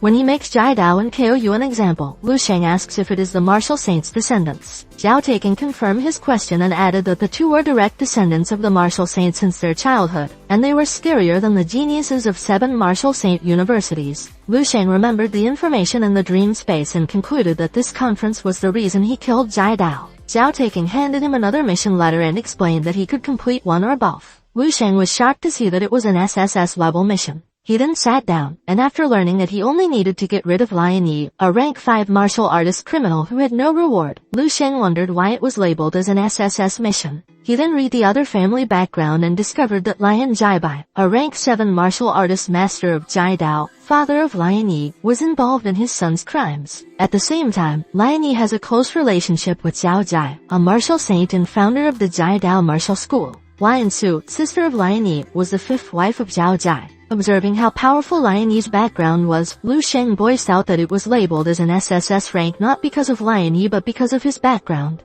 Zhao Taking confirmed what he said and revealed that this is the first SSS rank mission since the founding of 7 martial saint universities. The reason behind this mission was because of a normal factory worker in a clothing factory. One day, when his 2 daughters were abused and killed by Lian Yi and Jaibai, he knelt in front of the martial saint tower for a whole month. Eventually, the martial saint couldn't bear to see him like that and decided that Lian Yi must be killed in a credit mission. They labeled it as an SSS mission and removed all the rewards so no one would dare take it. When Lu Sheng asked why the martial saint didn't take direct action or pass the mission to the vice principal, who is at rank 7, Zhao Taking responded to watch his word because if 2 martial saints had a conflict, it could create massive turmoil in their country. Seeing how messy the situation is and there are influential individuals who could take vengeance on him after the mission, Lu Sheng asks about the real purpose of this mission. Noticing the cleverness of Lu Sheng, Zhao Taking assured him that Tan Zhongyu and 7 Saint Martial Universities were on his back. Pointing at the envelope, Zhao Taking stated that if Lu Sheng became the direct martial saint disciple, he would understand the real purpose of this. Lu Sheng then stood up, agreed to take on the mission, and asked for the address of the 2 victims' father. After responding that he would let someone email the address later, Lu Sheng left the room. As he leaves, Zhao Taking thinks that these 2 choices were the test for Lu Sheng by the martial saint. Because his talent surpasses most of the world's strong martial arts in this world, he hopes that Lu Sheng understands his words. At the back, a hooded guy told Zhao Taking that he talked too much today. In response, Zhao Taking told him he didn't want to lose a good seedling. The hooded guy clarifies that those who pass the martial saint mission are the true good seedlings because if they don't, their talent is just nothing. Meanwhile, Lu Sheng thinks that he could defeat all participants in the upcoming National Martial Artists Student Conference if he chose the number 1 mission. However, he thinks that Zhao Taking feels that he can't, so even though there were 2 options, Zhao Taking points out to him that he must choose the second one because, in this way, after he killed a mere rank 5 Lian Yi, he knew he had already offended the martial saint of Jai Dao Martial School, and the only way to avoid the Jai Dao Martial School retaliation was to seek protection from another saint. Thinking he could become the martial saint dog, he repeatedly smacked its image and stated that he crushed its clone to death at the martial tower. Looking at the tower, he realized Tan Zhongyu was setting a course for his future. He then continues walking and mumbles that even though he doesn't want to be a hero, he will kill Lian Yi and his father. However, he decided not to be Tan Zhongyu's disciple because if he didn't face the threat from a martial saint of Jai Dao Martial School, he knew he couldn't surpass Wang Qi. Full of confidence, he is certain he can defeat the martial saint Zhao Jai and the other masters in this country. Even if he takes the 2 missions, he is confident he can overcome them. Meanwhile, at the Nanping city suburbs, 2 floppy humps in blue can be seen ordering the other officers to block off the surroundings. She is Zhao Yang, rank 4, and the deputy director of Nanping City Police Headquarters. Seeing how tense she was, one of the officers approached and told her there was nothing to tense about because even the monster was rank 6. They had several experts from the capital at the peak of rank 6, and there was even an expert from the top 300 list, including President Kayan. Zhao Yan agreed with him and said that they might successfully solve this innovation issue if nothing unexpected happens before sunset. When Lu Sheng arrived at the area, Xiao Yaran told him not to go any farther and told him to go back. However, after Lu Sheng shows proof that he was here for the mission, Xiao Yaran asks why St. Martial University dared to give such a mission to a freshman. In response, Lu Sheng tells her that it is an individual case. Observing that she didn't notice how the letter was snatched from her hand, she thinks Lu Sheng isn't ordinary. She then told Lu Sheng they didn't need his help anymore because powerful people, including experts from the hunter list, were already inside. Lu Sheng didn't know about the hunter list, so she explained that it was specially made for hunters who accept bounties. The higher the level of mission completed, the higher their rank. Lu Sheng insisted on going in, so the two tried to stop him but were shocked after a massive explosion occurred and saw that martial artists tried to escape from the building but were caught by tentacles. Seeing how the guy asked for help, Xiao Yaran gritted her teeth in anger and ordered the team to fire. When one of the individuals was dropped to the ground, she tried to ask for the medical team.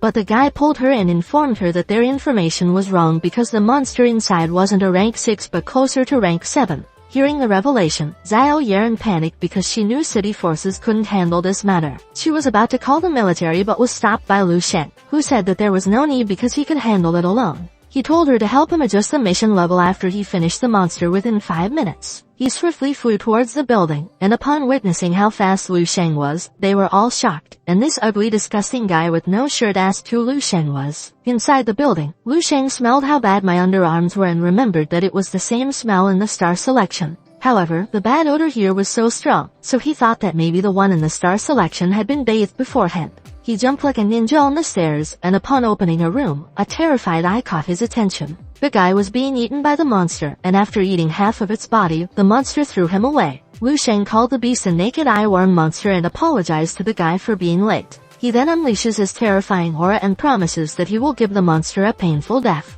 As he wondered how a high-rank monster could enter the city, the naked eye monster suddenly roared before attacking him. However, his hand broke upon touching Lu Sheng, and he cried like an ugly, disgusting worm. Lu Sheng slowly approached the beast and mockingly said that he was noisier than a moaning girl who was about to reach the peak of their climax. "You son of a cat, that wasn't part of the script. Do you want me to pinch your brown egg so you would moan noisier than this monster? Ha, sorry, sir." Anyway, the beast attacked Lu Sheng, but Lu Sheng easily dodged it and teasingly told his opponent to aim better. The monster spouts green liquid, and after Lu Sheng swiftly dodges it, the beast becomes a moron of all the morons because he can't find Lu Sheng even though he has a bunch of eyes. Lu Sheng materialized above the monster, and with his fire and ice ability, he told the beast that he would shake in fear now. Outside, this orangutan was in shock after hearing that Lu Sheng was just a freshman at 7th Martial Saint University. In his mind, the speed that Lu Sheng had shown earlier was at the peak of rank 6 because he couldn't even track it. President Kayan told them to report the matter to the Martial Arts Association and military headquarters because if the monster escaped, it could become stronger after eating more people. Xiao Yaran responded that she would do it but stopped because they almost fell after feeling the intense impact from the building.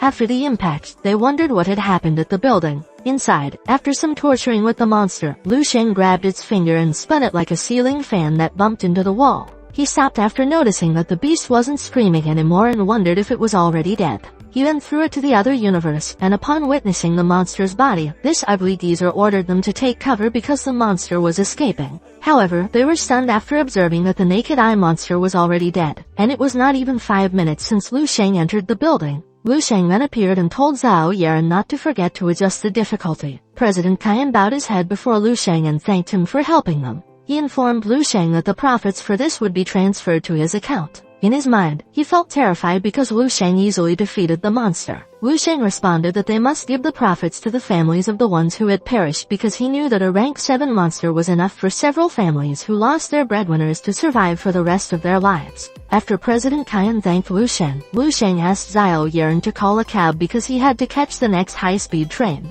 In response, Xiao Yaran offered to drive for him. When Lu Sheng gladly accepts her offer, she blushes like a scratched egg and fantasizes about Lu Sheng.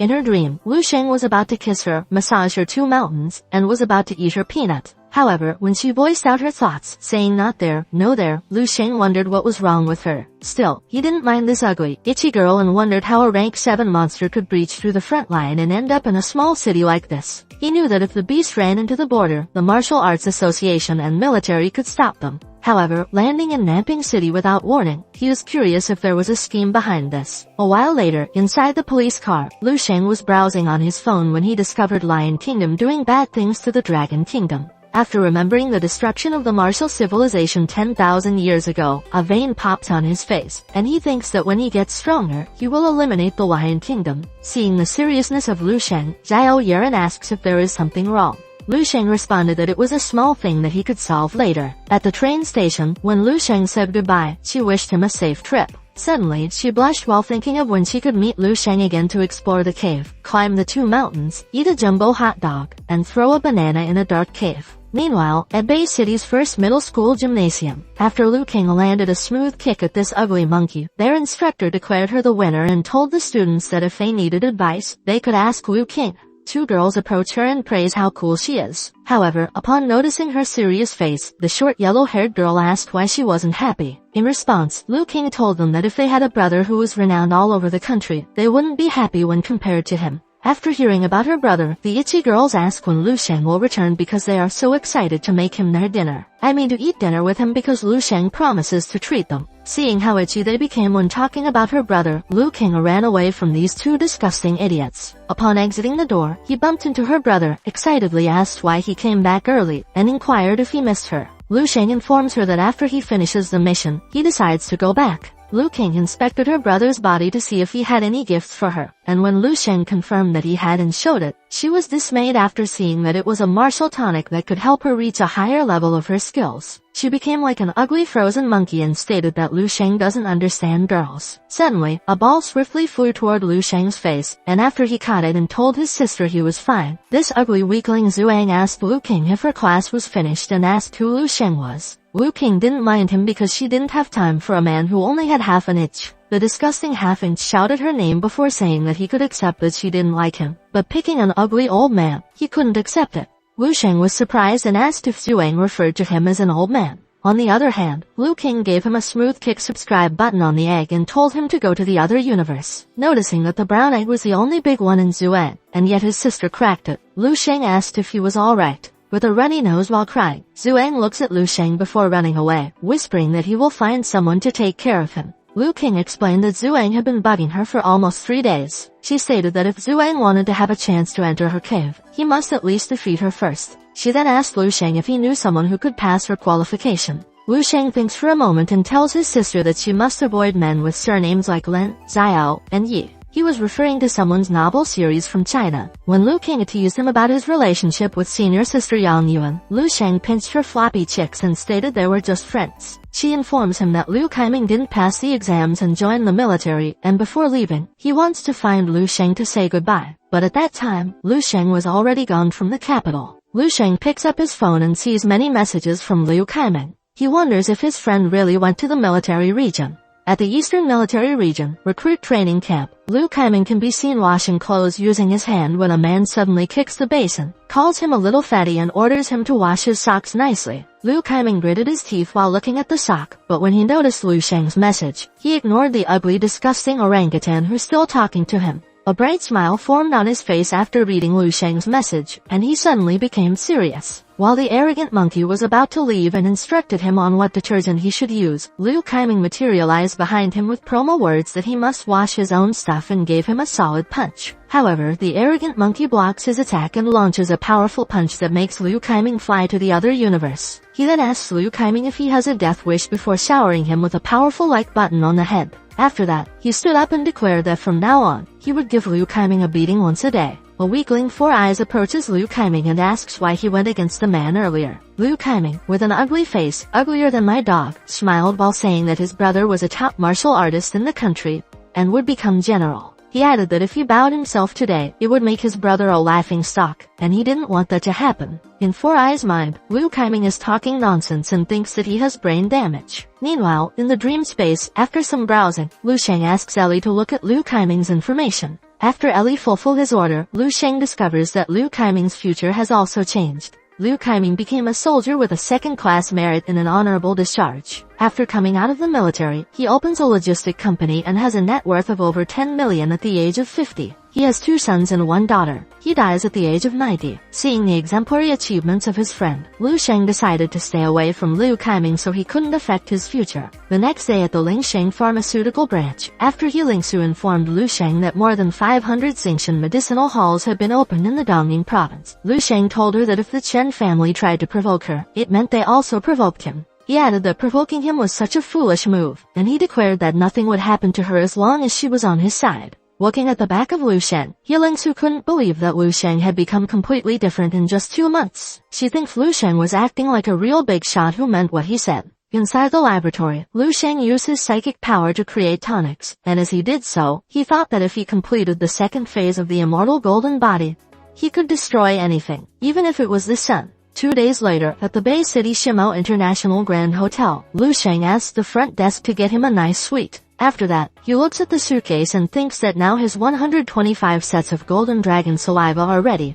He can advance the second phase of the immortal golden body without any distraction. While he was thinking, a girl in pink arrived at the front desk and inquired about the presidential suite. Upon noticing the intense aura of the woman, Lu Sheng calculated that this ugly hag was at a master rank. When the ugly hag handed a card, the staff told her she would call someone to assist her, but the ugly hag responded that there was no need. On the other hand, Lu Sheng was still looking at the ugly hag while thinking that even though this woman was a master, he was able to kill her with his full strength. Since the woman was not a threat, he decided not to pay too much attention to her presence. The ugly hag also caught the attention of Lu Sheng, and upon entering the room, she informed her comrade that she already arrived at the destination and added she had discovered a strong person. When the comrade asks who it is, she responds that she doesn't know and concludes that Lu Sheng is part of the Dark Star. But she doesn't care because she just came here for a mission and vacation. She stated that if Lu Sheng ruined her vacation, she would take care of him. In Lu Sheng's room, after taking off his clothes, he sat on the bathtub and poured the golden dragon saliva into it. After that, he starts the meditating process to break through to the second phase of his immortal golden body. On the other hand, after taking a bath, the ugly hag, with a Roman tattoo on her back,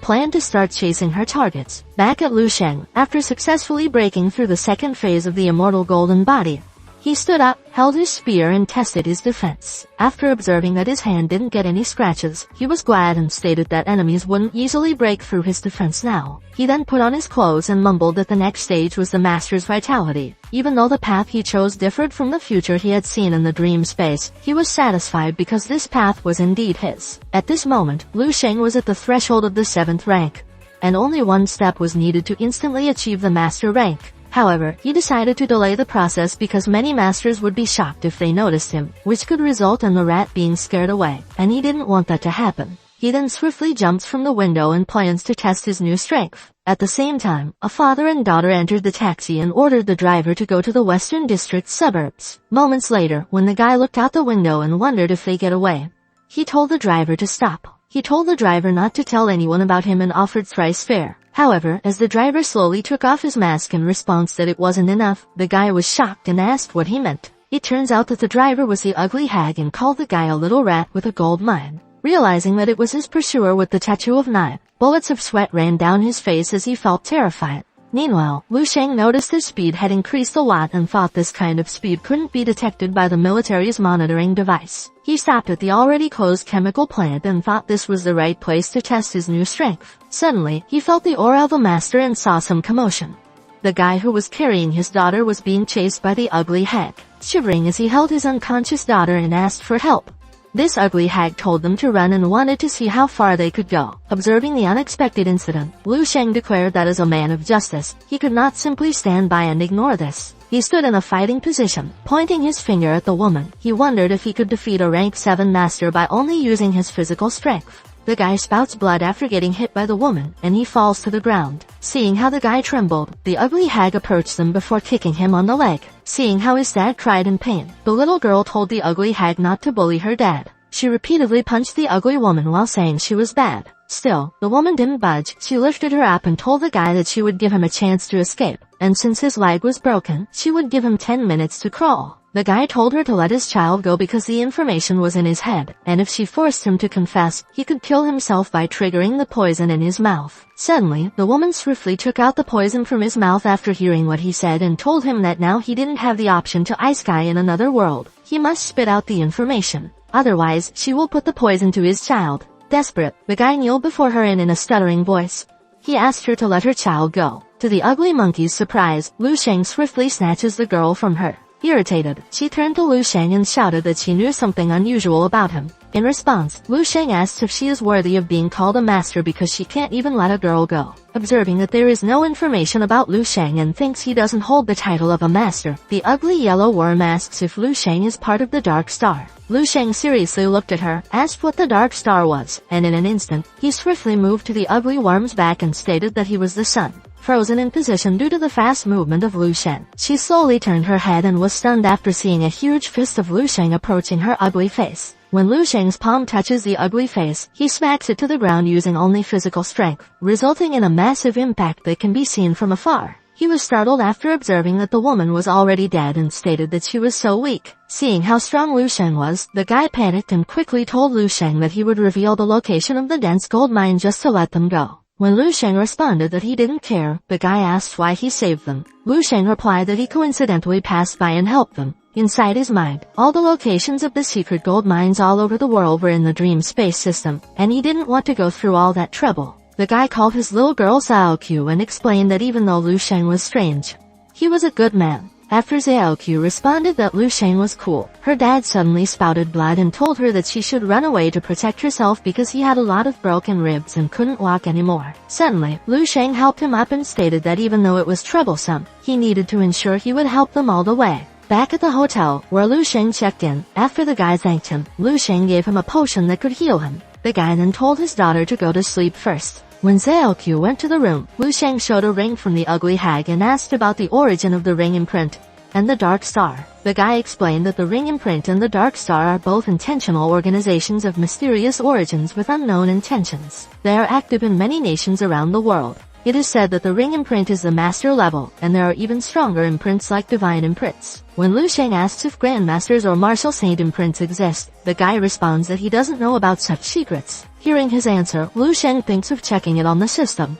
because the guy doesn't have a concrete plan to escape from his pursuer and doesn't want to bother Lu Sheng anymore. Lu Sheng's white bulb suddenly lit up and revealed he has a way to settle his problem in one go. Lit up with hope, the guy quickly asks what it is and adds that he will do anything for Lu Sheng. Lu Sheng's plan was very simple. He asked for the exact location of the dense gold mine and published it on the internet. The guy's mouth widened in surprise after seeing what Lu Sheng did and thinks that this kid casually announced the dense gold mine worth of 100 billion on the internet, somewhere in a foggy mountain. After this man discovered on their system that the ugly hag ring signal had been lost, they were shocked after seeing that the location of the dense gold mine was announced on the internet. Knowing that many of them died for this gold mine, they get angry seeing how fast the post about it spread wildly. An ugly geezer in a red suit who looked like their leader was furious, and he ordered them to find the person who leaked the location so they could teach him a lesson. Back at the hotel, after the guy saw what Lu Sheng posted, he looked at the kid and wondered if Lu Sheng didn't know the value of the dense gold mine or just didn't care.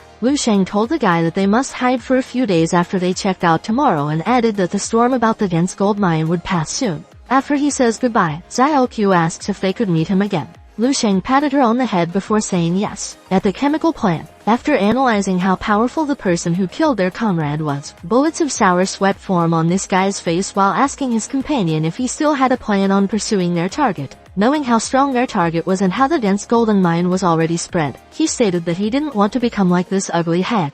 In the dream space, after seeing the Dark Star, ring imprint, and Black Demon Society, Lu Sheng learned that aside from these three organizations, there are a dozen such mysterious international organizations until 10,000 years in the future. Holding his chin while thinking that martial saints can't be casually raised, he wondered if there was an apparatus backing them. To his surprise, he discovered that the ring imprint had been committed to the research of otherworldly martial artists. He found that this otherworldly martial artist was the person with the monster's genes. After the monster genes are successfully transplanted into a martial artist, their power can be increased up to 12 times their current strength. However, there were advantages and disadvantages. After receiving the gene transplantation, both consciousness and the body will be eroded and transformed. It's like a time bomb that's ready to explode at any moment. Recalling his encounter with the ugly hag, Lu Sheng was certain that the ring imprint had already started, and knowing that the Dragon Kingdom could take action if they learned about this, he didn't want to meddle anymore. Just in case he faces them, he can simply eliminate them.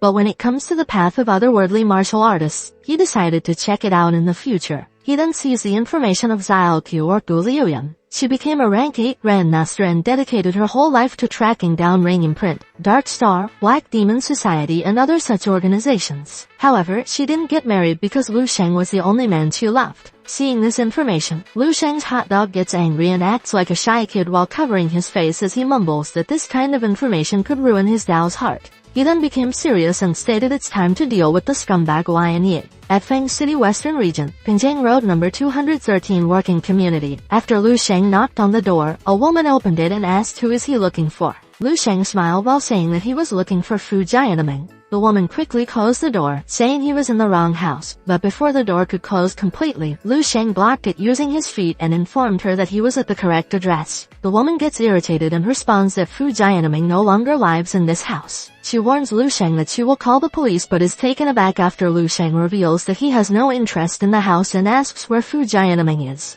Shivering, the woman pointed out that Fu Jianming was in the community garbage, and she revealed that the old man became insane after his family died. She clarified she didn't steal the house, it was just that the old man became crazy. After Lu Sheng thanks her, she wonders why someone is looking for an old, crazy man. Upon arriving at the garbage site, Lu Sheng saw a man collecting some garbage, and he looked at the photo to confirm if he was the old man he was looking for. The old man, Fu Jianming, turns his head when Lu Sheng calls him and asks who Lu Sheng is and what he wants from him. Fu Jianming was 46 years old and had 2 daughters. The youngest one, named Fu Zhu, got the attention of Lion Jiabai's son and was abducted. When the older sister, Fu Ying, found out about it, she went to the Jiadao Martial School to look for her but never came back. A week later, the 2 sisters' bodies were found on the benchland outside of the city. In the same year, their mother followed them into the afterlife because she couldn't handle the blow of losing her children. When Fu Jianming asks if Lu Sheng is trying to steal his things, Lu Sheng answers that he is Fu Ying's classmate and just came to see him.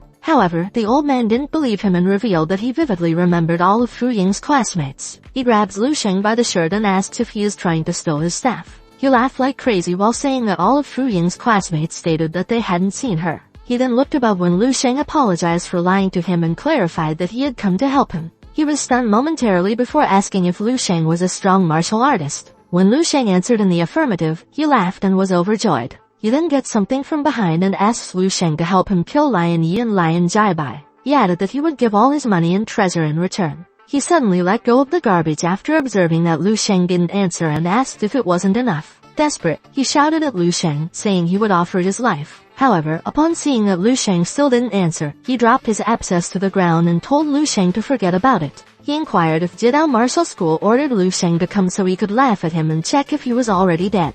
He gritted his teeth and stated that he wouldn't die until he saw the lion's father and son go to the afterlife. Lu Sheng picked up a photo, looked at it and before leaving, he stated that Fu Jianming would witness the father and son's death. With tears in his eyes, even though he thinks Lu Sheng was lying, Fu Jianming thanked Lu Sheng. After that, Lu Sheng was greeted by a pig in an alley, saying that he hadn't seen someone visit the old man for a long time. He informs Lu Sheng that all of Fu Jianming's belongings are gone after he pays some people to help him, but eventually, he gets deceived because no one wants to fight against the Jiadao Martial School. In the end, the old man gets crazy and his house is taken. And he now lives in the garbage dump. He just said it to Lu Sheng because he was different from other people who deceived the old man and asked if he was planning to meddle in other businesses. In response, Lu Sheng declared that he would go to Jiadao Martial School and would kill them. The pig was surprised by his answer and wondered who Lu Sheng was. At the 7th St. Martial University, inside the vice principal office, the hooded guy elaborates that Lu Sheng didn't go to Ming City where Lion Yi was. He thinks Lu Sheng was avoiding this second mission, which was the real test for becoming the martial saint's disciple. Zhao Taking responded that it was still too early to tell because there was still some time before the National Martial Arts Students Conference. The hooded guy clarifies that it was just a few days only, and the martial saint is not known to give a second chance. Zhao Taking didn't answer, and in his mind, he asked Lu Sheng not to let him and the martial saint down. Thank you for watching, guys. I hope you loved this manhwa. Have a good day. Hello, guys, this is the continuation of Lu Sheng or logging 10,000 years into the future. At the 7th St. Martial University, inside the guild hall, students talked about Xiao Lan returning from an AA class mission. It's only been half a week since his mission, yet he is already back. Aside from that, they can see his murderous aura and think that he has become stronger. Other students felt their hearts beating like drums just by looking at him. Ling Xing approached Chen Yixuan and told him that Xiao Lan was back for the National Martial Arts Students Conference. She added that militants like Xiao Lan wouldn't miss this event, which only happens every 2 years. Chen Yixuan released a smelly sigh before saying that with the devil Lu Sheng, Everyone who would participate was just like Muriance and added that there is a good thing in relying on Lu Sheng's power, which is their martial saint university will not rank at the bottom this time. Ling Xing turned her head left and right, saying that Lu Sheng couldn't participate. Surprised, knowing that the 7th Saint Martial University finally had a genius not seen in a century, Cheng Yixuan inquired if the leaders didn't let Lu Sheng join. Ling Xing confirmed his question by explaining that she heard from her dad that the martial saint test for Lu Sheng is that he cannot join the National Martial Arts Students Conference because of the legendary SSS level mission. Frustrated, Cheng Yixuan asked if there was a reason for suppressing Lu Sheng like this. Ling Xing has no idea of the martial saint's thoughts because they are full of profound meaning. Cheng Yixuan angrily slams the wall and remembers that 2 years ago, the Jidao twin stars swept through the whole 7th Saint Martial University, making them lose face. Now that they have a genius, Lu Sheng, who is their hope, he can't accept that he won't participate. He felt that before they could graduate, they would face humiliation again. His frustration turned to a warm feeling, and his stick suddenly awakened when Ling Xing touched his face, telling him not to worry. However, his stick is back to 1 inch when Ling Xing added that once he gets used to being abused, he won't feel burdened by it anymore. At the same time, in the school dormitory, Lu Sheng received a notification from school campus, announcing that the National Martial Arts Students Conference will be held at the school gate in 3 days at 8 in the morning. If they are late or do not show up, they will be viewed as someone who has given up. Reading this makes Lu Sheng thinks that the message was directed to him on purpose. He suddenly felt that someone was following him and thought that they had shown up when he got back to the school. He concluded that these men in black shades, were sent by the school to watch where he would go. He looked at the tower and talked to it like a crazy man, asking it if he didn't want him to go. Still, he confidently stated that no one could control him, even if it were the martial saint. 3 days later, at the school gate, while the other participants were so excited because they thought Lu Sheng would wipe away the 7th Saint Martial University humiliation from the last conference, Vice Principal Zhao Taking was looking around. But when they started to approach the bus and couldn't find Lu Sheng, Zhao Taking thought that these kids had no idea that Lu Sheng wouldn't come. He thinks that compared to this martial arts conference, the inheritance of martial saints was more important, and even fools would know what to choose. When he looked at his watch and saw that it was almost time, he concluded that Lu Sheng would not really come. To his surprise, Lu Sheng suddenly materialized from above and landed like a meteor star. Seeing his arrival made the students thrilled, and they shouted Lu Sheng's name. While Zhao Taking couldn't believe Lu Sheng would come, Lu Sheng apologized for being late. When Zhao Taking told him to think thoroughly because there was still time for him, Lu Sheng told him that it was the idealism Zhao Taking told him. Zhao Taking didn't respond, and as the students proudly cheered for Lu Sheng, Zhao Taking told them that they must get on the bus. A while later, while an instructor was explaining the rules, Lu Sheng thinks rank 8 power. According to the system record, after reaching rank 8, the vitality can be condensed into a dam with 100,000 vitality that can melt steel and could result in 10,000 combat power with just one move. He is only one step from converting the vitality to Dan. And after he converts it, the physique will continue to grow stronger. The longer a person is in this state, the more their physique will be strengthened, and they will have a chance to become a martial saint. He grabbed his chest, wondering when he could have the will of a Grandmaster, which is rank 8. Knowing that the Grandmaster rank physique in Grandmaster martial arts will is not as simple as 1 + 1, Lu Sheng planned to find it for himself. Upon arriving at Jiannaomen, people recognize them, and knowing that they will participate in the National Martial Arts Student Conference, they wish them good luck. When a boy asks if they can watch them, the girl responds that they need to go to the top of the mountain, which is not advisable for ordinary people, so she tells him that ordinary people like them can only watch it on the live broadcast. After Zhao Taking told them to watch their step and the students answered an affirmative, he suddenly noticed a lightning speed and asked who was that fast. Unbeknownst to him, it was Lu Sheng who thought that the confrontation with the martial saint was unavoidable, so he decided to step up the tempo. Although he hasn't reached the Grandmaster yet, as long as the martial saint does not take action himself, the remaining fish won't be able to eliminate him, and he will use them to continue improving and get more stronger. After some running, Zhao Taking told them to stop to check their attendance. When he was done checking and observing that the students were complete, he asked where Lu Sheng was. A student who was chasing his breath responded that Lu Sheng ran first and inquired if the vice principal didn't notice it. Looking at the mountain, Zhao Taking only mumbles, "No way." Meanwhile, 2 students can be seen talking. A man with orange hair suggested to his companion that they should take a rest, but the girl, Xiao Yun, replied that she still had some energy, because it was Xiao Yun's first time at Martial Saint Mountain. The guy explained the rules. As of now, they have already stepped into the region along the clouds, and ahead, there are 5 stone steps. Those 5 steps are shrouded in clouds, and they are called the Path of Heavenly Law. Because Xiao Yan already knew it, she told him to go straight to the point. The guy scratches the louse on his head and reasons that he just wants to recover some of his strength. He highlighted that the martial saint Zhu Fuhai had been here before and explained that the whole martial saint mountain was still engulfed in his energy. All martial artists with a bone age of 30 or below can come here, and if they are talented enough, they can trigger the martial arts potential left behind by martial saint Zhu Fuhai by walking through the path without stopping for a single time. He was about to say that triggering an extreme phenomenon of heaven and earth was like it, but didn't finish his sentence because they suddenly saw the strange wave and explained that those who are able to trigger such a phenomenon will surely be promoted to a master in the future. His mouth drops to the floor after seeing the white whales, which are the greatest phenomenon of them all. He couldn't believe he could witness the history right now and elaborates on the scene's meaning.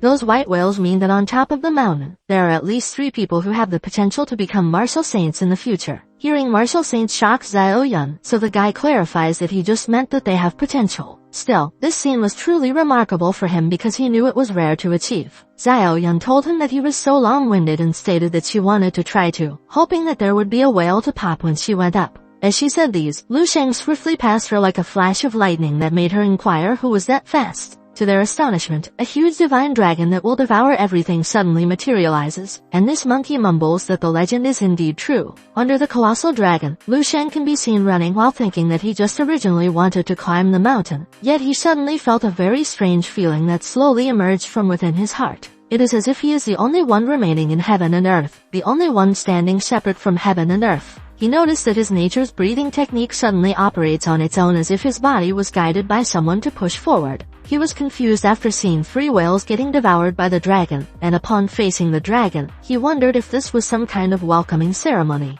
You idiot, that's your, that is your, what it is again, Henry, it is their potential martial arts level, sir. If the white whale represents a martial saint appearance, then what does this legendary divine dragon represent? It just meant that he surpassed the martial saint 100 times. You idiot, why did you already say that? Spoiler, sorry sir. Whatever. Anyway, when the divine dragon growled at him, he suddenly felt its strong energy affecting his martial arts will. Upon arriving at the mountain peak, the participant inquired who triggered the divine dragon, and knowing that the Jidao twins and Mayo triggered the white whales, they wondered where did this peerless monster came from. This ugly old man looks at Lu Shen, and even though he knows that the divine dragon is on top and could make everything surrender, this is still his first time seeing such a majestic phenomenon in Jiyu Mountain. He ordered his students to quickly find out who Lu Sheng was. As Lu Sheng walked, participants were murmuring about him. One participant mumbled that if he didn't see it with his own eyes, he would think it was the martial saint himself. When the blue-haired guy looked at Lu Sheng's uniform, he was shocked after discovering that it was the 7th Saint Martial University uniform.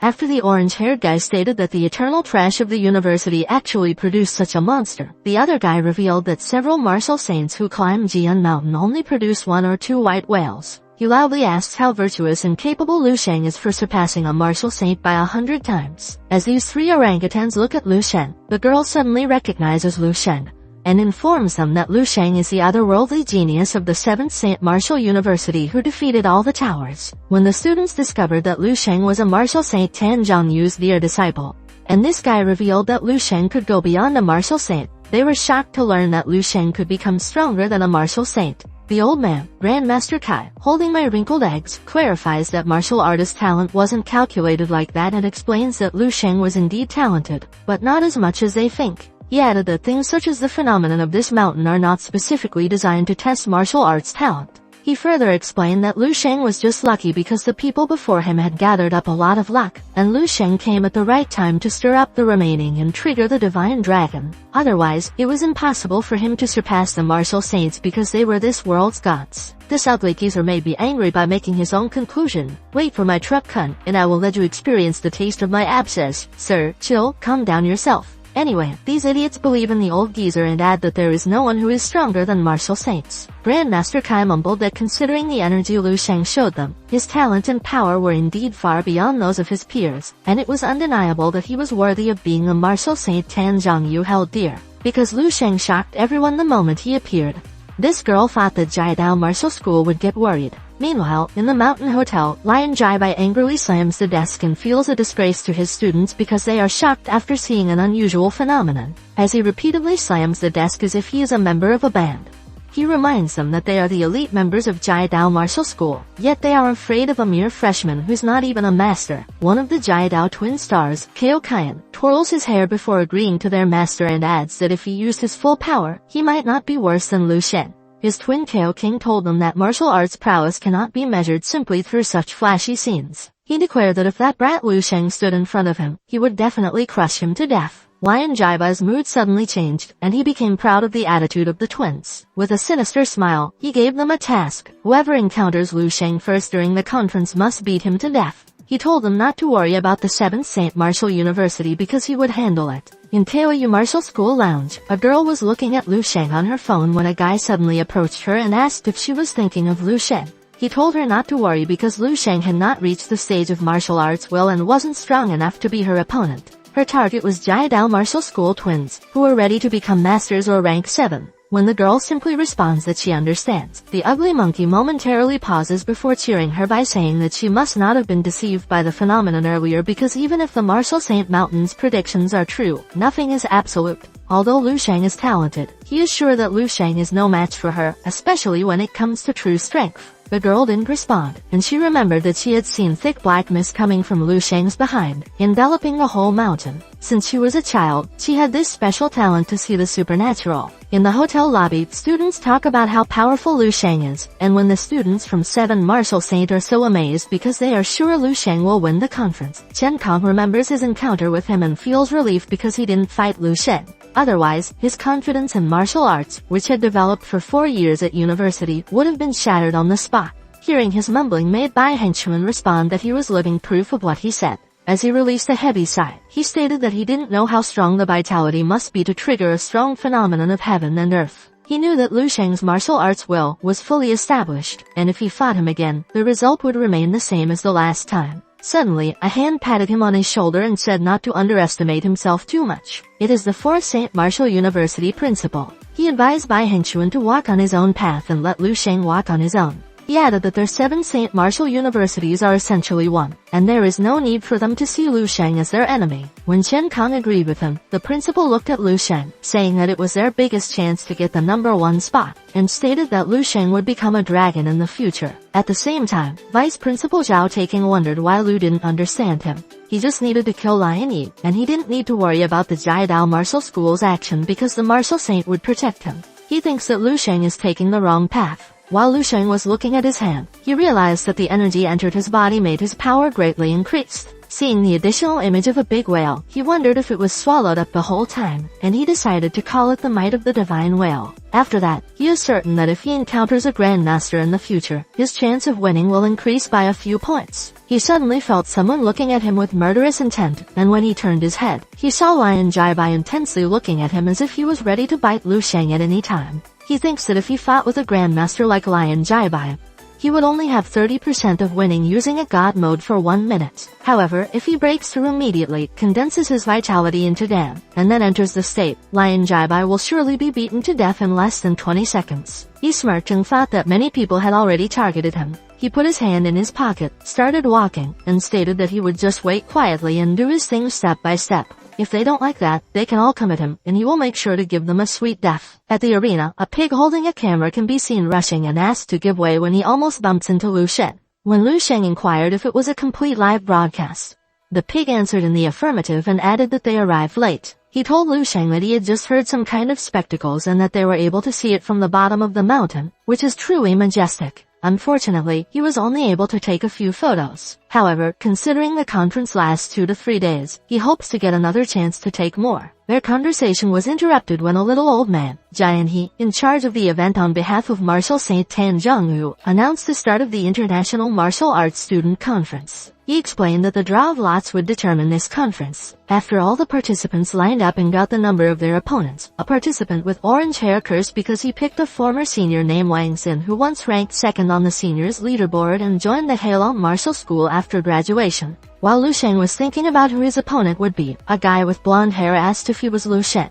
When Lu Sheng didn't answer and ask who he was, Lu Ming introduced himself, saying he was from Dongming Martial Arts University. He added that although they both have Lu as their surnames, his has the meaning path. A question mark forms in Lu Sheng's head while saying hello. Lu Ming was pleased to meet Lu Sheng because he heard of him for a long time. He then revealed that he was accompanied by some juniors who wanted to meet him. A smile forms on Lu Sheng's face as he waves his hand after seeing the two mutant ninja turtles. Do you remember Kong King, the balloon girl? While Kong King was so happy to see Lu Sheng again, Xingjie was taken aback because he hadn't expected Lu Sheng to be at this level already. Shaking, Kong King agreed with him and said breathing in front of Lu Sheng felt hard because the pressure was too intense. Remembering the phenomenon earlier, Xingjie stated that it was his first time having a transcendent feeling of respectfully looking at someone. While the orange guy tells him he is lucky because he actually knows Lu Sheng, the gray-haired guy advises him to maintain his relationship with Lu Sheng because no one knows how beneficial it will be for Xingjie in 10 to 20 years. Xingjie intensely looks at the gray-haired guy and clarifies that it is no longer a small disparity but rather an abyss-like gap.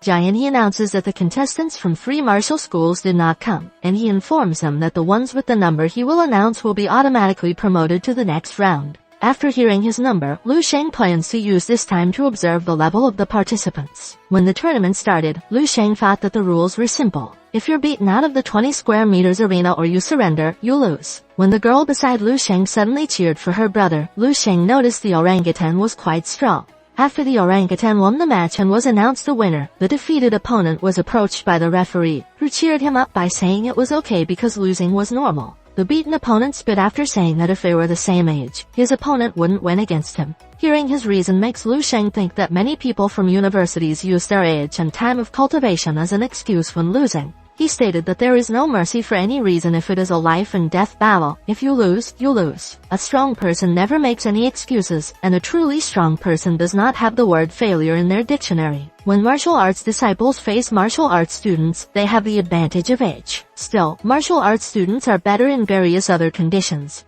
such as a martial arts training environment. The martial schools have various kinds of resources, but a martial arts disciple has to pay for these resources out of their own pocket. He wonders if the age limit of this tournament stretched to 30 for these reasons. After announcing that round 1 was over, the little old man called Lu Sheng and his opponent Jiang Yuan to quickly go to the 3rd ring. To their surprise, Jiang Yuan surrendered in fear because, knowing that Lu Sheng almost shattered by Hang Chuan's will, he wasn't insane to fight the Demon Kid. While Lu Sheng angrily clenched his fist, and the students were so terrified seeing him, Lion Jaibai wondered if Lu Sheng was the person who took the mission. In the 3rd round of the tournament, after the little old man called numbers 135 Lu Sheng and 452 Jiang Long to go to the 4th ring, Lu Sheng stretched his hand and was glad that it was finally his turn. However, the stage was too crowded, so he used his psychic power to make a path. As the people were swept sideways and wondered who the owner of this immense psychic energy was, a man with chicken hair discovered that he was the brat Lu Sheng, so he rushed forward to attack.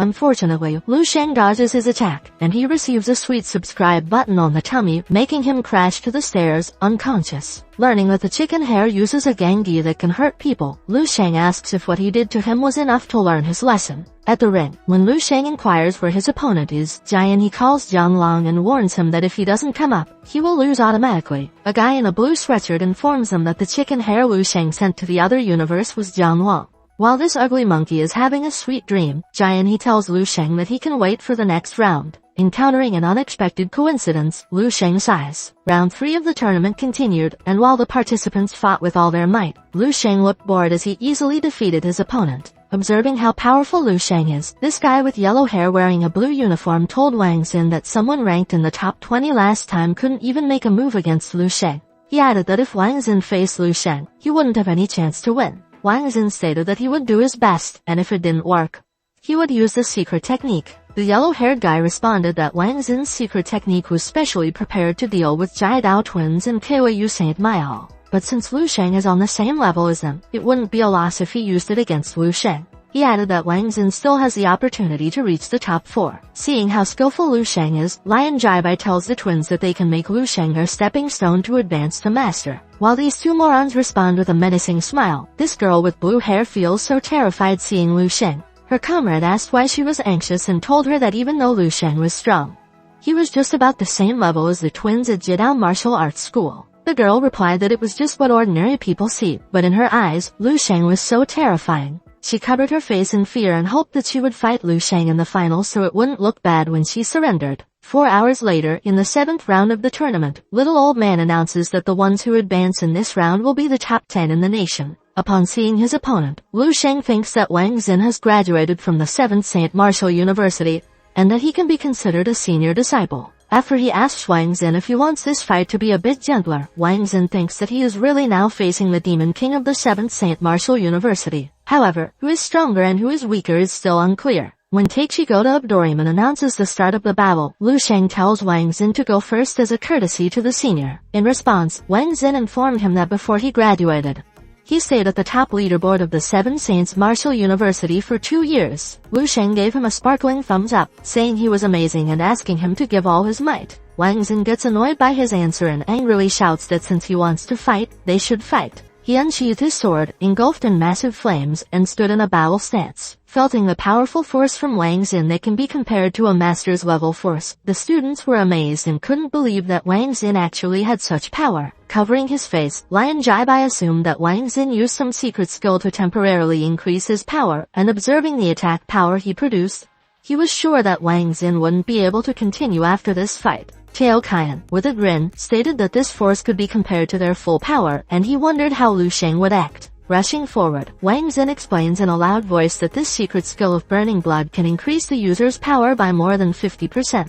Even if he won't be able to use his power again within a month, using it on Lu Sheng is worth it. Before Wang Xin sliced Lu Sheng with his blood burning, Berserk Sword 3 stacks, and Wave Surge, Teichi Goto tried to stop him and told Lu Sheng to surrender. But Lu Sheng was unfazed in front of this terrifying power and blocked it with only 2 fingers. Seeing this shocked Wang Xin, but before he could call his mom, Lu Sheng was preparing to counterattack while saying that he already told him to use his full power. Wang Xin almost flew to the other universe after receiving a punch from Lu Sheng. After he bounced to the ground, Lu Sheng asked why he didn't understand what he had said earlier and told him to use all his remaining tricks in his pocket because he would give him a second chance. Wang Xin gritted his teeth before asking how Lu Sheng could say he didn't use all his power. The truth is, he even used his secret skill. After Lu Sheng turned his back in disappointment, he was surprised to see the monkey's soul get out of its body, and wondered if he had fainted. He put his hand under his chin and stated that he used only a little bit of power and didn't even use Star Force. He stopped thinking and mumbled that since his opponent got what he wanted, it was his own fault for hiding his strength until the very end, so he must blame himself for losing. The yellow-haired guy couldn't believe that Wang Xin, who was at the same level as Jai Dao's twin, and the Kyoyu Saintess Miao, could be defeated just like that. It's not that he couldn't accept that Wang Xin lost, but not even being able to block Lu Sheng's punch is unacceptable. He irritably said that Lu Sheng was sarcastic in his last sentence. In the ring, after Lu Sheng asks Teichi if he isn't going to announce the winner, Teichi is startled before announcing Lu Sheng as the winner. In his mind, he just wanted to stop the fight but didn't expect Lu Sheng will beat Wang Xin like a fly. He wondered what kind of demon had shown up this time. Before Lu Sheng got off the ring, his schoolmates were full of spirit, cheering for him and addressing him as a demon king. While others are whispering about him when he sits, these 2 itchy shrimp have a heart attack in their eyes while admiring Lu Sheng's handsomeness even when he is just sitting. Now that people called him Demon King, Lu Sheng thinks it is too early to have a nickname. While these people behind the little old man talking about how powerful Lu Sheng to defeat Wang Zai without even using Genkai, they argue that they can't say Lu Sheng is the bright star of the participant because the Jai Dao twins aren't ordinary geniuses. And aside from that, 2 years already had passed, and they can even become stronger. After Giant, he interrupted their conversation by saying that there is no point in arguing and they must just watch. He thinks that the one favored by Martial Saint Tan Zhongwu was indeed someone who can't be judged with common sense. On the other side, Kao King told his twin that Wang Xin was careless and didn't use his full power. He was paying attention to him and didn't expect Wang Xin to be some weakling stupid. Kao King responded that it was fine because the stronger Lu Sheng was, the brighter their halo would be when Lu Sheng lost. As the girl with blue hair peeks at Lu Sheng, she observes that Lu Sheng's dark shadow is spreading widely. The sun goes down and the stars come up. Inside the room, while Lu Sheng looks at his hand, he realizes that today's tournament has ended early, and he didn't even warm up. His mood suddenly changes when he thinks of what will happen in the finals tomorrow and wonders what it feels like to kill a grandmaster. His phone suddenly rang with a message, and after reading his sister's message, saying that he was on TV, and told him to be the nation's best, Lu Sheng told her not to let their parents watch the live tomorrow if she sincerely wished them well. When Lu King asks why, Lu Sheng thinks for a moment before replying that he doesn't want their parents to see him killing someone. He sighed before texting her sister that he was just joking and added that there would really be blood during the finals tomorrow, and he didn't want their parents to get scared. Lu King responded that he almost scared her and asked him not to joke like that again because he would make her think that he would really kill someone. She then told him she would do her best to fulfill his request. but she would still let their parent watch the replay. Since he couldn't stop others from watching the live broadcast, Lu Sheng decided to just wait until tomorrow. His message ringtone rang again, and as he read the messages, Lu Kaiming told him that he was amazing. Jin Dandan was very proud of him even though she knew he wouldn't reply. Qin Shaojun told him he was amazing and told him to visit them because someone was missing him. When he read the message from Dong Qingsu, saying he got this, Lu Sheng suddenly remembered the picture he saw in the system. He looked outside, and upon observing that it was a nice evening, he decided to go out for a walk. Outside, while the blue-haired girl almost froze because the weather was -20 degrees, she suddenly noticed a man walking, and she froze like an ugly doll after recognizing that it was Lu Sheng. Seeing an ugly shrimp running away, Lu Sheng wondered if he was that scary. He looks at the sky and thinks that the number of his future spouses in the system list is increasing, yet he feels like his compatibility with the opposite sex is not good at all. Behind the boulder, as the girl carefully observed Lu Sheng, she was shocked after seeing that Lu Sheng's dark fog almost covered the sun, moon, and stars. She wondered what kind of a monster Lu Sheng was. The other day, while students were happily chatting and holding their food trays, Lu Sheng wanted to taste all the food, which confused the attendant. He suddenly noticed someone staring at him and asked himself what on earth the girl was doing. Meanwhile, Bai Hengchuan was being confronted by the Jiadao student. As Kao Kayan advised Bai Hengchuan to pray not to meet him at the conference today, Bai Hengchuan remembered the rumors that every person who meets Kao Kayan at the conference ends up gravely injured, and some are even beaten up to death. When Kao Kayan comes closer and informs him that his attack is nothing to scoff at, Bai Hengchuan asks what he wants. As he threw a menacing smile at Bai Hengchuan, Lu Shen, holding a mountain of assorted foods, suddenly bumped into him while eating, telling him to give way and not to block the path. Kao Kayan gets furious and is about to ask who dares to push him but suddenly stops after seeing it as Lu Shen, so he confronts him, saying he is a brat and adding that he won't escape either. He was about to advise Lu Sheng to give up but didn't finish his sentence when Lu Sheng grabbed him by the neck and lifted him. As he was shaking and could barely utter a word, Lu Sheng seriously inquired if Kao Kayan was trying to insult him by standing in front of him. Kao Kayan was almost out of breath, and while different kinds of disgusting liquid were coming out from his face, he wondered if he was going to die. To his luck, Lion Jaibai shouted, saying stop. He swiftly jumped towards him, and upon landing, he ordered Lu Sheng to let the idiot go. He makes a cross arm and informs Lu Sheng that if he wants to be disqualified, then he should keep going. Lu Sheng released the ugly warthog, chuckled, and replied to Lion Jaibai that it was just a joke. As he coughed while calling Lu Sheng a brat, Lu Sheng patted him on the shoulder before saying that his neck was very defined. He gave the moron a serious look and ordered him to quickly go back to his mom. When Lion Jaibai told him they must go and not embarrass himself further, Kao Kayan stood up, followed him, and tried to explain. Witnessing how Lu Sheng defeated one of Jiadao's twin stars and didn't even manage to resist, these three participants wonder if Lu Sheng is already a master. As Lu Sheng ate, he concluded that if he fought them in public, he would probably be marked as a wanted criminal, which would harm his family. At the same time, Kao Kayan asks for forgiveness because he doesn't expect Lu Sheng to suddenly take action against him. He reasons that it was a sneak attack, which is why he wasn't able to react. Kao King intervenes, addressing his twin as a waste. Hearing how his twin mocked him, Kao Kayan calls him a bastard, grabs him by the collar, and says that he will take his anger out on him first. Kao King was unfazed and called his twin a loser, adding that he was beaten up, and now he was trying to take out his anger on his people. They stopped when Lion Jaibai told them it was enough, and because Kao Kayan brought shame to Jiadao Martial School, he had to find a way to atone for this himself. Kao Kayan bowed his head and responded that he would never make this mistake again.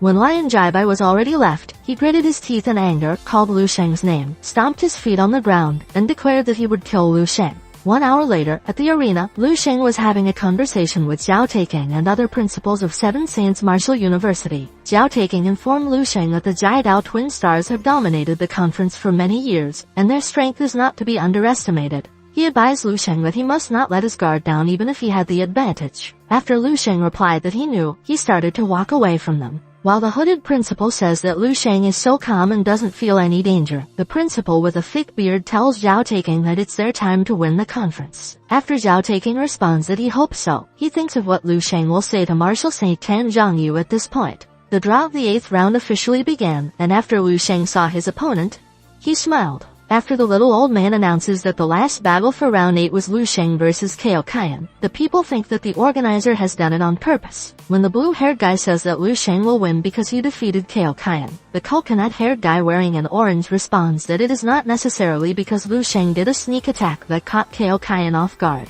Lu Sheng turned his head when an orangutan tried to approach him, and when the orangutan grabbed the attention of Lu Sheng, he told Lu Sheng to get ready to die. Lu Sheng momentarily thinks like an ugly duck before giving Kao Kayan a sweet-like button. Still, Kao Kayan became angrier upon seeing how confident Lu Sheng was, so he declared that he would kill him. When the little old man told Lu Sheng and Kao Kayan to leave the ring, he called the first match for this round, which was Bai Hengchuan versus Kao King. The principal approached Bai Hengchuan and told him that the result didn't matter and that all he needed was to fight with all his strength. As Bai Hengchuan started walking to the ring, he thought it would be a fierce battle. When Lu Sheng told him to fight all he wanted and not be afraid, Bai Hengchuan thought that Lu Sheng was considerate of him. Lu Sheng added that if he gets beaten to death, he will take revenge for him. Thank you for watching, guys. I hope you loved this manhwa. Have a good day. Hello, guys. This is the continuation of Lu Sheng logging 10,000 years into the future. Bai Hengchuan was surprised by Lu Sheng's statement and waved his hand, saying he really appreciated it. Lu Sheng responded with a smile, reminding him not to worry because they were both students of the martial university, and wished him good luck in his fight. Bai Hengchuan stepped onto the battleground and released a heavy, smelly sigh as he looked at his opponent. After the start of the battle was announced, Kao King called him a brat and stated that he wouldn't give him a chance to surrender. Bai Hengchuan unsheathed his sword, rushed forward, and shouted to try him. Kao King just menacingly looks at the approaching opponent and easily evades its attack. Bai Hengchuan held tight the sword handle and jumped forward to slice the annoying orangutan. But the orangutan skillfully dodged his attack as if he were playing with garbage. After landing on the ground, Bai Hengchuan jumped backward and couldn't believe that Kao King had dodged all of his attacks. While the guy from the left said that Kao King actually reached such a level, the guy from the right added that only when one is close to the control realm can one move like that, and he felt terrified. Since Kao King was good at dodging, Bai Hengchuan exhaled before taking a deep breath and struck his sword to the ground to unleash the extreme ice seal, which caused the opponent to get hit by the ice. As he wondered if his attack worked, he was suddenly surprised upon noticing that Kao King had vanished. With a swift movement, an afterimage of Kao King can be seen as he stabbed Bai Hengchuan and said that he fooled him and asked if that was all he had. He chuckled before giving Bai Hengchuan a sweet subscribe button on his stomach, which caused him to fly to the other universe while coughing. Others quickly approach Bai Hengchuan, asking if he is alright. After the guy on the left analyzed that Bai Hengchuan was seriously injured and received 4 broken ribs and fractured limbs, Kao King approached them and addressed Bai Hengchuan as trash. He then turned his head at Lu Sheng and said it was Lu Sheng's turn. Lu Sheng came to Bai Hengchuan, patted his shoulder, and commended him for a good job. However, he felt pity that Bai Hengchuan didn't receive more damage so he could have a reason to beat Kao King to death. Bai Hengchuan was confused after hearing that, and he suddenly felt a strange aura from Lu Sheng and wondered what it was. Jianyi then announces the next round of battle, Jiang Yu of KOU Martial School versus Peng Heng of Fire Dragon Martial School. While Jiang Yu concentrated on her power, Peng Heng wondered if his opponent wasn't dangerous. When Jiang Yu moved her left palm, Peng Heng realized that she was a psychic mentalist. As the approaching glowing blue hands were ready to harvest his disgusting milk, Peng Heng stated that he would show his power, too. He punched Jiang Yu's attack using his iron-forged physique. But to his ugliness, it didn't work, and the hands caught him. Afraid that these hands would harden his sword and drain his milk, Peng Heng told her to let him go because he surrendered. After the referee announces the winner, people think that the seedling of the KOU Martial School is truly strong. From Jiang Yu's psychic energy just now, they think she is at least a rank 4 psychic mentalist. They also noticed that the gap between the two participants was big. Witnessing this, Lu Sheng realized that Jiang Yu's psychic mentalist power was 2 points higher than his. When Jiang Yu looked at the back and saw Lu Sheng, she ran like a scared cat, as if she had seen a huge sword ready to wreck her cave. Observing this, Lu Sheng remembered Xia Lin also had the same reaction when she always saw him, and he wondered if he looked too vicious. When the next round was announced, Kao Kayan versus Lu Sheng, other students near Kao Kayan were shaking in fear when Kao Kayan told the crowd to get out of his way. Other people had different reactions in this round and were so excited to witness the fight between the two Mongoloid. Lu Sheng touched the battleground and smilingly went to the stage. The two landed at the same time, and Kao Kayan was the first to make a speech. He stated that according to National Martial Arts Conference Regulation 32, during the conference, if one kills his opponent by accident, provided that his circumstances are reasonable, there will be no consequences. He then asked if Lu Sheng understood what he said. Lu Sheng answered in the affirmative and stated that they should begin. The pig runs after realizing that the battle between these two will begin and thinks of standing far away from them so he doesn't get hurt. After announcing the start of the battle, Lu Sheng is happily warming up while saying that he knew Kao Kayan couldn't accept his defeat earlier, so he would give him enough time to prepare. but he warns Kaiokayan that his patience is not long, so he must hurry up and use everything he has. Surrounded by a dark aura, Kaiokayan menacingly told him that he would regret what he said, and he continued unleashing his demonic state. Lu Sheng's eyes widened in surprise as he observed the demonic aura of his opponent. At the same time, other people reacted the same way Lu Sheng did after seeing the demonic aura. Kaiokayan grinned and stated that wasn't all. He maniacally laughed as he transformed into the second stage of his demonic state. Lu Sheng covered his face as the dark aura from Kaiokayan continued widening, shocking the entire audience. While others wondered what kind of physical skill is this because a master couldn't even compare to such terrifying pressure. The guy in the front with mouth wide open said that the demonic Jidao star used the first stage to sweep through the last conference and became the strongest person under the master rank. Now that Kaiokayan is in the second stage, he wonders how terrifying he would be. Jiang Yu, on the other hand, thinks that Kaiokayan really became so strong. But she feels that the power wasn't really coming from him but from somewhere within his body. It was like an otherworldly beast. Observing that Kaiokayan actually had the same aura as a master, Vice Principal Zhao Taking shouted that Lu Sheng was in danger. Seeing his opponent's power increase to 4 times, which was now close to a master level, Lu Sheng became interested. However, he noticed its strange aura and concluded that Kaiokayan must be an otherworldly martial artist. Observing the battle stage that almost engulfed by Kaiokayan demonic aura, Lion Jaibai chuckled before stating that Lu Sheng will now witness the Jidao martial school's power. Kaioking looked at Jiang Yu, smiles devilishly, and says to his mind that his brother couldn't steal the limelight alone. While Lu Sheng was to his brother, Jiang Yu was his. Kaiokayan extended his hand and told Lu Sheng not to think of surrendering.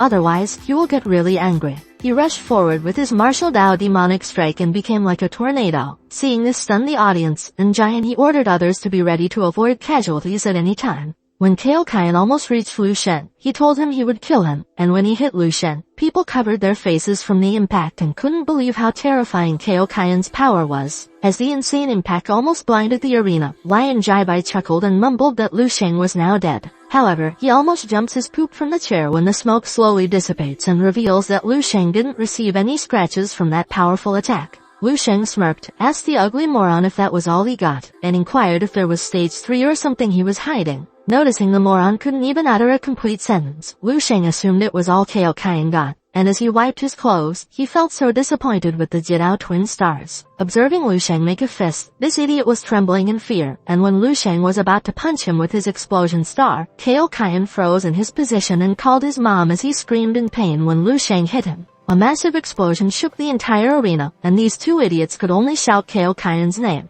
When the smoke vanished, Kaiokayan could be seen kneeling before Lu Sheng, unconscious. Seeing his disciple not moving, Lion Jaibai quickly jumped toward Lu Sheng and angrily asked how dare Lu Sheng. Before he could hit Lu Sheng, 4 different colors of auras can be seen swiftly jumping to the stage. It was the principals from the 7 martial universities who blocked Lion Jaibai's attack to protect Lu Sheng. After Zhao Taking and Lion Jaibai jump backward, Zhao Taking removes his eyeglasses and asks the bald egg what is the meaning of this. Giant he shouted at them, ordering them to stop and reminded them that they were all masters. He questioned if they weren't afraid of becoming a laughingstock when they fight in the middle of the conference. Lion Jaibai's reasons that Lu Sheng almost killed someone, and he deserves to die. Seeing his disciple could barely cough, he called someone to quickly get Kaiokayan for treatment. While Lu Sheng hid behind the vice principal, Zhao Taking told Lion Jaibai that since Kaiokayan wasn't dead, he suggested to let the matter be. In response, Lion Jaibai declared that he would remember this. After Giant he declared the winner, this guy in green told his companion that Lu Sheng was so strong and wondered if Lu Sheng wasn't a master yet because even Kaiokayan was in his second demonic state. He couldn't hurt Lu Sheng.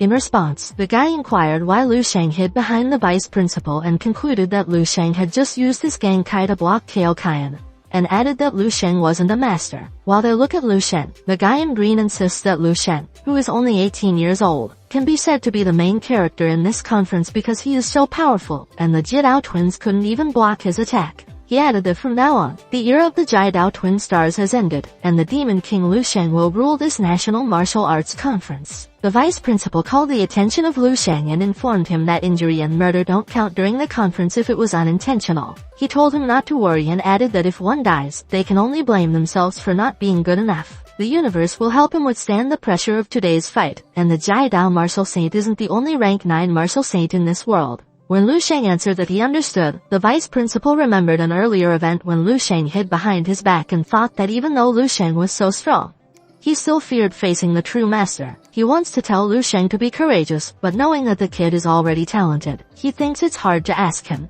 As he released a heavy, smelly sigh, he felt pity for the kid because being outstanding alone to become a martial saint wouldn't be enough. Unbeknown to him, Lu Sheng cheerfully commended his acting of hiding behind the vice principal and thought that he deserved an Oscar award. He looked at the angry bald egg and thought the final would start soon. He imagined Lion Jaibai would die in his hand and would wake up lying in a coffin. The participants for the semi-final had gathered at the stage.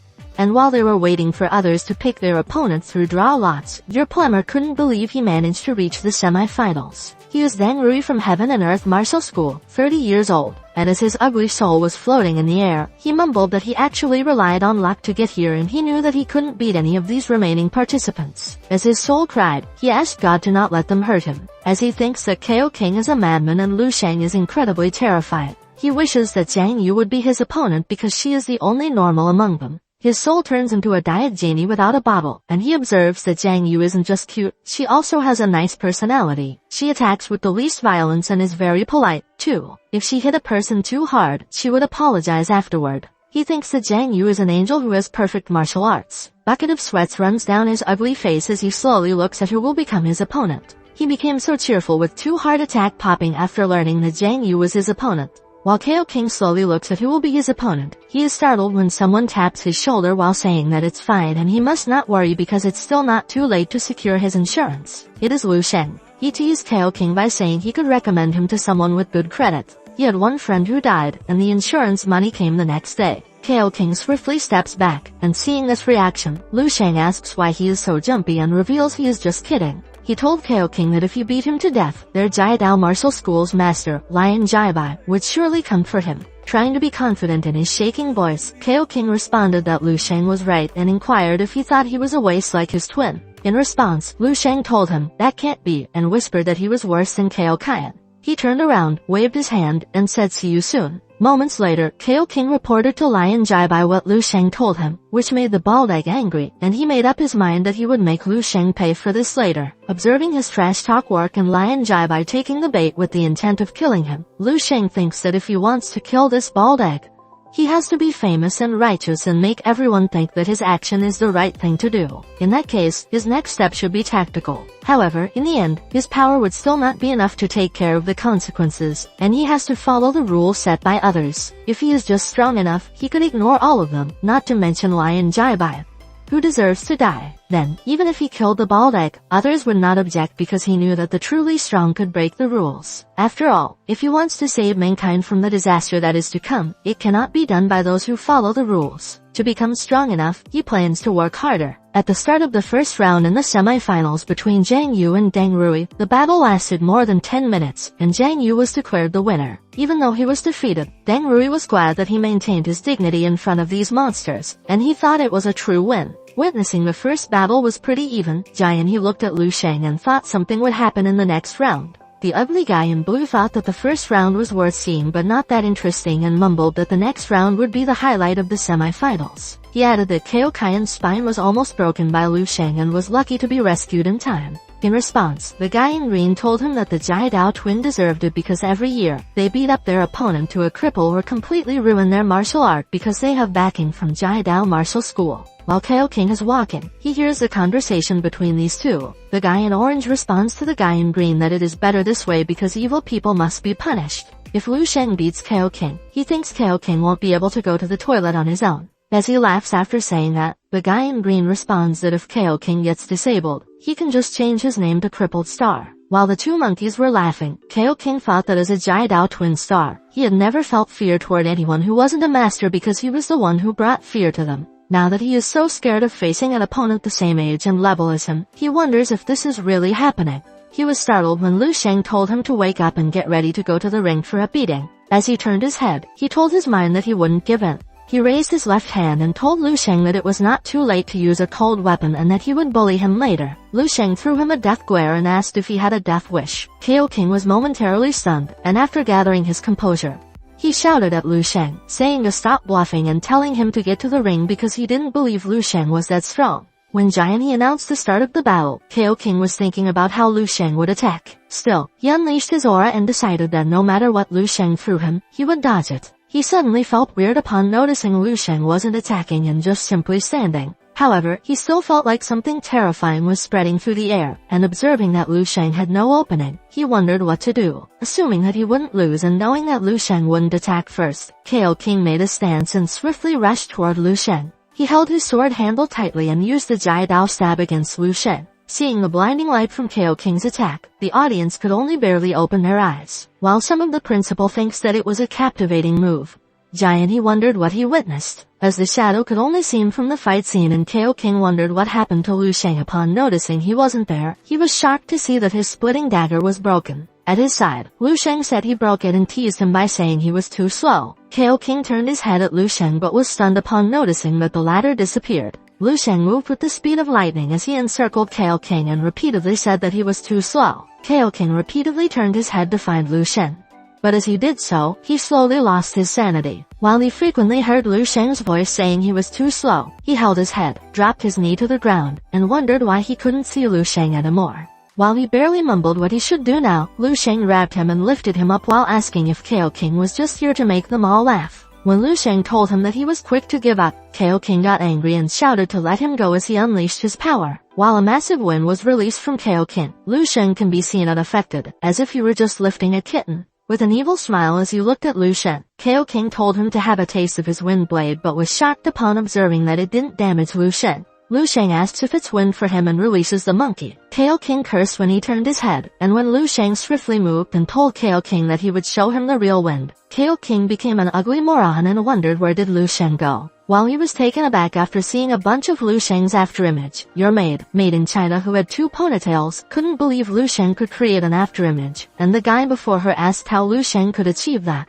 Back at the ring, Lu Sheng toyed with his opponent and ordered Kao King to fight him. When Kao King turned his head, Lu Sheng told him to grab him. Lu Sheng comes closer and whispers to try to win. Witnessing this shocks the principals, and Zhao Taking thinks that the essence of this phenomenon is actually a visual remnant. If the eye perceives him in another position while the previous position's remnant is still there, it results in an afterimage. Being able to produce 5 or 6 afterimages in a short time is already remarkable. However, Lu Sheng's display is truly terrifying. Kao King became more irritated as he couldn't find the true Lu Sheng, and as he continued slicing the afterimages, Lu Sheng put his hands on Kao King's head and used the new moon's divine wind. After swiftly pushing his opponent using his left hand with the wind technique, Kao King can be seen lying on the ground with twisted arms, legs and jaw. As he turned his back on the disabled opponent, Lu Sheng said that if he broke Kao King's limbs plus 8 ribs, he would be the same as Bai Hengquan. After the referee announced the winner, these two wondered who could defeat the powerful Lu Sheng at the same rank. Zhang Yu's schoolmate looked at her and thought that it was now Zhang Yu's turn.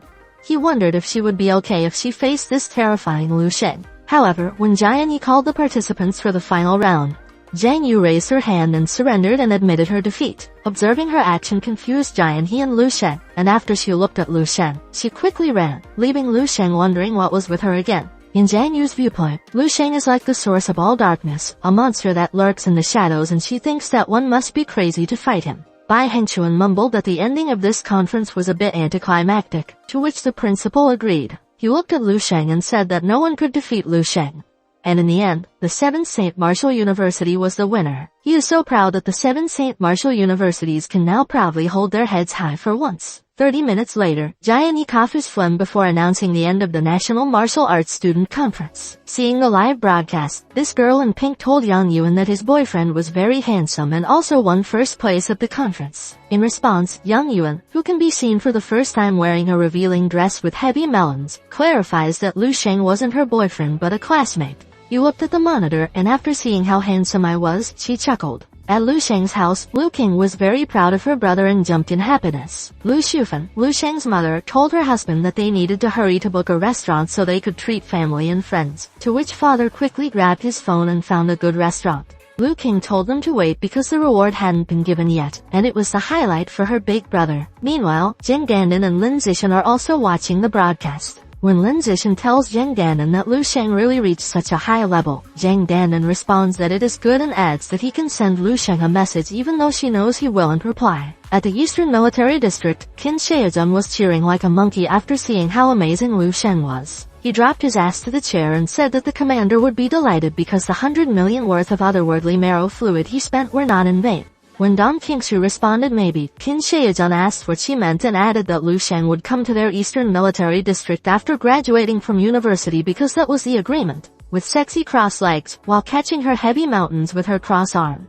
Dong Kingsu responded that it was true that Lu Sheng wouldn't break his promise, but there was a possibility that he couldn't come back to them because Marshal Saint Tan Jianyu values Lu Sheng dearly. Qin Shaojun shakes his head because his hope of going to the battlefield with Lu Sheng, which he had waited so long, couldn't come true. Dong Kingsu leaned her head on the chair and said that there would be such a day and told Qin Shaojun to get ready because a new spatial rift had been discovered in Warzone 85, and he needed to go on a mission. Hearing it made Qin Shaojun feel annoyed because he had only a few days to rest, and now he had to go out again. Dong Kingsu turned her head and stood up after Qin Shaojun told him to look at Lu Sheng, who was now pointing his finger at Lion Jaibai and challenging it. Seeing Lu Sheng's actions made Qin Shaojun ask what Lu Sheng was doing. 1 minute ago, when Jianyu was about to announce the winner of this conference on behalf of the Martial Arts Union, Lu Sheng told him to wait. He politely bowed his head and told Jianyu that he had a genuine request and hoped he would agree to it. When Jianyu told him to go on, Lu Sheng revealed that he actually came to this conference with the intention of appreciating the skills of his peers and sharpening his own martial arts. But so far, before he continued his sentence, he pointed his finger at all the students and stated that he was disappointed in all of them. While Jianyu and others were shocked after hearing this and wondered what Lu Sheng was doing, Lu Sheng continued his speech, saying that no one was strong enough to make him feel pressured during this conference. He added that it was dull and boring. The lady principal asked what was going on and wondered if Lu Sheng wanted to become the martial school's target for criticism across the whole nation. Fixing his eyeglasses with a bullet of sweat running down his face, Zhao Taking responds he doesn't know and elaborates that based on his own understanding of Lu Sheng, he is not so arrogant and brazen. Back at the ring, Lu Sheng pointed his finger at the Jai Dao Martial School's group and stated that their most promising talent, the pair of Jai Dao twin stars, was trash. He added that there was not even a trace of the Jai Dao inheritance in them. Lion Jaibai was about to explode when Lu Sheng went on to say that the Jai Dao Martial School, in his opinion, was all about people who were aiming for fame and status. They're selling their name but have no skills to back it up. Lion Jaibai angrily slams the armchair and asks the boy what on earth he means. In response, Lu Sheng clarified that he didn't mean anything by it. He just wanted to fight against strong cultivators so he could sharpen his skills to defeat a master. Still, their Jai Dao twin stars couldn't even withstand his one blow. He seriously looked at the bald egg and stated that he wanted to challenge the Jai Dao Martial School's peak master, Lion Jaibai. People have different reactions after hearing what he said. Other students wondered if Lu Sheng was crazy because despite being just a rank 6, he wanted to challenge a master. On the other hand, Lu King inquired why her brother wanted to challenge a master. Qin Shaojun angrily clenched his fist while cursing and shouted why Lu Sheng was so bold and outrageous. Dong Kingsu guesses that Lu Sheng wishes to use Lion Jaibai to go beyond his own limitations by fighting a rank 7. Then, in the history of their dragon nation, Lu Sheng could become the first person to become a master before the age of 20. Lion Jaibai jumped from his sit and called Lu Sheng a boy and granted his wish. Upon landing on the ground, he told Lu Sheng to try his best if he don't want to be beaten to death. In response, Lu Sheng told him that in the arena, life and death depend on their fate, so he can rest assured. The lady principal told Zhao Taking that Lu Sheng didn't need to challenge Lion Jaibai to be able to break through to master because he can sparring any of them principals. Zhao Taking looks at her and informs her that Lion Jaibai is actually at a peak rank 7 master. In addition, he will definitely kill Lu Sheng to take revenge for the Jai Dao twin stars, so Lu Sheng's choice was fit to use all his potential by fighting a master with a grudge. However, he felt it was odd and thought Lu Sheng definitely didn't want to break through like this. As Jianyu looks at Lu Sheng, he thinks that this kid deserves to reach such heights at his age, but his personality and courage are second to none. He then reminds the others that they must always keep alert during the fight to ensure Lu Sheng doesn't get gravely injured. In response, the guy with purple hair chuckled before telling Jianyu not to worry because the 7 Martial Saint Universities treasure Lu Sheng. While he observes Lu Sheng from head to toe, Lion Jaibai thinks that no matter how strong this kid is, he is still rank 6. Lion Jaibai has been a master for more than 20 years, and he asks in his mind how dare this kid challenge him. He plans on using his power to defeat him to death with one move. Since both parties had no objections, Jianyu announced the start of the battle and reminded them to be civil and not get carried away. Now that what he had been waiting for a long time was finally happening, Lu Sheng wondered what the power of a master was and what the pressure of a life and death battle was. While Lion Jaibai was releasing his power, the otherworldly form, and asked Lu Sheng if he was ready to feel the pressure of a master. Lu Sheng rushed forward with the speed of lightning and mumbled to his mind that it was nonsense because he wanted to fight Lion Jaibai to death. Lion Jaibai was stunned upon seeing the kid closer, and as he couldn't move his body due to the shock, Lu Sheng stated he wished to bring Master Lion Jaibai's death in one punch. He used the divine light of the Demon King, vitality boosts with the blazing sun at your fingertips, control stars, stellar divine star impact, and might of the divine whale, and gathered it all on his fist. Seeing this makes Lion Jaibai inquire if it's a sun. And when the massive, powerful punch of Lu Sheng is about to hit Lion Jaibai, he thinks that it is bad, so he quickly jumps forward to stop Lu Sheng. The attack almost burned Lion Jaibai into ashes and shook the entire arena with a powerful impact. When the smoke slowly vanishes, Lu Sheng can be seen in his last move position. At the same time, Lion Jaibai's body has gone, and the only thing that remains is his 2 feet. After he angrily shouts at Lu Sheng. Lu Sheng asks the Grandmaster what is wrong and devilishly smiles while inquiring if he wants to fight him as well. Observing the kid's actions surprised he, and he mumbled to himself that this kid had just killed a peak rank 7 master, and now he wanted to challenge him, a rank 8 Grandmaster. Seeing that Lion Jaibai was already dead and that there was no corpse left behind, Zhao Taking realized that Lu Sheng didn't want to take advantage of the pressure of a master at all. He just wanted to challenge someone. While the student was shocked after witnessing what happened and this guy with blue hair asked if Lu Sheng was really just a rank 6, Zhao Taking slammed the fences and finally understood what Lu Sheng wanted to do from the beginning, which is Lu Sheng was aiming to fight against the martial saint. Lu Sheng glared at the principal's location and thought that the vice principal, Zhao Taking, finally understood him. He stated that this was his idealism. Thank you for watching, guys. I hope you love this manhwa. Have a good day. Still in disbelief, he questioned whether Lu Sheng had foreseen this whole thing from the start. Even though he knew the child wasn't even 19 years old, it was amazing how he killed a peak rank 7 master in a single move. He irritably told Lu Sheng that he would bring this issue to the attention of Martial Saint Tan Zhongyu and the Jiadao Martial School. He turned his back and told the kid to take care. Looking at the little old man, Lu Sheng thinks that the old man has no intention of fighting him and feels pity because he wants to see how big a gap is between him and a rank 8 Grandmaster. Suddenly, a man grabbed his arm. It was the vice principal who told him that he must quickly follow him down the mountain. As they ran while holding hands as if they were lovebirds, Zhao Taking informed him he would take him back to the 7th Saint Martial University to see the Martial Saint Tan Zhongyu because the fuss Lu Sheng created this time was too big. And Lion Jaibai wasn't a simple master. He was about to say more about Lion Jaibai. But Lu Sheng interrupted him by saying that he was aware that Lion Jaibai's sister's husband was the Jiadao Martial Saint, Zhao Jai. A little correction about Lion Jaibai's sister, Lion Su. She is Lion Jaibai's sister, not his daughter. She was introduced before as Lion Jaibai's daughter when Zhao Taking handed the SSS class mission to Lu Sheng. Anyway, the vice principal shouted at Lu Sheng, saying that even though he knew all of this, he still dared to kill Lion Jaibai and adding that in this world, no one but Martial Saint Tan Zhongyu could protect him. Lu Sheng thanked him for his concern and clarified that he didn't need the Martial Saint's protection. In a loud but concerned voice, Zhao Taking wondered if the kid was insane because even though he wasn't afraid, he still had family and friends who could be in danger. He reminded the student that he wasn't young anymore and must not get too complacent. Otherwise, he would regret it in the future. He turned his back and told Lu Sheng that they must go quickly before it became too late because he was certain that the Lion family would find out about Lion Jaibai's death sooner. Lu Sheng mumbled that by the time Lion's family got the news, it would be already too late and stated he couldn't go with the vice principal.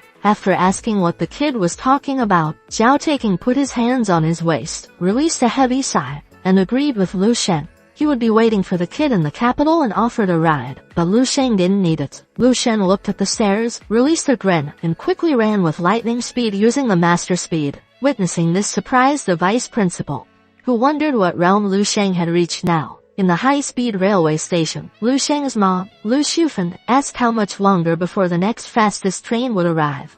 To which the father responded that it was 1.5 hours. Lu King was worried for her brother as she thought about the live broadcast being disconnected when Lu Sheng was going to challenge Lion Jaibai. With teary eyes, worried for her son's safety, Lu Shufan asked if there was no faster way to travel. Father turned his head at Lu King and told her to please help him persuade her mom to believe that Lu Sheng was alright. Lu King was surprised by her father's request because deep in her heart, she also worried for her brother and questioned herself if Big Bro actually wanted to kill a master. She remembered that their province governor, Xia Pingan, who came to their house and had a terrifying aura, was also a master. Still, she approached her mom and told her not to worry. She was so tense after receiving a call but changed her mood after hearing something from Lu Sheng. When mom asks if it's her big brother, Lu King looks at her and informs her that Lu Sheng is fine. The live broadcast was cut off due to the poor signal at the mountain, and his fight with the master was arranged by the council as a program show. She added that Big Bro told her he wasn't foolish to provoke a master. Lu King put the phone to Mom's ear, and Mom asked her son why he scared them like that. She explained how anxious she was and his dad. When Lu Sheng told her he was about to go to the stage to receive the award, Mom didn't want to disturb him anymore and told him to come back in 2 days. She reminded him to apologize to the master, even if it was an act, because it was still unpleasant. Their face turned to the family of orangutans when Lu Sheng hung up, so father told Mom she was too lousy and assured her their son would be okay. Lu King put her finger at the bottom, at her chin, and mumbled that the previous conferences were always very serious. She had never heard of such post-game events and thought it was weird. While the Lu family was about to go home and wanted to relax, a man hiding informed a person on the other line that the Lu family was heading back and said they would keep watching them. The person on the other line thanked him, and he responded welcome. Now that they had the money, they would take care of the matter and added that it was Commander Yu's order after all. After hanging up, he looked at the news about Lion Jaibai's death, where Lu Sheng's image was posted. He was astonished after reading this, and upon learning that Lu Sheng was about to become 19.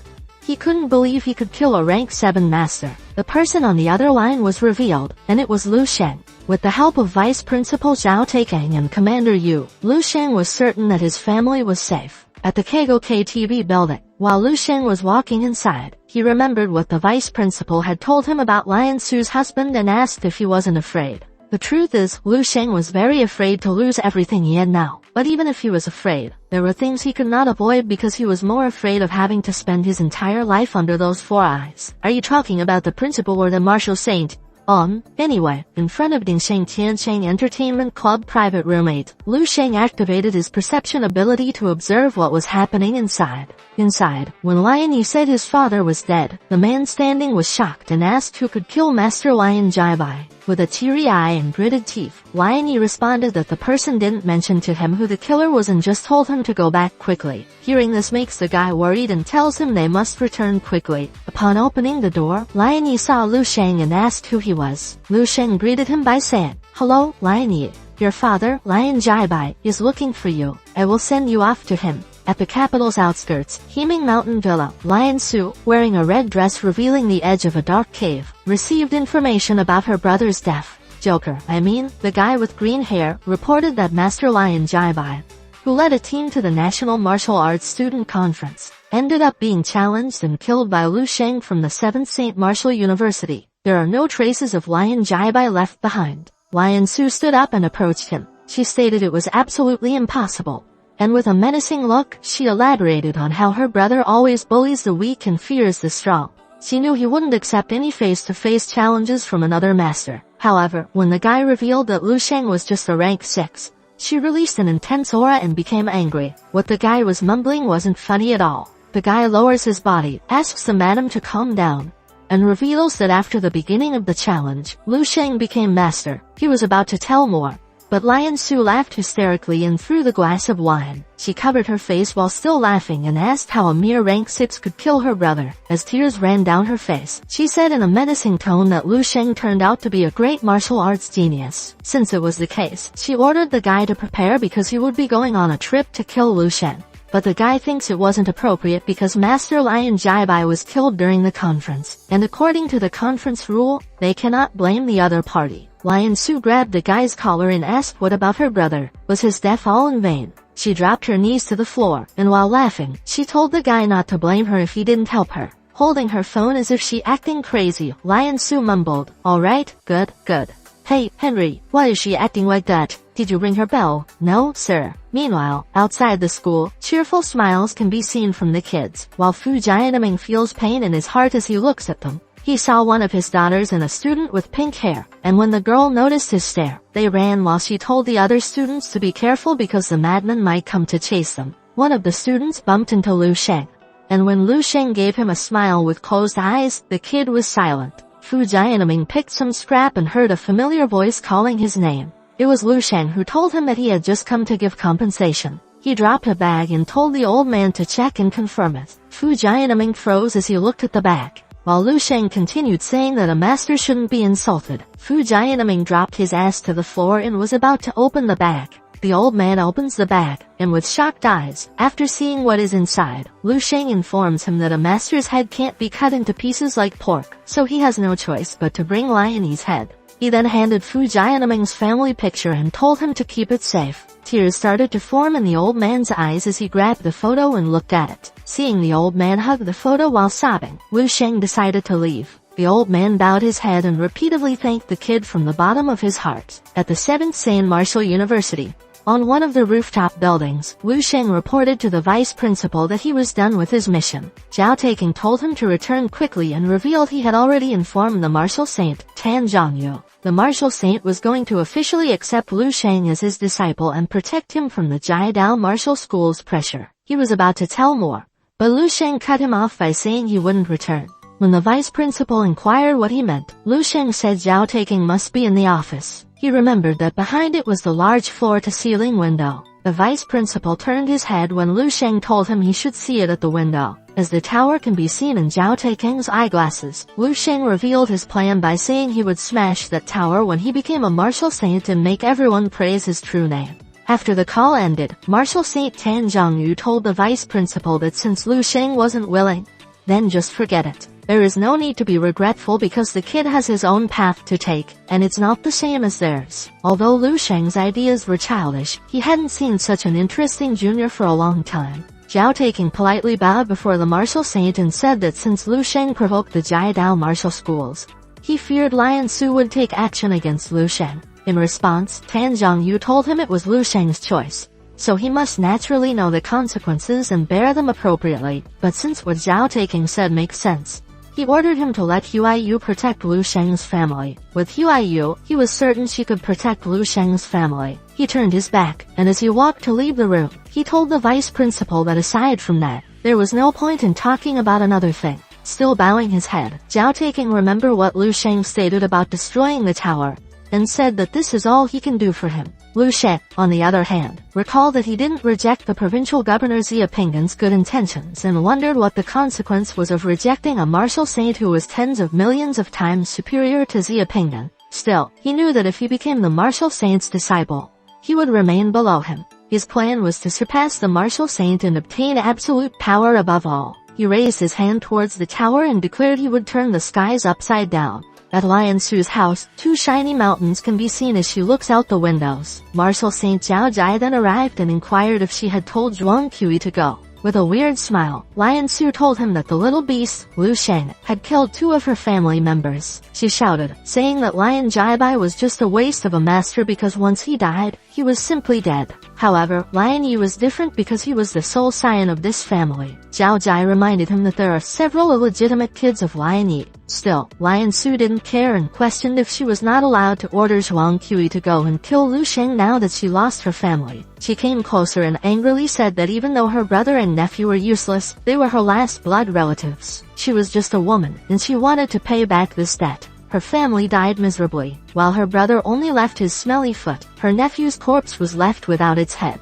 Zhao Jai does not blame her. He is just concerned because although Zhuang Qi is strong, he is still a little behind and may not succeed. Lion Su was surprised and asked if the little beast Lu Sheng was that strong. Zhao Jai revealed that Lu Sheng was the favorite of the martial saint Tan Zhongyu, and he must have sent someone to protect the little beast. As long as the bright jade martial saint Tan Zhongyu sends someone, plus Lu Sheng himself, Zhuang Qi won't be able to succeed. Lion Su put her arm on Zhao Jai's shoulder and asked to help her send someone stronger. Zhao Jai held her waist and said there was no need because he had already sent the 12 shadows to accompany Zhuang Qi. He was certain that with them, Lion Su's goals would be achieved. Lion Su smiled after hearing this, and as they were about to kiss, she said that he still cared for her after all. Zhao Jai pushed her and stated he would really help her. However, she used Zhuang Qi, the Jiadao secret book, without his permission. Lion Su angrily shouted at him, saying so what, and stated that other than that, there was no way she could please the Jiadao master. Apart from that, there is no else he has given her. In response, Zhao Jai just simply said he didn't want this to happen again. Lion Su dropped her humps to my lap, to the floor, and laughed. At Senjai Airport, a girl with bubble gum, wearing a headset and shades, arrived while pulling her luggage. She is Peng Huiyu, sent by the martial saint Tan Zhongyu to protect Lu Sheng's family. She had just finished her mission and asked the person on the other line why she needed to hurry. She was surprised when the person on the other line informed her that Lu Sheng wasn't yet 19 years old and had already become a master. She looked at her phone and said that Lu Sheng was better than Xing Yuzong back then. She added that they, the Bright Jade Hall, are about to get another talent. To her surprise, the person on the other line informs her that Lu Sheng rejected the martial saint Tan Zhongyu and also killed the lion father and son on his own. After stating it was insane, she asked why she needed to go. The person on the other line responded that the martial saint has a kind soul, and that's why even though Lu Sheng refuses, he still doesn't want to see such an excellent young man die in vain. He added that her opponent was Jai Dao's 28th Zhuang Tui, who had strength close to rank 8. And she had to be careful. Peng Huiyu thinks her opponent is as strong as her and responds that she got it. At Lu's house, the three turn their head at the door when Lu Sheng announces his arrival. Lu King came closer, boasted her melons, and asked her brother if it had become bigger. "You son of a cat, do you want me to call the FBI for you?" Sorry, sir. Whatever. Back to the story. Lu King approached her brother, welcomed him back, and said that their parents were so worried for him. With a crossed arm, Lu Shufan scolded her son because he had promised to return at 1 p.m., yet it was already night. The father calmed his wife, begging her to stop nagging because Lu Sheng finally got home safely. He then called his son and asked him to have a drink with him. After Lu Sheng answered in the affirmative, he threw the bag at Lu King. Lu King was about to argue with him but became like a good dog when Lu Sheng patted her head and said that his gift for her was inside the bag. Question marks pop in Lu Sheng's head when his sister runs with the bag, saying she finally knows why he can't find a girlfriend. A straightforward guy like him deserves to stay single. Lu Shufan told him he was going to become 19 years old, so he must find a girlfriend. Otherwise, every day will be chaos. Scratching the back of his head, Lu Sheng responded that 19 was still young and there was still time. He then changed the topic by saying he was hungry and asked what they would eat. He suddenly felt an aura from outside, so he told his mom that his friend had come. They can go eat first because he will go out for a bit, and will be back soon. Mom will braise chicken wings tonight, which could only take 15 minutes. So she asked him to return quickly, or the food would get cold. As he started to walk, he mumbled that 15 minutes was enough. He went outside and, upon noticing the man's presence, Lu Sheng thanked him for his hard work. In a polite manner, the guy said he was welcome and stated it was his duty. As he looked at Lu Sheng, he remembered the latter had killed a master and assumed that its blood hadn't yet dried from his hand.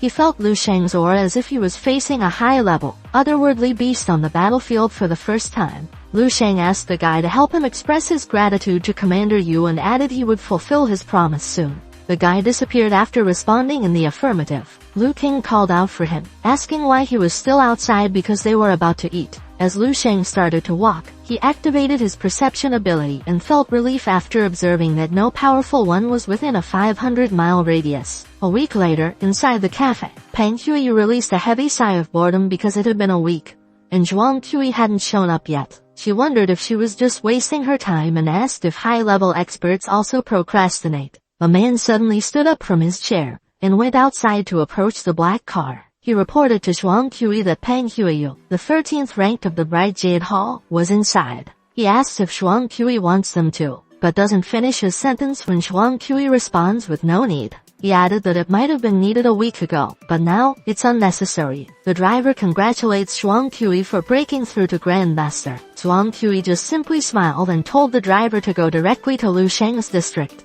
Meanwhile, Lu Sheng can be seen in a lotus position, and after sensing the aura of a Grandmaster, he mumbled that he had made him wait for a week. Peng Huiyu was about to drink her coffee when she suddenly noticed the black car. She stood up, wondering if it was Zhuang Tui, and upon seeing the hooded men, who were running like ninjas, she assumed they were the Jiadao Martial School's shadow. She reported it and added that the situation had become troublesome. As she held her sword, she contemplated that even if the shadow's power of a rank 7 was raised by force with the help of the martial saint Zhao Jai's secret skill, she knew it wasn't as good as the power of a true master. She dashes forward and thinks that if they rely on the battle tactics of the Jiadao martial saint, the 24 shadows might have a way of defeating a grandmaster. She sliced the head of one of the shadow's members and stated she would deal with them first. She was shocked when the person on the other line reported that the enemy had sent 12 shadows. As the shadows jumped towards her, the black car stopped near Lu Sheng's house. Zhuang Kui exits the car with a menacing look and intense aura. As she slid back due to the opponent's attack, she observed Zhuang Kui and listened to the person on the other line. Her eyes widened when the person said he had bad news, and when Peng Huiyu asked about it, the person informed her that Zhuang Kui had reached the level of a grandmaster. Fixing his sleeves, Zhuang Kui said that is one of the 28 constellations. He have followed the Jai Dao martial saint for 20 years, but he have been stuck at the peak of rank 7. He has been unable to break through this barrier and reach the Grandmaster. He spread his hands and stated he had finally now reached the Grandmaster. The vitality coagulation, the intangible link of heaven and earth. He wondered if this was the feeling of becoming a Grandmaster. He raises his hand, and as sparkling green light can be seen, a spear suddenly materializes from his hand. He felt like he was able to catch the light itself, and with an evil smile, he laughed while saying that it was a wonderful feeling. Holding the spear that started to make shapes, he thanked Lu Sheng for this because if he hadn't made the martial saint Zhao Jai furious, he wouldn't have gotten the secret book and this chance to break through. He looked at the house and mumbled that he heard Lu Sheng and the bright jade hall had been mobilized. He added that he would pluck it out with his own hand. Lu Sheng slowly walked toward him, and with a confident appearance, he inquired if someone from the lion family had sent him. Other shadow members can be seen while Zhuang Kui teased Lu Sheng by saying that the talented boy came out on his own. He ordered the shadows to go to Lu Sheng's home and make sure to get the heads of his family because the martial saint Zhao Jai would want them. After answering in the affirmative, the shadows swiftly jumped to fulfill the order. Seeing that Lu Sheng's attention was in the shadows, Zhuang Kui rushed forward, addressed Lu Sheng as a boy, and ordered Lu Sheng to look at him because he was his opponent. To his astonishment, Lu Sheng vanished and, in an instant, appeared in front of the shadows. With a swift movement of his hand, one of the shadows members' head dropped to the ground. Lu Sheng mocks the shadow members by saying they are weak and, except for their higher vitality, they are all as fragile as paper. He questions if they are really masters. Zhuang Kui flicks his finger and commends Lu Sheng for being strong. If they had met in different circumstances, maybe they could have been friends. With a teasing face, as he put his hand behind his ear, Lu Sheng stated it was impossible because he would never be friends with a dead man. Zhuang Kui became interested in his shamelessness, and as he slowly walked, he remarked that Lu Sheng was just a little baby master and he was a grandmaster. He struck the spear on the ground as he said this and released a powerful aura. A magic circle can be seen beneath him, and from afar, a huge lightning ball can be seen before him. The metal post screw was disabled and flew towards the sky as he uttered the sun and moon. He menacingly looks at Lu Sheng and mentions that he can't wait to show him the true power of a grandmaster. After Lu Sheng counted 1, his eyes glowed and activated his martial god state. While the shadow couldn't even move an inch after Lu Sheng activated his god mode, a blinding divine light could be seen before him.